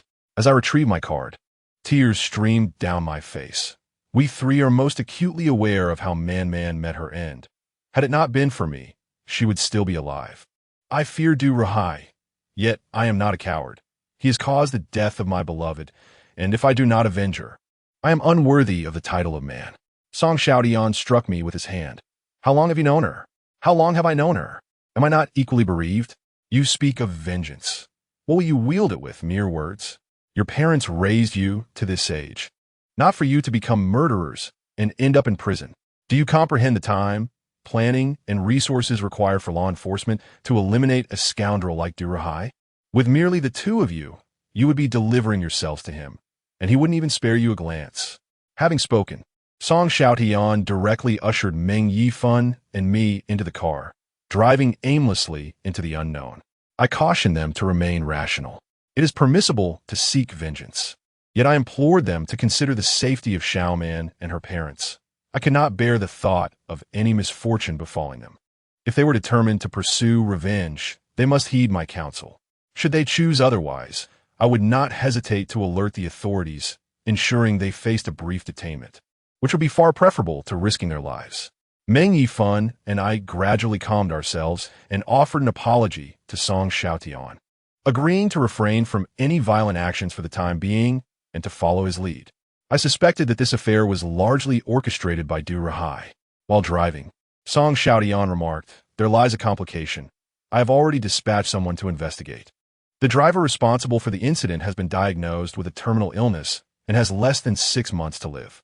The issue is that neither the police nor my sources have uncovered any substantial deposits in his bank account or that of his family." It became increasingly evident that this driver, facing imminent death, accepted money from Du Rahai to deliberately cause the demise of Fong Man. With no future to look forward to, he seized the opportunity to secure a sum for his family. However, both he and his family's accounts bore no record of significant transactions. Could it be that he received cash? I inquired. Song Xiaotian nodded in affirmation. Indeed, it was cash. The police discovered 200,000 in cash at his residence. Yet he adamantly refuses to acknowledge that the money was given to him by anyone else, claiming it was his own savings. As he distrusts banks and prefers to keep cash at home, Meng Yifan furrowed his brow in contemplation. But cash is always numbered. We could investigate at the bank to determine when it was withdrawn and who retrieved it. Song Xiaotian sighed. Upon investigation, the money was withdrawn as cash from the bank a year ago, and I cannot ascertain how many hands it has passed through. Tracing the source of the funds, proves futile. I am skeptical. If Du Rahai indeed hired a hitman, how could he possibly offer a mere 200,000?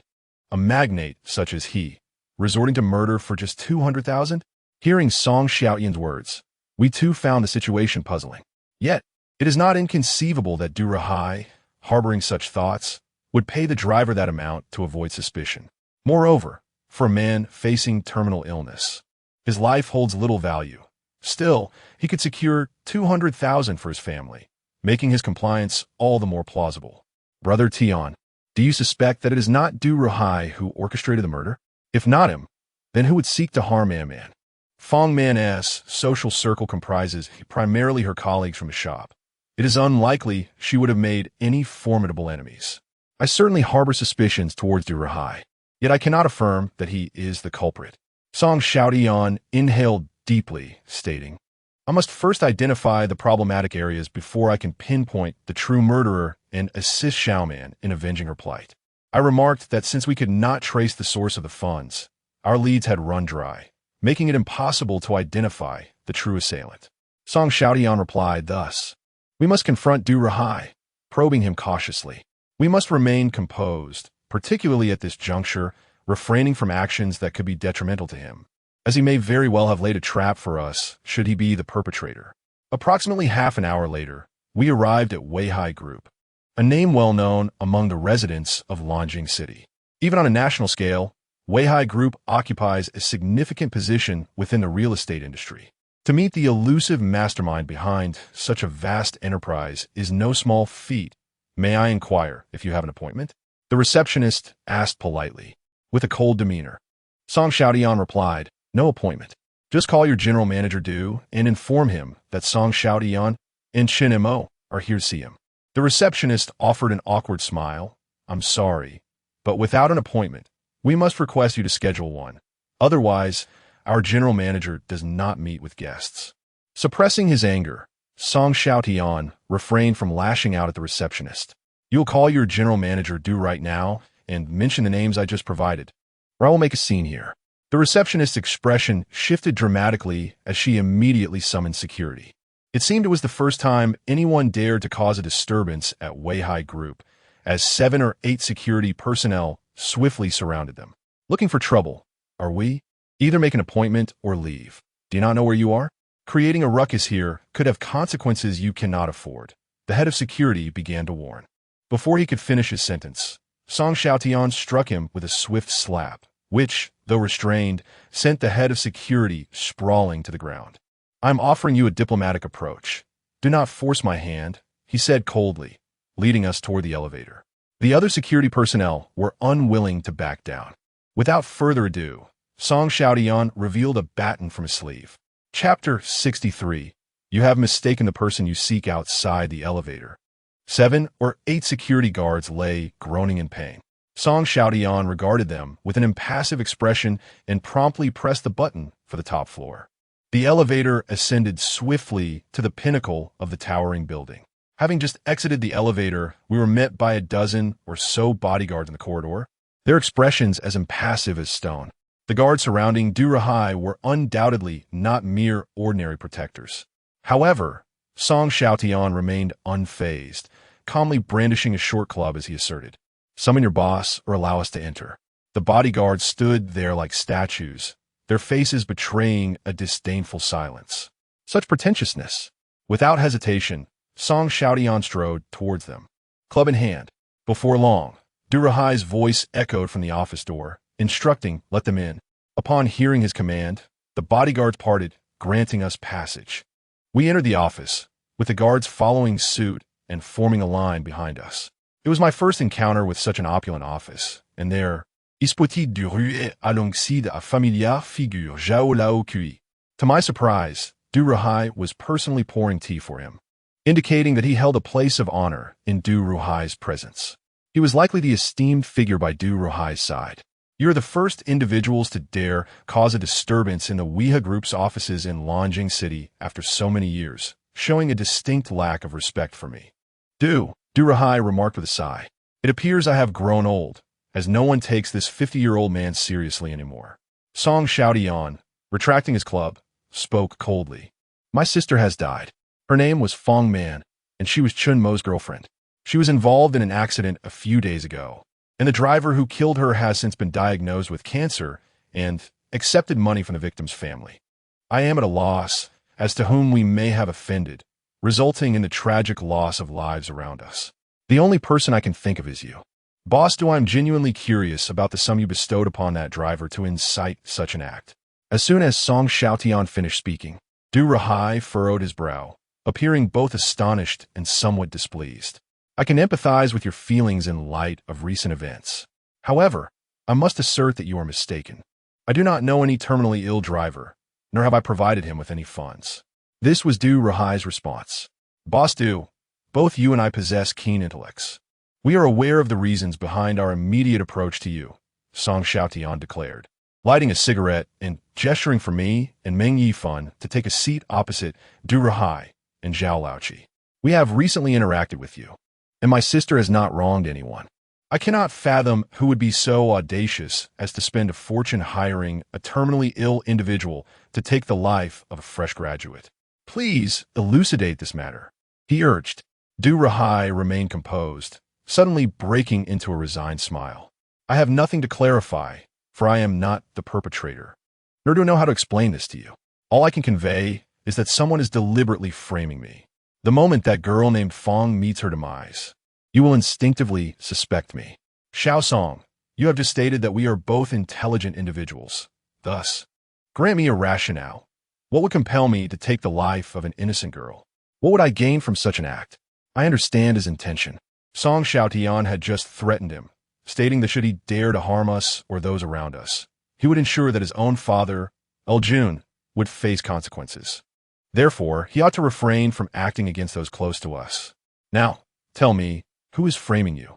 I struggled to suppress my anger, my fists clenched tightly.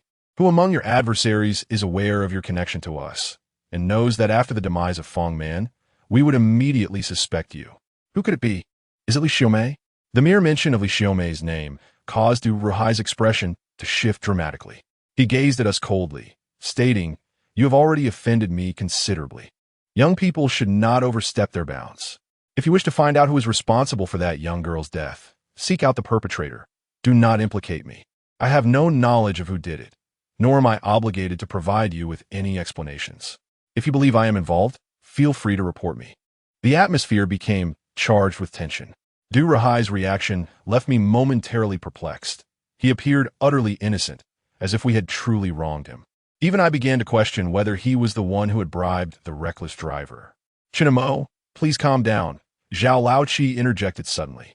"I have been with Boss Du these past few days. His mood has been rather poor, and he hasn't met with anyone, let alone the driver. I believe there has been some misunderstanding. Did I ask you?" I shot a fierce glare at Zhao Laoqi. "What does this have to do with you? Are we so familiar?" Zhao Laoqi was momentarily taken aback by my outburst, his face flushing crimson as he struggled to maintain his composure. "Zhu Duhai, incense," exclaimed, "What on earth are you doing? Offending me is one thing, but do you not comprehend the concept of courtesy when it comes to someone as venerable as Seventh Master?" Zhao Laoqi raised his hand to silence Du Ruhai, casting a cold gaze in my direction. "Chinamo, we are all adults here. One must learn to concede and recognize the tides of circumstance. In the entirety of Lanjiang City, how many dare to oppose the Weha group? Boss Du has chosen not to hold this against you, granting you leniency, so you ought to understand the importance of prudence. Have you a death wish? Coming here to stir trouble with the Weha group?" Upon his conclusion, Meng Yifan sprang to his feet. "What right do you have to speak to us? You're merely a pawn of capital." Song Xiaotian quickly intervened, pulling him back and addressing Du Ruhai. "Very well. We acknowledge our offense today and extend our sincerest apologies. If you choose to overlook our intrusion, we shall take our leave." Du Ruhai, his expression dark and contemplative, remained silent for a considerable time before gesturing dismissively. "Go on. I shan't see you out." Song Xiaotian grasped my arm and Meng Yifan's, leading us toward the exit. As we approached the door, a disdainful bodyguard regarded us with contempt. In response, Song Xiaotian turned and delivered a swift kick. "What are you looking at?" The man collapsed, rendered unconscious by the blow. Several bodyguards advanced, intent on retaliating, but Du Ruhai's voice rang out, halting them. Enough. Let them go. Before long, we had departed from the Weha group. Standing before this vast commercial empire, the three of us felt insignificantly small. Having concluded our audience, Song Xiaotian inquired, "What thoughts do you have?" Meng Yifan, "He is utterly insufferable, and that Zhao Laoqi as well." Song Xiaotian, "Well, asking you is tantamount to asking nothing at all," I remarked. "I cannot discern whether it is his profound scheming or his remarkable acting skills." But I was suddenly enveloped by an unsettling illusion. It seems as though this matter bears no connection to him. Chapter 64. Fong Man's resurrection. Before seeking out Du Ruhai, I had contemplated the scenario. If Fong Man's demise were indeed linked to Du Ruhai, his motive would simply be to instill fear in us, to assert dominance, compelling both Meng Yifan and myself to remain silent. Under such circumstances, one would expect him to portray an air of dominance, relishing in his triumph. Although he would not overtly admit it, his demeanor would unmistakably exude a brazen arrogance, as if to say, "I am the architect of this, and what can you do about it?" However, it was peculiar. When we approached him, he presented himself as entirely oblivious and innocently unaware. His demeanor bore no trace of performance whatsoever. Yet, Meng Yifan remained resolute, insisting it was he who orchestrated it, though I could not fathom why he would portray it so convincingly. After much contemplation, I pondered, who else but he could possibly commit such an act? By this singular line of reasoning, he could not be extricated from the circumstances surrounding Fong Man's death. Upon returning to the vehicle, Song Xiaotian rubbed his temples. Yet, if the truth aligns with Du Ruhai's narrative, suggesting that someone is framing him, what if he is indeed not the perpetrator? Should we recklessly seek vengeance? We would only end up avenging the wrong individual. How then could we ever find solace for Xiao Man's spirit in the afterlife? Meng Yifan cursed, "That bastard Zhao Laoqi, like a dog raised by Du Ruhai. I believe he must know something. Why don't we capture him and give him a thorough interrogation to make him confess?" Song Xiaotian shook his head. "Did you not see how high his status is with Du Ruhai? If you touch him, it's akin to provoking Du Ruhai. Our relationship with Du Ruhai is one of mutual restraint. We fear his actions just as he fears any moves against his family. Should we break this delicate balance, and he reacts in anger, can you bear the consequences?" Meng Yifan fell silent, clearly overwhelmed. We have already borne the weight of Fong Man's death. If anything else were to happen, I dare not imagine it. For now, let us investigate the driver responsible for the accident. Song Xiaotian pounded his fist on the steering wheel before Xiaoman's incident. That driver must have encountered someone.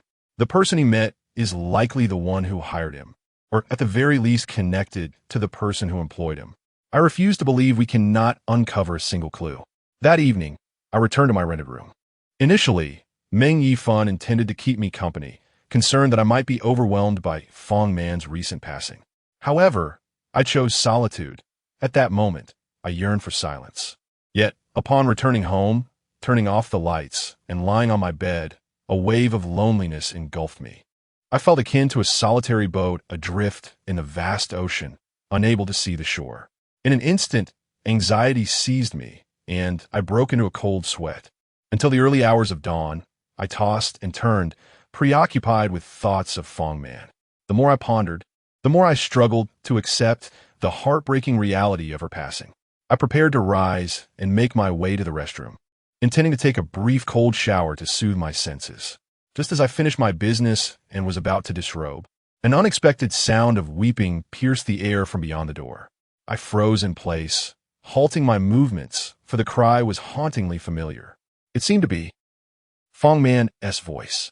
I dismissed the thought as mere nostalgia manifesting as auditory hallucination and hastily splashed water on my face. However, post-ablution, the sobbing grew increasingly distinct. Emerging from the restroom, I called out, Man, is it you?" As I ventured into the bedroom, I flicked on the light and meticulously scanned every corner, even peering beneath the bed, yet nothing was revealed. The weeping persisted. I hurried back to the living room and called again, Man, is that you? If so, please respond. I miss you dearly. My longing for her was genuine, yet as I uttered those words, My voice trembled with emotion. Suddenly, the tone of the weeping shifted, and I distinctly heard Fong Man calling my name. She cried out my name while weeping, and the sound emanated from outside the door. I do not wish to leave. Chen Montak. Why has this happened to me? Upon hearing her voice, a chill coursed through my body, prompting me to rush to the door and peer through the peephole. There she was, Fong Man the deceased, clad in white garments. Her head hung low, her pallid visage barely visible. Yet, she faced away from me, revealing only her right profile, obscuring the left side of her face from view. Suddenly, I recalled the harrowing scene of the accident. Fong Man's left temple had been severely crushed, and her left cheek was grievously damaged. The mortician, in his efforts to restore her remains, was unable to fully mend that half of her face. An instinctual fear gripped me. I knew that Fong Man might return as a wandering spirit seeking me out. Yet, amidst the terror, there was a flicker of excitement. Wasn't that very spirit outside the one I yearned for day and night? If that were the case, what was I truly afraid of? Man, it is Chinemo. I pressed my ear against the door, attempting to converse with her from behind the barrier. However, after just a few words, I found myself choking back tears. Do you have any unfulfilled wishes? Tell me, and I shall see them through for you. Chinemo. Fong Man called my name once more, her voice trembling with sorrow. I must leave. Take care of yourself. And my parents. Upon hearing her familiar voice, tears streamed down my face, and I too began to weep. How could this happen? I had planned to propose to you next year. Man, please don't go. Let me open the door. You can come in. Through her tears, Fong Man pleaded, do not open the door. I will frighten you. I truly must leave. This is our final encounter. Chinemo, do not forget me.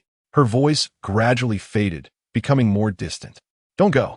I flung the door open and dashed outside, catching a fleeting glimpse of Fong Man's figure drifting down the stairs. It is impossible for a person to float. It truly was Fong Man. Man, please don't leave. I still have so much to say. I called out desperately, chasing after her. Yet she floated away swiftly whenever I was on the verge of catching up to her. Her silhouette would suddenly appear a dozen meters ahead. I pursued her relentlessly, with no sign of respite, for I understood that once she was gone, I would never see her again. My only thought was to catch up with her. Even if she were a specter, I longed to be with her. After nearly an hour of chasing, my legs began to weaken, yet I could not relent. Ultimately, she drifted into an antiquated residential complex devoid of security. I hastily followed her inside. I chased her into a building, my legs trembling, but I pressed on, fervently pursuing her to the 7th floor. I watched as she vanished into a room on that floor. The door to that room stood ajar, and as if entranced, I pulled it open and rushed in. At that moment, my sole thought was that Fong Man had nowhere to escape, and I could still be with her. However, upon entering, I found no trace of Fong Man. I stood frozen at the threshold, utterly bewildered. I did not see Fong Man, but I did behold something I could never have expected. Chapter 65. Du Yue's diary. In the dimly lit room, only a solitary candle flickered. Its light was faint and not of a normal hue.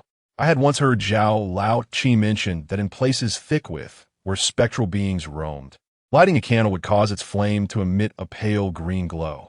And what I beheld at that moment was indeed a pale green flame. Beside the candle was a chair, upon which sat a figure.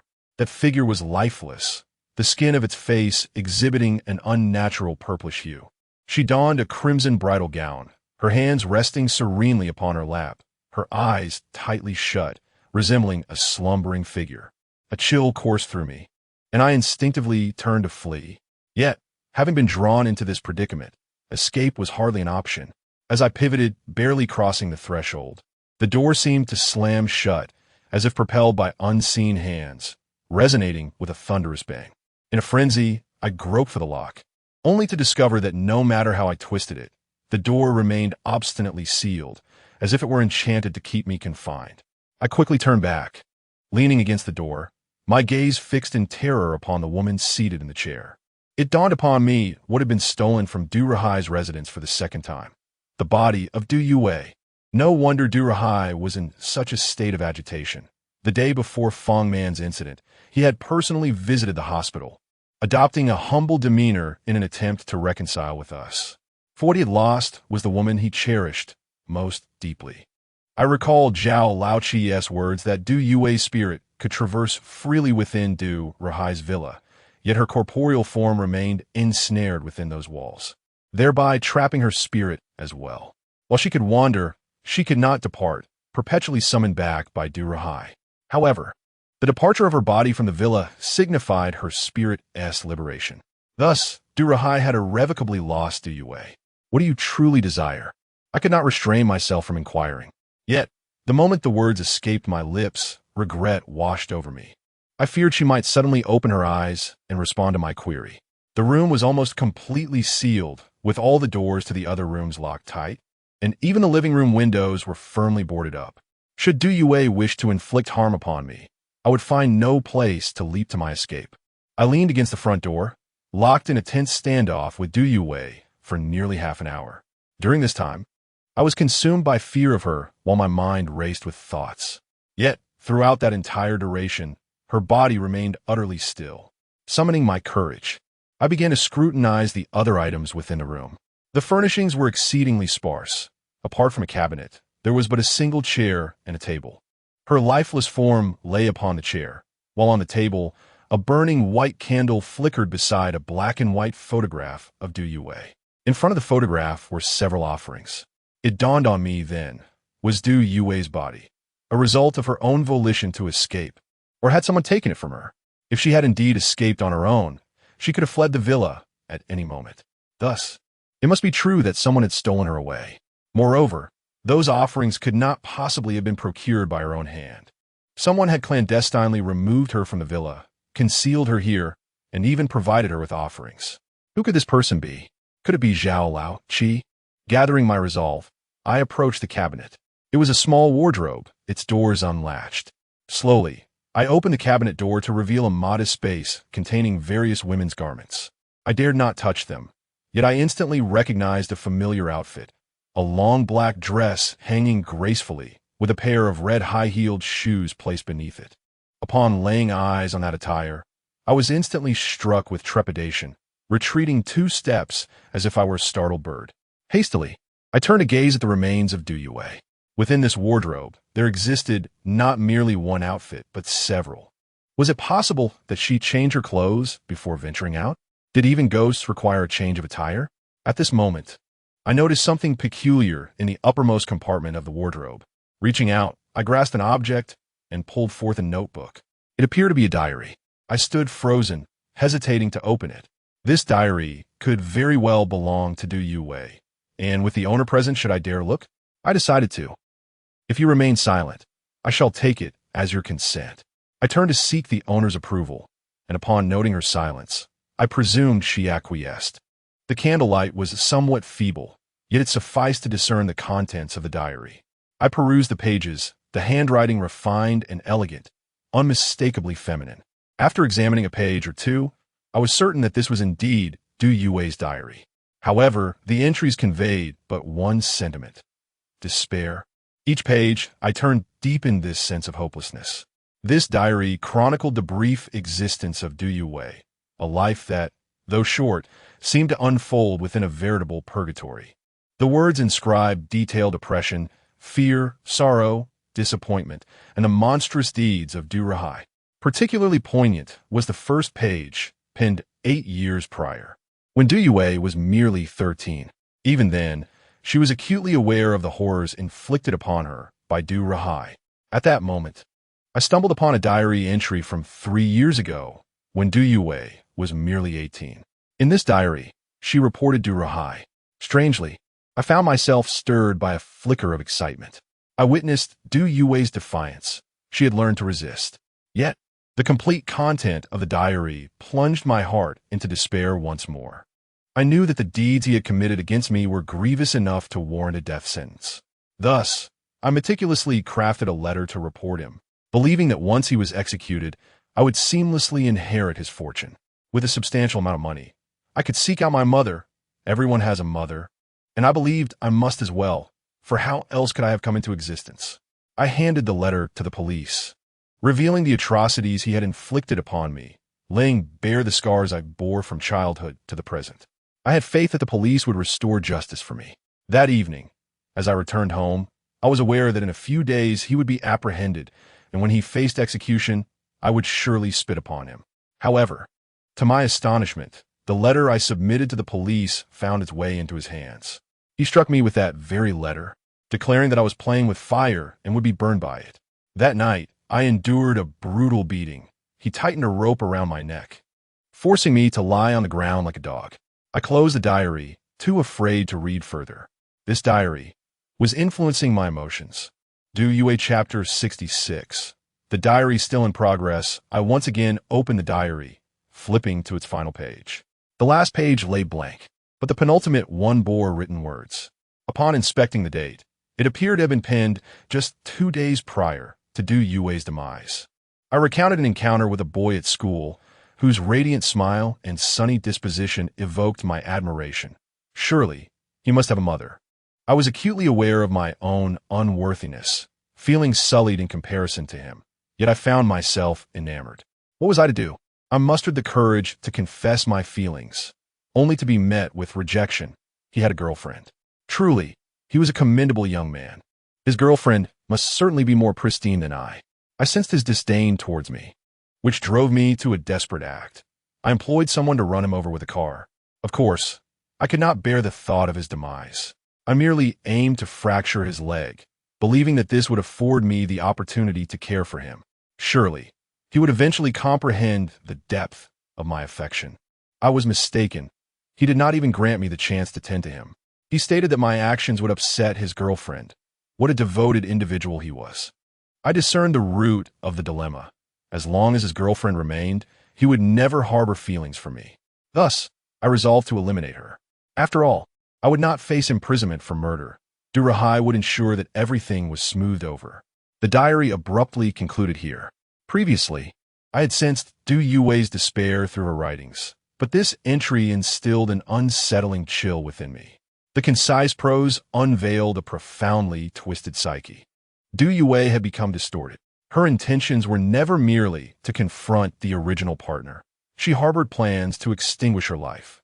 Between the lines, there's a distinct absence of reverence for life, merely because that young man did not harbor affection for her. She sought to create an opportunity for herself by orchestrating an accident involving him. Such a mindset is far from that of a rational individual. I hastily flipped back from the penultimate page, delving deeper into the narrative. The more I read, the more disconcerted I became. It seemed that since Du Yue's 18th year, following her denunciation of Du-Rahai, her mentality underwent a profound transformation. This shift was palpable in her words.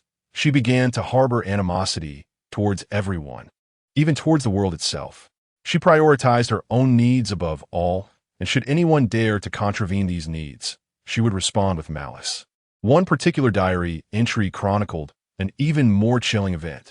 At the age of 20, she found herself enamored with yet another young man, who, like the previous one, was already in a committed relationship.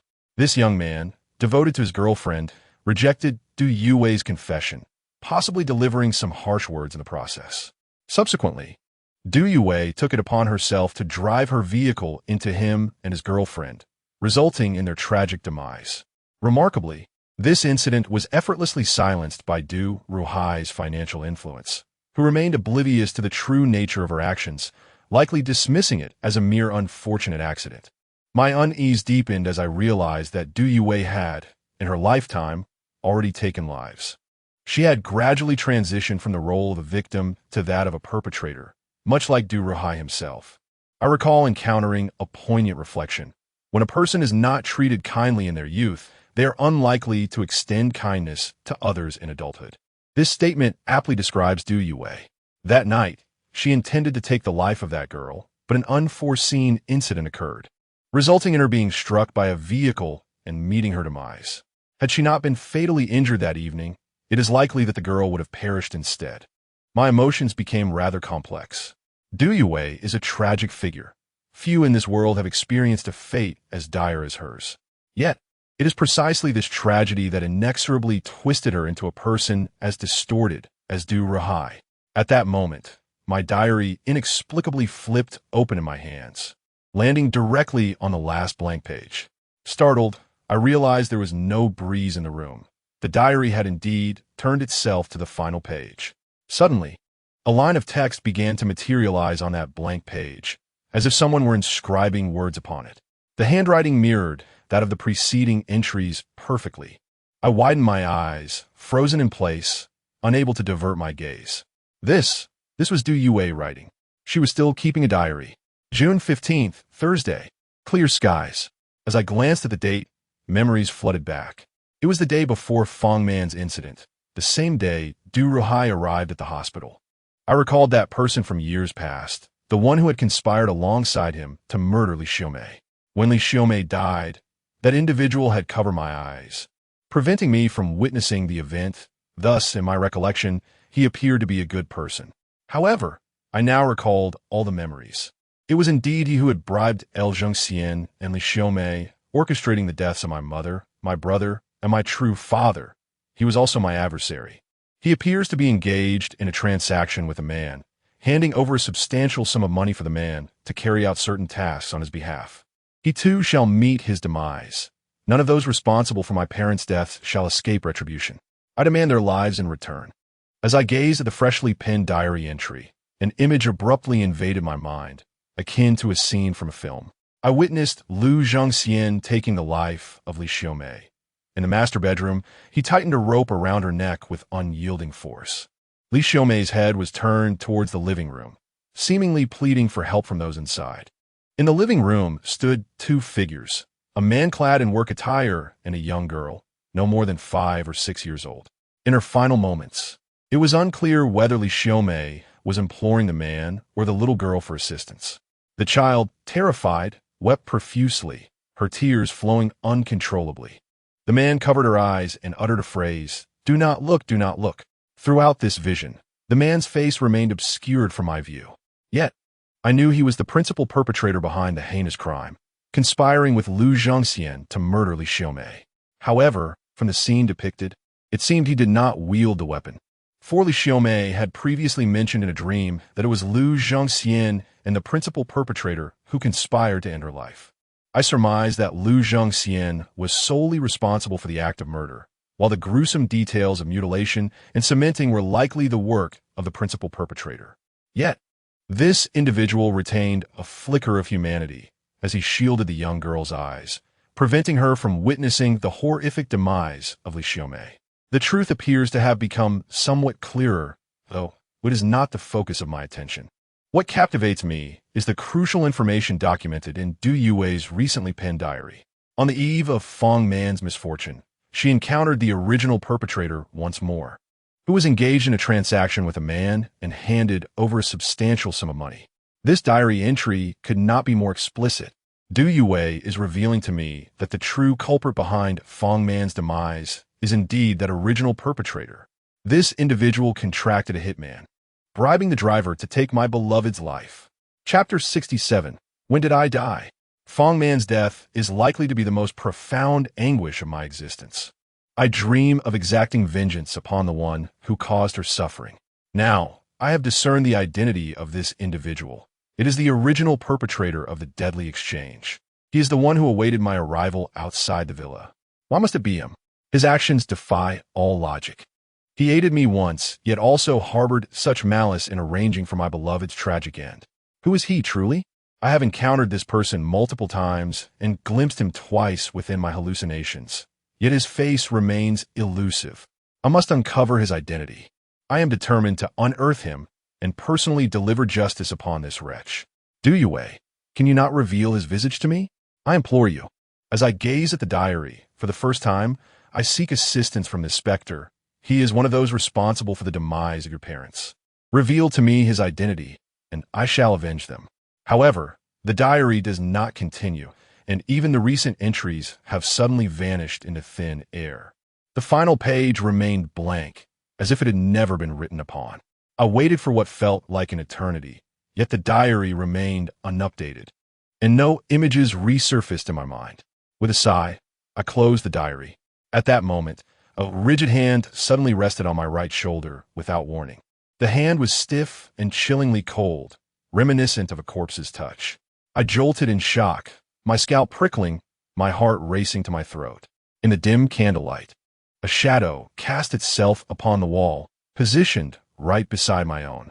In this room, aside from me, lay only a lifeless body, that of Du Yue. So behind me was Du Yue. I swallowed hard, my emotions a tumultuous storm. If there had been a window before me, I would have leapt through it without a second thought. It mattered not if it were the 7th floor or the 17th. I would jump, for the terror was overwhelming. Chen Montak.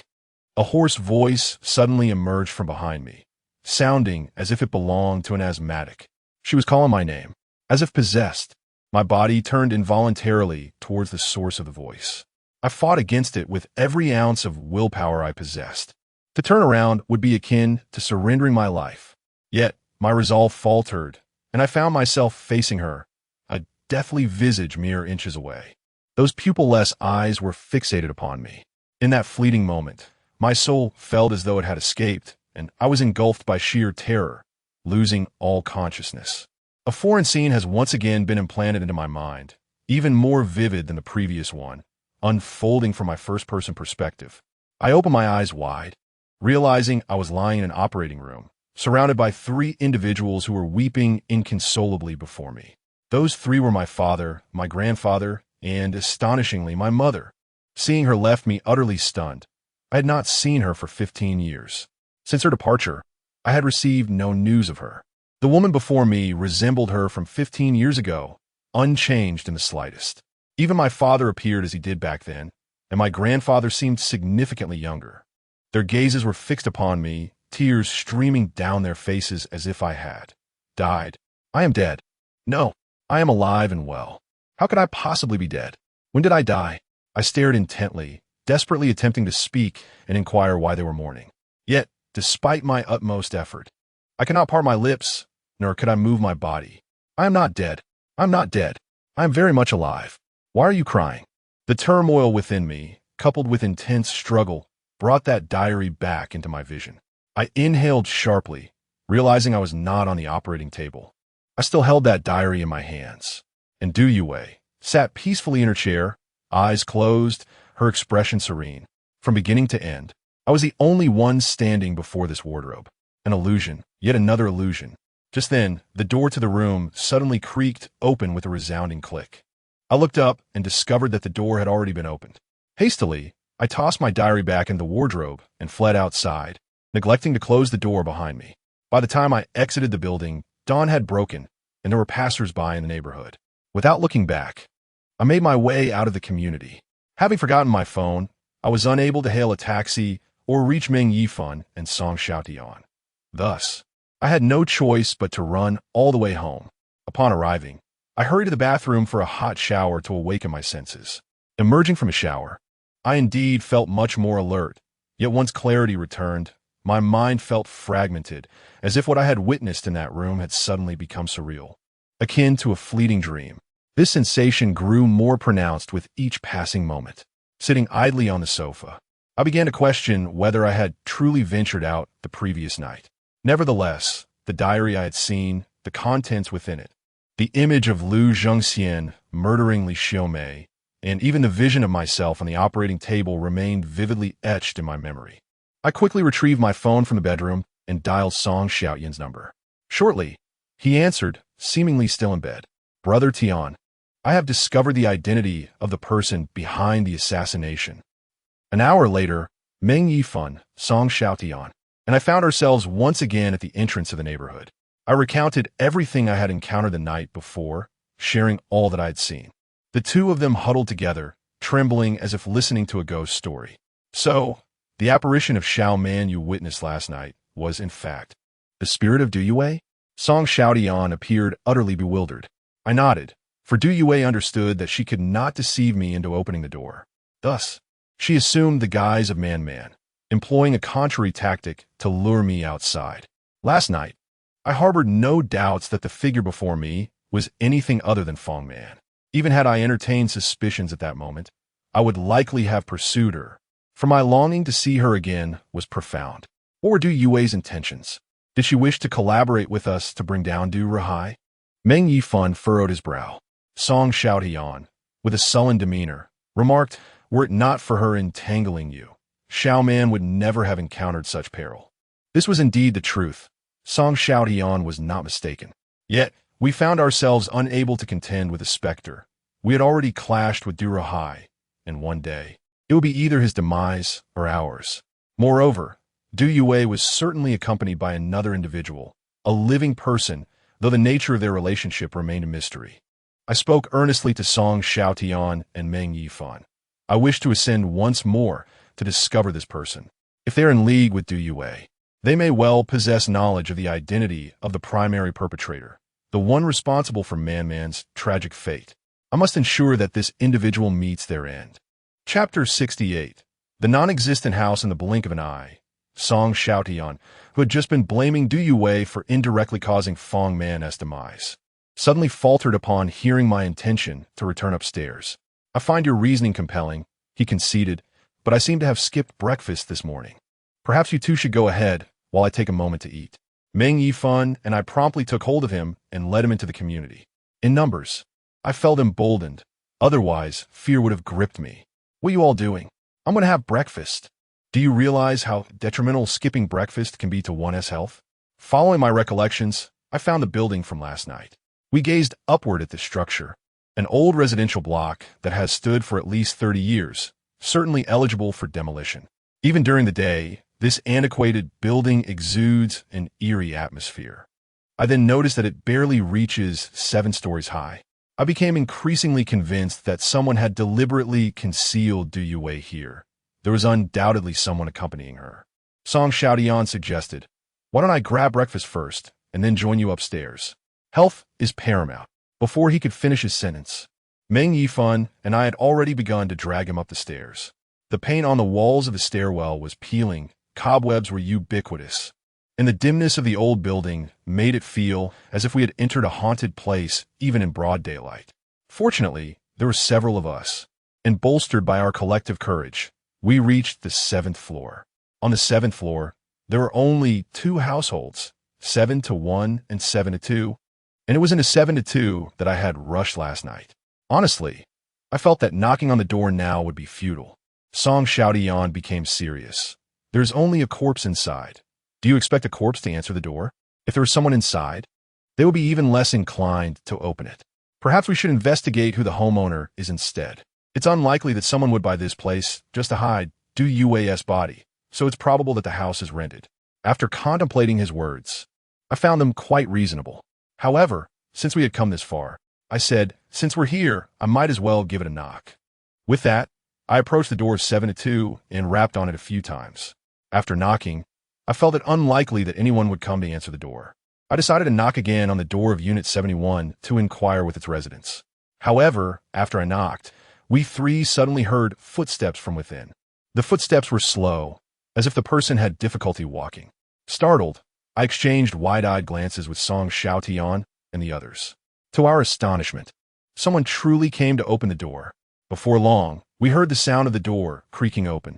We instinctively recoiled, retreating to the entrance of Unit 71. Soon, an elderly man appeared, gazing at us with a perplexed expression. He was a stranger to us, and we to him, as he scrutinized us with curiosity. I widened my eyes, observing him and the interior of the house. Suddenly, I was taken aback. The interior was nothing like what I had seen the previous night. The decoration and layout were entirely different. Furthermore, an elderly woman sat on the sofa watching television. What was happening? This was inconceivable. I had left just at dawn, and we had returned less than 2 hours later. Even if it were possible to clear out the house and remove Du Yue's body in that time, how could they have renovated the place and altered its layout? "What are you looking for?" the elderly man inquired, gazing at us. We exchanged glances, and I asked, "Excuse me, is Du Yue at home?" "I'm looking for Du Yue." The old man seemed a bit hard of hearing, shaking his head and responding, "There's no one by the name of Du here. You must have made a mistake." After saying that, he promptly shut the door again. Song Xiaotian and Meng Yifan looked at me with expressions of doubt. "Are you sure you didn't mistake the location?" I, bewildered, replied, "I am absolutely certain, and I just left here 2 hours ago. How could I possibly be mistaken?" After pondering for a moment, Song Xiaotian suddenly dashed downstairs. As he ran, Meng Yifan followed suit. Seeing them both flee, I was too frightened to linger behind. Wait for me. Before long, we had exited the building. Song Xiaotian, drenched in cold sweat, furrowed his brow at me and inquired, "Are you sure you were really here last night? Are you certain you saw Du Yue? You aren't suggesting you were sleepwalking, are you?" Meng Yifan chimed in with skepticism. We've both sleepwalked before. Upon hearing their words, I too began to doubt whether I had truly been there. It simply didn't make sense. Even if someone had moved Du Yue, the decor and layout of the room could not have been arranged in just 2 hours. However, if I had not actually been there or if I had sleepwalked, I was fully conscious when I left. Moreover, I had even borrowed a pack of cigarettes from the small shop downstairs before heading home. Surely the shopkeeper wasn't sleepwalking as well? We decided to return to the car for now. Song Xiaotian glanced back at the building, then pulled Meng Yifan and me back to the vehicle. He typically refrained from smoking in the car to avoid the lingering smell of tobacco, but his fear compelled him to seek solace in a cigarette. The three of us sat in the car, smoking and trembling. This was utterly bizarre. Yet, as peculiar as it may seem, it cannot be so sinister to such an extent. This ghost, could it possibly possess the ability to manipulate dimensions? If it truly were that formidable, given Du Yue's animosity towards Du Rahai, would she not have long since dismembered him? At that moment, Song Xiaotian's phone suddenly chimed several times. He picked it up and promptly turned the screen towards us. "Take a look, is this the person?" Meng Yifan and I hurriedly leaned in closer. The image displayed was a photograph captured from surveillance footage. It depicted a street scene at night, where 2 men stood. Instantly, I recognized one of them as the driver responsible for Fong Man's tragic demise. The other, clad in a black jacket, donned a mask and hat, clutching a leather briefcase. He was the principal suspect. Until now, we had been unaware of this individual's identity and had merely referred to him as such. It is him. It is undoubtedly this person. My excitement caused the ash from my cigarette to scatter inside the vehicle. When he was waiting for me outside the villa that night, he was dressed exactly like this. This scoundrel is undoubtedly involved in orchestrating murder. Upon hearing my words, Song Xiaotian's expression shifted once more. "You truly encountered Du Yue last night. Everything written in her diary is indeed authentic. This photograph has confirmed that I was not merely sleepwalking. Everything I witnessed last night was real. Du Yue is assisting us. She and those behind her are offering their support." Chapter 69. 2 portraits after parting ways with Song Xiaotian. Meng Yifan and I returned to the store. Song Xiaotian intended to investigate the principal suspect. At this juncture, the principal suspect holds greater significance for us than Du Rahai. This wretched creature hired a killer, resulting in Fong Man's untimely demise. The 3 of us shall not let him escape justice. However, to pursue this individual, we must possess some clues regarding his identity to trace his whereabouts. The unfortunate reality is that we only know of his existence, devoid of any pertinent information about him. The sole lead we currently have is that motorcycle. On the night he picked me up outside the villa, he left a motorcycle behind. I have kept it parked within our community, and I have already shared the vehicle's license plate with Song Xiaotian. Song Xiaotian possesses remarkable skills. Although he is no longer a police officer, his investigative techniques surpass those of active law enforcement. As he puts it, while he may not uncover what a ghost has done, he can certainly trace the actions of a human, as they inevitably leave behind a trail in contemporary society. Various modern methodologies and forensic technologies can elucidate this individual's movements. Once we unveil the identity of the principal offender, we shall gain significant insights. Not only will we be able to avenge Fong Man, but this principal offender is privy to numerous secrets about LV Zhengxian. He is, in fact, the architect who transformed LV Zhengxian into a fiend and the mastermind behind a series of fatal exchanges. Upon returning to the store, I found many employees still present. However, some had already prepared their resignation letters. Upon my arrival, numerous individuals came forth to offer their condolences, with some even sharing their purchased breakfast with me. 5 seasoned employees submitted their resignation letters, and seeing them depart fills me with a profound sense of loss. Merely half a month ago, all was well. The store was thriving, yet suddenly, The transient nature of life's gatherings and separations is indeed a phenomenon that arrives unannounced. I overheard Meng Yifan discussing with others the intention to close this store. After its closure, the remaining employees will be transferred to another location. Initially, Meng Yifan had planned to shut down a different store. I discerned the reason for his sudden change of heart. It was due to the incident involving Fong Man that occurred outside this very establishment. Meng Yifan was concerned about my feelings. This store contains a small office, though it scarcely qualifies as such. It merely houses a dedicated employee locker where personnel files are typically stored. I retrieved my locker key, intended to collect some documents to hand over to Xie Peng and Li Xingyang. Recently, I had been unable to juggle my workload and decided to pass on the materials regarding prospective clients to them, hoping they could pursue negotiations. However, as I swung open the locker door, I froze in place, nearly fainting on the spot. Inside my locker, two heads were staring intently at me. I was nearly driven to madness from fright and let out a scream, stumbling backward and overturning the office desk in my haste.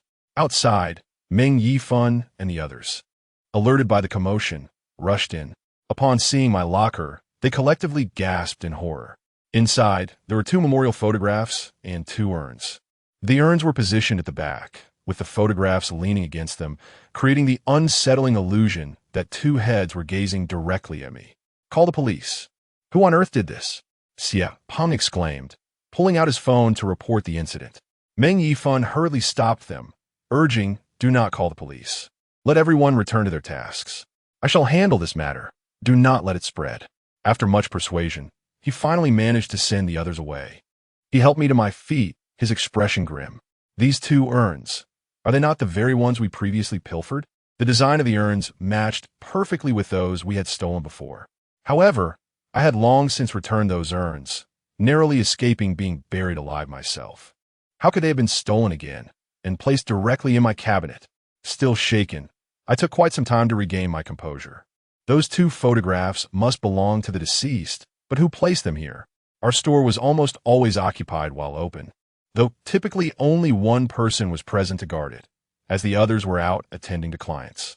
Given the absence of a restroom, if the attendant needed to relieve themselves nearby, the store would be temporarily unattended. Could it be that someone seized this opportunity to secretly deposit the photographs and urns? We decided to review the surveillance footage. Our store was equipped with two cameras, one indoors and one outdoors, which should have captured the individual who placed the photographs and urns. Exiting the office, the others had gone off to pursue clients, leaving only Xie Peng to guard the store. "Xiao Xia, why don't you go have lunch?" Meng Yifan suggested, sending him away. Once he departed, the two of us gathered before the computer to access the surveillance footage. However, we were uncertain from which time frame to begin our review. After some contemplation, we resolved to start with the footage from the day of Fong Man's incident. We scrutinized the footage frame by frame, our eyes growing weary. Just as Meng Yifan was about to rise and fetch a cigarette, I suddenly grasped his arm, pointing at the computer screen. "Look, we've made a discovery." I hastily rewound the video to a minute earlier. This was last night's surveillance, time-stamped at 2:30 in the morning. At this hour, the store was undoubtedly closed. Yet, the footage revealed an individual outside the entrance. To be precise, it was not merely a person. She donned a black gown and red stilettos, her lustrous hair obscuring her face. Meng Yifan and I were so startled that we stood up, instantly recognizing her. It was Du Yue. After her appearance in the surveillance, she stood facing the store's entrance for a moment. During this fleeting instant, the footage glitched, freezing on her figure at the door. Meng Yifan and I exchanged astonished glances, a chill creeping in even in the daylight. Du Yue had indeed visited our store, leaving behind something, and it was precisely in the early hours of last night. But last night, had I not been lured into that non-existent house by her? The timing of her store visit coincided perfectly with my presence in that place. How could she simultaneously appear in two locations? What confounded me further was that Meng Yifan and I had previously verified that surveillance could not capture Du Yue. Spectral entities were invisible to the cameras. Yet, during the incident at Song Xiaotian's bar, the surveillance had indeed recorded her. Now, astonishingly, our store's cameras had captured Du Yue as well. Chapter 70, The Third Portrait. In the surveillance footage, we once again beheld Du Yue. It was she who placed the urn and the portrait into my cabinet. Yet, how she accomplished this remains a mystery, as the surveillance footage revealed nothing. Both cameras malfunctioned simultaneously upon her arrival at the store. What could her intentions be? Meng Yifan shut down the computer, a sense of foreboding evident in his voice. Did she not previously seek you out, requesting the return of the urn? Now she has chosen to return it to you herself. Does she no longer wish to be resurrected? I sat there, motionless in my chair, a cigarette pinched between my fingers, unlit for what felt like an eternity. The rationale behind Du Yue's actions eluded us entirely, and considering her current state as a ghost, her thoughts remained inscrutable. Previously, after I had fled the villa with the 2 urns and spent a night at a hotel, Du Yue sought me out for those very items. At that moment, I presumed she was in league with Du Ruhai, believing he could resurrect her with the sacrifice of 7 lives, thus necessitating her reclaiming the urns. However, after perusing her diary last night, I gleaned insights into her life over the years and the tumultuous journey she endured. In truth, she had never harbored any affection for Du Ruhai, nor did she exhibit Stockholm Syndrome, as Song Xiaotian suggested. Rather, she had been powerless against Du Ruhai and had no choice but to acquiesce. Now that she is deceased and has regained her childhood memories, she recognizes Du Ruhai as her foe. Her resolute break from him and her escape from the villa that imprisoned her render any hope of resurrection through Du Ruhai's means utterly futile. With the opportunity for revival lost, what significance does the urn hold for her now? She not only placed the urn, but also displayed photographs of the deceased. I turned to Meng Yifan and remarked, does she expect us to return the urn to the family of the departed? After all, those 2 photographs seem to reveal the identities of the deceased. Meng Yifan expressed some skepticism. Is she truly that benevolent? Did you not mention that she has been influenced by Du Ruhai and has developed a psychological imbalance? How can someone so disturbed exhibit such warmth? To be honest, I too found it implausible that she could be so compassionate. After all, a person who would go to such lengths to harm others surely cannot possess genuine concern for anyone else. There is something peculiar about Du Yue that I cannot quite articulate. For instance, how is it that she appeared on the surveillance footage not once, but twice? Moreover, on the night I was buried alive, she came to my rescue, leaving behind a bottle of water, a loaf of bread, and a mobile phone. If she were a ghost, how could she have provided me with those items? I inquired of Meng Yifan, do you think the frame of the photograph might bear the insignia of a custom framing shop? Meng Yifan replied, we can find out by checking again. Upon returning to the office, we retrieved the photographs from a cabinet. The images were elegantly framed, and it is customary for funeral homes to offer such services, often specializing in custom frames and gravestones. After thoroughly inspecting the photographs, we indeed discovered an inscription on the back of the frame, which read Li Hetong. It was clearly the name of the shop. How intriguing! Meng Yifan and I decided to pay a visit to this establishment to gather further information. The individuals who commissioned these 2 memorial portraits were either Du Yue or those behind her. In any case, the personnel within the shop must have had some impression of this person. Before long, Xie Peng returned from his meal, and we decided to take the urn back home, as it would be inauspicious to leave such an item in the store. As we were leaving, Meng Yifan inquired if Xie Peng had found a new job. To our surprise, Xie Peng had no intention of resigning. He and Li Xingyang both planned to stay. Boss, I wish to remain. I feel it would be somewhat disloyal to leave at this time. Moreover, if everyone departs and new recruits are brought in, it would significantly affect the business. His heartfelt words moved me deeply. To be honest, the youth of today truly embody loyalty. Aware that the store is struggling, they choose to stay out of camaraderie. Meng Yifan was naturally touched as well, promptly patting Xie Peng on the shoulder and saying, all right, as long as I have a meal to share, you all shall have a place at my table. Recently, my partner and I have been preoccupied with matters, so I entrust the store to you and Xingyang. Thank you for your hard work. After leaving the store, we first returned to my rental apartment to properly place the urn. Once we exited the apartment, we drove to seek out Liatang. This establishment was not difficult to locate. A quick search on a map revealed its presence. It is the sole shop of its kind in Lanjiang City, and within approximately half an hour, we arrived. Indeed, This shop specializes in custom memorial portraits and tombstones. Upon our arrival, the shop was devoid of customers, with only 2 sculptors and the owner present. "How may we assist you?" they inquired. "Boss, may I inquire whether these 2 memorial portraits were ordered here?" I directly produced the portraits. The boss took them, examined them briefly, and nodded. "This frame is from our shop, and I distinctly remember these 2 deceased individuals.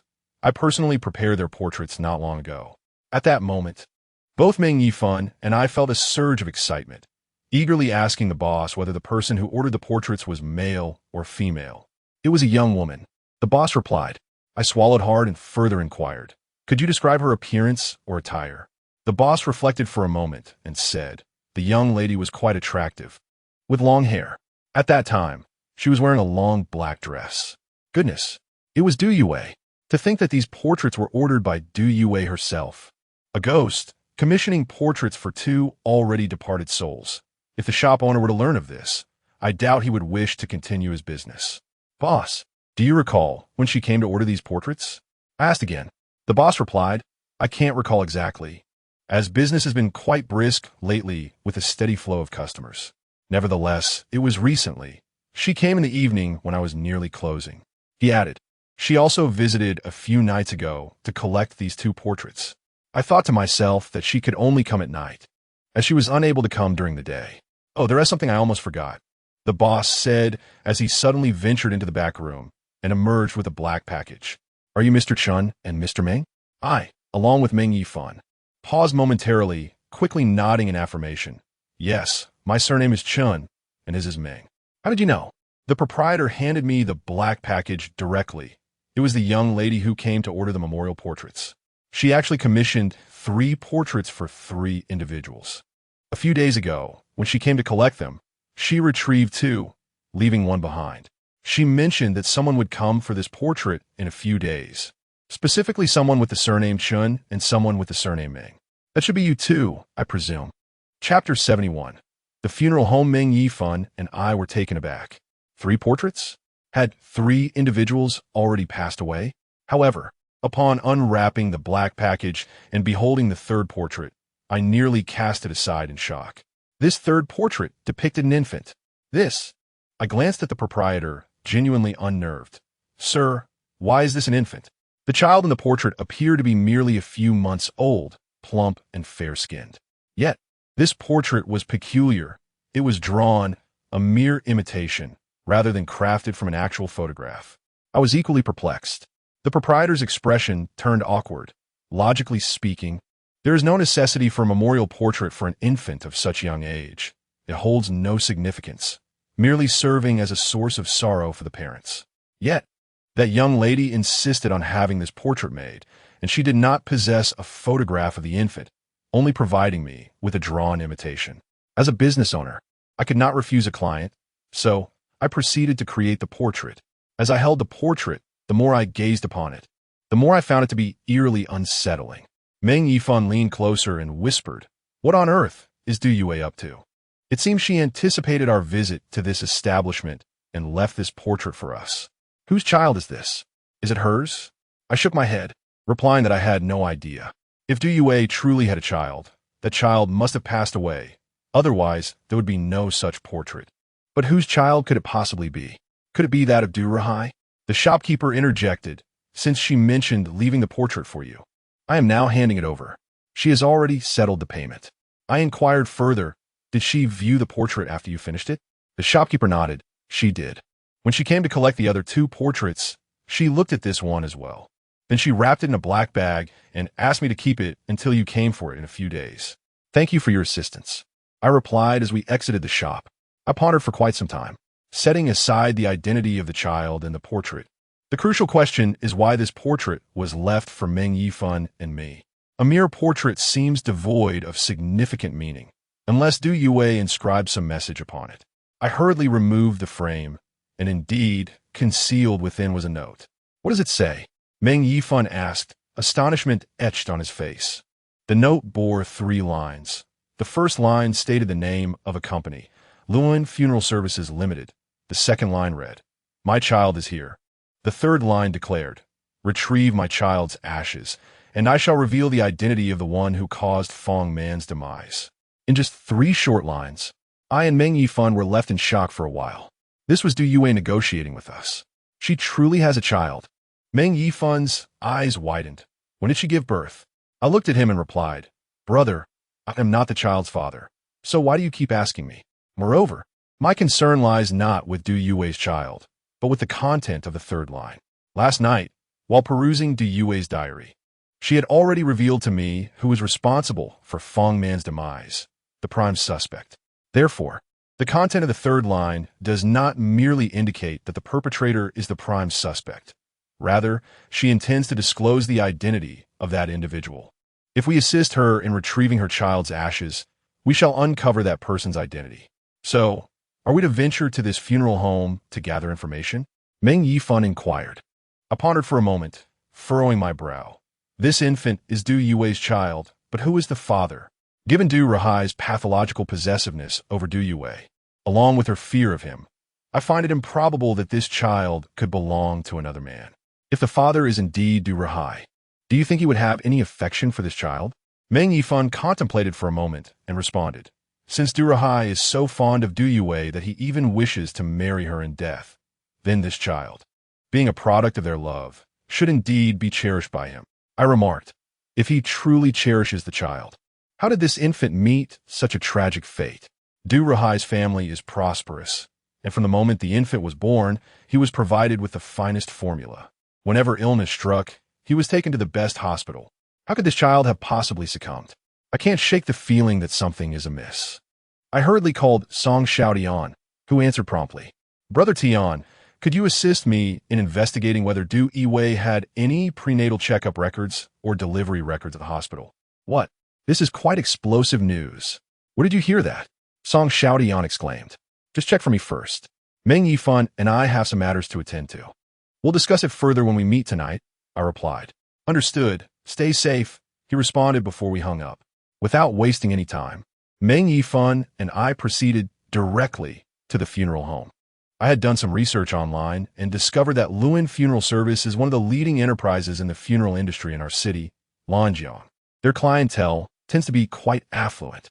To put it plainly, they cater exclusively to the middle class and wealthy individuals.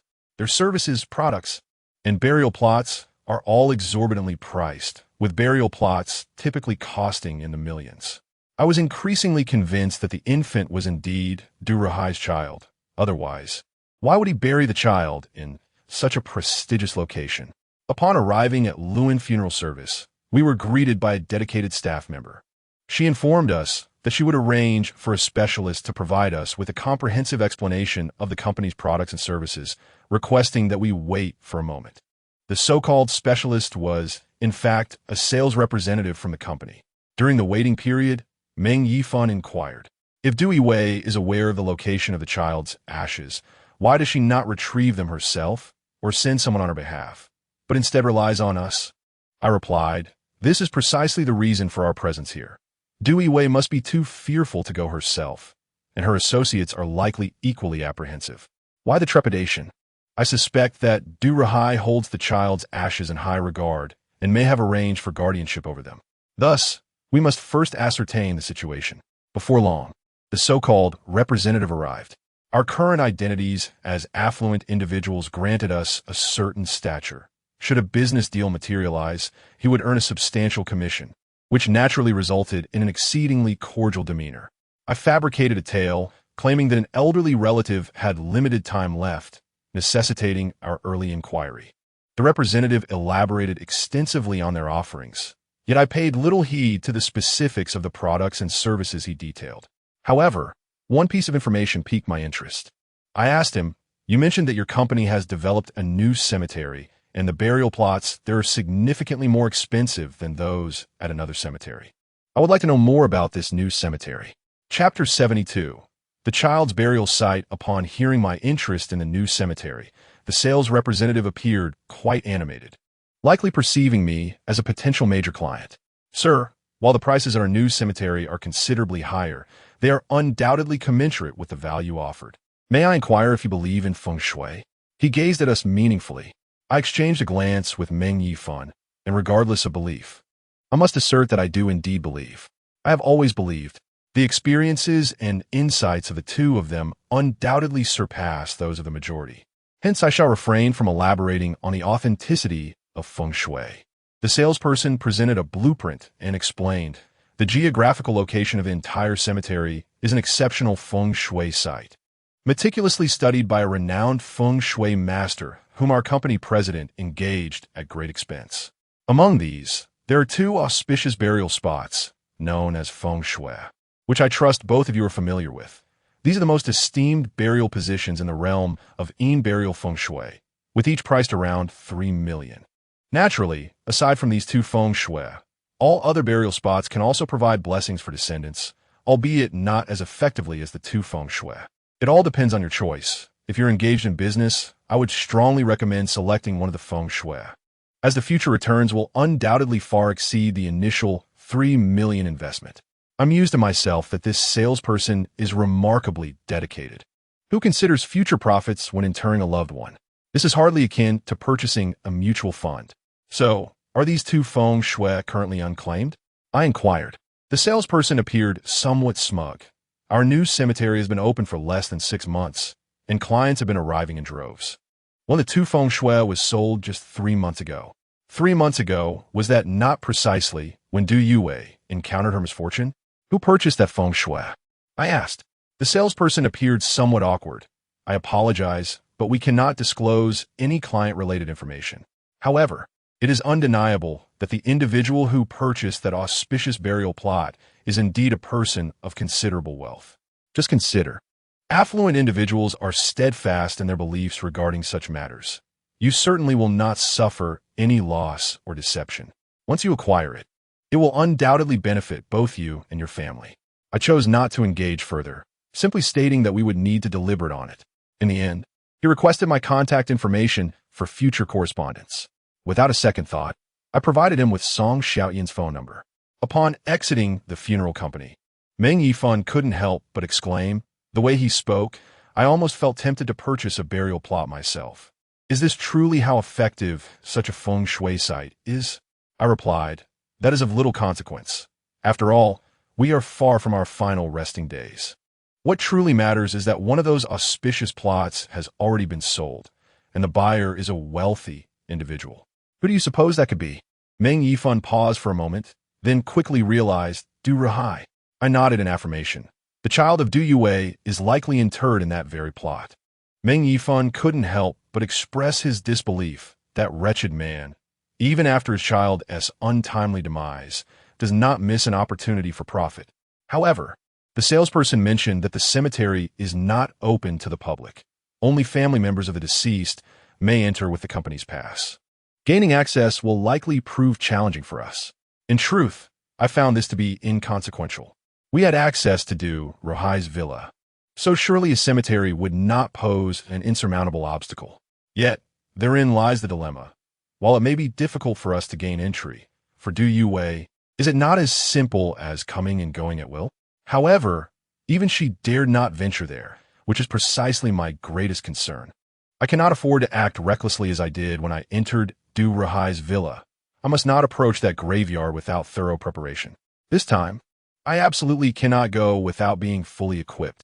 That evening, Meng Yifan, Song Xiaotian, and I convened at a hot pot restaurant. We had already regarded Song Xiaotian as our elder brother.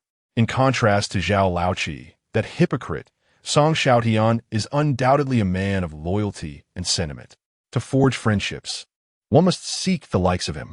Moreover, he has assisted us significantly, so it is only fitting that we treat him to a meal. No delivery record for Du Yue? I scrolled through the materials Song Xiaotian had sent me on my phone, utterly bewildered. Meng Yifan appeared equally perplexed. There are prenatal checkup records, yet no delivery records. How could she possibly have a child? Without a delivery record, isn't it plausible that the child is still in her womb? Song Xiaotian, having likely spent the day seeking answers, was ravenous and exclaimed, as long as she visited a hospital, whether public or private, the records could be uncovered. This is something Du Ruhai cannot erase. Given the absence of a delivery record, it implies she did not give birth. And if she did not give birth, from where does the child originate? I insisted this was implausible. there existed a posthumous portrait of the child, personally commissioned by Du Yue. I observed that the infant in that portrait appeared to be at least several months old, indicating that she must have already given birth. As I prepared to reveal the portrait to Song Xiaotian, he was struck with terror and exclaimed, "Do not show me that. Put it away. Ever since I met the two of you, I have been haunted by nightmares every night. Could you please refrain from tormenting me so?" Seeing his fright, I hastily returned the portrait to my possession. As soon as I returned the item, a sudden thought flashed through my mind. I boldly speculated, if the child was never born, why would Du Rahai spend $3 million on a phantom? Is he burying air? He made the purchase 3 months ago. We are unaware of the exact date, but it coincides precisely with the time Du Yue encountered her misfortune. Could it be that the child did not have the opportunity to be born and perished alongside Du Yue? Perhaps Du Rahai extracted it himself after her demise. Upon hearing my words, Song Xiaotian and Meng Yifan quickly covered their mouths, feeling slightly nauseous. At that moment, a plate of pig brain was laid on the table. Song Xiaotian silently disposed of the dish into the trash, looking at me and saying, "I just finished eating. Could you speak of something else?" I, too, felt a twinge of revulsion. Yet, attributing this to Du Rahai did not strike me as peculiar. On the contrary, I found such behavior entirely consistent with his character, as he is, after all, a deviant. Moreover, only this explanation could account for the existence of Du Yue's child. Without any birth records, how else could a child come into being? And from where did the ashes originate? If the child truly existed, surely Du Yue, as the mother, would know better than any of us. No, wait. Meng Yifan countered. Even if your speculation is accurate, the child could not have been fully formed. The infant in the portrait appeared several months old. How do you explain that? I pondered for a moment and replied, I suspect this child is a ghostly infant. Both he and his mother met untimely ends. Perhaps, after becoming a spirit, he has grown at an astonishing rate. Song Xiaotian exclaimed, "Oh, Master Chun, why not associate with Zhao Laoqi? He would undoubtedly recognize your talent." I replied, "Let us set aside such matters for now. What is certain is that the child exists, and he lies buried within that cemetery. Otherwise, why would Du Yue have directed us to this task? Perhaps we should devise a plan to discreetly retrieve the child's ashes." Chapter 73. Seeking Li Xiaomei's assistance. The notion of exhuming ashes from a graveyard is inherently fraught with complications. Firstly, there are surveillance cameras. Secondly, security personnel patrol the area. Lastly, the ashes are interred within the earth. Song Xiaotian meticulously outlined the challenges, stating, by the time you manage to excavate them, the police will likely have arrived. How can we possibly steal them?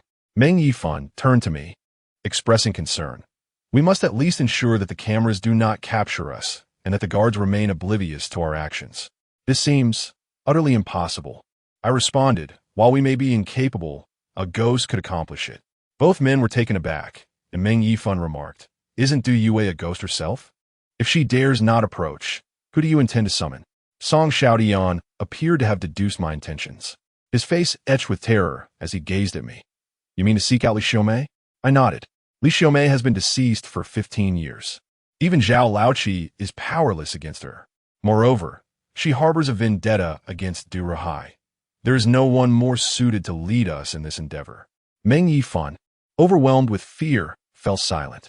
Song Xiaotian was drenched in perspiration, uncertain if it was from trepidation or the spice of the hot pot. "Perhaps I should cover this meal," I suggested. "I shall pretend I have never encountered you." As I observed him rising to leave, I hastily pulled him back. "Tiange, without inviting Li Xiaomei to return, we cannot possibly retrieve the ashes. Once we secure the ashes, Du Yue will reveal to us the identity of the primary suspect. He is the true culprit behind Man's demise. Relying solely on our investigation, we are unlikely to uncover who he is. The police overlooked this individual 15 years ago, and despite your efforts, have you yielded any results?" Song Xiaotian returned to his seat, exasperated, and remarked, "Do you think I'm some sort of 007, capable of uncovering the truth at will? Furthermore, that individual has never revealed his face, rendering any investigation futile." Upon uttering these words, he realized the improbability of identifying the primary suspect. Yet, an opportunity now lay before us Du Yue could directly provide us with the answer. Were it not for this reason, I would be reluctant to take such risks. Song Xiaotian scratched his head and fixed his gaze upon me. What do you propose we do? I replied. The spirit accompanies the ashes in the physical form. Li Xiaomei's remains are currently at the police station. We must devise a method to retrieve her remains and subsequently summon her. By linking the act of stealing the ashes to seeking vengeance against Du Rahai, she will undoubtedly assist us. Song Xiaotian was taken aback. You intend to steal the remains from the police station? I clarified. Not to that extent. It is indeed impossible to steal them. However, there is someone who can help us acquire them. Lu Gu. The following day, at 10 in the morning, near the police station, Meng Yifan and I sat in Song Xiaotian's car, feeling somewhat anxious. Last night, we devised a plan to lure Lu out, seeking his assistance in retrieving Li Xiaomei's remains. However, Lu had long severed ties with us, making it impossible to solicit his help. I contemplated bribing him further, but Song Xiaotian suggested that money was no longer an effective means of persuasion.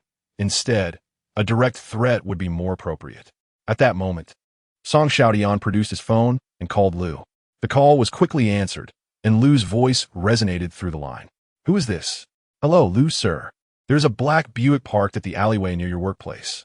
You have 10 minutes to leave your office and enter this vehicle. I will be waiting for you inside. Song Xiaotian's tone was remarkably calm, akin to issuing a command to Lu. Naturally, Lu was displeased. Who are you? What do you want? Song Xiaotian chuckled softly. No need to be anxious. I simply require your assistance with a matter. Just come, and if you decide against it, I possess certain items, evidence of your illicit trade of internal documents from your organization. I presume you wouldn't want these to reach your superiors, would you? Lu's demeanor shifted to one of anxiety. I don't understand what you're saying. Understanding is not essential. I shall grant you 10 minutes. You may even bring someone to apprehend me. Worst case scenario, we both end up in jail. With that, Song Xiaotian abruptly ended the call. Meng Yifan and I were on edge.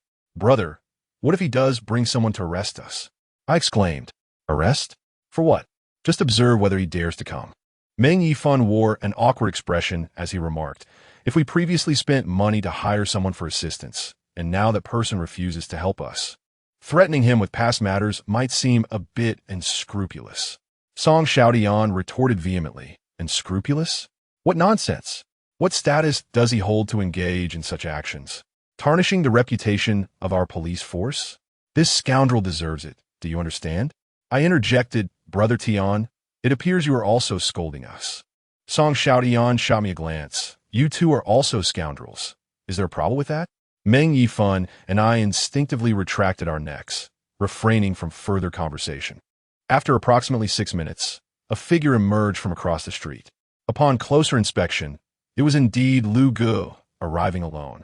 He swiftly opened the car door and climbed in.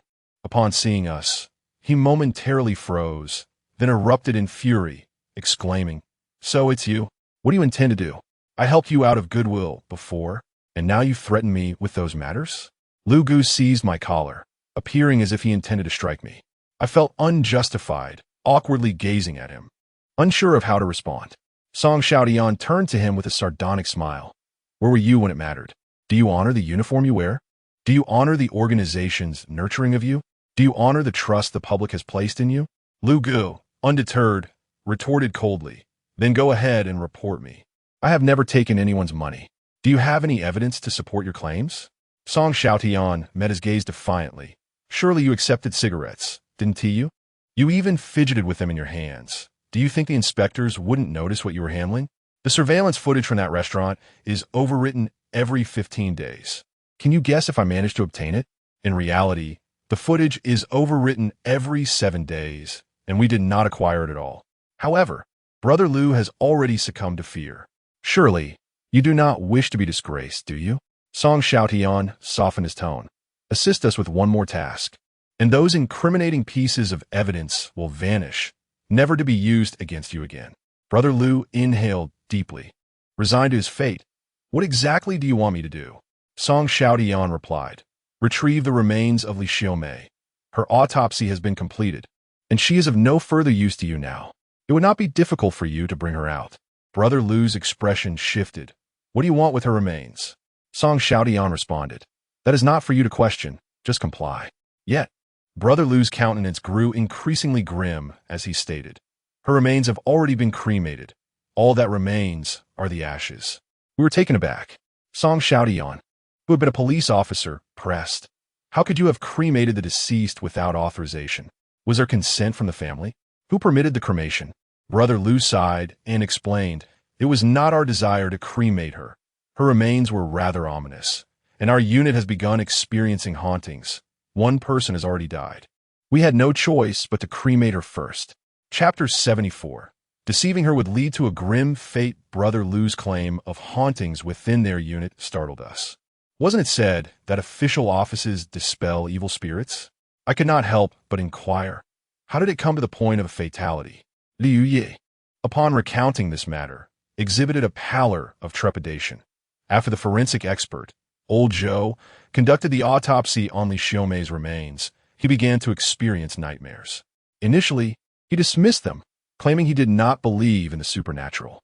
However, one fateful night, while driving home after work, he was involved in a severe car accident, yet miraculously survived. Upon regaining consciousness, we inquired about the incident, to which he recounted that Li Xiaomei had been seated in the passenger seat, questioning him as to why he had inflicted wounds upon himself. This sight had terrified him, resulting in a crash. Although the doctors managed to save him, mere days later, he succumbed to sepsis and passed away. In broad daylight, we found ourselves shivering at the chilling narrative. It seemed rather unreasonable for Li Xiaomei to harbor any ill intent. After all, the incisions were part of an autopsy, aimed at uncovering her murderer, yet she inadvertently caused harm. However, to speak earnestly, it was not maliciousness on her part, merely an unexpected fright that befell Old Zhou whilst he was driving, leading to the tragic accident. It appears that a clear demarcation must exist between the realms of the living and the dead, echoing the age-old wisdom of respecting and keeping a distance from spirits. Hence, you proceeded with Li Xiaomei's cremation? Absolutely, cremation was imperative. Lu Gu sighed, stating that after Old Zhou's incident, we intended to seek the counsel of a sage. Yet before we could summon one, Old Zhou had already passed away. Subsequently, we approached Qinglian Temple to request a monk to perform a ritual, which allowed us to temporarily store Li Xiaomei's ashes in a designated room, as no one dared to dispose of them. I inquired why he did not seek out Zhao Laoqi. Lu Gu, with a hint of irritation, remarked, "How can you still have the audacity to question me? Not long ago, you were apprehended. The word on the street is that you pilfered something from Durahai, and that old man has certainly incurred his wrath." I wouldn't dare approach him again. Meng Yifan and I exchanged glances, unable to suppress our curiosity, and inquired, "Aren't you affiliated with Durahai?" Lu Gu retorted, "Am I even worth mentioning in that regard? I wish I were, but does he even regard me? My superiors lack the standing to associate with him." He continued, "You lot are quite audacious to steal from Durahai. I cannot afford to entangle myself with you any further." It dawned upon me that he was not part of Durahai's circle. He was delineating boundaries out of sheer fear of retribution. I proposed, "Very well. If you retrieve Li Xiaomei's ashes, we shall consider it a resolution to a significant issue for your organization, and we will refrain from threatening you in the future." He glared at me, stating, "One must adhere to certain principles. Pushing someone to their limits is detrimental to all involved." My decade plus as a police officer has not been in vain. After this, he arranged a time with us and departed without delay. It was clear he could not procure the ashes at that moment. We would have to wait until evening when the office was vacated for him to discreetly retrieve them. That night, around 8:30, Lu Gu called us, instructing us to wait near his workplace. We returned to that alley, opting for caution by waiting deeper within. Song Xiaotian appeared increasingly uneasy, seemingly preoccupied. I inquired about his distress. "What do you expect? Collaborating with a ghost and seeking its assistance is a truly ill-conceived notion. Only you could devise such a plan." Song Xiaotian replied with irritation. "Old Zhou serves as a cautionary tale. He diligently performed his duties, yet inexplicably fell victim to Li Xiaomei, who was never a virtuous person in life. How can you even consider collaborating with her?" I refrained from responding, feeling a twinge of guilt within. However, Reason assured me that Li Xiaomei would not pose a threat to us. If she truly intended to harm us, both Meng Yifan and I would not have survived to this day. After a brief pause, the sound of footsteps echoed through the alley. It was Brother Lu, carrying the urn. From a distance, we observed him approaching, expressionless, clutching the urn with an air of discontent, as though we owed him a fortune. Nonetheless, considering he had been threatened, his displeasure seemed justified. "Lu, sir, thank you for your efforts," Song Xiaotian offered, waving a hand in greeting. Yet, Brother Lu remained impassive, ignoring Song Xiaotian's attempt at camaraderie. Feeling a sense of futility, Song Xiaotian nudged me, urging, "Why are you just standing there? Go and retrieve it." I approached Brother Lu, reaching out to take the urn, but he appeared reluctant to relinquish it. I thought to myself, having brought it this far, surely he wouldn't be sulking now. Resolving to assert myself, I reached for the urn once more. However, upon making contact, an icy chill surged through my palm, as though I had touched a block of ice. At that moment, I sensed something was amiss. "What do you intend to do with my ashes?" I inquired, my voice trembling slightly. Brother Lu suddenly spoke, staring at me in a daze. I froze momentarily, and then realization struck. I nearly lost my composure, scrambling backward to distance myself from him. Song Xiaotian and Meng Yifan gasped, their eyes wide with astonishment. It seemed as though Brother Lu had been possessed by a malevolent spirit. I swallowed hard, summoning my courage to ask, "Are you Sister Xiaomei?" Brother Lu nodded, albeit stiffly, his face remaining expressionless. He was indeed possessed by Li Xiaomei. The entity conversing with us now was none other than Li Xiaomei herself. Taking a moment to compose myself, I hurriedly said, "Sister Xiaomei, we seek your assistance. Hence we have brought your ashes here." Brother Lu, now a mere shell, resembled a figure in a catatonic state, fixated on me, awaiting my next words. I continued, "We have located El Zhongxian, but he now occupies a high position and has assumed a new identity. It is exceedingly difficult for us to confront him alone. We require your aid for an undertaking this evening." I was uncertain whether Li Xiaomei could comprehend my words. In truth, our plans for the night were not directly related to Du Rahai, but rather to Du Yue. If I connected the two in a vague manner, it might appear to be relevant to Du Rahai. Should Li Xiaomei be astute, my fate this evening could be dire. After a prolonged silence, she finally spoke, her expression devoid of emotion. "If you deceive me, you shall all meet a dreadful end." I dare not breathe a word, while Song Xiaotian appeared ready to flee in terror. Suddenly, Brother Lu's head drooped as if lifeless. When he lifted it again, he had regained consciousness. He gazed around in a daze, murmuring to himself, "I am so tired. How did I fall asleep?" Upon seeing us, he shivered, his expression turning cold as he handed over the urn, saying, "I have brought this for you. Take it and do not seek me again." Chapter 75, Fuel Mountain Villa. Baishe Mountain stands as the largest peak on the outskirts of Nanjing City. It is frequented by many hikers, yet only a fraction of the area has been developed, leaving the vast majority untouched. Some daredevils disregard warnings, venturing into the undeveloped regions in search of thrill, often with dire consequences. I recall that last month, 2 men and a woman vanished within, neither seen nor heard from since. There are whispers that the mountain's expanse harbors wild beasts, prompting the installation of warning signs throughout the developed areas, strictly prohibiting entry into the forbidden zones. Moreover, a little over 6 months ago, a new section was developed, modest in size, known as Fuel Mountain Villa, which serves as a new cemetery established by that funeral company. At this moment, we had acquired the ashes of Li Xiaomei. Yet both Song Xiaotian and Meng Yifan felt uneasy and were reluctant to carry the urn, leaving it to me to shoulder the burden.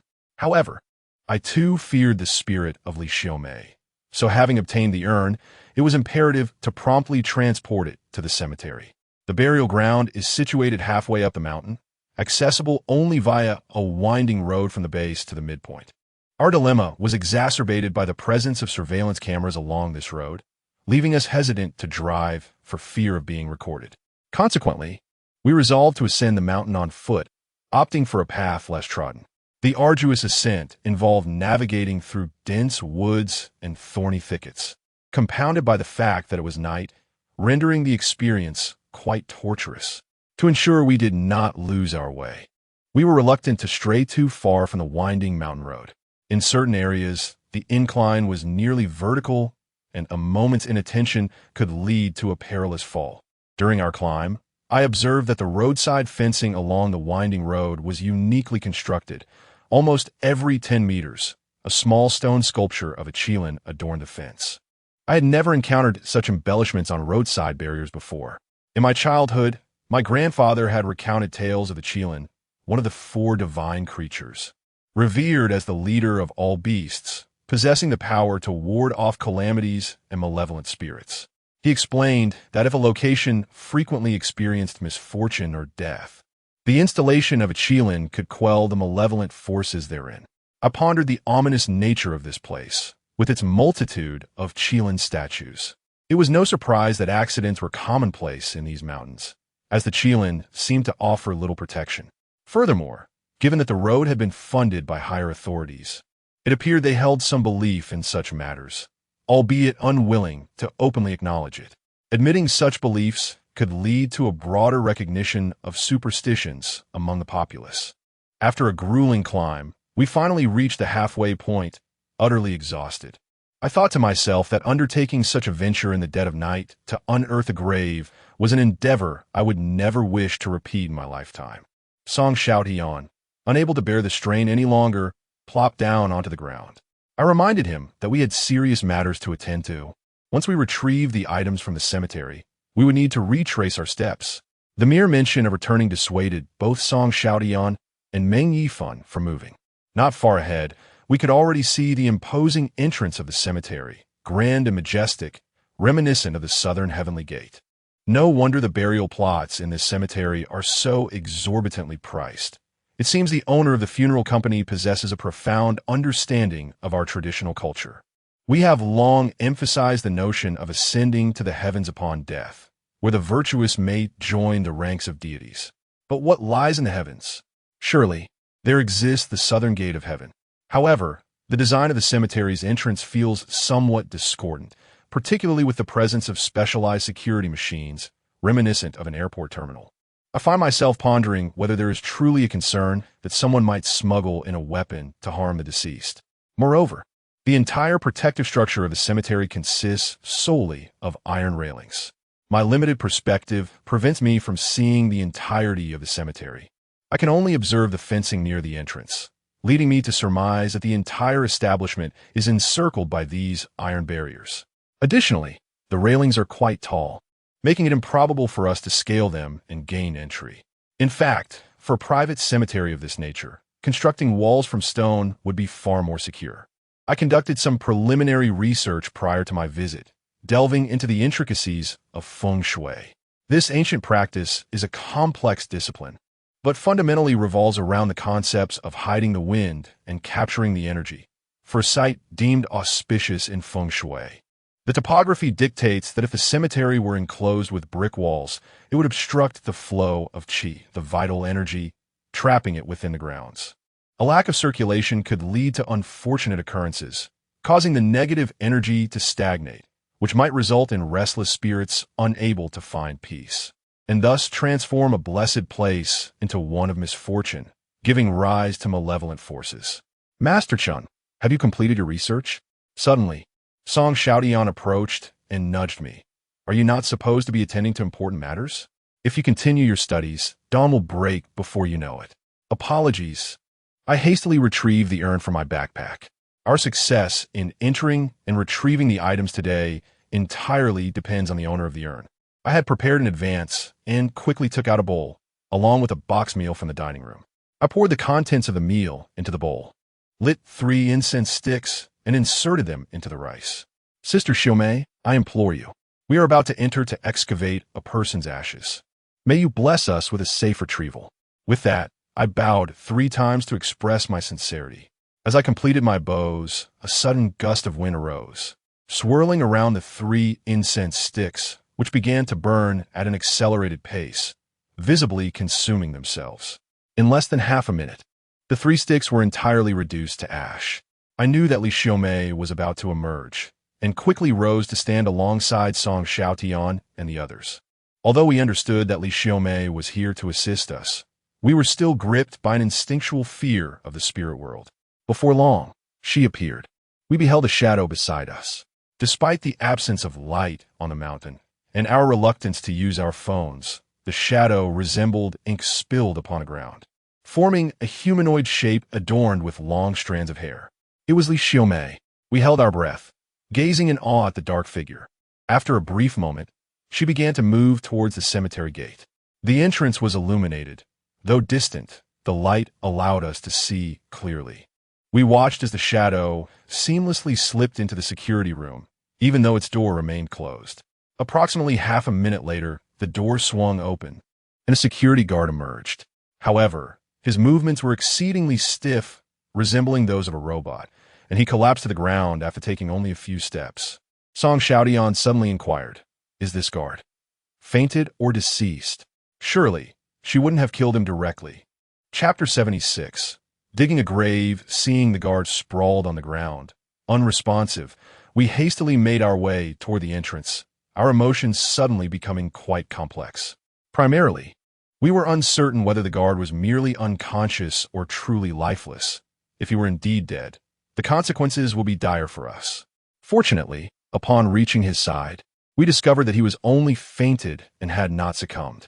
Daring not to waste any more time, we rushed into the security room to examine the surveillance footage.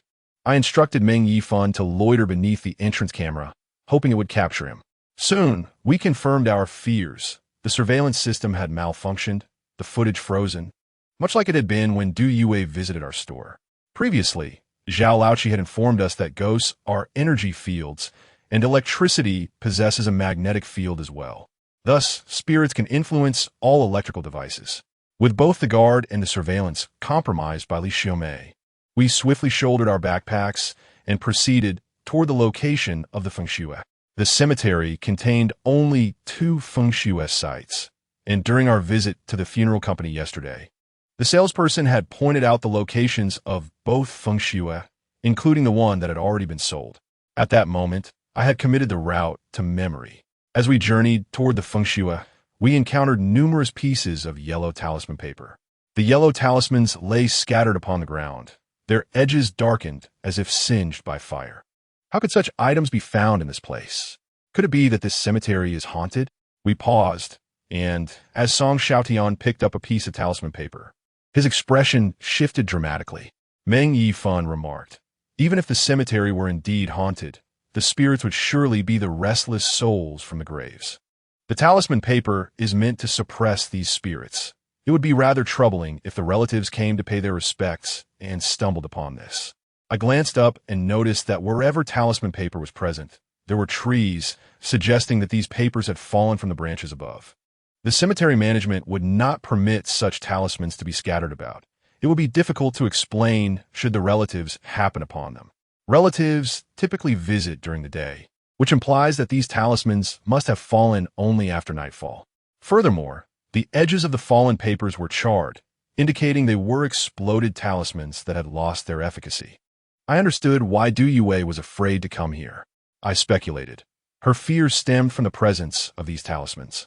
However, just moments ago, Li Xiaomei entered, and she had been dead for 15 years, harboring a heavy resentment.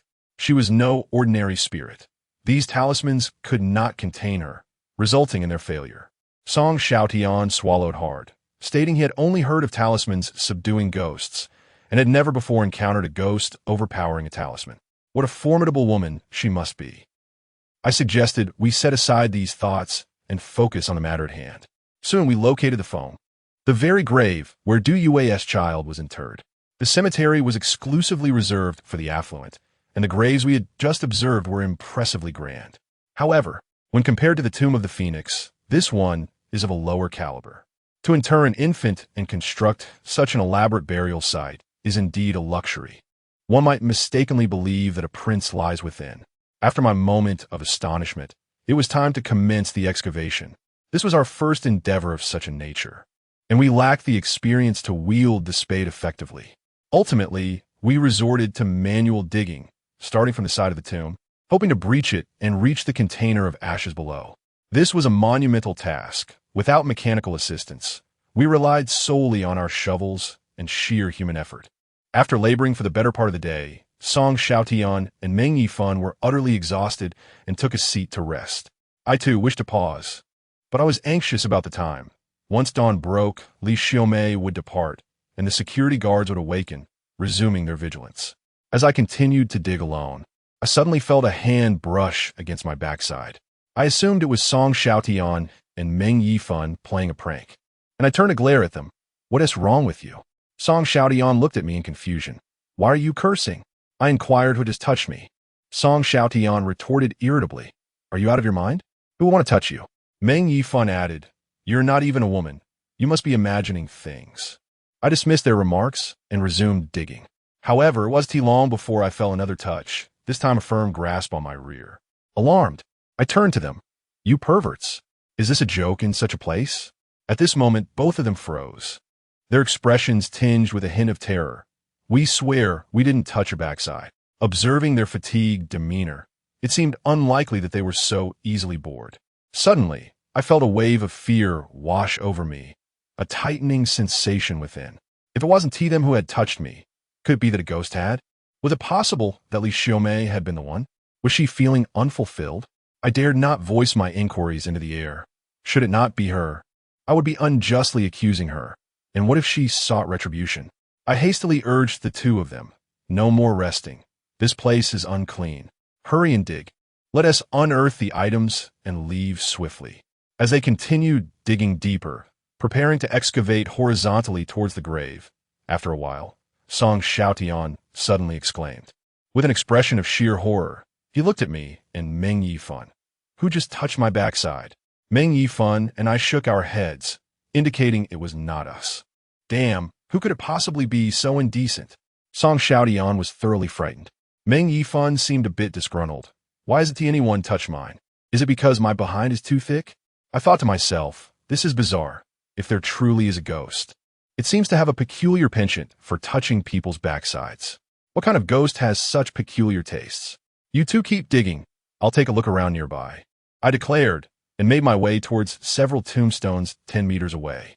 I inspected each one, and only one belonged to a woman. Moreover, I recognized her. She was a local motorcycle influencer, having amassed over 400,000 followers during her lifetime. She was a strikingly beautiful woman, barely in her 20s, even younger than I. Just 2 months prior, she lost control while maneuvering on the road, resulting in both her and her vehicle tumbling over the highway barrier, leading to her immediate demise. I had previously heard whispers about the chaotic nature of this internet celebrity's personal life, with numerous scandals regarding her surfacing in the past. In a hurry, I retrieved some Joss paper from my backpack, burning it while bowing in reverence. "Sister, please do not frighten us. We are here to conduct serious business. We have been entrusted by her mother to bring her child back. We mean no disrespect to your resting place. Kindly spare us your wrath. If you find yourself feeling lonely, I can burn 2 paper figures for you later." After completing my bows, I returned to join Song Xiaotian and the others in digging. This time, tranquility returned, and no one dared to disturb us further. After approximately another hour of excavation, we finally unearthed something, a cremation urn.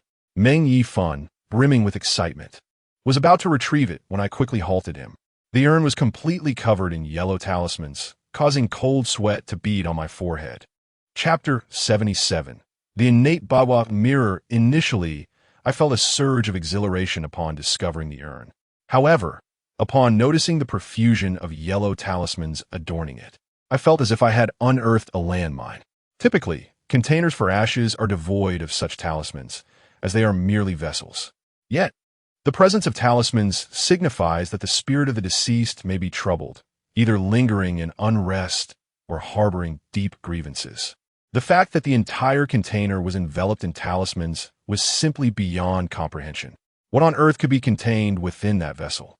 What truly sent a chill down my spine was the moment when, unbeknownst to us, one of our shovels inadvertently struck the urn, creating a fissure. It has cracked. Song Xiaotian gazed at me in terror. "Master Chun, what shall we do? Perhaps we should flee." I removed my shirt, wiping the perspiration from my brow, while contemplating how to address the situation with the urn. It was already fractured, and the symbols inscribed upon it could no longer contain whatever resided within. Even if we wished to escape now, it was doubtful we could manage to do so. Moreover, should we attempt to flee, the entity within would undoubtedly pursue us. Fear not, for I possess a solution. I hastily urged Song Xiaotian and Meng Yifan to kneel beside me. As the saying goes, one should not strike a smiling face. Let us bow in reverence. The thud of our bows echoed resoundingly.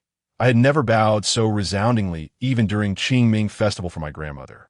As we bowed, we engaged in a dialogue with it, assuring it that we were sent by its mother to bring it back for a reunion. In a sense, we were performing a good deed, and it would not harm us, for that would be a betrayal of benevolence. After concluding our negotiations, I prepared to retrieve the urn. Yet as I rose, an immense weight suddenly pressed upon my back, as if it bore hundreds of pounds, forcing me back down to my knees. I was utterly unable to rise. Engulfed in terror. Please, quickly, what is it that rests upon my back? Song Xiaotian and Meng Yifan promptly stepped aside, exclaiming, "There is nothing there. What's the matter with you?" I expressed that something was pressing against my back, rendering me immobile. In truth, there was nothing there. What should I do? Song Xiaotian's voice trembled as he remarked, "It refuses to listen.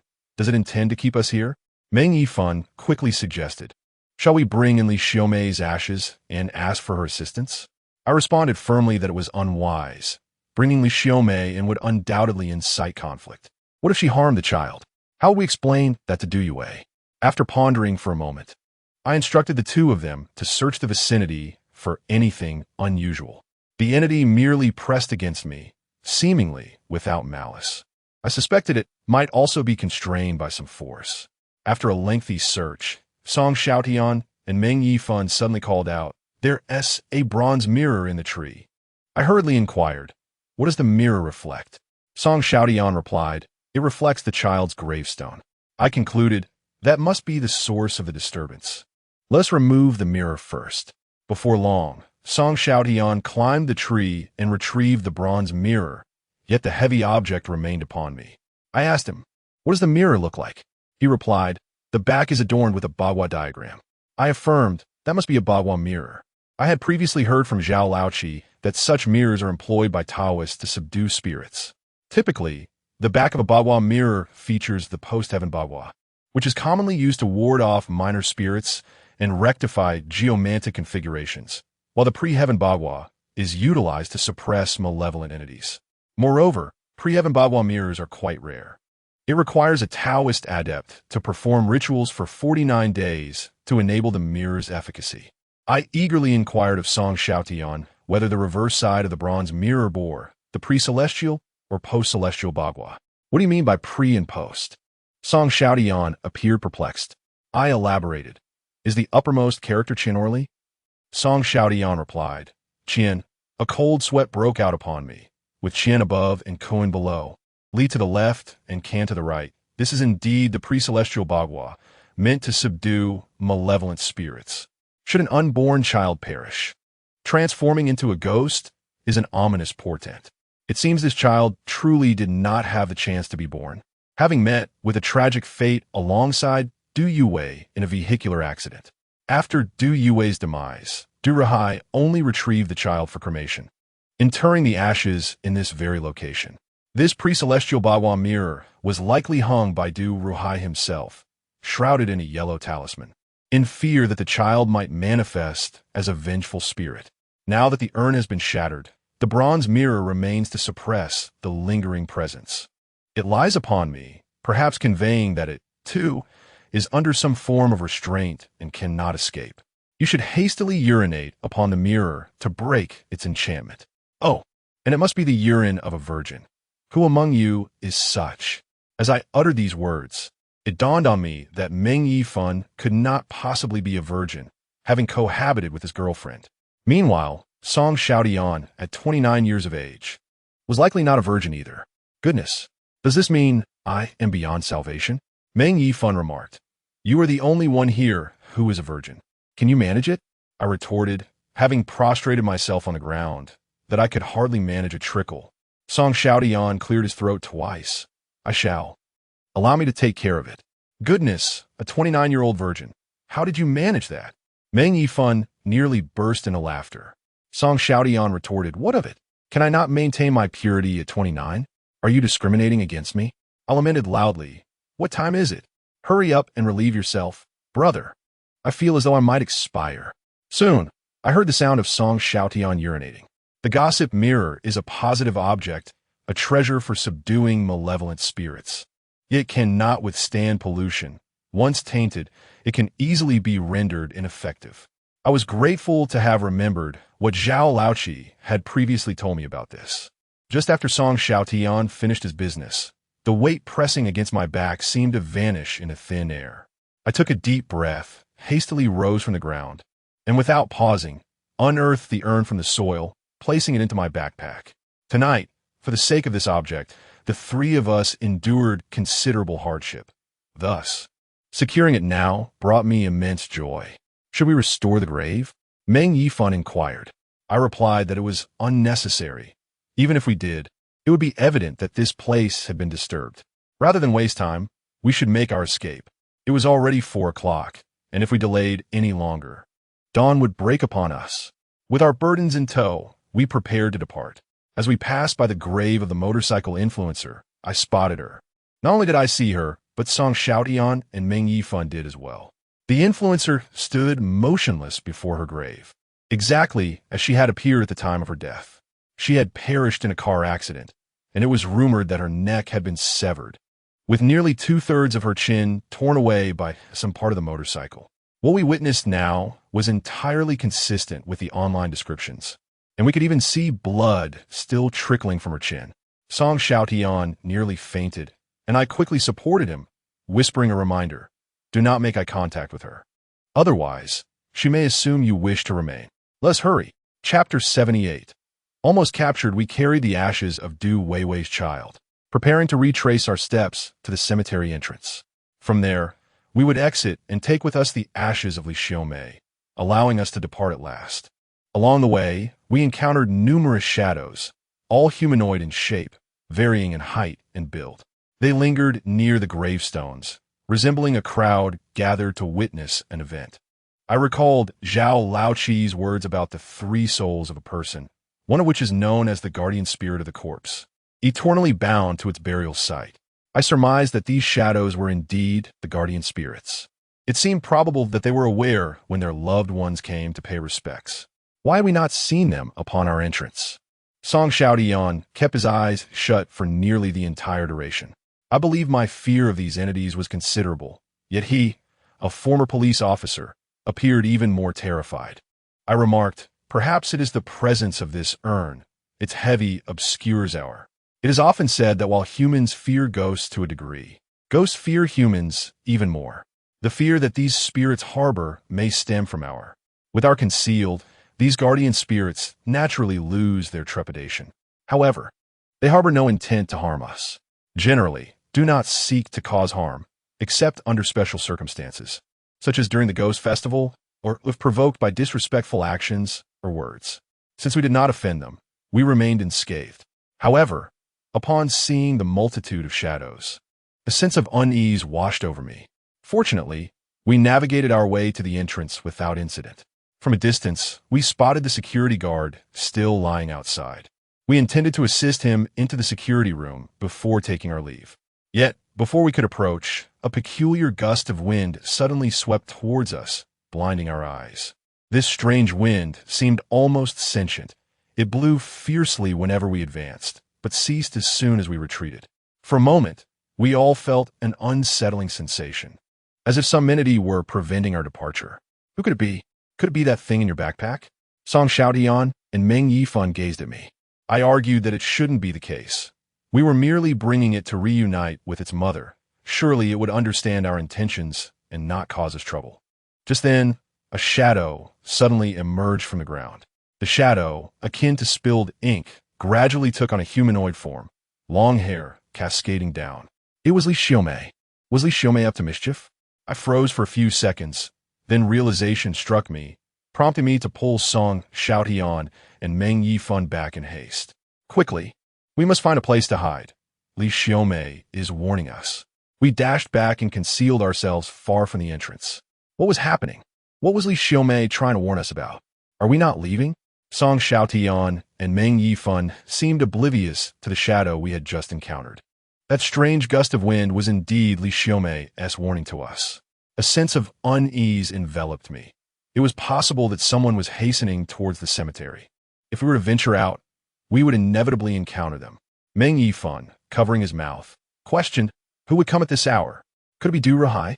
I was uncertain about the identity of our visitor, but soon a convoy of vehicles appeared at the cemetery's entrance. All were luxurious cars, each worth between 400,000 to 500,000, uniformly black and totaling 5 in number, parked outside the cemetery. Moments later, a multitude of individuals, approximately 20 in total, disembarked from the vehicles, all clad in black suits. One figure stood out to me. He was Du Ruhai's bodyguard, the very one who had intercepted us during our visit to Weihai Group. My thoughts raced. Indeed, these were Du Ruhai's men. How had he learned of our presence despite the surveillance being compromised? I speculated that since the cameras had failed, the feeds must have been relayed in real time, allowing them to discern the malfunction and promptly dispatch personnel to investigate. Stop looking. We must flee, I urged. Song Xiaotian, displaying a weary and resigned expression, tugged at both Meng Yifan and me to run. The bodyguards had already spotted the unconscious security guard. They would undoubtedly realize something was amiss and would soon commence a search for us. I pondered. The cemetery had but one entrance. Where could we possibly escape? The surrounding walls loomed high, making it impossible to scale them.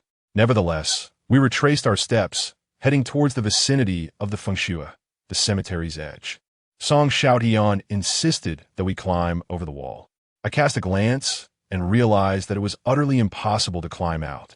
Although it was feasible to ascend, one could only reach halfway, and at the apex, there was no leverage to be found, rendering it impossible to surmount the height.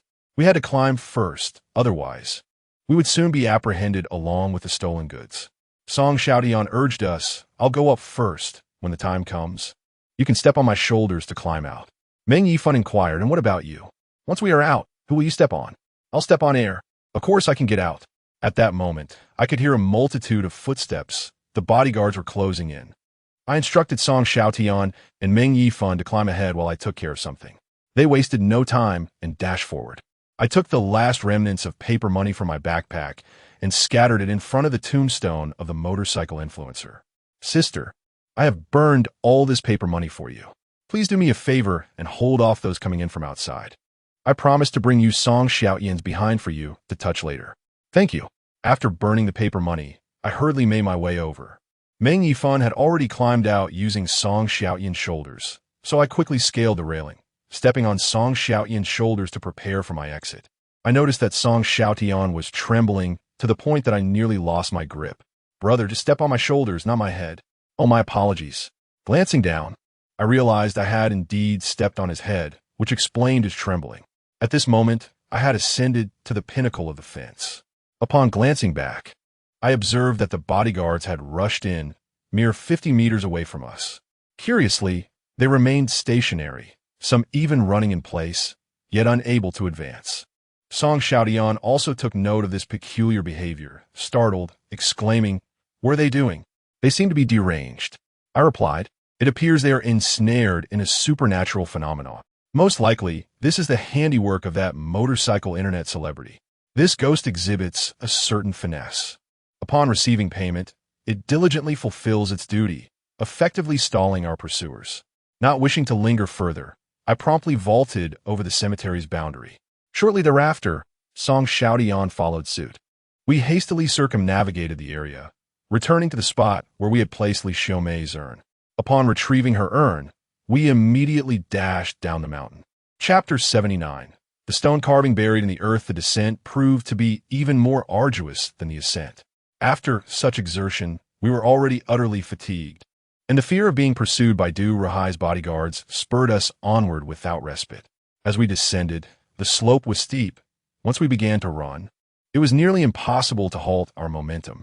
Eventually, I lost control and tumbled down the mountain, rolling uncontrollably, while Song Xiaotian and Meng Yifan struggled to keep pace. I continued to roll for quite a distance before finally being halted by a tree. The impact was considerable, nearly fracturing my bones. Good heavens! Am I to be killed by this? I thought. Chinamo, are you all right? After what felt like an eternity, I finally heard the approaching voices of Song Xiaotian and the others. Two individuals hastily assisted me to my feet, a sharp gasp escaping my lips as I realized that my shoulder bone had been dislocated. The pain was excruciating. Something had pressed against me moments ago, a foreign object that had collided with my bone. Thankfully, my head had not been impacted. Otherwise, I might have suffered a grievous cranial misalignment.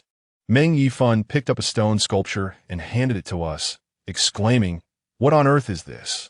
It's rather unsettling." As Song Xiaotian and I focused our gaze, we too were taken aback. The stone sculpture possessed an eerie quality. It appeared to depict a Buddha, though it was unclear which figure from Buddhism it represented. Its form was entwined with serpents, and a third eye adorned its forehead, while its face bore peculiar patterns. A three-eyed figure resembles Erlang Shun, doesn't it? Meng Yifan remarked. I countered, Erlang Shun belongs to Taoism, not Buddhism. Ah, but there's more. Meng Yifan exclaimed, retrieving another sculpture from the ground. Goodness, there are many more. Upon lowering our gaze, we indeed discovered a plethora of identical stone figures. These sculptures were caked in mud, as if they had been buried beneath the earth, perhaps unearthed by the torrential rains. It became apparent why so many Chilean statues have been erected along the winding mountain roads. Despite their presence, they could not prevent calamities from occurring in these hills, as it seemed other sinister artifacts lay hidden within. The authenticity of these stone figures was dubious at best, and we pondered the identity of the individual who buried them here. Yet, this was of little concern to us. Our priority was to flee. My injury slowed our descent. But fortunately, the bodyguards did not pursue us. The night had been fraught with hardship, and by the time we reached the foot of the mountain, the sun had already risen. Here, I am uncertain of my surroundings. Nonetheless, it is certainly not in the direction we ascended the mountain.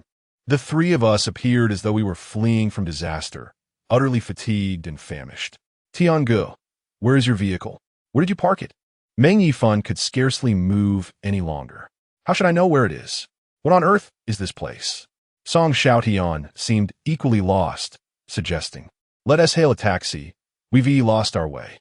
We managed to flag down a cab that took us directly to the hospital. Fortunately, my injury was merely a dislocation, not a fracture. As long as it could be set, I would be fine. After our hospital visit, we returned home without delay. Since Meng Yifan's residence was still occupied by his girlfriend, it was inconvenient for us to go there. Hence, I led both of them to my rented apartment. Now that we had the ashes in hand, it was imperative to deliver them to Du Yue. However, we were uncertain of where to take them, and could only wait for her to come to us. This night had been exhausting, and after a refreshing shower, Song Xiaotian and Meng Yifan fell asleep on my bed. I, too, succumbed to slumber on the sofa. My sleep was so profound that it felt akin to a comatose state.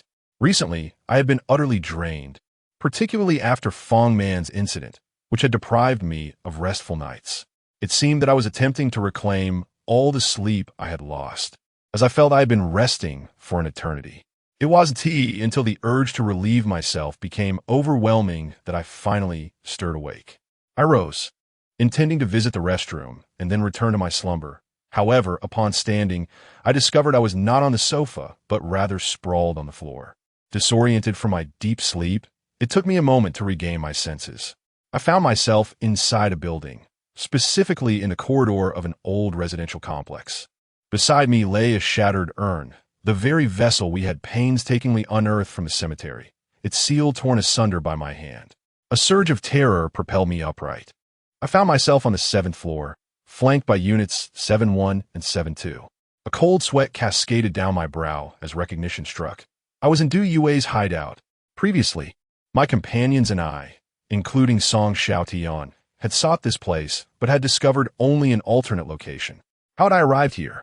I had been peacefully slumbering on my sofa at home. Who had transported me? Stunned, I lingered at the threshold, clutching the urn, and rapped twice upon the door. Regardless of the means by which I had come, I was resolute in my certainty that I was in the right place this time. Du Yue awaited within, yearning for her child. If I returned the child to her, she would unveil the identity of the prime suspect. With that knowledge, I could exact vengeance for Feng Man. In due course, the door creaked open. I stepped inside, and indeed, I had returned to that somber chamber, dimly lit by flickering candlelight, the room eerily vacant. Du Yue's lifeless form sat upright in a chair, her eyes firmly shut. The wardrobe stood closed, the journal had been returned, and even the offerings on the table had been replaced. It was evident that someone had tidied this place. Cradling the urn, I approached Du Yue, placing it carefully upon the altar beside her. Maintaining a respectful distance, I finally dared to speak. I have brought your child to you. We have endured much hardship to reunite you both. Could you enlighten me as to the identity of that individual? Thank you. Upon uttering these words, silence enveloped the room. With no response forthcoming, I resolved to open the wardrobe to retrieve the diary, in hopes that Du Yue might reveal the identity of that person through its pages. However, just as I opened the wardrobe and was about to take out the diary, a sudden, thunderous noise erupted from behind me, startling me to my core. Turning around, I was aghast to discover that the urn atop the offering table had toppled, shattering into countless pieces, its contents scattering across the floor. My eyes widened in disbelief. How could this urn, which I had placed so securely, have fallen? At that moment, a shadow materialized on the wall, cascading with long, flowing hair that seemed to tremble. Simultaneously, the temperature in the room plummeted. Despite the summer heat outside, the atmosphere within felt frigid, akin to a crypt. I hastily retrieved the diary from the wardrobe and flipped to the final page. To my astonishment, the previously blank page had indeed been updated. Yet, the words inscribed upon it left me utterly astounded. This child is not mine. Who is he? Who? My eyes widened in disbelief as I turned to gaze at the ashes on the ground. Was it not Du Yue's child? Was that not the infant? How could this be? It was buried within the feng shui, which had even stirred the bodyguard of Du Ruhai. If this were not Du Yue's child, it would be utterly incomprehensible. I found myself at a loss, unable to grasp where the error lay. Just then, another shadow appeared on the ground, right beside the ashes. Chapter 80, Mistaken Ashes. Even though I was reluctant to admit it, the ashes had indeed been misplaced.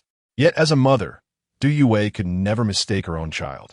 Furthermore, an additional shadow had emerged in the room, a shadow belonging to an adult man, which confirmed that this individual was not Du Yue's child. My spirits plummeted to the depths, and my desperate efforts had ultimately proven futile.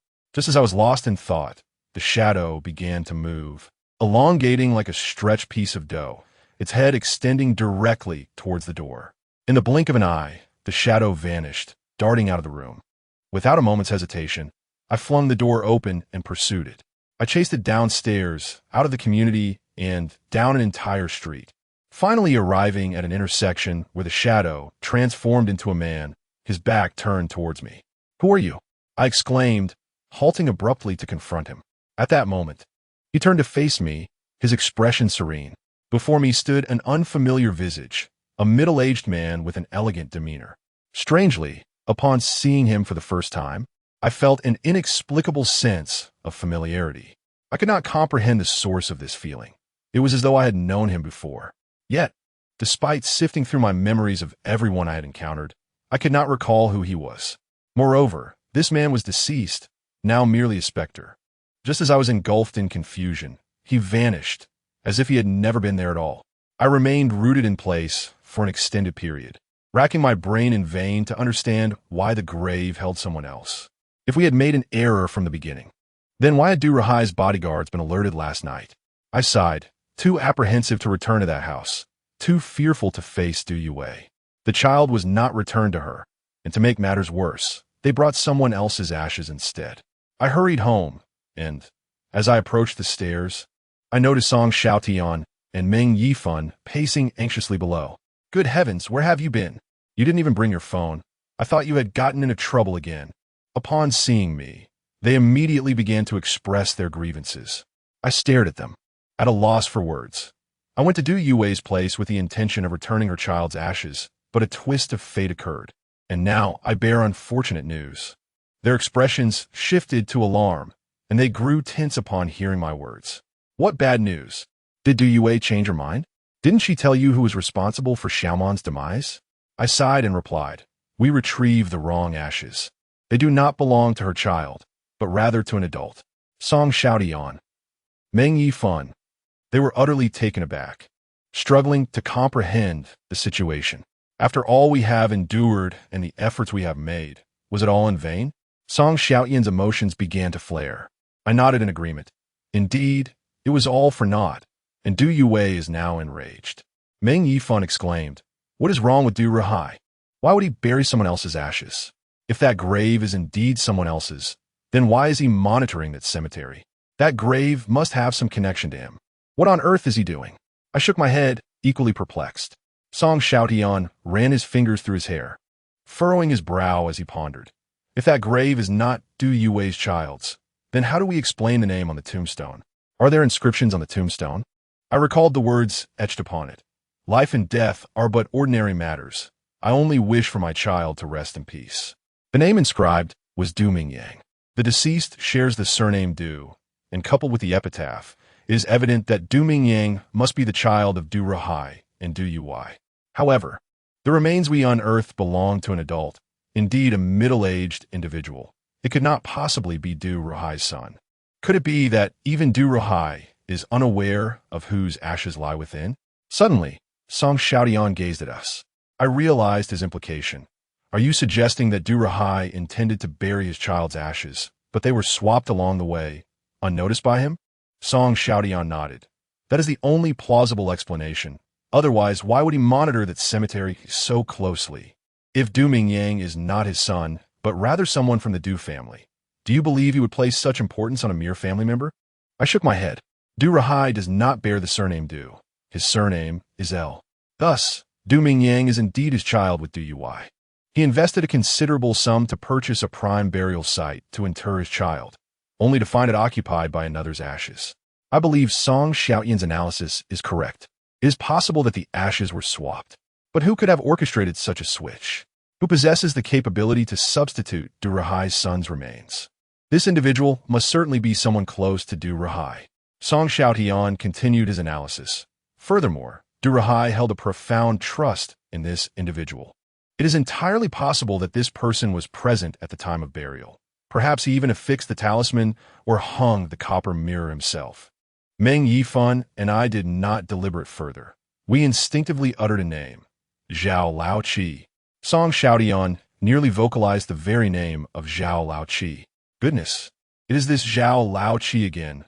What is his true role? Meng Yifan exclaimed in frustration. Why is he involved in everything? I too found it utterly perplexing.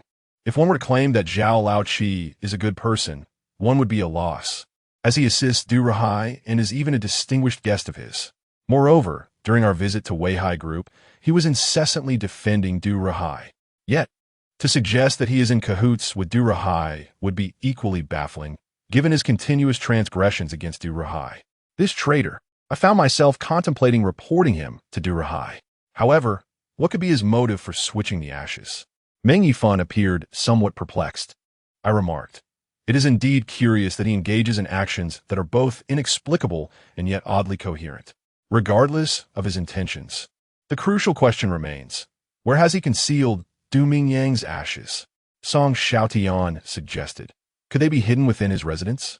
After all, if the ashes hold no value for him, there would be no reason for him to swap them. We deliberated and decided to attempt another theft, this time at Zhao Laoqi's home. Although we could not ascertain whether the ashes were indeed there, we were devoid of leads and thus resolved to take a chance. Tonight was out of the question, as he would certainly be at home resting. We planned to wait until the following day, when he would leave his abode. The next morning, the three of us arose early, intending to stake out near Zhao Laoqi's residence. Just as we were about to depart, Meng Yifan received a phone call, seemingly from Xie Peng. I couldn't discern what Xie Peng conveyed over the line, but Meng Yifan's expression abruptly darkened, his brows knitting tightly together. Do not report it to the police. It will be of no use. We shall discuss it upon our arrival, he said after hanging up. I inquired about the matter, but he stared blankly at me, gritting his teeth as he uttered, Last night, our store was vandalized. Chapter 81. The store was vandalized. We had initially planned to monitor the vicinity of Zhao Laoqi's home. Unexpectedly, our store encountered calamity the previous night. Upon our return, we discovered that the store had not merely been vandalized, but utterly destroyed. The interior was in disarray, with everything reduced to fragments. Computers were damaged. Surveillance equipment was rendered inoperative, and even paper documents had been shredded into confetti. The walls had been splattered with ink, creating an impression as if we had just endured a bombing. Damn, I'm utterly infuriated. Meng Yifan was so enraged that he could scarcely vocalize his fury, his eyes glistening with rage. Clearly, reviewing the surveillance footage was futile, and even without it, we knew precisely who was responsible. The night before last, we had pilfered ashes from the cemetery, and now our store had suffered the consequences. This was undoubtedly the handiwork of Du Rahai. Such a blatant act of retribution, and to dare execute it in the heart of the city.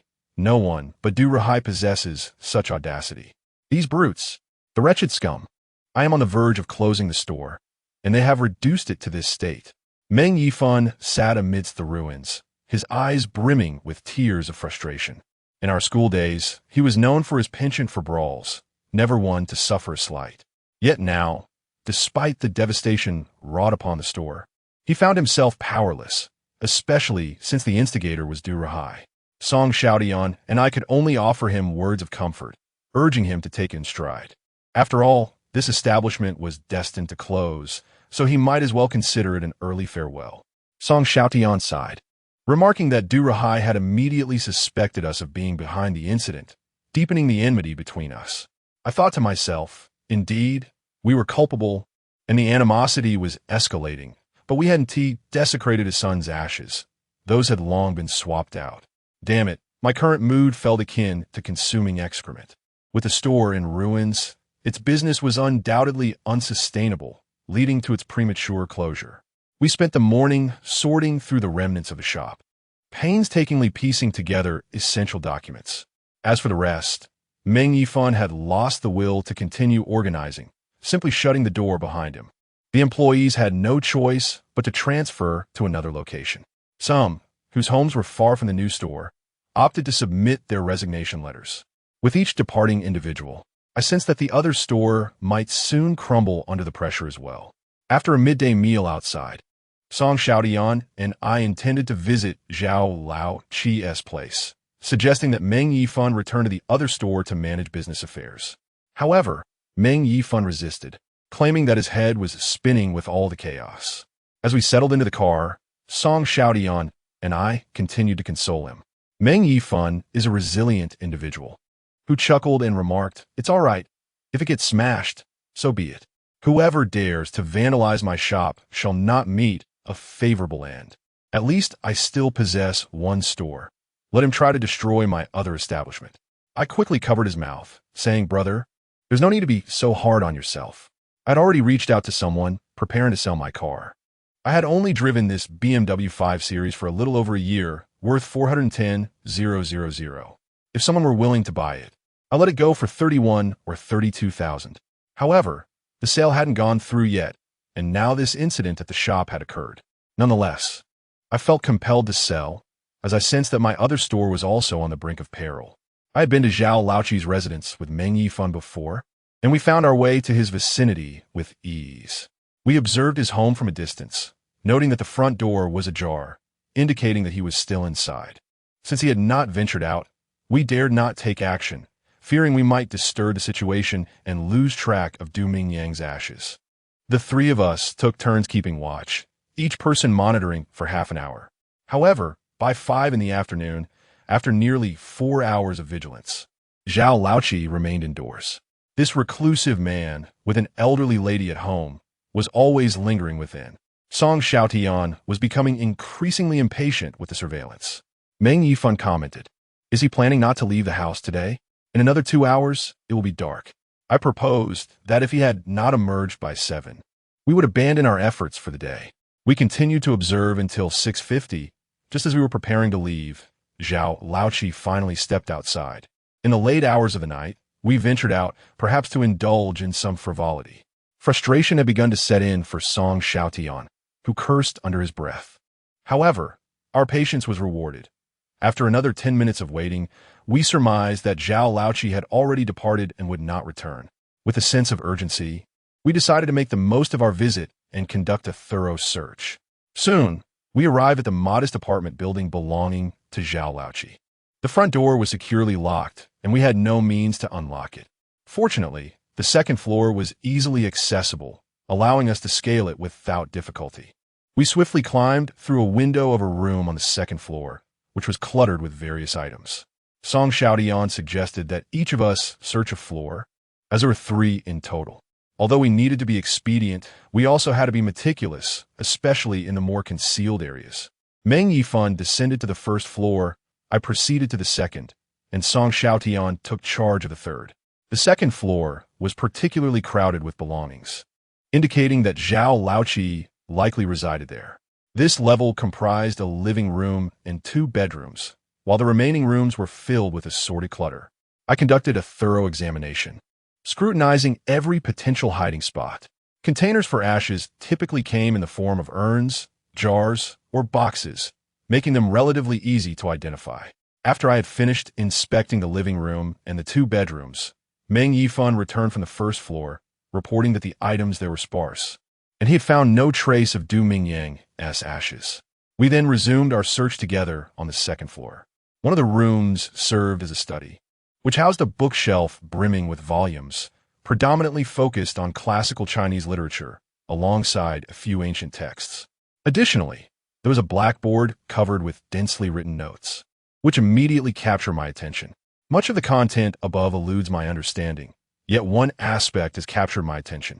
Recently, I have been engrossed in the study of metaphysics online, acquiring a modicum of superficial knowledge. I stumbled upon an oracle, one of the 64 hexagrams from the Book of Changes, though I could not discern which hexagram it was. It seemed that Zhao Laoqi was performing divination on the blackboard, with an array of interpretations and thought processes that I found perplexing. I hastily skipped to the conclusion, where I saw inscribed a striking phrase, "At the hour of the dog tonight, a guest shall arrive, uninvited." I pondered, was not the hour of the dog between 7 and 9 in the evening? 7 o'clock, uninvited. I froze momentarily, turning to glance at the doorway. To my astonishment, Zhao Laoqi had appeared there, his expression grim as he regarded me. Chapter 82. Caught red-handed. Zhao Laoqi's sudden emergence at the door nearly startled my soul from my body. I stared at him, a mask of embarrassment and helplessness adorning my face. This old man was uncanny, having predicted our arrival this very evening. He had arrived quite early. Zhao Laoqi darkly remarked, "What manner of behavior is it to intrude upon another's home without the consent of the host?" I thought to myself, since he had already caught me, what was there to fear?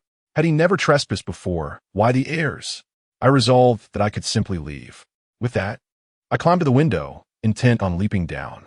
However, I had clearly underestimated Zhao Laoqi. He had no intention of letting me escape. In a swift motion, he lunged forward and seized me, yanking me back. I fell heavily to the ground, nearly knocked the breath out of me. "Seventh Master, there's no need for this. We are acquaintances, please refrain from violence." Before I could finish my words, I swiftly embraced his calf, intending to bring him down. However, this old man was seasoned, his physique akin to that of Meng Yifan, and he offered me no opportunity to topple him. With a swift kick, he struck me, and being untrained, I was unable to defend against his practiced blows, resulting in a cry of pain as I was sent sliding away. At that moment, a robust figure burst through the door, charging directly at Zhao Laoqi. Caught off guard, he was immediately slammed into, and due to his age, he could not withstand Meng Yifan's forceful onslaught, being sent flying. Nonetheless, this man must have been formidable in his youth. He landed without uttering a sound and quickly rose, pointing at Meng Yifan and me. "You little rascals have dared to steal from my home. Do you think my elder is easy to bully?" Meng Yifan and I regarded him coldly. "You traitor, you have betrayed us. Hand over the items. We are aware of your clandestine deeds. You swapped Du Mingyang's ashes. Where have you hidden them?" Upon uttering these words, I noticed a distinct change in Zhao Laoqi's expression. He had indeed concealed Du Mingyang's ashes, I know not of what you speak. Du Mingyang's ashes have long been interred, he retorted. Zhao Laoqi narrowed his eyes and scoffed. But just the previous night, thieves raided the cemetery and desecrated his grave. It was you, wasn't it? You truly are audacious, stealing anything and everything. I neither acknowledged nor denied it. For our visit to his abode in search of the ashes had already confirmed our presence at the cemetery. If you hand over the ashes, I shall overlook your previous betrayal. Huh, what do you intend to hold against me? Zhao Laoqi sneered. I have indeed betrayed you. What can you do about it? If you are foolish, do not blame others. Damn it. His words provoked my anger. Meng Yifan, unable to contain himself, charged forward. You dare to be so arrogant after betraying us. He cursed, raising his hand to strike Zhao Laoqi. However, he forgot that Zhao Laoqi was trained. No matter how skilled we were merely capable of petty skirmishes, and we were not on the same level as Zhao Laoqi. In no time, Meng Yifan found himself subdued by Zhao Laoqi's grappling technique, kneeling on the ground. I rushed forward as well, but my efforts proved futile. I too was captured, receiving a harsh kick to my rear before being thrown to the ground. Two insignificant brats, after so many years in this world. Do you think you can? Zhao Laoqi began to mock us, but before he could finish, another figure burst through the door. This newcomer was far more formidable than Meng Yifan and me. He leaped forward with a knee strike, so swift that Zhao Laoqi was compelled to release Meng Yifan to confront him. Song Xiaoyan's ferocity was extraordinary. I suspected his skills were not honed during his time as a police officer, but rather cultivated from a young age through martial arts training. Though I lacked expertise, the techniques he employed encompassed not merely grappling, but also flowed seamlessly into various forms. The two engaged in a fierce struggle, neither able to gain the upper hand. Both Meng Yifan and I were utterly transfixed, as if we were witnessing a scene from a movie. However, the spectacle did not last long. Whether it was due to Song Xiaoyan's overwhelming strength or Zhao Laoqi's advanced age, ultimately, Zhao Laoqi could not withstand the onslaught and was decisively subdued by Song Xiaoyan, who pinned him to the ground. Let go of me, you scoundrel. Do you dare to believe that I could cast a curse upon you? Zhao Laoqi exclaimed. Come on, try moving, and see if I don't pummel you into the ground today. As Song Xiaoyan spoke, he urged us to find some rope to bind Zhao Laoqi. I had just discovered a length of rope and quickly brought it into the living room, securing Zhao Laoqi tightly to a chair. At last, he resigned to his fate, glaring at Song Xiaoyan with a countenance full of rage. All right, you have your moment of glory, but if I were younger, you wouldn't stand a chance against me. He boasted. Enough of your bravado, Song Xiaoyan retorted disdainfully. I suggest you recognize your situation and refrain from being so arrogant. Behave yourself. Zhao Laoqi began to curse. 3 little brats attempting to play this game with me? Is this a kidnapping? If you have the guts, go ahead and kill me. Otherwise, I will report you to the authorities. I gazed at him coldly and declared, we have no intention of engaging in idle chatter with you. We are fully aware of your misdeeds. You tampered with Du Mingyang's ashes. Now, tell us where the ashes are, and we shall consider your previous transgressions forgiven. Zhao Laoqi scoffed. I did no such thing. Do not wrongfully accuse me. He still refused to admit his guilt. However, human beings exhibit subconscious actions, which serve as the most genuine reactions, instinctive responses that occur before any pretense. I keenly observed his reaction. His eyes darted to the side for a brief moment. I hastily glanced to the side, only to find a wall, beyond which lay another room. I inquired of Meng Yifan, Boss Meng, have you searched the adjacent room? Meng Yifan replied that he had completed half the search, but had yet to finish the other half. I urged him to continue, asserting that Du Mingyang's ashes were concealed within the remaining portion. After approximately 10 minutes, Meng Yifan jubilantly approached, cradling an urn, similarly adorned with a talisman, though not as extensively as the previous counterfeit. Eureka! We have found it! I exclaimed, elated by our discovery. Zhao Laoqi's expression soured, akin to one who had just tasted something foul. We jested at his expense. Zhao Laoqi, what is this? You claimed it had never been switched. At that moment, Zhao Laoqi ceased his pretense, his face ashen, and warned, I advise you to return it at once. This spirit perished before its birth, and it is no less formidable than its mother. Tread carefully, for it may seek to ensnare you. With a sneer, I retorted, "Fear not. We shall return it to its mother. She would not wish to trouble us." To my surprise, Zhao Laoqi grew increasingly agitated, declaring, "You are courting greater trouble. He is a vengeful spirit, and his mother is equally malevolent. Both perish together, creating a deadly bond known as mother-son malevolence. Do you comprehend the peril it poses? You cannot possibly bear the consequences." Chapter 83. The Lifeline of Du Ruhai, Why Should I Bear the Consequences? I replied coldly, locking eyes with Zhao Laoqi.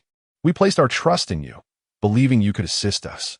Your refusal to help was one thing, but to betray us was entirely unacceptable. Meng Yifan and I merely wish to survive. We are innocent, and so is my girlfriend. My girlfriend has passed away at the tender age of 23, in the prime of her life. What consequences do I have to bear? When it comes to Fong Man, I cannot contain my emotions.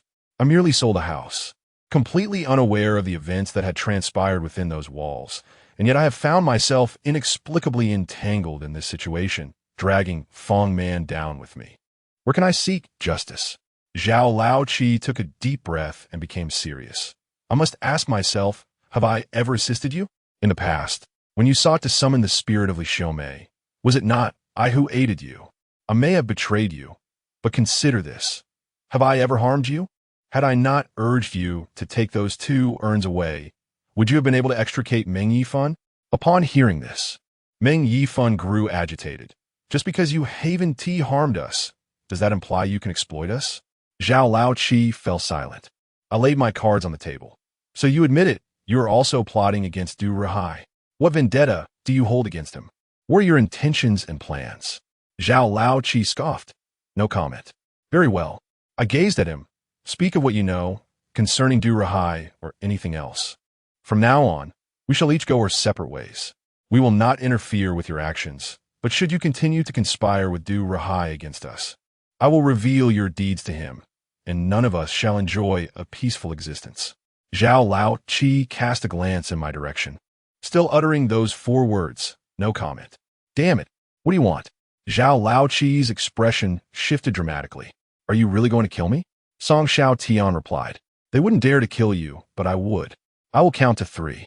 If I do not hear something useful, I will stab you, and then we shall see how many stabs you can endure. 1, 2, wait, I will speak." Zhao Laoqi surrendered, realizing he could not gamble his life against Song Xiao Tian's audacity. "I possess something that can prove Du Ruhai is El Zhengxian. That item could certainly cost him his life." Upon hearing Zhao Laoqi's words, the 3 of us were left in stunned silence. Something that could prove Du Ruhai is El Zhengxian. That was indeed the key to Du Ruhai's life. "What is it?" I inquired eagerly. Zhao Laoqi explained, "It consists of his correspondence with his father, El Jun. He has preserved all the letters El Jun wrote to him, in which El Jun directly addresses him as Zhengxian and even calls him son. In essence, all the letters could definitively establish that Du Ruhai is El Zhengxian." My eyes widened in astonishment. So El Jun had long been aware that Du Ruhai was El Zhengxian? Where is this correspondence now? Is it at Du Ruhai's residence? Meng Yifan could not help but ask. Zhao Laoqi shook his head. Du Ruhai has a private club, an upscale establishment that typically hosts entrepreneurs and affluent individuals. I stumbled upon those letters by chance, but at the time, I did not have the opportunity to photograph them. A surge of inexplicable excitement coursed through me. If such letters truly exist, setting aside the question of whether we can legally sanction Du Ruhai, possessing these items would effectively grant us complete control over him, seizing his very lifeline. At that moment, Song Xiaotian let out a cold laugh, once again placing the knife against Zhao Laoqi's neck, making a gesture as if to slit it. Zhao Laoqi turned pale, hastily exclaiming, "What are you doing? I have already told you everything. I have revealed such a significant secret. What more do you want?" Song Xiaotian replied icily, "Do you take me for a fool? Did my years as a police officer amount to nothing? You expect me to believe whatever you fabricate so casually? How naive you are, old man." Afterward, Song Xiaotian turned to me and Meng Yifan, saying, "In a moment, I will dispose of him. You two should find some bags to dispose of him in the river tonight." My eyelids twitched. I was momentarily uncertain whether Song Xiaotian was jesting or serious. Wait. Zhao Laoqi called out again. Everything I said is true. I am not deceiving you. Moreover, you haven't even investigated before accusing me of lying. What is wrong with you? Are you determined to kill me? I have no enmity with you. Song Xiaotian replied. Fine. Then tell me, where are those letters stored? How many are there? And what circumstances prevented you from obtaining evidence at the time? Without a moment's hesitation or contemplation, Zhao Laoqi blurted out, they are in the private lounge of the clubhouse. Inside a safe. I can unlock it. When I was investigating him, I discovered those letters in the safe. At that moment, Du Rahai dispatched someone to seek me for a discussion. Upon hearing footsteps outside the door, I was compelled to abandon my attempts to gather evidence. Zhao Laoqi articulated his thoughts with remarkable coherence, devoid of the typical pauses associated with deceit, and delivered his narrative in a single breath. At this juncture, even Song Xiaotian found no fault in his account. As we pondered over this, Zhao Laoqi continued, Tonight, Du Rahai will not be at that club, and the number of individuals inside is quite limited. I have long sought an opportunity to retrieve those letters, yet I am unable to act alone. If you place your trust in me, we could collaborate to extract those letters and devise a means to undermine him. His words resonated deeply with me, stirring a sense of intrigue. However, I remained silent. Meng Yifan scoffed, What grounds do you have for us to cooperate with you? Is it your previous betrayal of us? Zhao Laoqi defended himself, stating, I did betray you, but that was a matter of expedience. It did not harm you. My intention was to gain Du Rahai's trust, thereby enabling me to unearth more of his secrets. Since our objectives align in confronting him, we can indeed work together. After pilfering those letters, I shall certainly be unable to remain in his employ, hence you need not worry about my potential betrayal. Upon his conclusion, Song Xiaotian lowered his knife. Yet he did not promptly acquiesce to Zhao Laoqi's proposal for collaboration. What is the prerequisite for cooperation? Song Xiaotian countered. Trust. Trust is founded upon mutual understanding. We know nothing of you, nor do we comprehend the nature of your enmity with Du Rahai. Without understanding and trust, facilitating this collaboration seems exceedingly difficult. Zhao Laoqi sighed, seemingly inclined to collaborate with us, stating, 15 years ago in Longjian City, a series of gruesome murders occurred, characterized by an identical modus operandi across 7 cases. You must know what I am referring to. I am a relative of one of the victims. In Chapter 84, titled Collaboration Anew, it is recounted that 15 years prior, Longjian City was indeed the scene of a serial murder case, also ignited by the exchange of 7 lives for vengeance. At that time, it was Song Xiaotian who informed me of this case. Subsequently, we unearthed a wealth of information, leading us to surmise that this case was orchestrated by El Zhengxian with the intent of usurping Du Rahai's essence. Now, Zhao Laoqi reveals that he is a relative of one of the victims from that tragic affair. We were not particularly astonished. After all, without a profound enmity, it would be implausible for Zhao Laoqi to infiltrate Du Rahai's circle. Nevertheless, hearing it from his own lips left us somewhat taken aback. Song Xiaotian inquired, What was your relationship with the victim? Zhao Laoqi sighed once more. He was my nephew, my own brother's son.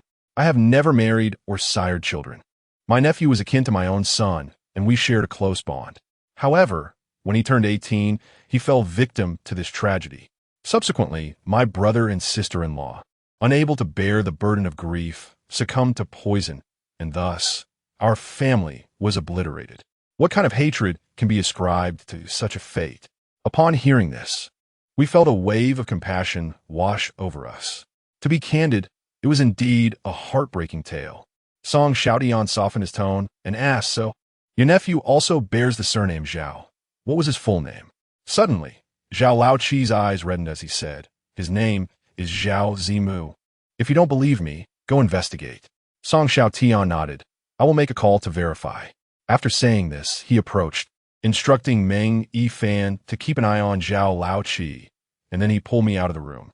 Once outside, I inquired whether Song Xiaotian intended to call regarding one of the victims from that fateful incident. What is the point? It's too late for that now, I remarked. Song Xiaotian replied, At the very least, it will take an hour. If we're to go tonight, every second counts.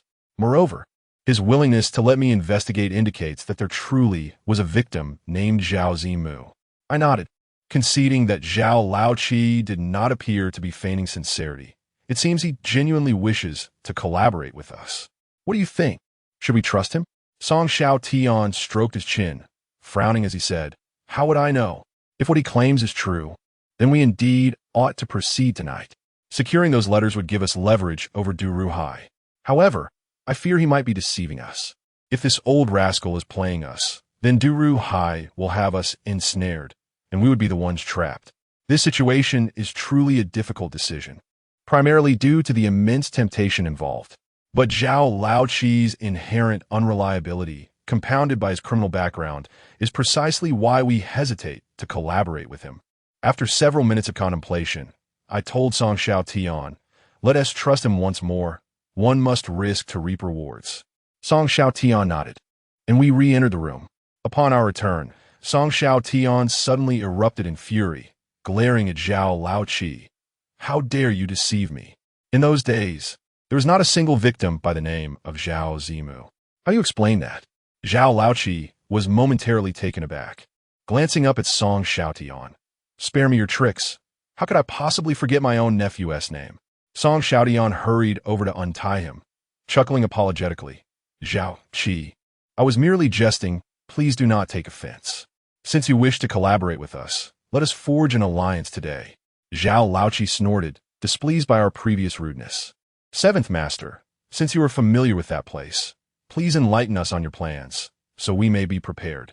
"It is quite simple," Zhao Laoqi replied. "I can enter that location at will. Everyone inside knows me. Today, Du Ruhai is absent, making this an opportune moment. I will lead you in, retrieve what we need, and leave immediately. Afterward, we could deliberate our next steps." Song Xiaotian nodded. "Very well. Let us wish for a successful collaboration. However, I must forewarn you, should you attempt any deceitful tricks or engage in any outrageous behavior, I will not hesitate to take you down." Zhao Laoqi's expression darkened, yet he was no match for Song Xiaotian and could only grunt. "Rest assured, I have no desire to meet my end just yet." In the vehicle, 4 of us journeyed together.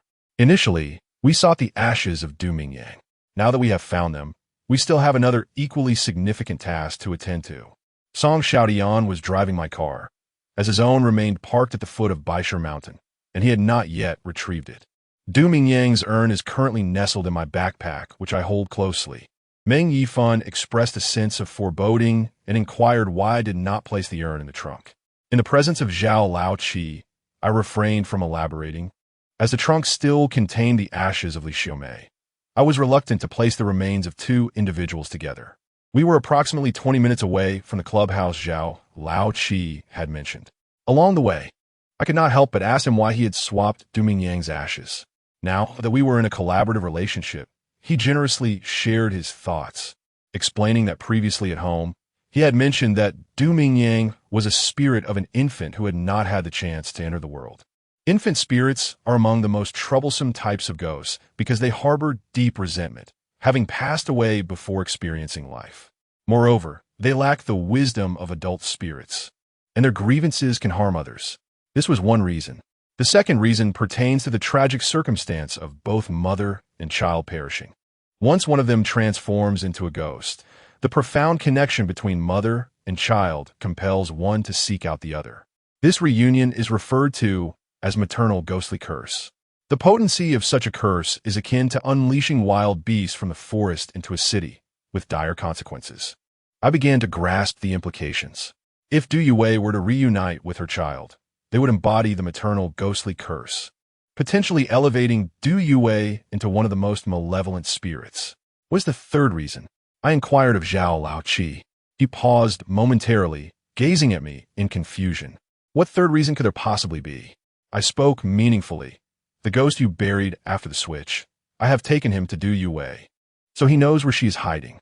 You and that ghost are in cahoots. You're searching for Du Yue. What is your purpose in finding her? Upon hearing my words, Song Xiaotian could not help but glance at Zhao Laoqi. Zhao Laoqi, unable to maintain his facade, suddenly chuckled helplessly. Clever, very clever indeed. I previously thought you were foolish, but it appears I was hasty in my judgment. Indeed, I am searching for Du Yue. Firstly, I wish to collaborate with her to bring down Du Rahai. Secondly, I wish to help her move on. After all, she is a pitiful soul. Since she has passed, she deserves a fresh start in her next life, to be reborn into a good family. However, if she has committed sins, then her fate is sealed. I did not believe Zhao Laoqi's words. I suspected he was lying. Yet, the inquiry was unrelated to our plans for the evening, and thus I refrained from confronting him at that moment. Chapter 85. The joy of the wealthy. We were still a kilometer away from the venue Zhao Laoqi had mentioned when Song Xiaotian abruptly halted the car. We were uncertain of his intentions. He retrieved his wallet and extracted 100 yuan, handing it to Zhao Laoqi, 7th Master. Could you kindly buy me a pack of Huangalu, preferably from Zilong City? Zhao Laoqi glanced at him, then at us, took the money, and exited the vehicle. Although a convenience store was just across the street, my companion Meng Yifan and I immediately felt a surge of anxiety. Questioning Song Xiaotian, why not simply send us to buy it? Aren't you concerned he might flee? Song Xiaotian wore a grave expression. If he truly fled, that would be a relief. It would mean that everything he claimed was fabricated. Following him would undoubtedly lead us to a dire fate. A sense of unease gripped me as I furrowed my brow and inquired, do you still doubt his words? Song Xiaotian shook his head. Not entirely. Even if the veracity of his statements is as high as 90%, what if that remaining 10% proves true? What then? We would be entering Du Ruhai's territory, akin to walking into a trap. Meng Yifan and I exchanged glances. The mental fortitude we had built up was suddenly undermined by Song Xiaotian's words. Should that 10% materialize, we would indeed be doomed, much like 3 sheep wandering into the domain of wolves, likely to emerge without a trace. Song Xiaotian declared, regardless of what transpires, we must remain adaptable. The 3 of us can only rely on one another. Trust is paramount, and we must not place our faith in anyone else, including Zhao Laoqi.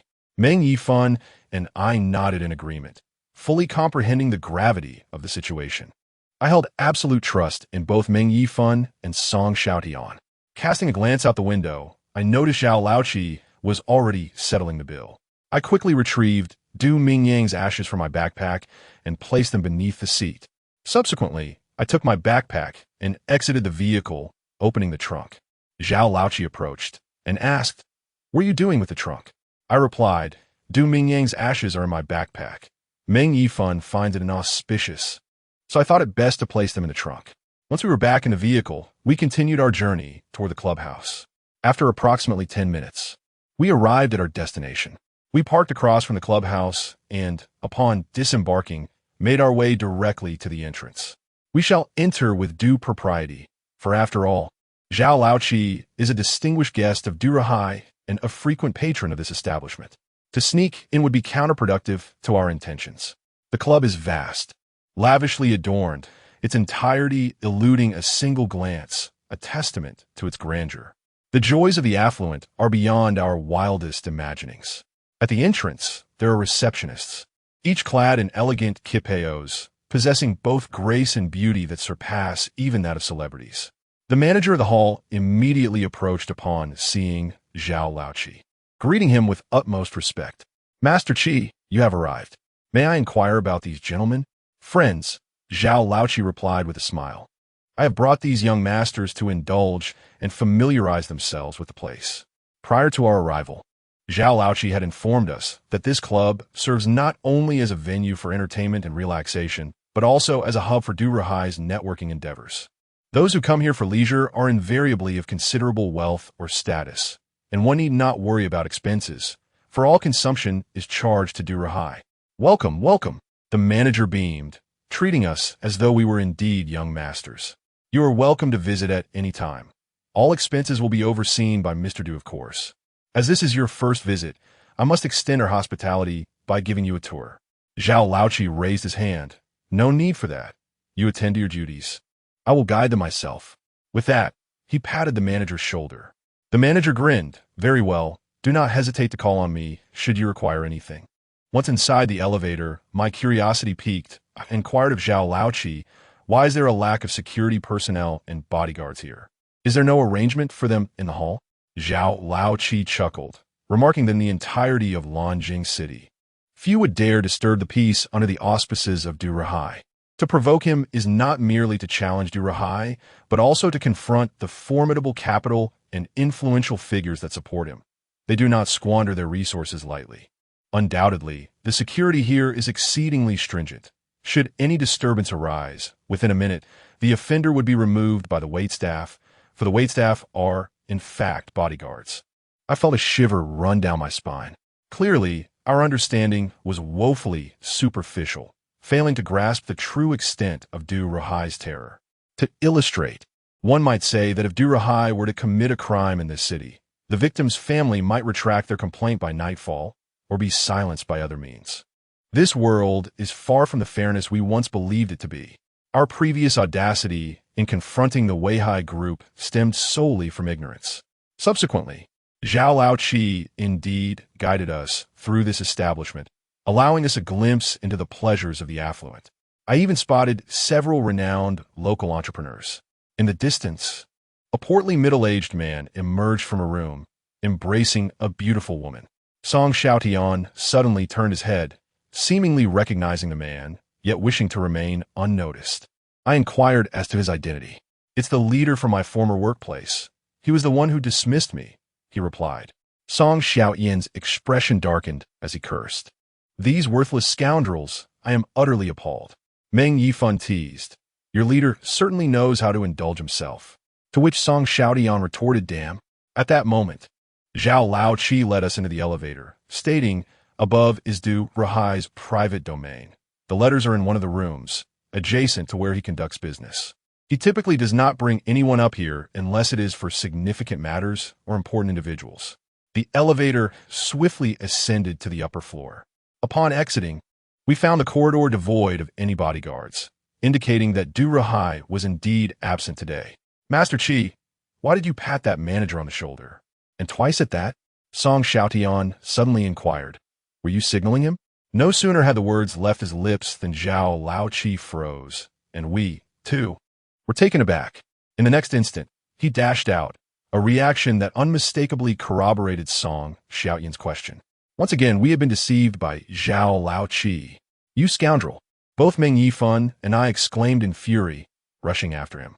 However, we had scarcely taken a few steps when the doors of the rooms on either side of the corridor swung open, and a swarm of waitstaff emerged. Approximately 20 in total, encircling us.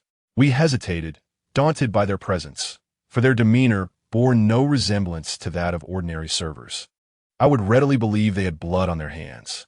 Once Zhao Laoqi was secure, he turned back to us, chuckling, "You may be clever, but not enough. Why do you so easily trust the words of others?" Just then, the door beside him opened, revealing Du Rahai, leisurely emerging with a glass of red wine. Casting us a sardonic glance.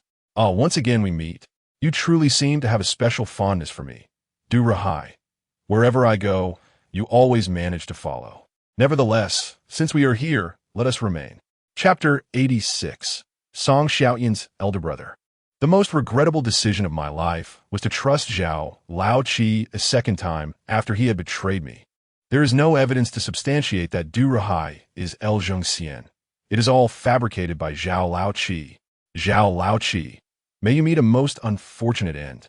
You better watch out for retribution. Meng Yifan and I seethed with rage, unleashing a torrent of invective. Yet, that old man stood beside Du Rahai, hands behind his back, utterly devoid of remorse. "You see, old Seven is of an age to be your father, and yet you speak so viciously to an elder." Du Rahai lamented with a shake of his head and a sigh. "I have cultivated a friendship with old Seven, treating him as an esteemed guest. I fail to comprehend why you persist in believing that he would assist you in confronting me. What leads you to such thoughts?" Following this, he turned to Zhao Laoqi and chuckled. "Old Seven, do we harbor some deep-seated animosity?" Zhao Laoqi smirked, looking at us with derision. "In the past, there were no grievances. In the present, no enmities. Life is but a pursuit of a few pieces of silver. Rather than discussing good and evil, let us discuss interests." Du Rahai burst into laughter. "Did you hear that? Old Seven is indeed a sage. He has unveiled the truths of life for you. Take heed, for it may serve you well in your next life. A shiver ran down my spine. He was undoubtedly orchestrating our demise. Indeed, aside from us, no one would dare to provoke Du-Rahai in such a manner. Having already crossed that line once, we were now offering ourselves on a silver platter. He would not let this opportunity slip away. Mr. Du, you must open your eyes wide. Our opposition to you is blatant, while that old man beside you is conspiring against you in the shadows. At that moment, Meng Yifan could no longer restrain himself and dragged Zhao Laoqi into the fray. This old wretch has long since swapped your son's ashes. You probably remain oblivious to this fact. The ashes we stole are not your son's at all. Upon hearing this, both Song Xiaotian and I turned pale with fear. Good heavens! They were already intent on harming us, and now it seems we are doomed to a fate worse than death. So it was indeed you three who disturbed the grave the night before, and you admit it? Du-Rahai suddenly erupted in fury, shattering his wine glass into a myriad of pieces. You would dare to disturb even the deceased, a mere child, and you don't even spare his ashes? Beasts! Meng Yifan was taken aback, turning to U.S. Did I say something wrong? Song Xiaotian shot him a glare. You fool. Even I am at a loss for words. What a disastrous ally. I couldn't shake the feeling that Meng Yifan exuded a naive kind of innocence. However, now that the truth had been revealed, we had to drag Zhao Laoqi down with us. Yes, we did visit the cemetery. Yet Meng Yifan was not mistaken. The ashes we unearthed were certainly not those of Du Mingyang. His ashes had been swapped by Zhao Laoqi at the time of burial. I pointed at Zhao Laoqi, gritting my teeth. Not only has he betrayed us, but he has also deceived you. Du-Rahai's expression darkened, and he remained silent. Zhao Laoqi unexpectedly broke into laughter, saying, "All right, so you wish for mutual destruction. Just a moment ago, who declared that if I dared to play tricks, you would drag me down with you to perish together? If your words hold any truth, then I must have a grudge against General Du since that is the case. We share the same objective. What need is there to deceive you into coming here?" He then turned to Du-Rahai and continued, "General Du, the ashes are in their vehicle. You may send someone to catch the thief and retrieve the stolen goods. Furthermore, it will be prudent for you to conduct a thorough investigation to avoid any future suspicions against me." Du-Rahai raised his hand to interrupt, stating, "What is this that you say, seventh master? You need not explain excessively. If I were to believe their words, it would only render me as foolish as they." Frustrated, he added, "This slander is akin to pouring dirt. It's as though nothing has been said at all." Zhao Laoqi lied with a calm demeanor, skillfully crafting his narrative. The most damning evidence was that Du Mingyang's ashes had conveniently been located by us and were now in our vehicle, leaving us utterly defenseless. "Go, go, go. Seize them," Du-Rahai commanded, pointing at the three of us. "Search for their car keys and drag them away to feed the dogs." No sooner had he spoken than a swarm of bodyguards surged forward. Meng Yifan and I were rendered mere ornaments, lacking any capacity to contend with these guards. Without Song Xiaotian's protection, we would surely be dispatched in an instant. Even with him present, the odds were stacked against us. Yet, I had underestimated Song Xiaotian's valor. Despite being surrounded, he stood undaunted, producing a short staff from his hands, connecting them, and brandishing the weapon as he advanced, bellowing, "Step back, all of you! Whoever advances shall perish." In the blink of an eye, with a swiftness akin to lightning, he felled 2 individuals, instilling fear in the remaining bodyguards. Du-Rahai squinted, inhaling deeply. "You are indeed a man of courage. Impressive. I am eager to witness the extent of your prowess." As soon as his words fell, several doors swung open, unleashing a multitude of bodyguards from within. Upon closer examination, there were as many as 50, causing Song Xiaotian to pale visibly. Meng Yifan and I were plunged into utter despair. Good heavens, is he an emperor? Such a formidable entourage for protection. It seems today we are doomed. At that moment, another man emerged from the room where Du-Rahai resided. This man bore a menacing countenance, adorned with a ring, exuding an imposing aura as he stepped forward, laughing heartily. "Mr. Du, this is the first time I have witnessed someone creating a ruckus in your territory. Allow me to see who possesses such gall." Before he could finish his sentence, His gaze fell upon Song Xiaotian, and his expression shifted dramatically. Song Xiaotian was equally taken aback upon seeing him. Song Xiaotian, the man exclaimed in shock. What brings you here? Du Rahai, observing the man, inquired with curiosity. Ji Feng. Do you know him? The man swallowed hard, beads of cold sweat surfacing. Mr. Du, he is my sworn brother. Hearing this, both Du Rahai and I were momentarily stunned. Song Xiaotian's sworn brother was none other than the shadowy proprietor of that bar, Lin Jifeng. I had heard of this name. He was the underground overlord of Lanjiang City. I had not anticipated that he was also aligned with Du Rahai. Ah, what a coincidence. Is it not akin to the flood washing away the Dragon King's temple? Du Rahai cast a meaningful glance at Lin Jifeng. He cannot be the one you summoned. Can he? Those words drained the color from Lin Jifeng's face. No, it's not him. I have no idea what that fellow has been up to. After uttering this, he shot a fierce glare at Song Xiaotian. You, slacking off on serious matters, dare provoke Mr. Du? Are you trying to get me killed? Hurry over and apologize to Mr. Du, or you will surely meet your demise today. I cannot save you. Song Xiaotian remained silent, yet I could discern his predicament. Given their bond as sworn brothers, his relationship with Lin Jifeng must be significant. Meng Yifan appeared dumbfounded, seemingly terrified that Song Xiaotian might leave us.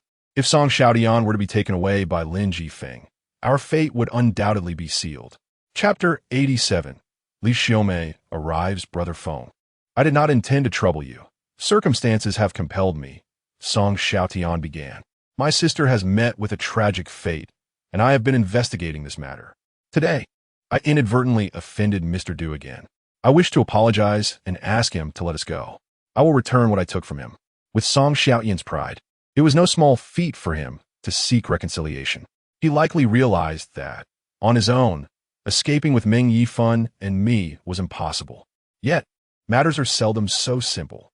We were aware of many of Du Rahai's secrets. He could not possibly allow us to go free. However, I never anticipated that Du Rahai would resort to a scheme of discord. Song Xiaotian, is it? You are a tough man, and I hold you in high regard. Today, for the sake of Jifeng, I am willing to overlook past events. Du Rahai gazed at Song Xiaotian, resembling a benevolent elder, and advised, do not place your elder brother in a difficult position. If you come over now and draw a clear line with these two individuals, I shall treat it as if nothing has transpired. Song Xiaotian remained silent. However, Meng Yifan and I began to feel a sense of dread, fearing that in the next moment, Song Xiaotian might abandon us. Regarding your sister, I have something to say as well. Du Rahai continued to stoke the flames. Consider this carefully. Had it not been for Chun Mo's involvement, your sister would still be alive and well. Therefore, there is no need for you to speak of brotherly loyalty to him. If you wish to find the true culprit behind your sister's demise, I can assist you. In Lanjiang City, there is no truth that Du Rahai cannot uncover. No matter how deeply that murderer hides, I will help you unearth him and avenge your sister. Upon his conclusion, Song Xiaotian lowered his stick. Meng Yifan and I felt a chill in our hearts. Lin Jifeng also urged Xiaotian, do not act foolishly. Did you not hear what Mr. Du said? Do not be ungrateful. Recognize who truly has your best interests at heart and come over here immediately.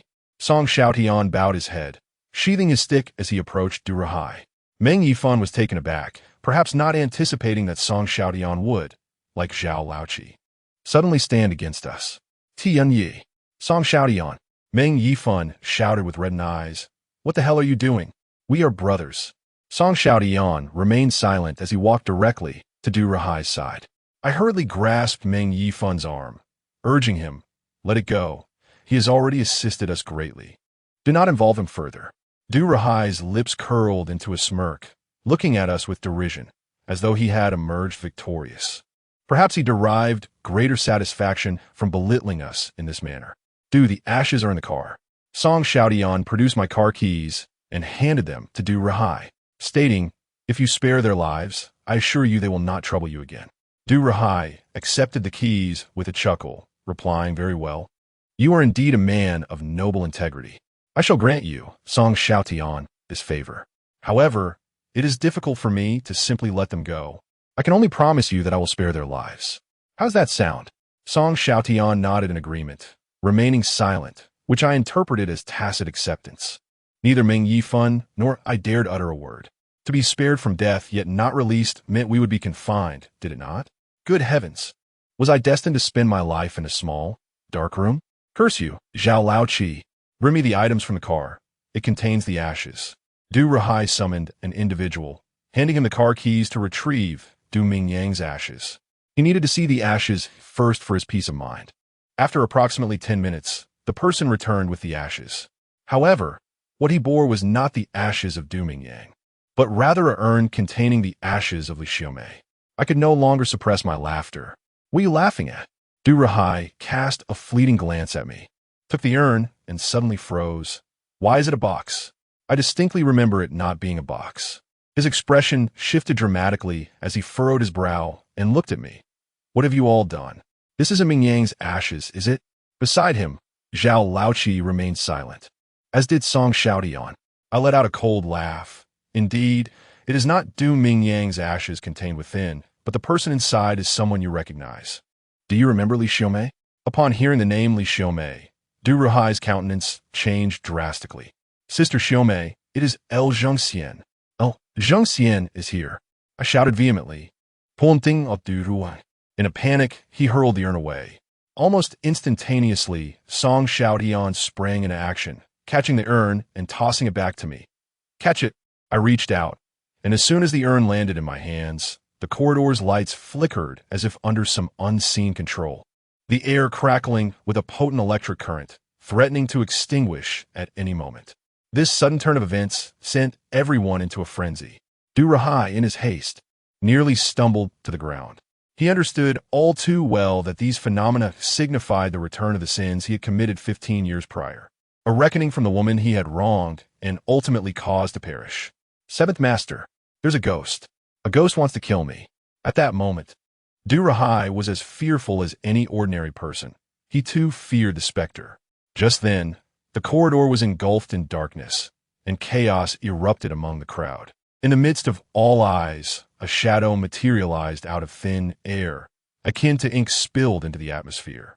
In the originally dim corridor, the shadow took on an alarming clarity, revealing a visage unmistakably human. It was the face of a woman, hauntingly reminiscent of a corpse, unmistakably that of Li Xiaomei, who had been dead for 15 years. Her mouth was agape, as if attempting to articulate words, yet no sound emerged. Instead, a viscous black substance flowed ceaselessly from her lips. Such a ghastly scene sent shivers down our spines, compelling both the bodyguards and myself, along with Meng Yifan, to retreat into the throng in sheer terror. A ghost indeed. Amidst the chaos, some individuals, panicking, fled towards the elevator. But the spectral presence exerted its influence over all electrically charged objects, including the very lift. With the power out, the doors remained obstinately shut. Lu, Zheng, Xian, a rasping voice suddenly emanated from the shadow, sending a chill through my very being. Li Xiaomei, despite her inability to speak, summoned every ounce of strength to utter that name, a name she seemed to harbor a profound loathing for. As I hesitated, contemplating whether to seize the moment and flee with the urn, I instinctively reached out to grasp Meng Yifan and Song Xiaotian, hoping to escape together. However, in the absence of light, I could not discern their forms and inadvertently latched onto the bodyguard of Du Rahai. He turned to regard me, an eerie smile creeping across his face, which startled me into releasing my grip. In the blink of an eye, he produced a knife and, to my horror, aimed it at his own neck. My instinct was to intervene, but before I could react, it was as if he bore a vendetta against himself. With a swift motion, he plunged the blade into his own throat. Blood erupted like a fountain, splattering across my face. Chapter 88. He is an undercover agent. It was the first time I witnessed someone take their own life before my very eyes. Blood sprayed almost directly onto my face. The bodyguard showed no hesitation as he ended his own existence. The acrid scent of blood made me retch uncontrollably, and the overwhelming visual impact nearly suffocated me. I realized he must have been under the control of Li Xiaomei. Just then, a bright light suddenly illuminated the scene. Looking up, I discovered that Zhao Laoqi was holding a talisman, which had ignited in flames. It appeared he intended to confront Li Xiaomei. Without a moment's hesitation, Song Xiaotian lunged forward with his baton, striking Zhao Laoqi's hand. A pained scream escaped Zhao Laoqi, and the talisman was extinguished instantly. The shadowy figure sensed the threat and moved directly towards Zhao Laoqi. I caught a glimpse of Zhao Laoqi being hurled away by the shadow. His fate remained uncertain. Run. Don't just stand there, Song Xiaotian urged as he grabbed my arm and Meng Yifan's, leading us away. Instead of heading towards the elevator, he directed us towards the emergency exit. We sprinted down the stairs, and Meng Yifan, ecstatic, exclaimed, "Tiange, were you just acting?" Song Xiaotian shot him a fierce glare, retorting, "You fool, I'm not Zhao Laoqi." Though he scolded him, Song Xiaotian did not dwell on it, understanding that Meng Yifan was rather simple-minded. His earlier exit was clearly not a genuine attempt to ally with Du Ruhai. Had he truly intended to side with Du Ruhai, he would have disclosed the precise location of Du Mingyang's ashes when handing over the car keys. Du Mingyang's ashes were placed beneath the seat, while the individual retrieving them would certainly first open the trunk. Indeed, there were ashes within the trunk, but they belonged to Li Xiaomei, not Du Mingyang. Moreover, earlier in the vehicle, Song Xiaotian had specifically urged us to trust one another, regardless of the circumstances. Thus, from the outset, I never suspected his betrayal. However, I hesitated to alert Meng Yifan, who, upon seeing Song Xiaotian step outside, became visibly agitated. I had just witnessed Zhao Laoqi being sent flying by Li Xiaomei. Surely he couldn't have perished. Meng Yifan inquired breathlessly. Song Xiaotian retorted, "If he is dead, then so be it. That scoundrel deserves it. If it weren't for Chan Mo placing Du Mingyang's ashes beneath the seat, you two would undoubtedly be doomed today." Du Ruhai had no intention of sparing either of you, nor me. He was merely putting on a show for Lin Jifeng. I remarked, "Isn't Lin Jifeng just a thug? At most, a big-time hoodlum. Does Du Ruhai really owe him any favor?" Song Xiaotian replied, "You underestimate the situation. Everyone in Longjing City must address Lin Jifeng as boss." By this time, we had reached the main hall. The once courteous manager of the club was now blocking our exit, accompanied by several bodyguards. "Capture those individuals. Do not let them escape." The bodyguards quickly advanced, lunging at the foremost Song Xiaotian. Unfazed, Song Xiaotian swung his staff, effortlessly toppling them all. He raised his weapon without restraint, striking the manager's head with unyielding force. This fellow truly resorts to ruthless measures. On several occasions, I have witnessed him strike with lethal intent. I wonder if the manager might end up in a vegetative state. It seems entirely a matter of luck now. As we fled the establishment, we had already opened the car doors and were about to enter when someone dashed out, repeatedly calling out the name Song Xiaotian. Upon turning around, I realized it was Lin Jifeng, Song Xiaotian's sworn brother. This individual appeared utterly terrified, likely seeking a ride with us. "Song Xiaotian, wait for me." Song Xiaotian glanced at him, promptly shut the car door, and with a swift press of the accelerator, drove away. "Aren't you going to let him in?" Meng Yifan inquired, unable to contain himself. "Isn't he your sworn brother?" "Sworn brother, my foot. Does he even deserve that title?" Song Xiaotian scoffed, shaking his head disdainfully. "I am a police officer. He is merely a thug, unworthy to call me brother." I remarked, "But weren't you dismissed? He still holds half the shares of that bar." Song Xiaotian fell silent, his expression suddenly turning grave. From my vantage point in the passenger seat, I could clearly discern that he was concealing something from us. Just as I was about to inquire, he suddenly pulled out his phone and made a call. The call connected swiftly, and the voice on the other end seemed to belong to a middle-aged man. "Hello, it's me," Song Xiaotian hurriedly said to the person on the other end. "I have been compromised. You must act quickly." The voice on the other end grew irate. "What are you doing? Why didn't you communicate with me beforehand? I am utterly unprepared here." Song Xiaotian grew impatient. "I cannot explain it to you clearly. Just act accordingly. I have already gathered a substantial amount of evidence against him." There was a prolonged silence on the other end of the line before the voice replied, "Understood. You should leave Longjing City for 2 days to avoid the heat." Song Xiaotian firmly refused. "I will not leave. There are matters I must attend to." The voice on the phone warned, "Are you trying to court danger? Be wary of Lin Jifeng's retaliation." With a sigh, Song Xiaotian responded, "I may hide for a while, but I will not leave. I have unfinished business. I will hang up now." After he ended the call, Meng Yifan and I were left bewildered. It seemed he was gathering evidence against Lin Jifeng. "You all heard it. I cannot reveal what I should not at this moment." Song Xiaotian's expression turned serious, more earnest than ever. "I am a police officer. Always have been. I have never been expelled from the force. I am an undercover agent, investigating the serial murders that occurred in Lonjiang City 15 years ago." I stared at him in astonishment, speechless. As an ordinary citizen, the events I have encountered recently have already surpassed my comprehension. Now, Song Xiaotian claims he is an undercover agent. My mentor, who is also my former superior, lost his son in that serial murder case 15 years ago. He has been tirelessly searching for the perpetrator responsible for his son's death. This undercover operation is entirely a personal endeavor, conducted without the approval or consent of our superiors.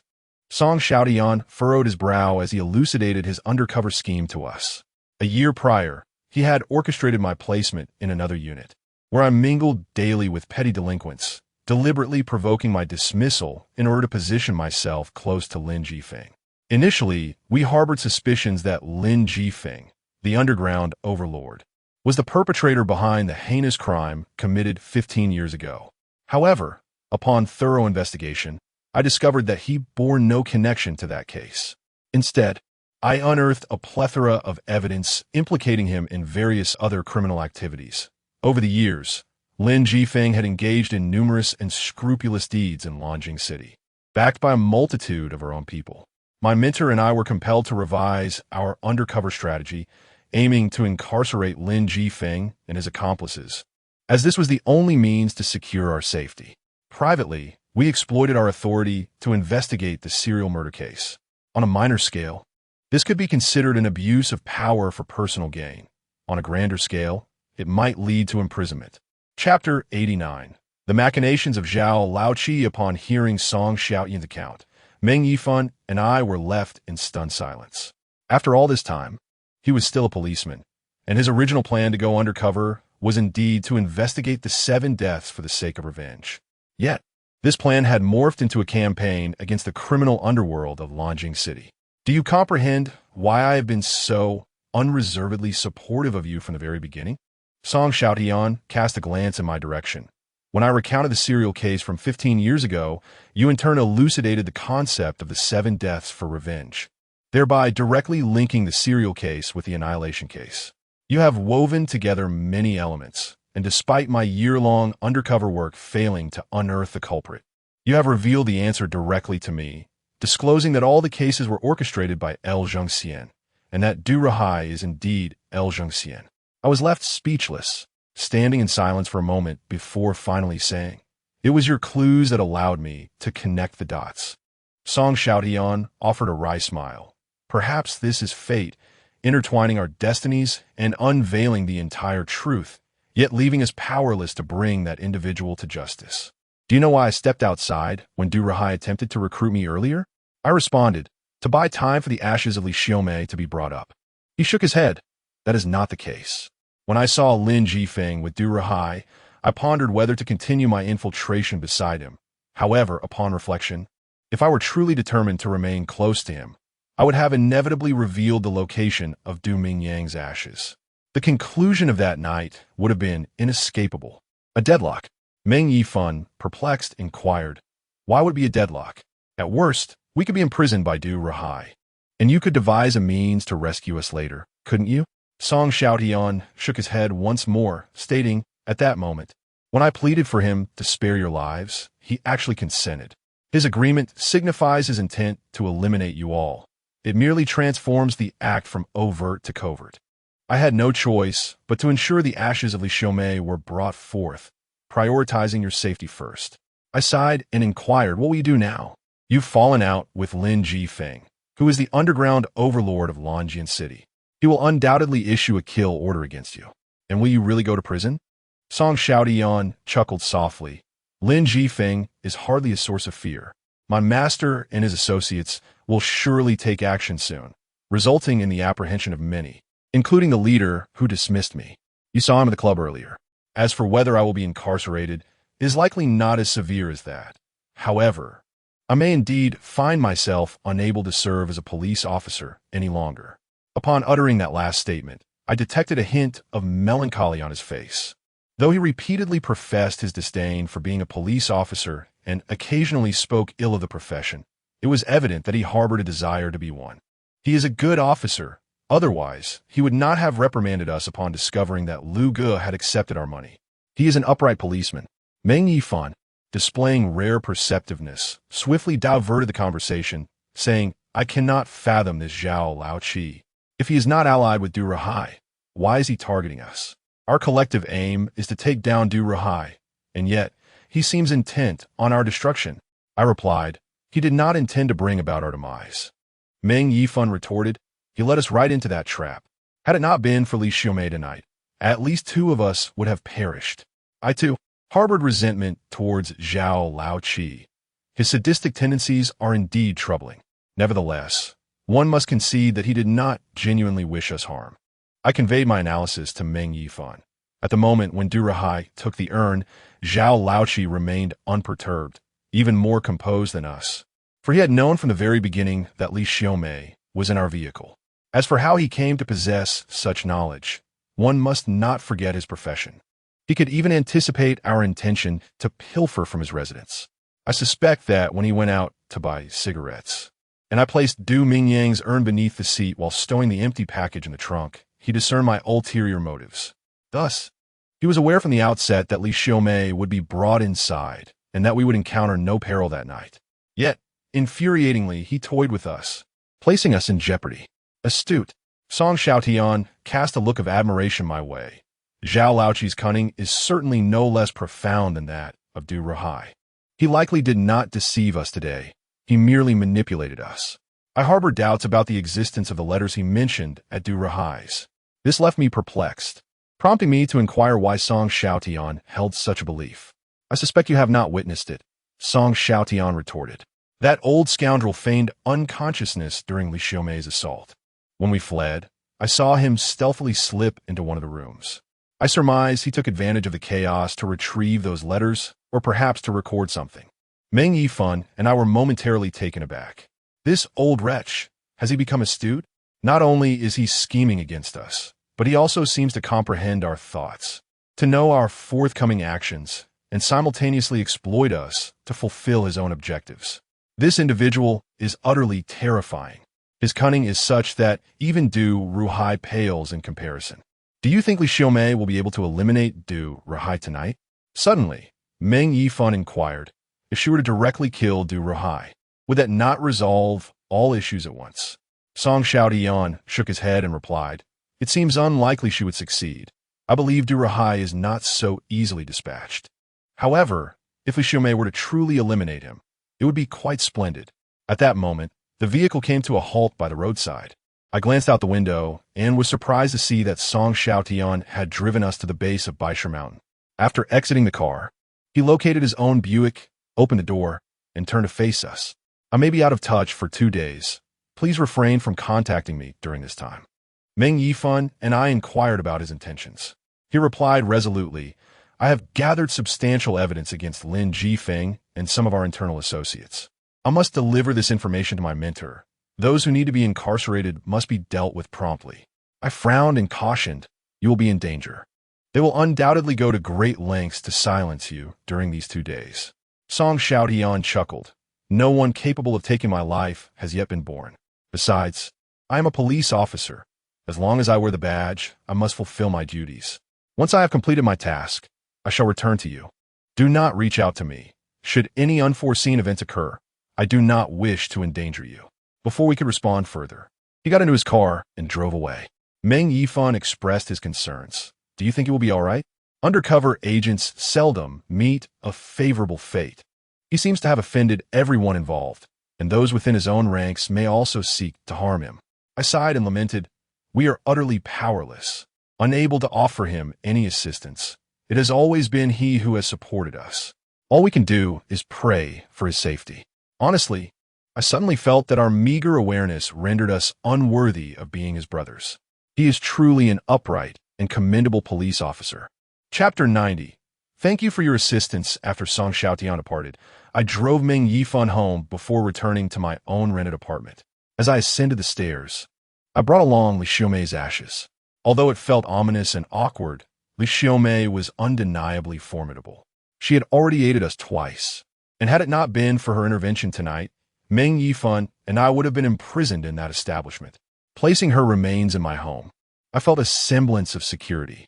Upon arriving home, I was eager to ascertain whether Du Ruhai had perished. Should he be dead, it would be a cause for universal celebration among us all. I placed Li Xiaomei's urn upon the television stand, bowed 3 times in reverence, and inquired, Sister Xiaomei, have you returned? Have you managed to eliminate Xian? After posing my question, I scrutinized the living room, noticing nothing amiss, nor did I receive a response. Could it be that Li Xiaomei had yet to return? I wish you triumph in your endeavors. I retreated to my bedroom, retrieved a couple of garments, and prepared to take a shower. Upon entering the bathroom, I disrobed and activated the water heater. The steaming vapor quickly enveloped the mirror in a veil of mist. As I wiped the condensation away to shave, a ghastly visage suddenly materialized in the mirror, its pupil-less eyes locking onto mine. My soul nearly fled in terror, and with a startled cry, I fell to the ground. The visage of a lifeless face shook its head at me. I hurriedly nodded in response, acknowledging, understood, Sister Xiaomei. Although we failed to eliminate Xian this time, we shall seek another opportunity. I suggested, I'll take a shower. You should step outside for a moment. Soon, that lifeless visage vanished. I took a considerable amount of time to recover, then slapped myself across the face. How foolish of me to insist on bringing the urn of ashes home. Clearly, Li Xiaomei was responding to me. Du Ruhai was still alive, and she had been unable to exact her revenge. Song Xiaotian's intuition proved correct. This adversary was not so easily dispatched. I sighed, realizing that our enmity with Du Ruhai had deepened. After the humiliation we inflicted upon him tonight, he likely harbored a desire to annihilate us. After my shower, I climbed into bed and succumbed to sleep. That night, I dreamt of entering a house. The decor of this residence bore a striking resemblance to Du Yue's hideout. Yet I recognized immediately that it was not the same place I had visited before. Previously, I had brought an urn to seek Du Yue, but it contained not the ashes of Du Mingyang, but rather those of an unfamiliar man. The spirit of that man seemed aware of Du Yue's location, and I surmised that Du Yue, fearing exposure, had relocated. In the dream, I vaguely sensed that I was dreaming, though I was uncertain whether I had conjured this dream myself or if Du Yue had drawn me in her dreamscape.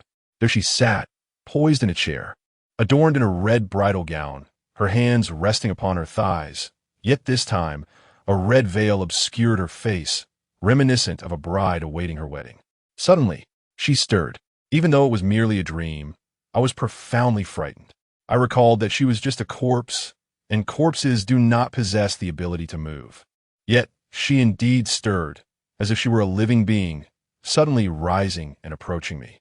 I stood frozen in place, watching her draw nearer, uncertain of her intentions, paralyzed by fear. However, she soon provided me with an answer.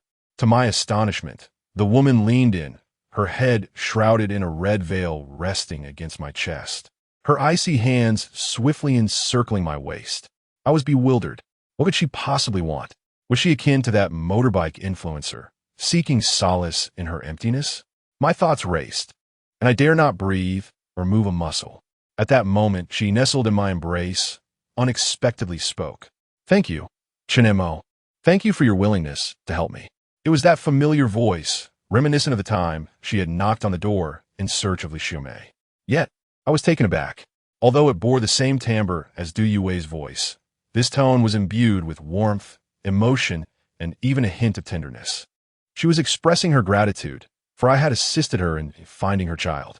I was on the verge of responding, yet for reasons unbeknownst to me, words eluded me. I struggled to articulate my thoughts, but remained speechless, ultimately waking myself from the dream.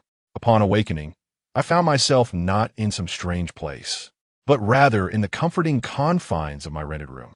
Sunlight streamed in, casting a warm glow across the bed, and I felt significantly more alert. I recalled the dream from the previous night.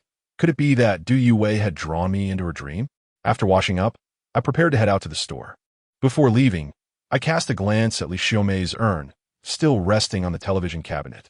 Perhaps it was due to her presence that I found myself unable to step outside last night, instead being drawn directly into the realm of dreams. Upon descending the stairs, I prepared to drive to the store. However, once in the car, I found myself stepping out again. I made my way to the back seat, opened it, and checked to see if Du Mingyang's ashes were still there. But upon opening it, I was taken aback. The ashes were gone. What on earth? Where are my ashes? Where have they vanished to? I distinctly remember placing them here. Who could have stolen them? I hurried back to the driver's seat, ready to call Meng Yifan. But at that moment, my peripheral vision caught a glimpse of a note on the passenger seat. I quickly unfolded the note and read it. Tonight at midnight. Qincheng Amusement Park. Come alone. The handwriting was unmistakably that of Du Yue. Had she taken the ashes as well? It dawned on me that she must have retrieved them. Otherwise, I would have dreamed of her last night. She had reunited with her child, which is why she expressed her gratitude. Yet, what could her invitation to Qincheng Amusement Park signify? This amusement park is the largest in our area. I had previously visited it twice with Fong Man. After some contemplation, I resolved to go, for she had thanked me in my dream, indicating that she meant me no harm. However, her request for me to come alone suggested she did not wish for anyone else to accompany me or to be informed. I drove swiftly back to the store, albeit to a different one. The store has already closed, and now everyone is working at this location. Originally, the two stores merged, and one would expect a considerable number of employees. However, in reality, the workforce has dwindled significantly as many have departed. I spent the entire day at the store, yet no customers graced us with their presence, rendering the business rather dismal. At 10 o'clock that evening, after enjoying drinks with Meng Yifan, I opted not to drive my own car, but instead hailed a taxi to make my way to Qincheng Amusement Park. Chapter 91. Are you afraid of me? Qincheng Amusement Park closes its doors at 9 o'clock in the evening.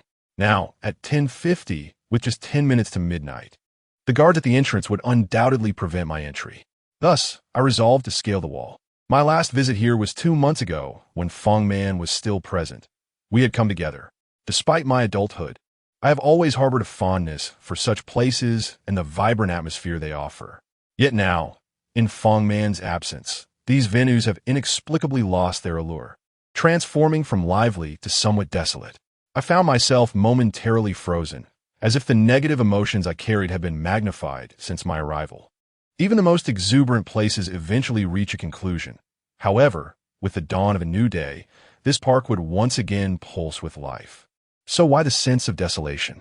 Perhaps it is my own heart that feels forlorn. Strolling through the deserted amusement park, I noticed that all the attractions had ceased operation.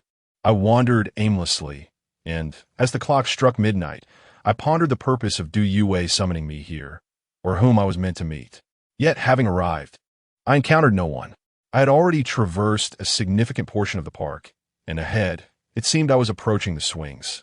In the distance, I beheld a woman clad in a red wedding gown, cradling a baby of only a few months as she swung gently on a swing. Both figures were seated, yet no one pushed the swing, which continued to sway rhythmically. I swallowed hard, instinctively wishing to feign ignorance and turn away. However, before I could depart, a familiar voice called out from behind me. "Don't go." I halted abruptly, paralyzed by the sound.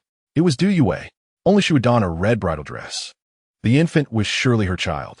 She had noticed my presence and implored me to stay, but curiously, her tone did not convey command. Rather, it seemed a plea for me not to leave. I sensed an unusual aura about Du Yue now, starkly different from my previous encounters with her. Perhaps motherhood had brought her a semblance of healing. Gathering my courage, I turned to face her, only to discover she stood directly behind me. The suddenness startled me, and I stumbled backward, collapsing onto the ground, gazing at her in fear. Upon closer inspection, she no longer bore the pallor of death, but appeared as a living being, adorned with a soft smile. Even the baby in her arms smiled warmly at me. "I apologize for frightening you," she spoke, unexpectedly offering an apology. I stammered in response. "And no, it's fine. Do you need something? If you do, please tell me. She shook her head gently. I merely wish to see you. I replied. Well, we have met. May I leave now? A trace of melancholy crossed her face as she inquired, Are you very afraid of me? I nodded, then shook my head, and nodded again. I assured her, I will not harm you. There is no need to fear me. She earnestly sought to dispel my trepidation. At that moment, the infant in her arms beamed at me, even extending its tiny hands.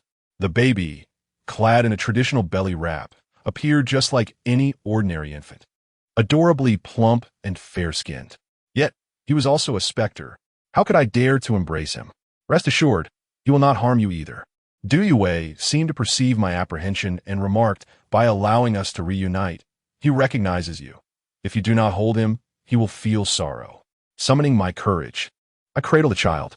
His body exuded no warmth, akin to a lifeless form devoid of heat. Nevertheless, apart from that, he bore an uncanny resemblance to an ordinary baby. He stroked my hair and giggled heartily, and truth be told, his demeanor was exquisitely charming, alleviating much of my discomfort and fear. A smile involuntarily graced my face. This diminutive infant, so delightful, had he lived, would have grown to be my size, evoking a sense of wonder within me. Alas, he had perished before even entering the world. Do you know why I invited you to this place? Du Yue suddenly inquired. I shook my head. She continued. I recall that during my childhood, my parents often took me to amusement parks, and my brother would accompany us. We had a Tianqing amusement park as well. However, ever since their demise, I have not returned to such places. Upon reflection, I realized that her last visit must have been 15 years ago. It turns out she was thinking of her family. At that time, I adored riding the Ferris wheel, for it offered a panoramic view of the entire city. Could you accompany me on the Ferris wheel?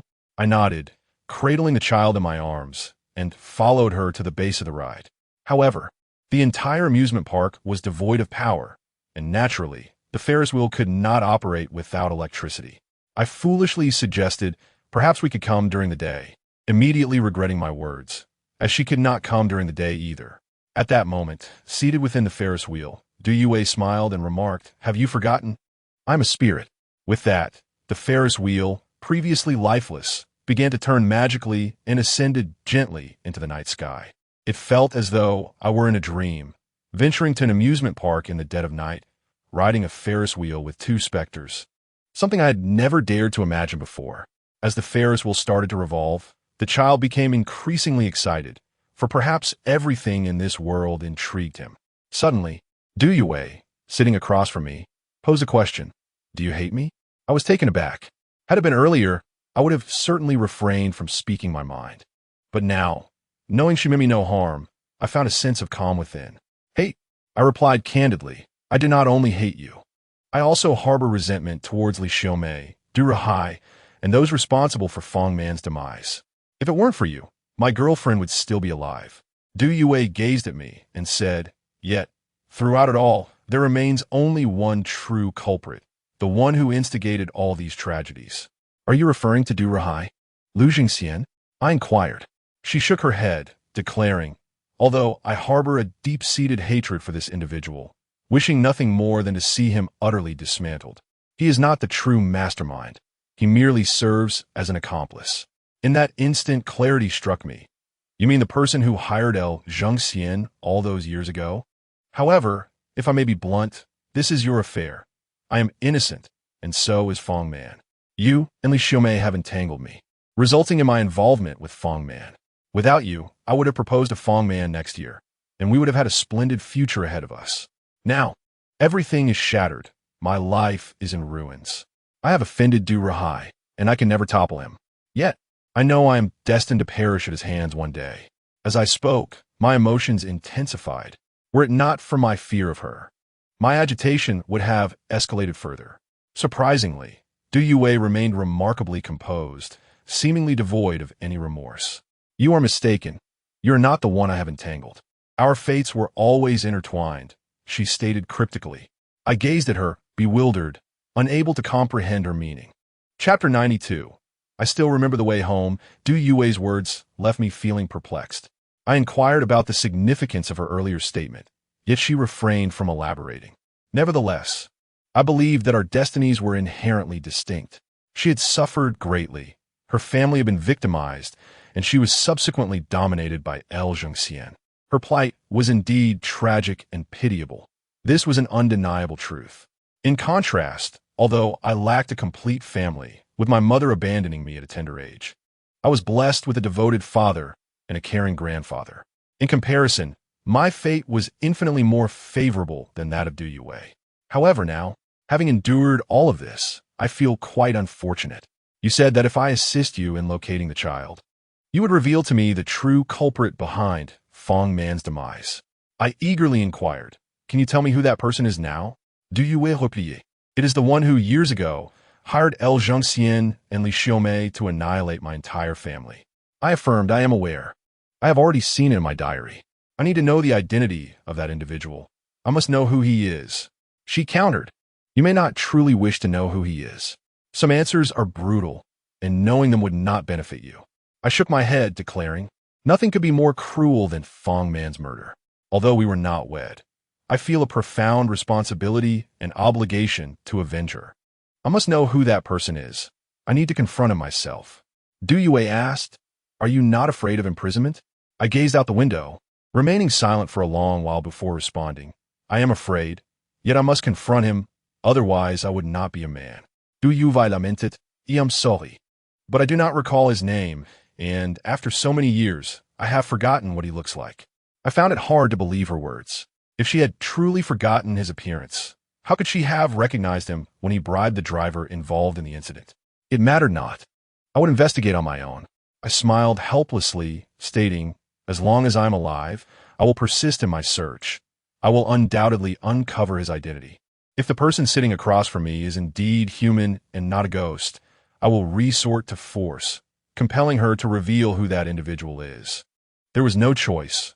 After all, she was a ghost, and I dared not confront her for fear she might hurl me from the Ferris wheel. The atmosphere had grown somewhat awkward, prompting Du Yue to change the subject.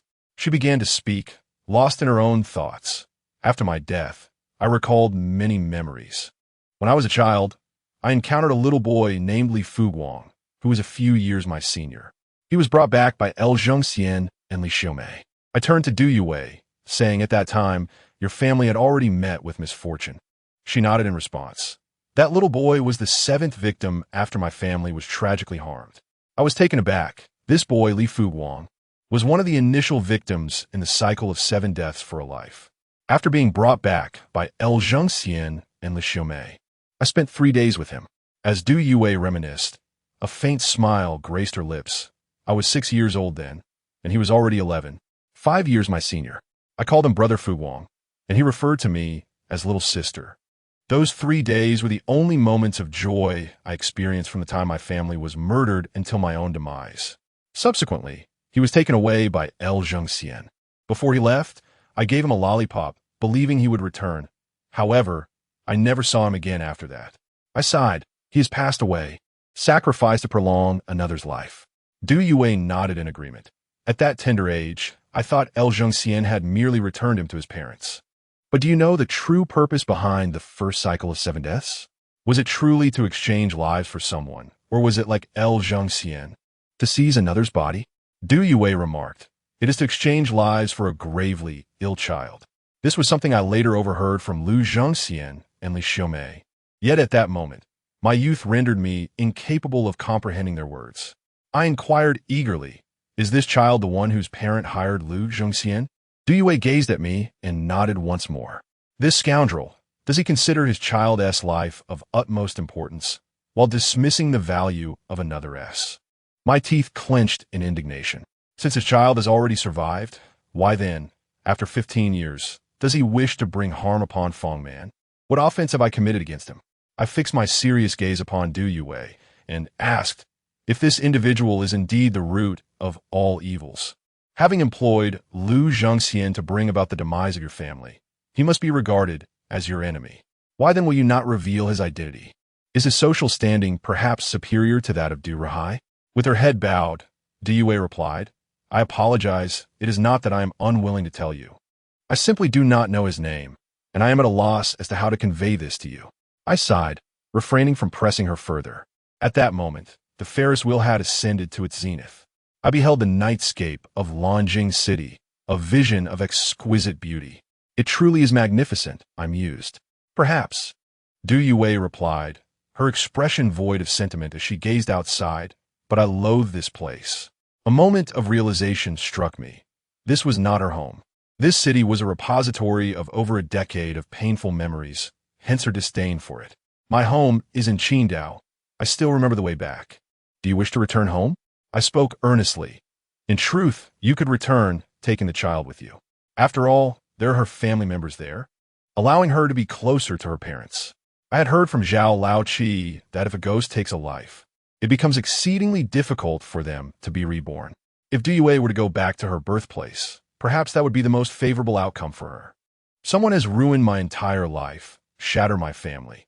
After recalling all my memories, I am haunted by the image of my parents and my brother, cruelly murdered.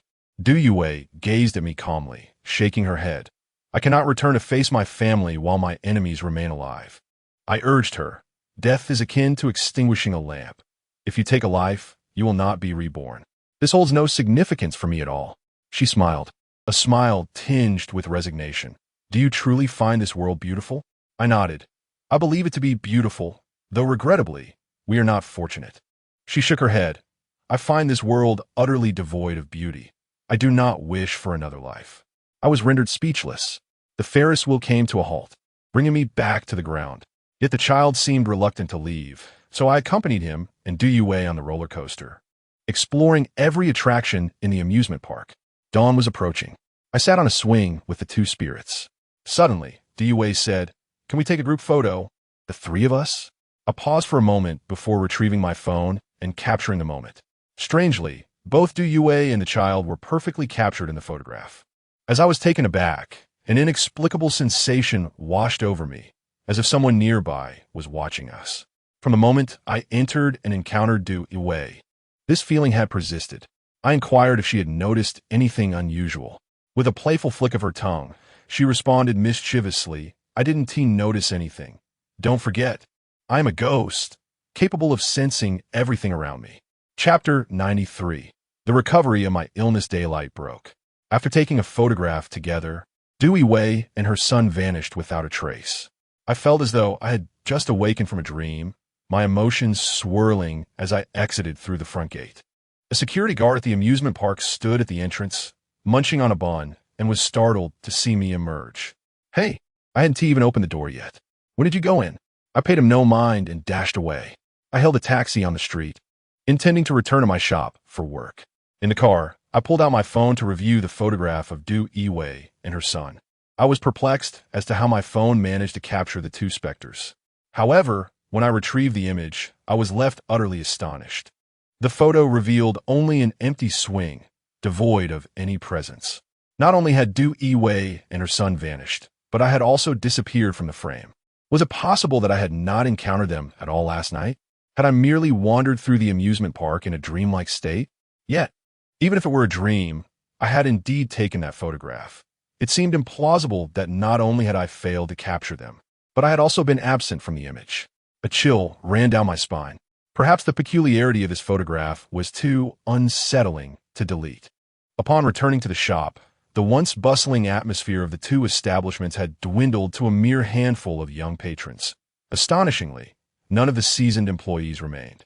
The youth, deeply valuing loyalty and affection, inadvertently reflects the commendable character of Meng Yifan, the proprietor. Recently, I have found myself lacking the motivation to engage in work. Yet the dismal state of business compels me to contribute in some capacity. Armed with flyers, I position myself on the street, distributing one to each passerby. Suddenly, a little girl, perhaps 5 or 6 years of age, dashed past me, her youthful exuberance leading her to trip and fall. I hurried over to assist her, noticing she had taken quite a tumble and appeared on the verge of tears. As I brushed the dirt from her clothes, I gently reassured her, "Dear child, please watch where you are going. Falling can be quite painful." Perhaps my soft tone and the affectionate pat on her head soothed her, for she promptly ceased her sobbing and retrieved a lollipop from her pocket, offering it to me with a sweet, childlike voice. "Here, this is for you." I smiled and reached out to accept the treat. However, As I grasped it, a wave of familiarity washed over me, as if this moment had played out before. Etched in my memory, a similar scene where a little girl had once gifted me a lollipop. I stood there, momentarily transfixed, desperately trying to recall the details of that first encounter. Yet, the more I pondered, the more elusive the memories became. By the time I regained my senses, the little girl had already departed. I rushed back to the shop and inquired of Meng Yifan. "Do you remember that serious illness I had as a child?" Meng Yifan, having grown indifferent, was engrossed in a game of cards, momentarily taken aback. I repeated my question. After a moment's reflection, he nodded. "Ah, yes. It seems you were quite ill when you were 11. It was rather severe." "What of it?" I mentioned that I could not recall the sequence of my illness nor the means by which I recovered, and I requested his assistance in recollecting those memories. He responded, "Aren't we in the same class? There was a day when you were absent from school, and I inquired with my father about your absence. He informed me that you were ill with a high fever. Later, my father accompanied me to the hospital to visit you, and you appeared quite gravely ill, as if on the brink of death. At that time, our families were still residing in the county town, and, subsequently, your parents took you to a hospital in the city for treatment. I was preoccupied with school and lacked the opportunity to visit you. Yet I heard my father and mother discussing how your condition had worsened, expressing concern that you might not survive. I was young then and did not comprehend what it meant to not survive. I thought people only died when they grew old, believing you would merely take a long time to recover. But guess what happened next?" Meng Yifan put down his phone, his excitement palpable. "One day, you suddenly recovered, as if you had never been ill. I found it quite miraculous. What on earth allowed you to regain your health? Did your father consult a miracle doctor?" I was taken aback for a moment and shook my head. "I cannot recall. I only remember feeling dazed and lethargic after falling ill, eventually losing consciousness altogether. I have no concrete memories of how I recovered, only hearing my father mention to my grandfather that a medical expert had arrived at that hospital, and it was that expert who cured me. As for why my mother chose to leave, I asked Meng Yifan. He paused, momentarily taken aback. How would I know? I was just a child. How could I understand the internal conflicts of your family? But after all these years, why do you still bring her up? I sighed and said, I cannot fathom why. Just as I have recovered from my illness, she chooses to depart. After all, I'm a part of her, a piece of flesh that has fallen from her. Does she feel no affection for me? Meng Yifan also sighed, remarking, it is not uncommon for men to abandon their wives and children, just as women forsake their husbands and offspring. If she wishes to leave, what can you do? Some people are blinded by their desires. Perhaps she could no longer endure her life with your father, and has now found her true love.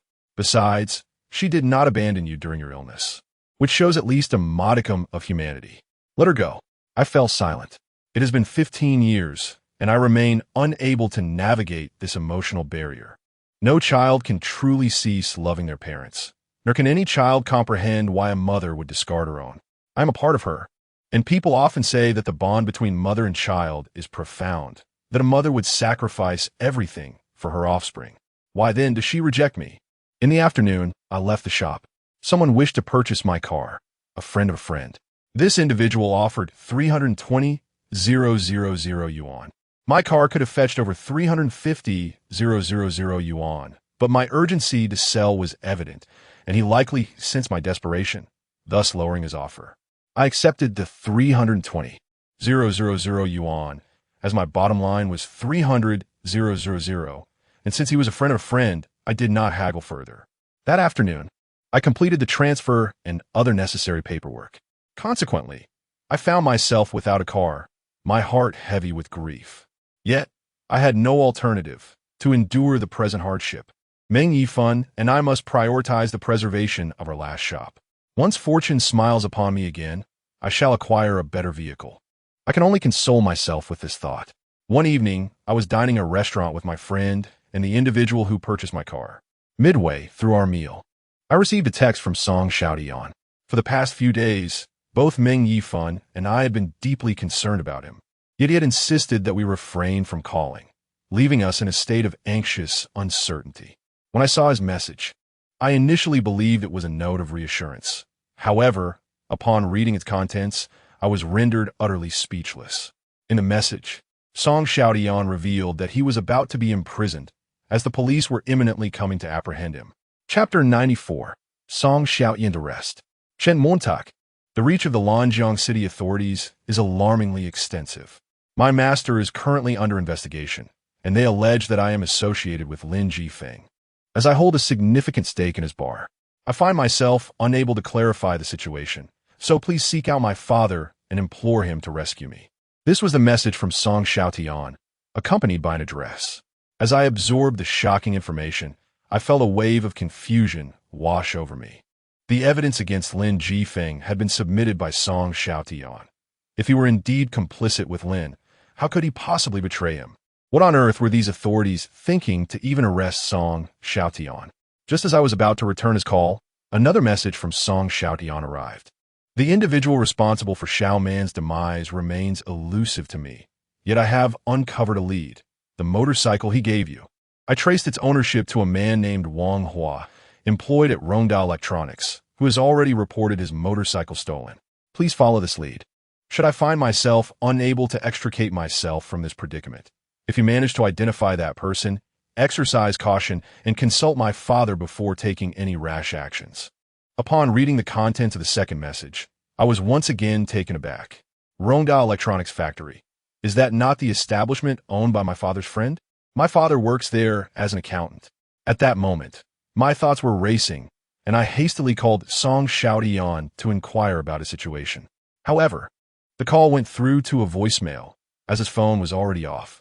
I quickly rose to apologize to my friends, expressing my regret for the sudden interruption. An urgent matter had arisen concerning my friend, and I needed to leave immediately. After conveying my apologies, I departed from the restaurant. Once outside, I promptly dialed Meng Yifan, requesting him to come and pick me up. "Where's your car? What is the urgency?" he asked. Song Xiaoyan is facing imprisonment. What? In less than 20 minutes, Meng Yifan arrived. Once in the vehicle, I quickly directed him to the address provided by Song Xiaoyan, anxious to uncover what had transpired. In the car, Meng Yifan probed for details. I showed him the message, and upon reading it, his expression darkened. What the hell? This is madness. On what basis are they arresting people? This is utterly absurd. If this continues, who would dare to go undercover? Do they not regard undercover agents as human beings? I sighed, recognizing that these matters were beyond the reach of ordinary citizens like ourselves. Undoubtedly, society is more sinister than we, the common folk, could ever imagine. Any rational individual would not conflate the informant with the accused, unless the informant were, in fact, complicit with the accused. Fortunately, the undercover plan devised by Song Xiaoyan and his master was a clandestine initiative of their own. Otherwise, during the course of the operation, Song Xiaoyan would have been betrayed. "Chinemo, there's a car following us." Meng Yifan suddenly turned to me and said. Startled, I quickly glanced in the rearview mirror, and indeed, a vehicle was tailing us, something I had failed to notice until now.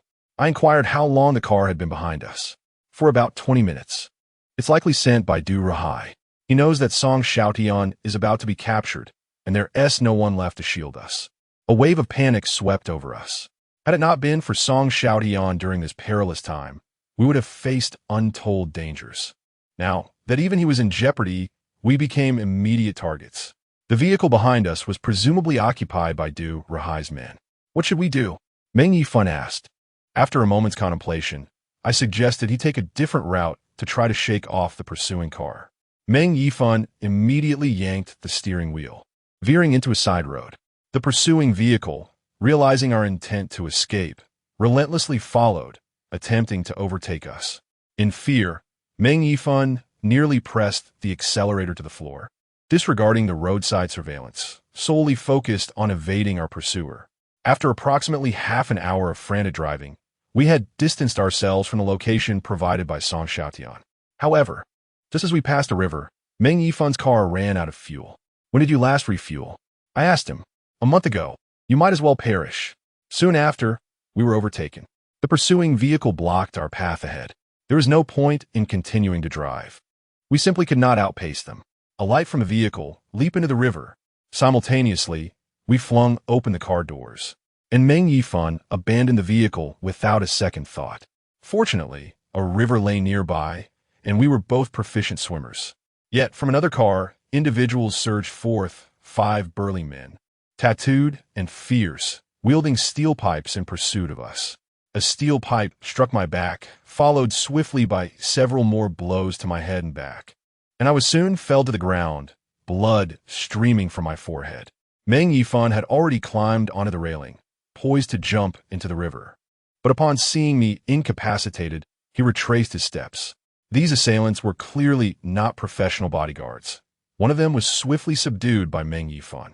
However, he soon found himself outnumbered and outmatched, especially with their weapons at hand, and was quickly overwhelmed. Though these 5 men lacked the finesse of trained protectors, they were undoubtedly thugs, determined to prevent any resistance from us, and they proceeded to rain blows upon us mercilessly. A singular thought raced through my mind. This is truly the end. With Song Xiaotian in peril, it seemed as if Meng Yifan and I were destined for death. When Song Xiaotian emerged, he would only be able to visit our graves. We shielded our heads, but our defenses faltered under the relentless assault, rendering us like 2 lifeless dogs. Suddenly, the 5 men paused, deliberating over the prospect of casting us into the river. Although we were capable swimmers, in our battered state, being thrown into the water would surely spell our demise. At that moment, I heard the unmistakable roar of motorcycle engines. Soon after, I distinctly felt myself being lifted. Accompanying there were other sounds, reminiscent of heels clicking against the pavement. The vicinity was devoid of passing vehicles, enveloped in an eerie silence, save for the resounding clatter of high heels seemingly approaching our direction. The individual carrying me abruptly halted and barked, "Get lost! Are you seeking death? Mind your own business." As soon as these 5 assailants uttered their threats, they suddenly released me. Struggling to open my eyes, I yearned to discern the identity of the approaching figure, but my vision was obscured by blood. I vaguely perceived a woman clad in a flowing black gown, her feet adorned with striking red high heels. Although I could not see her face, an unsettling recognition settled in my heart. The 5 assailants, momentarily rendered mute, inexplicably turned and made their way towards the railing. Soon after, I was startled by the sound of splashing water. It seemed all 5 had leapt into the river. Whether it was the severity of my injuries causing a distortion in my vision or an illusion, I could have sworn I saw 2 women in black gowns standing side by side, their pedicures of identical black polish glistening from beneath their high heels. Before I could comprehend further, I succumbed to unconsciousness. Chapter 95. Song Qing. When Meng Yifan and I regained consciousness, we found ourselves in a hospital, the dawn light streaming through the windows. We lay side by side, our bodies marred by injuries. Meng Yifan fared slightly better, his robust physique offering some protection. I, however, was in a dire state. It felt as though my back might split open, each movement eliciting sharp gasps of pain. "Who brought us here?" Meng Yifan inquired. I recalled the long black dress I had seen last night, which was said to have been saved by Du Yue. Meng Yifan paused momentarily and remarked, "I never would have imagined that someone who initially intended to harm us would eventually come to our rescue. Could it be that she has developed feelings for one of us?" I retorted, "At a time like this, you still have the inclination to jest? We've been left in such a dire state. Had it not been for Du Yue's sudden appearance last night, we would undoubtedly have met a grim fate. Our bodies possibly adrift somewhere. It would be a lie to say I wasn't afraid. Just thinking about it now sends chills down my spine. Those 5 individuals were hell-bent on our demise. It was utterly outrageous. Is there something we still need to attend to?" I suddenly forgot. Meng Yifan inquired. "We need to find Song Xiaotian's father." I replied, "It's already dawn. Song Xiaotian has probably been captured by now." We struggled to rise from our hospital beds, both of us moving as if we were disabled. This fool had given me the address, but hadn't sent over his father's contact information directly. As I grumbled, Meng Yifan and I supported each other, preparing to seek out Song Xiaotian's father. However, just as we stepped out of the ward, a nurse appeared. "What are you 2 doing? You're both injured like this and still not resting in bed." "Nurse, do you know who brought us to the hospital last night?" I asked. "I don't know," the nurse replied. "I wasn't on duty last night, but I heard from my colleagues that someone left you at the hospital entrance. By the way, you need to settle your expenses first. Make sure to return and rest afterward, and don't wander off." Naturally, we had every intention of leaving. After settling the fees downstairs, we departed from the hospital without even having the chance to complete the discharge formalities. Meng Yifun's car remained parked outside the hospital, the keys resting in my pocket. Can a ghost even drive? Meng Yifun exclaimed. I recalled the two identical Du Yues I had seen the previous night. It felt as if there were indeed two Du Yues, one being the authentic spirit transformed into a ghost, and the other, perhaps a living person. Regrettably, I had not glimpsed the faces of the two Du Yues, leaving me uncertain if they bore the same likeness. It was also possible that the other Du Yue was merely impersonating her by wearing that outfit. But I decided to set such musings aside for the moment. You cannot drive your car anyway, as it is out of fuel. Let us hail a taxi. We flagged down a cab and prepared to head to the address provided by Song Xiaotian. After approximately half an hour's journey, the taxi deposited us at the entrance of Tea House. Supporting one another, we limped inside, startling the front desk staff. Our faces bore the marks of injury, akin to those who had just emerged from a brawl. Fear not. We seek someone, I reassure the receptionist. Is there a person named Song Qing here? The receptionist hesitated momentarily. Are you referring to our boss? What business do you have with him? I quickly replied. Please inform your boss at once that his son, Song Xiaotian, is in trouble. We have come to seek his help. The receptionist gasped, promptly stating, the boss is upstairs. I will fetch him immediately. With that, she hurried up the stairs. Within less than a minute, a middle-aged man rushed down from above. This man was Song Qing, the father of Song Xiaotian. I recall Song Xiaotian mentioning that his father had served in the military. His presence exuded an aura reminiscent of a formidable figure from the underworld, commanding respect without uttering a word. May I inquire who you are? He asked. We are friends of Tiangu, I hastily replied. He has been apprehended by the police and sent us to seek your assistance. With a grim expression, Song Xiaotian's father momentarily refrained from speaking, leading us upstairs to his office. Once inside, he secured the door and then inquired, what exactly has transpired?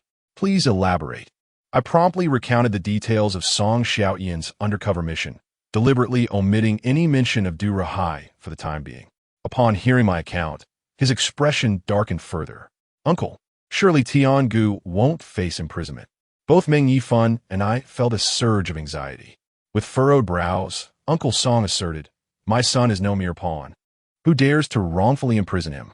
I shall ensure they face dire consequences. His chilling tone left both Meng Yifun and me in stunned silence. The manner